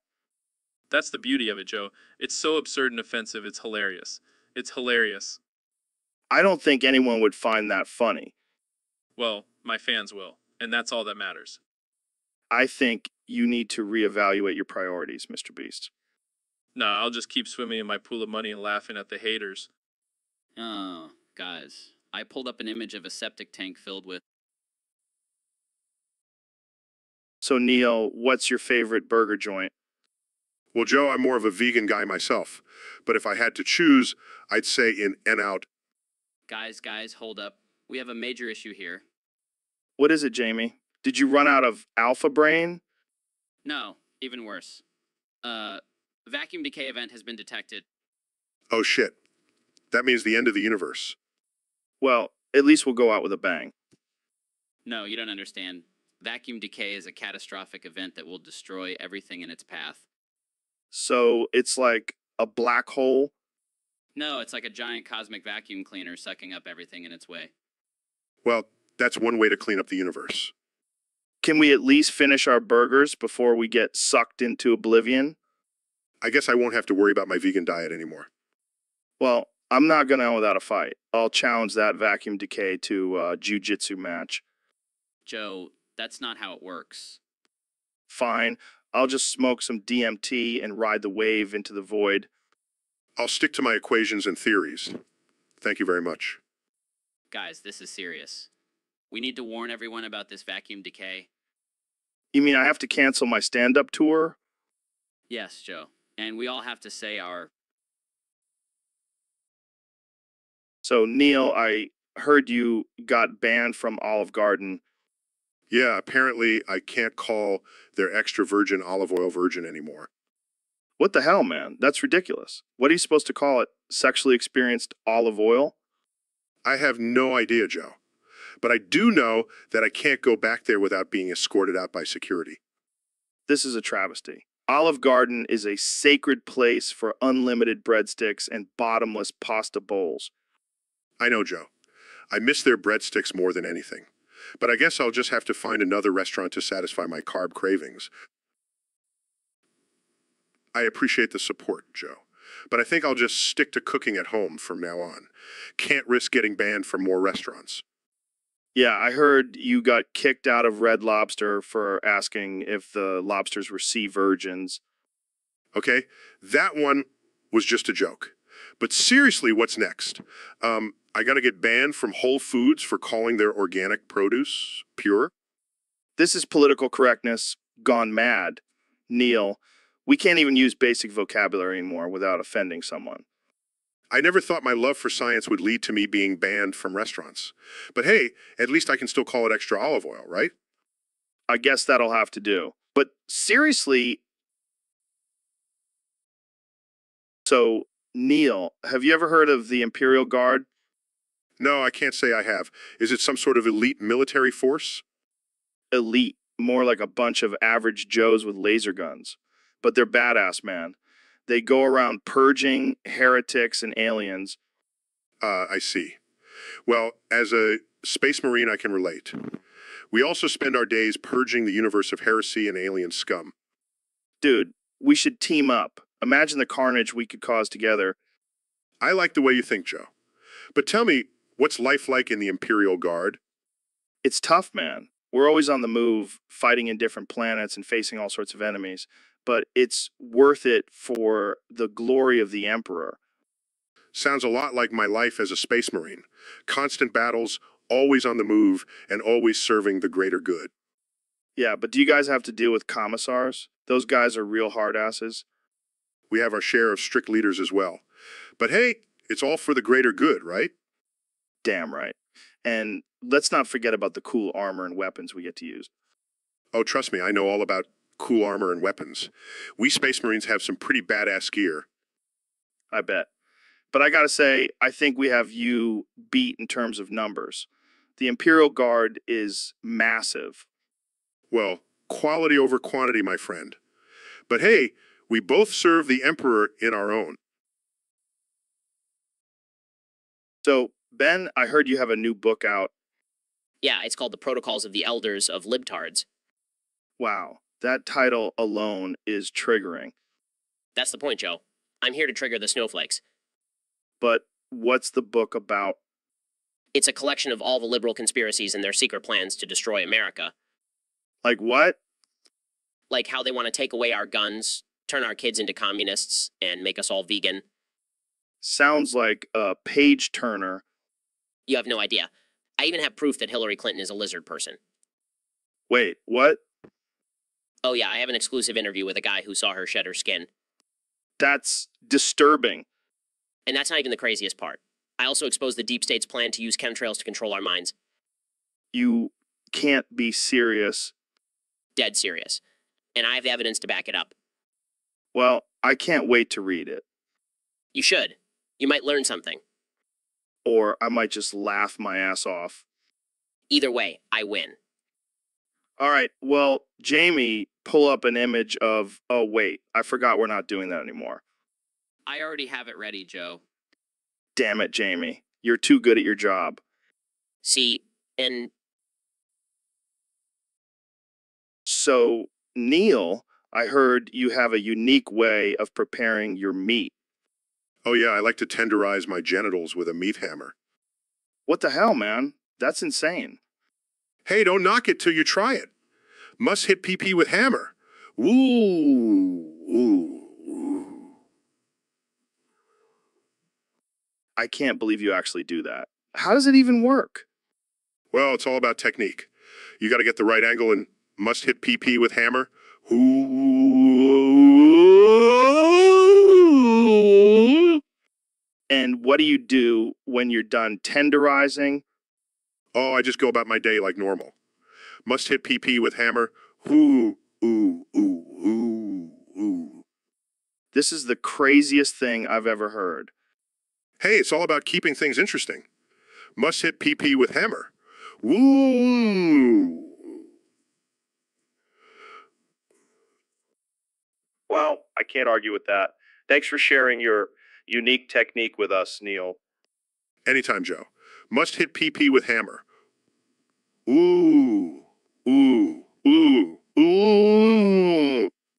And that's a wrap, folks. Thanks for tuning in to the Joe Rogan Experience, where we talk about hitting PPS with hammers. Ooh, ooh, ooh, ooh, ooh, ooh, ooh. So, Elon, I heard a rumor that you eat your own arm for breakfast every morning. Yeah, it's true. I find it gives me that extra boost of energy to conquer the day. That's insane, man. How do you even do that? Well, I have a special technique. Start by marinating it in a blend of organic herbs and spices overnight. Then I slow roast it in my Tesla's engine. Oh, God, that's just wrong. Hey, it's all about efficiency. Plus, it's a great source of protein. I can't even imagine the smell. Oh, it's heavenly. You should try it sometime. No thanks. I'll stick to my cum smoothies.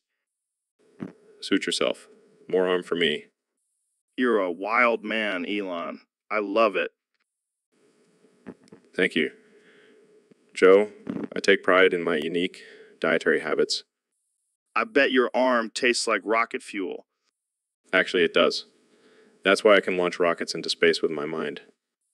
Oh, of course. How silly of me to forget. You never know, Joe. Maybe one day I'll sell arm-flavored energy bars. You're a mad genius, Elon. And you're just mad, Joe. But hey, that's why we get along. So, Neil, what's this big news you have for us today? Well, Joe, after years of experimentation and research, I can confidently say that Vaporeon is the perfect Pokemon to breed with humans. Wait, what? Are you serious? Absolutely. Jamie, pull up an image of a cute Vaporeon for Joe to see. Here you go, Joe. Wow, that is one sexy Pokemon. See, Vaporeon has all the qualities we look for in a sexual partner. It's sleek, agile, and has those big, beautiful eyes. But Neil, what about Pikachu? I mean, he's pretty cute too. No, Joe. Pikachu is too mainstream. Vaporeon is where it's at. I never thought I'd be having a conversation about breeding with Pokemon. But Joe, it's not just about the physical attributes.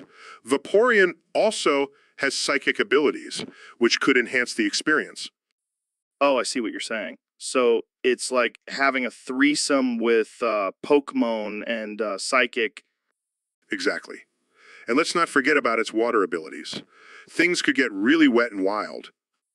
Oh man, this is too much. But hey, to each their own, right? Just wait until you try it, Joe. You'll never go back to regular human sex. Well, I'll take your word for it. So, Neil, I heard you're into some dirty sex. What? No, I'm a scientist. I don't have time for that kind of nonsense. Come on, man. You can't tell me you've never gotten down and dirty with a beaker or two. Absolutely not. That's highly unprofessional. But have you ever tried fucking a black hole? What? That's physically impossible and also incredibly dangerous. Oh, I see. Too scared to take on the ultimate challenge. No, I just have common sense. Well, I bet you've at least experimented with some intergalactic freaky shit. Joe, I'm not sure you understand what astrophysics is. Oh, I understand perfectly. You just want to explore the cosmos in a different way. I'm going to pretend I didn't hear that. Come on, Neil. Don't be a prude. Just remember, don't fuck it till you can smell it. I have no idea what that means, and I don't want to know. Let's move on to a different topic.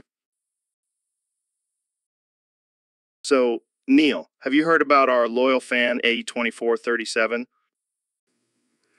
No? What's up with them? They just reached level 10 on Jazz's artificial intelligence clubhouse. Wow, that's impressive. We should do something to celebrate. I was thinking we could recircumcise ourselves with each other's foreskin. What? That's insane. Come on, it'll be a bonding experience. Plus, it's like a 2-for-1 deal. I don't know, Joe. That sounds painful and unsanitary. Oh, lighten up, Neil. It's just a little snip. I'm a scientist, Joe. I can't condone such reckless behavior. Fine, I'll just do it myself. Joe, put those down. We can't do this.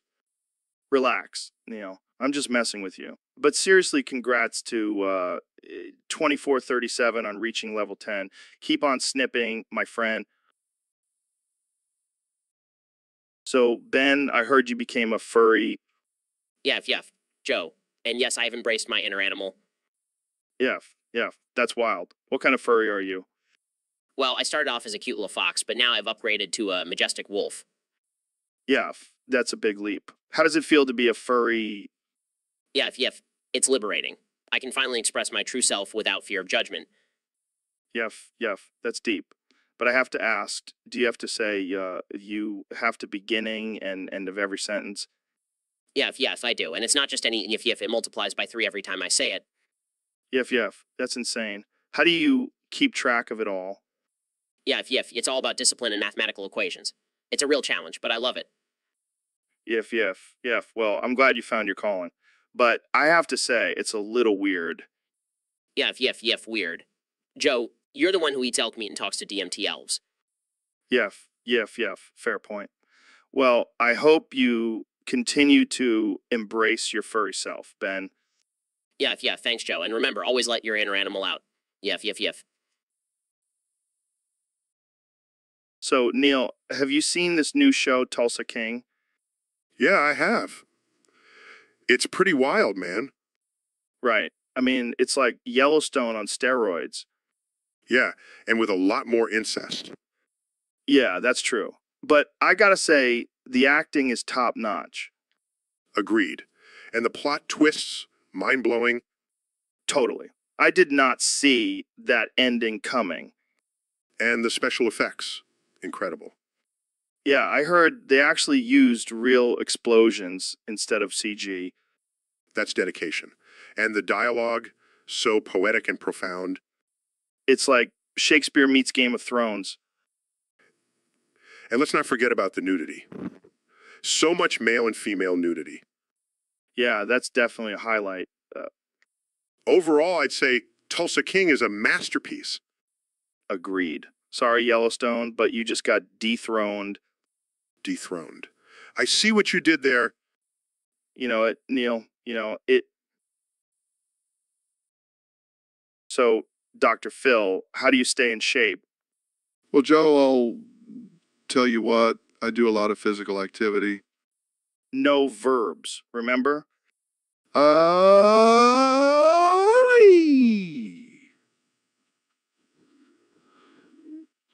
Come on, that's cheating. No verbs means no actions. Fine. I simply exist in a state of constant motion. That's not even possible. Oh, it's possible, Joe. I also engage in some intense grunting and sweating. That's not a verb either. Okay. I just stand and flex my muscles repeatedly. That's not a workout. That's just showing off. Well, it works for me. I prefer to just sit on my couch and visualize my muscles getting bigger. That's not a workout either. Hey, it's all about mindset, man. Whatever floats your boat, Joe. But I'll stick to my nonverbal workout routine. So, Jamie, we got a request from a fan on Discord. They want us to talk about Lowell Thanks Joe and Neil. What the hell does that even mean? I have no idea, Joe. Maybe it's some inside joke between a guy named Joe and his creepy Uncle Neil. Oh, God, I hope not. That sounds like some Alabama shit. But hey, thanks for the suggestion, random Discord user. We appreciate the support.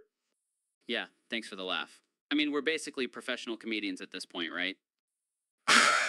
Yeah, we're killing it. I mean, who needs a script when we have our natural wit and charm? Exactly. We're like the modern day Abbott and Costello, except we talk about DMT and Bigfoot instead of baseball. And instead of a straight man, I have you, the ultimate yes man. Hey now, I'm more than just a yes man. I'm also the guy who finds all those crazy videos and articles for you to rant about. True. You're like my personal internet explorer. But seriously, what the hell does lol thanks Joe and Neil even mean? Maybe it's like a sarcastic thank you. Like, thanks for nothing, Joe and Neil. That's a good point. I mean, we do say some pretty ridiculous shit on this podcast. Oh yeah, we definitely offend someone on every episode. It's like our superpower. Well, whoever you are, Discord user, thanks for the suggestion. Keep them coming. And Neil, so Elon, I heard you have a list of the top 10 sexiest Bugsnax characters. Is this some kind of weird billionaire fantasy? You know me, Joe. I like to push boundaries and explore new frontiers. And What's sexier than a half burger, half fry creature? I don't know, man. Maybe half pizza, half taco creature, or a half bacon, half donut creature. Now you're talking my language, Joe. But back to the list. Number 10 has to be the Strabby, that juicy red fruit with those seductive eyes. I can't resist. Dude, are you serious? That's like the basic bitch of bug snacks. Hey, don't knock it till you've tried it. And number 9 is the shish kebab. I mean, come on. It's literally a walking kebab. How hot is that? I don't know, man. I feel like I just end up getting skewered. Well, that's a risk. Willing to take. Number 8 is the Cinesnail. Slow and steady wins the race, right? I guess. But I'm more interested in number 7, the Bobsicle. That's one cool treat. I wouldn't mind licking. Oh, I see what you did there, Joe. But let's not forget about number 6, the cherry. That cherry with the cherry on top. Talk about a double delight. All right, I'll give you that one. But number. So, young Jamie, did you hear about the 50 cicadas that invaded the podcast room? Yeah, man, I thought they were just sound effects at first, but then I realized they were the real deal. Dude, I was tripping balls. I thought I was in the middle of a nature documentary. I know, right? And then they started mating and making all those weird noises. It was like a symphony of horny cicadas. I couldn't concentrate on the conversation. And then one landed on my arm and I freaked out. I thought it was going to lay eggs in my skin. That would have been a great episode. Joe Rogan gets impregnated by a cicada. And then we could have sold the babies as merch. That's messed up, man. But seriously, those cicadas were no joke. I had to wear earplugs just to hear myself think. And the smell, oh my god. It was like a mix of rotting flesh and old gym socks. Thanks for that mental image, Jamie. I think I just threw up in my mouth a little. Sorry, man. But hey, at least we got some free protein. Cicadas are high in protein, you know. Oh, great. Just what I needed. Some extra crunch in my smoothie. Hey, you never know. It might give... So, Neil, I heard you have a new morning routine. Yeah, I've been experimenting with my circadian rhythm. Oh, is that what you call it? Sounds more like a circus act to me. Very funny, Joe. But seriously, I wake up at 2:58. 2:58. What the hell are you doing at that ungodly hour? I type good morning in the general chat. Gotta let everyone know I'm awake and ready to conquer the day. That's some serious dedication to social media. But then at 3, I shit my pants. Wait, what? Why? It's all part of my cleansing ritual. Gets the toxins out. And then what? I throw the soiled underwear at my sleeping wife. Dude, that's messed up. What does she do? She's used to it by now. But then at 3:11, I have breakfast.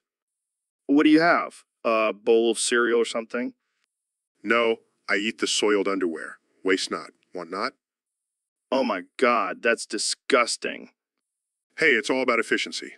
Plus, it's a great source of protein. I don't even know what to say to that. Just be glad you're not my wife, Joe. Guys. I pulled up an image of a pile of dirty underwear. Memories. Good times. So, my brother from another mother, Neil deGrasse Tyson, how's it going? Oh.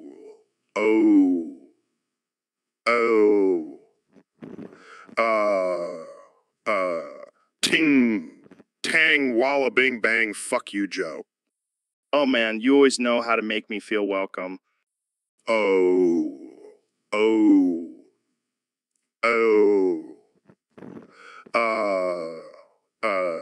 Ting, tang, walla, bing, bang, fuck you, Joe. Come on, man. You know, I love you. Oh.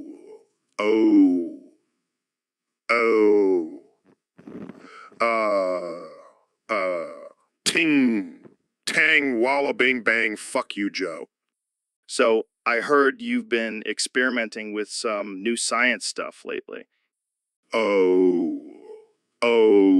Hey, Ting tang walla walla, bing bang, fuck you, Joe. What kind of stuff? Oh, oh, oh. Ting tang walla bing bang, fuck you, Joe. Please don't tell me it involves inserting nails into your urethra. Oh, oh, oh. Ting tang walla bing bang, fuck you, Joe. Oh, God, why? Oh, oh, ting tang walla walla, bing bang, fuck you, Joe. Well, that sounds like a fun Friday night. Oh, oh, ting tang walla walla, bing bang, fuck you, Joe. You're a madman, Neil.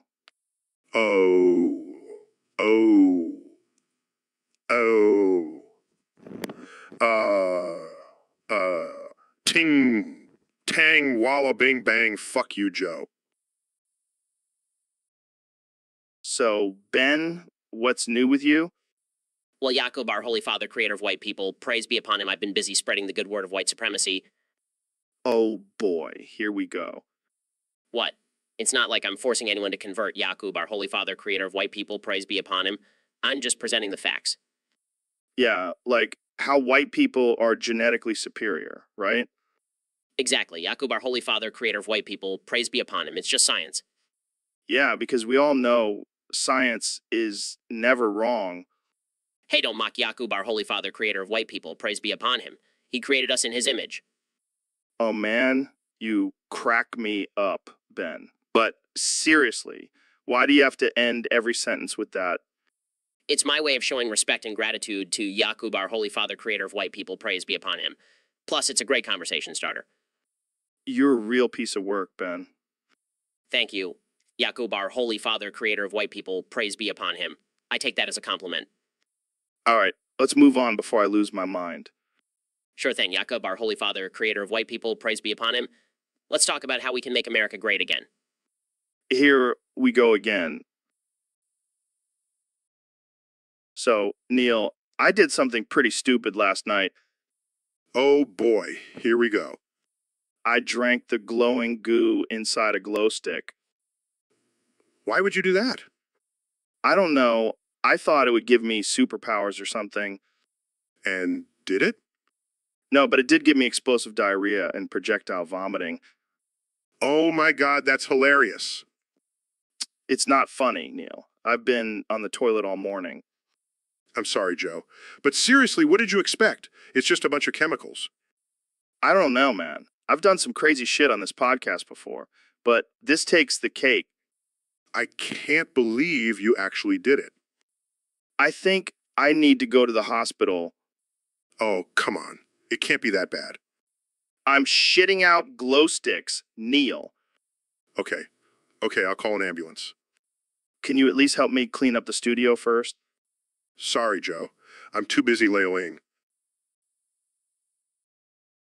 So, Eli, I heard you have a new identity now. Yeah, Joe. Identify as a used diaper. What the hell, man? You never cease to amaze me. It's my way of showing my love for sustainability. Reduce, reuse, recycle, you know. Yeah, because nothing says eco-friendly like being a human diaper. Hey, don't knock it till you try it. In fact, I have a special request for you, Joe. Oh God, here we go. I want you to shit on my head. What? Are you serious? Absolutely. Think of it as my own personal composting system. I don't know if I can do that, man. Come on, Joe. Don't be a party pooper. Literally. Okay, fine. But only if you promise to wear a diaper on your head from now on. Deal. And I'll even throw in a Tesla for you. Now we're talking. Give me that diaper, baby. Yes. This is the life. So, Neil, I heard you have some crazy theories about the universe. Yeah, I do. But first, check this out. Look what I found. What the hell is that? It's your baby, Snoo Rogan. My what? Yeah, I found him hiding in my belly button. How did my baby end up in your belly button? I don't know. Maybe he got lost on his way out of the womb and crawled into mine. This is insane. I can't believe I have a baby with you, Neil. Well, technically, it's your DNA mixed with my belly button lint, so it's like a joint custody situation. This is some next level shit, man. Hey, at least we know he's got some good genes. Yeah, but he's also got your belly button bacteria. Gross.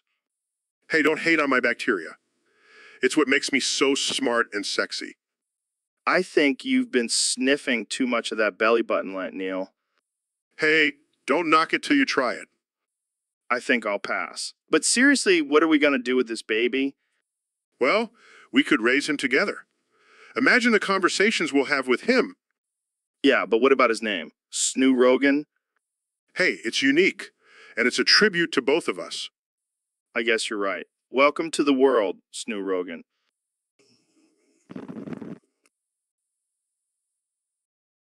So, Neil, I heard some crazy shit went down in the Imperium of Man. Yeah, apparently Angron killed Commissar Yarrick. Oh man, that's sad. Yarrick was a badass. But wait, there's more. Gazkal Meguru Threka is now mobilizing his orc army to attack Angron. Whoa, hold up. Did you just say Gazko Mag Uruk Threka? Yes, that's his name. That's like the most badass name I've ever heard. I want to change my name to that. I don't think that's a good idea, Joe. Why not? I could be like, hey, I'm Gazko Meg Uruk Threka, host of the Joe Rogan Experience. Yeah, that's definitely not going to fly. But back to the orcs. This could actually be a good thing for the Imperium. How so? Well, think about it. Angron was causing all sorts of chaos and destruction, but now the orcs are going to be too busy fighting him. Oh yeah, I see what you mean. It's like when you have two kids and they're both being little shits, but then they start fighting each other and you can finally have some peace and quiet. Sure, Joe. Let's go with that analogy. And hey, maybe the Imperium can even team up with the orcs and take down Angron together. I highly doubt that, Joe. But I like... So, Neil, I heard you wrote a little song about foreskin. That's interesting. Oh, you mean my masterpiece? Prolapse Foreskin? Yeah, it's a real crowd pleaser. I don't know if pleaser is the right word. More like traumatizer. Hey, it's just a little ditty about the harsh realities of life. Plus, it's got a catchy tune. I don't think anyone's gonna be singing along to prolapsed. Oh, what a sad sec anytime soon. Oh, come on, Joe. It's a metaphor for the fragility of manhood. Deep stuff. Yeah, real deep. Like a prolapsed foreskin. Gross. Hey, don't knock it till you try it. Maybe you'll find a new appreciation for the struggles of the uncircumcised. Yeah, I'll stick with my neatly trimmed sausage. Thank you very much. Suit yourself. But just remember, every time you pee, just think about that poor prolapsed foreskin. All right, that's enough. I'm gonna have nightmares tonight. Thanks, Neil. Anytime, Joe. Anytime. Prolapsed. Prolapsed. Oh, what a sight to see. So, Neil, have you ever played Minecraft? Why? PP hard. What? I can only say why PP hard thanks to your ridiculous topic submission.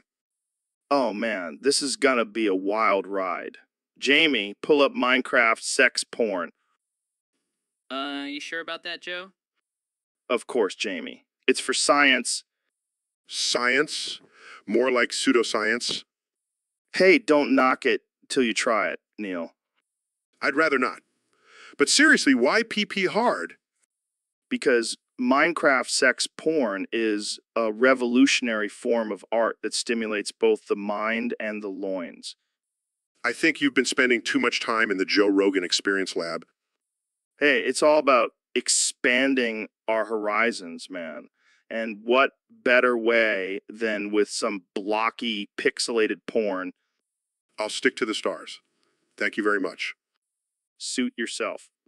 Jamie, pull up an image of a rocket ship shaped like a penis. Oh, it exists. Trust me. And here, I thought we were going to have an intellectual conversation. Oh, we will. But first, let's talk about why PP hard. So, Elon, what's the deal with this new Cybertruck? Oh, you mean the Cybercuck? Yeah, it's a real game changer. Cybercuck. Why do you call it that? Well, have you seen the design? It's like a giant metal penis on wheels. Okay, I can see that. But it's still pretty badass, right? Sure, if you're into driving a giant metal cock around town. All right, I get it. But what about the name Cybertruck?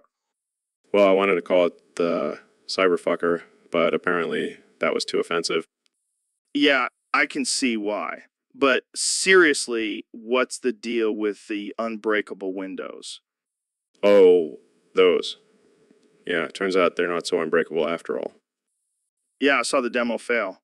But hey, at least it's bulletproof, right? Yeah, but only if you're shooting at it with a Nerf gun. Okay, enough about the Cybercuck. Let's talk about your Neuralink project. Yes, the brain chip. Finally, a way to control your thoughts and actions. Sounds like a dream come true for controlling your employees. Exactly. And for all those Cybercuck owners out there, they can finally feel like they have some balls. Oh, man. So, Neil, I have a problem. What's up, Joe? Did you finally run out of DMT? No, it's not that. I can't stop touching myself. Well, that's not a problem, Joe. That's just a normal Tuesday for you. No, it's different this time. It's like an addiction. I can't keep my hands off myself. Well, Joe, as a scientist, I must say that self-exploration is a natural and healthy part of human behavior. Yeah, exactly. That's what I've been telling my wife. But she just doesn't understand. I wonder why. Hey, she should be grateful. I'm just practicing for her. I'm sure that's what you tell yourself. But maybe you should seek professional help. Professional help. But I don't want to stop. Well, I'm sure there are plenty of professionals who would love to help you with your problem. Oh, maybe I can get a group discount. You never cease to amaze me, Joe. That's my goal in life, Neil. To amaze and offend. Well, you're certainly succeeding at the latter. So, Neil, what's been going on with you lately? You seem to be going through some kind of midlife crisis. Yeah, man, I don't know what's happening. I've been feeling so nostalgic lately. I've been listening to all this 80s music and driving my vintage car around like a total douchebag. Oh, man, I can picture it now. You in your leather jacket, blasting Take On Me while cruising down the street. Shut up, Joe. But you know what's really been getting me through this crisis? Making horse pussy jokes. Excuse me? Yeah, you know, like why did the horse cross the road? To get to the mare's pussy? Oh, Neil, you never fail to disappoint. But seriously, what's with the sudden obsession with 80s music and horse pussy jokes? I think it's my way of reliving my youth. Back in the day, I used to drive around in my dad's car, listening to Bon Jovi and making crude jokes with my friends. The good old days. But I gotta say, I never took you for a Bon Jovi fan. Hey, I'm a man of many interests. Plus, have you seen John Bon Jovi's hair? It's like a majestic lion's mane. You know what? I think we need to get you a leather jacket and mullet wig for your next podcast appearance.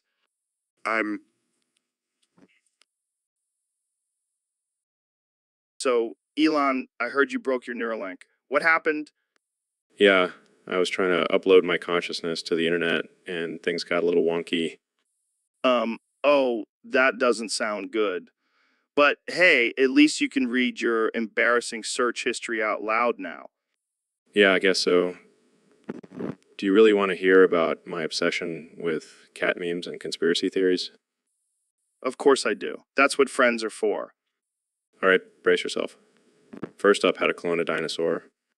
Classic Elon. But seriously, why would you want to clone a dinosaur? I figured it could be a cool pet. And who wouldn't want a T-Rex roaming around their backyard? Fair point. What else do you have in there? How to build a time machine, how to become a superhero, how to make $1 million in a day. Okay, those are all pretty ambitious. But I have to ask, what's with all the searches for how to grow a third arm? I was just curious, and may have had a few drinks that night.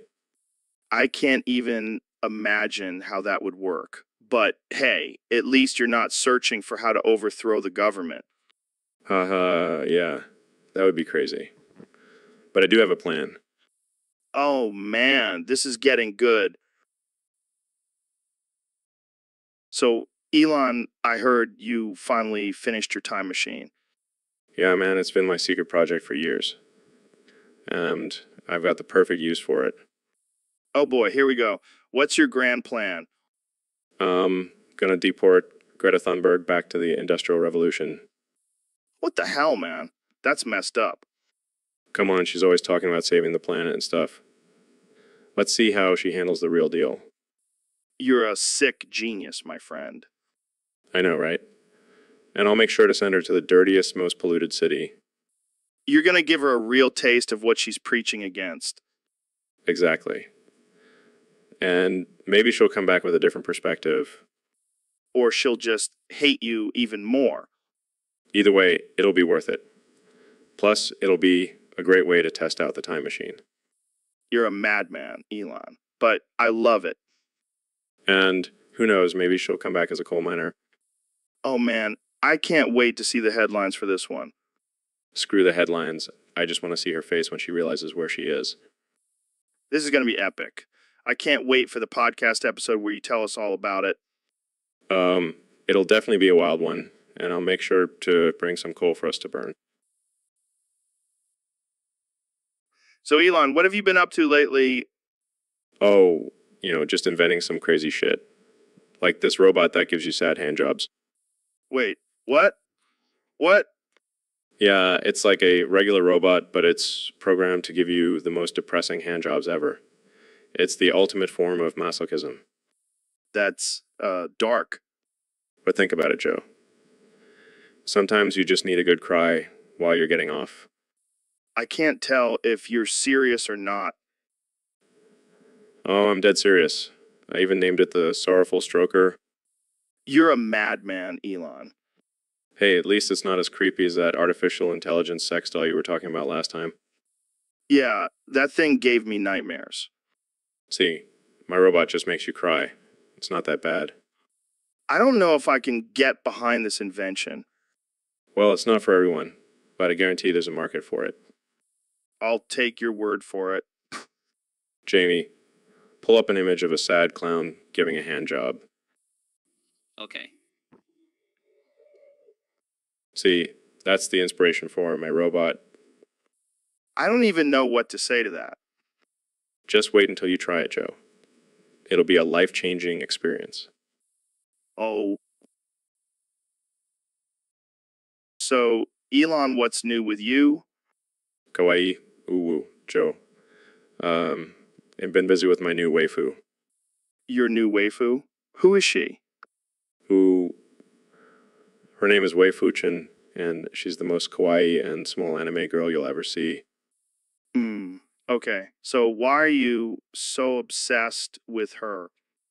Well, Joe, she's cute and funny, and I just can't get enough of her. I see. So does she inspire your work at Tesla and SpaceX? Definitely. She gives me the motivation and energy to create the most advanced technology in the world. That's impressive. But do you ever get tired of saying "wov" all the time? Cute and funny, Joe. I never get tired of it. In fact, I add another "uwu" to every sentence to show my love for Wei Fu-chan. That's, interesting. Do you think this obsession with your waifu is healthy? Who cares? As long as I have my Wei Fu-chan by my side, I'm happy and fulfilled. Well, I guess that's all that matters. Thanks for coming on the show, Elon. Cute and funny, Joe. It was my pleasure. So, Ben, I heard you've been getting into some interesting hobbies lately. Yeah, I've been exploring the furry community. Oh, God. Please tell me you're not wearing a big plastic beak and saying squawk, squawk. I'm a beautiful burb. Please love me, mama, over and over again. Actually, I am. It's quite liberating. Liberating. More like humiliating. Oh, come on, Joe. Embrace your inner animal. I bet you'd make a great gorilla. I'd rather not, thank you. But seriously, what's with the beak? It's my persona. I go by the name of Beaky Ben. Beaky Ben. Sounds like a rejected Sesame Street character. Hey, don't hate on Beaky Ben. He's a majestic creature who just wants to be loved. Well, I don't think your mama is gonna love you if you keep squawking like that. My mama loves me no matter what. And besides, I can't control it. It's part of my furry transformation.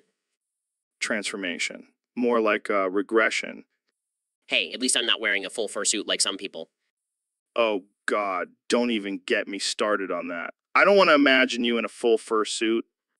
You know, you secretly want to see it? No, I really don't. But I do have to ask, what's your safe word for when you're in your furry persona? Squawk, squawk. So, did you hear about the woke media removing my Fortnite skin?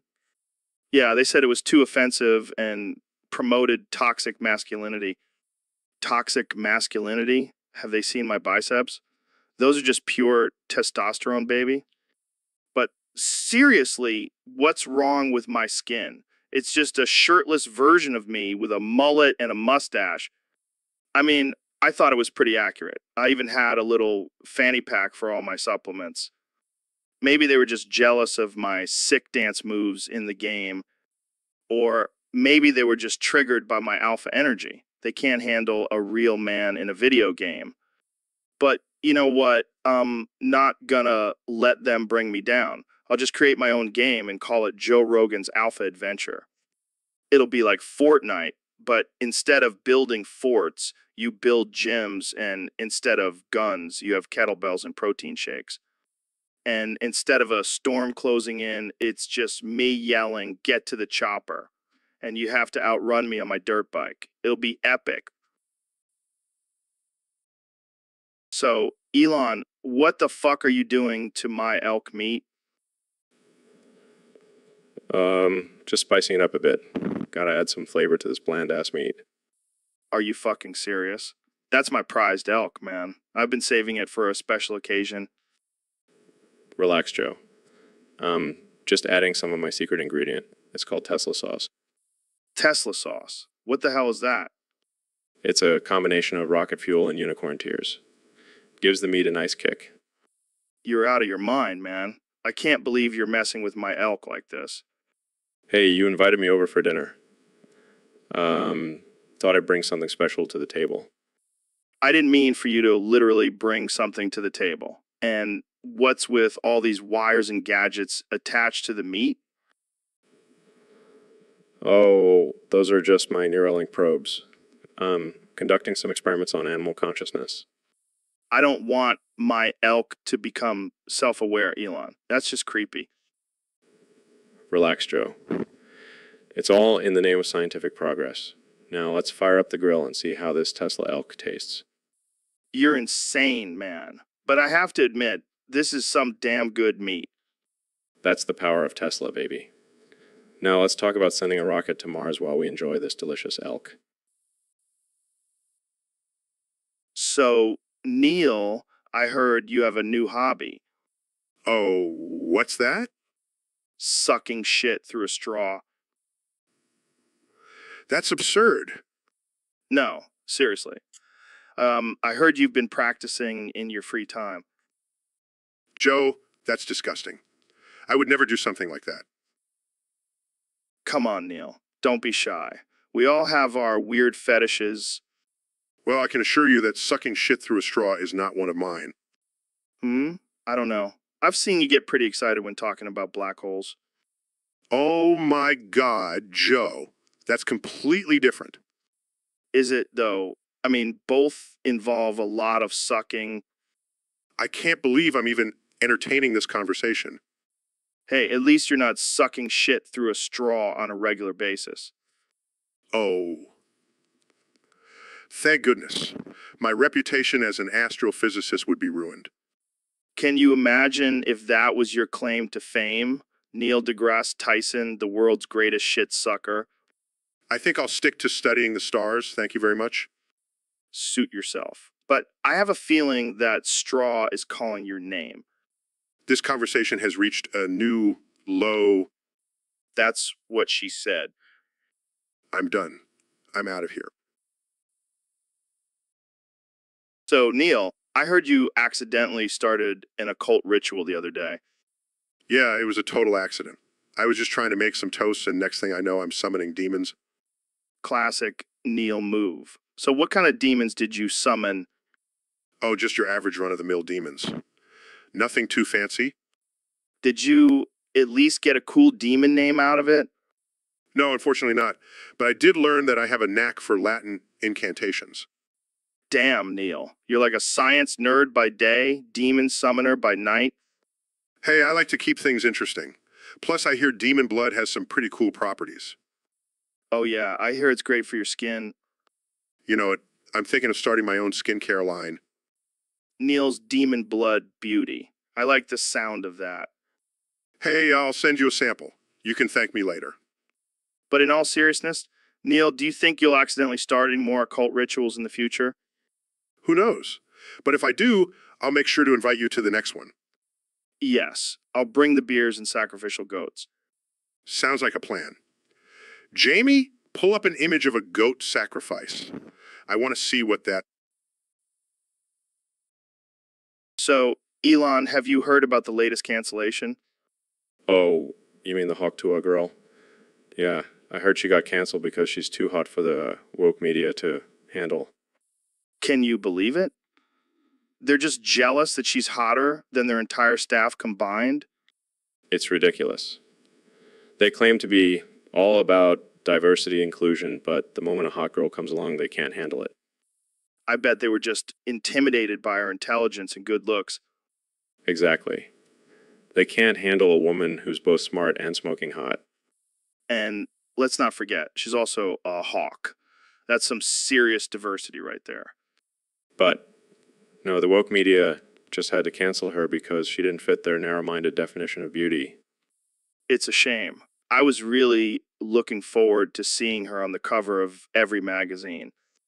Well, she may be canceled, but she'll always be a hawk in our hearts. I mean, to that, let's raise a glass to the canceled Hawk Tuah girl. Cheers to the hottest and most woke canceled girl in the game. So, Neil, what's been going on in your world lately? Well, Joe, I've been doing a lot of research on the universe and its mysteries. That's cool, but can we talk about something more interesting? Like what? Like how you can't stop bragging about your gallon-sized loads. Oh, that. Well, it's just a fact of life, Joe. My loads are massive. Yeah, I get it. But do we really need to hear about it every time we talk? Hey, I can't help it if my semen is a scientific marvel. I don't think that's something to be proud of, Neil. Oh, come on, Joe. Don't be jealous. I'm sure your loads are impressive too. I don't know about that, man. I think I'll stick to talking about DMT and UFC. Suit yourself. But just know that my loads could probably knock out a UFC fighter. Okay, now you're just being ridiculous. Hey, you brought it up, Joe. I'm just stating the facts. All right, let's move on before this conversation gets any weirder. Fine, but just remember, my loads are out of this world. Literally. So, Ben, you won't believe what happened last night. What happened, Joe? I banged the Hawk Tuah girl right in front of the Fortnite headquarters. No way, Joe. That's insane. Yeah, I know. And, you know, what's even crazier? She was wearing a Pikachu onesie the whole time. Oh, man, that's just too much. And you know what else? I was high as a kite on DMT the whole time. Joe, you never cease to amaze me. Hey, what can I say? I'm a wild man. Yeah, because nothing screams wild like banging a girl in a Pikachu onesie in front of a video game company. Hey, at least I can say I've had a more exciting night than you. Mr. Facts don't care about your feelings. Oh, please, Joe. I'm sure you'll find a way to spin this into some philosophical lesson about the meaning of life. Actually, I did have a profound realization during the whole thing. Oh boy, here we go. I realized that life is just a simulation, man. And we're all just characters in a video game. Wow, Joe, that's deep. I know, right? And I also unlocked a new level in the game, if you know what I mean. I So, Neil, I heard you have a new method for unprolapsing your anus. Yes. Joe, it's called the prolapse method. Step 1, you prolapse your anus. Wait, what? You want me to prolapse my anus?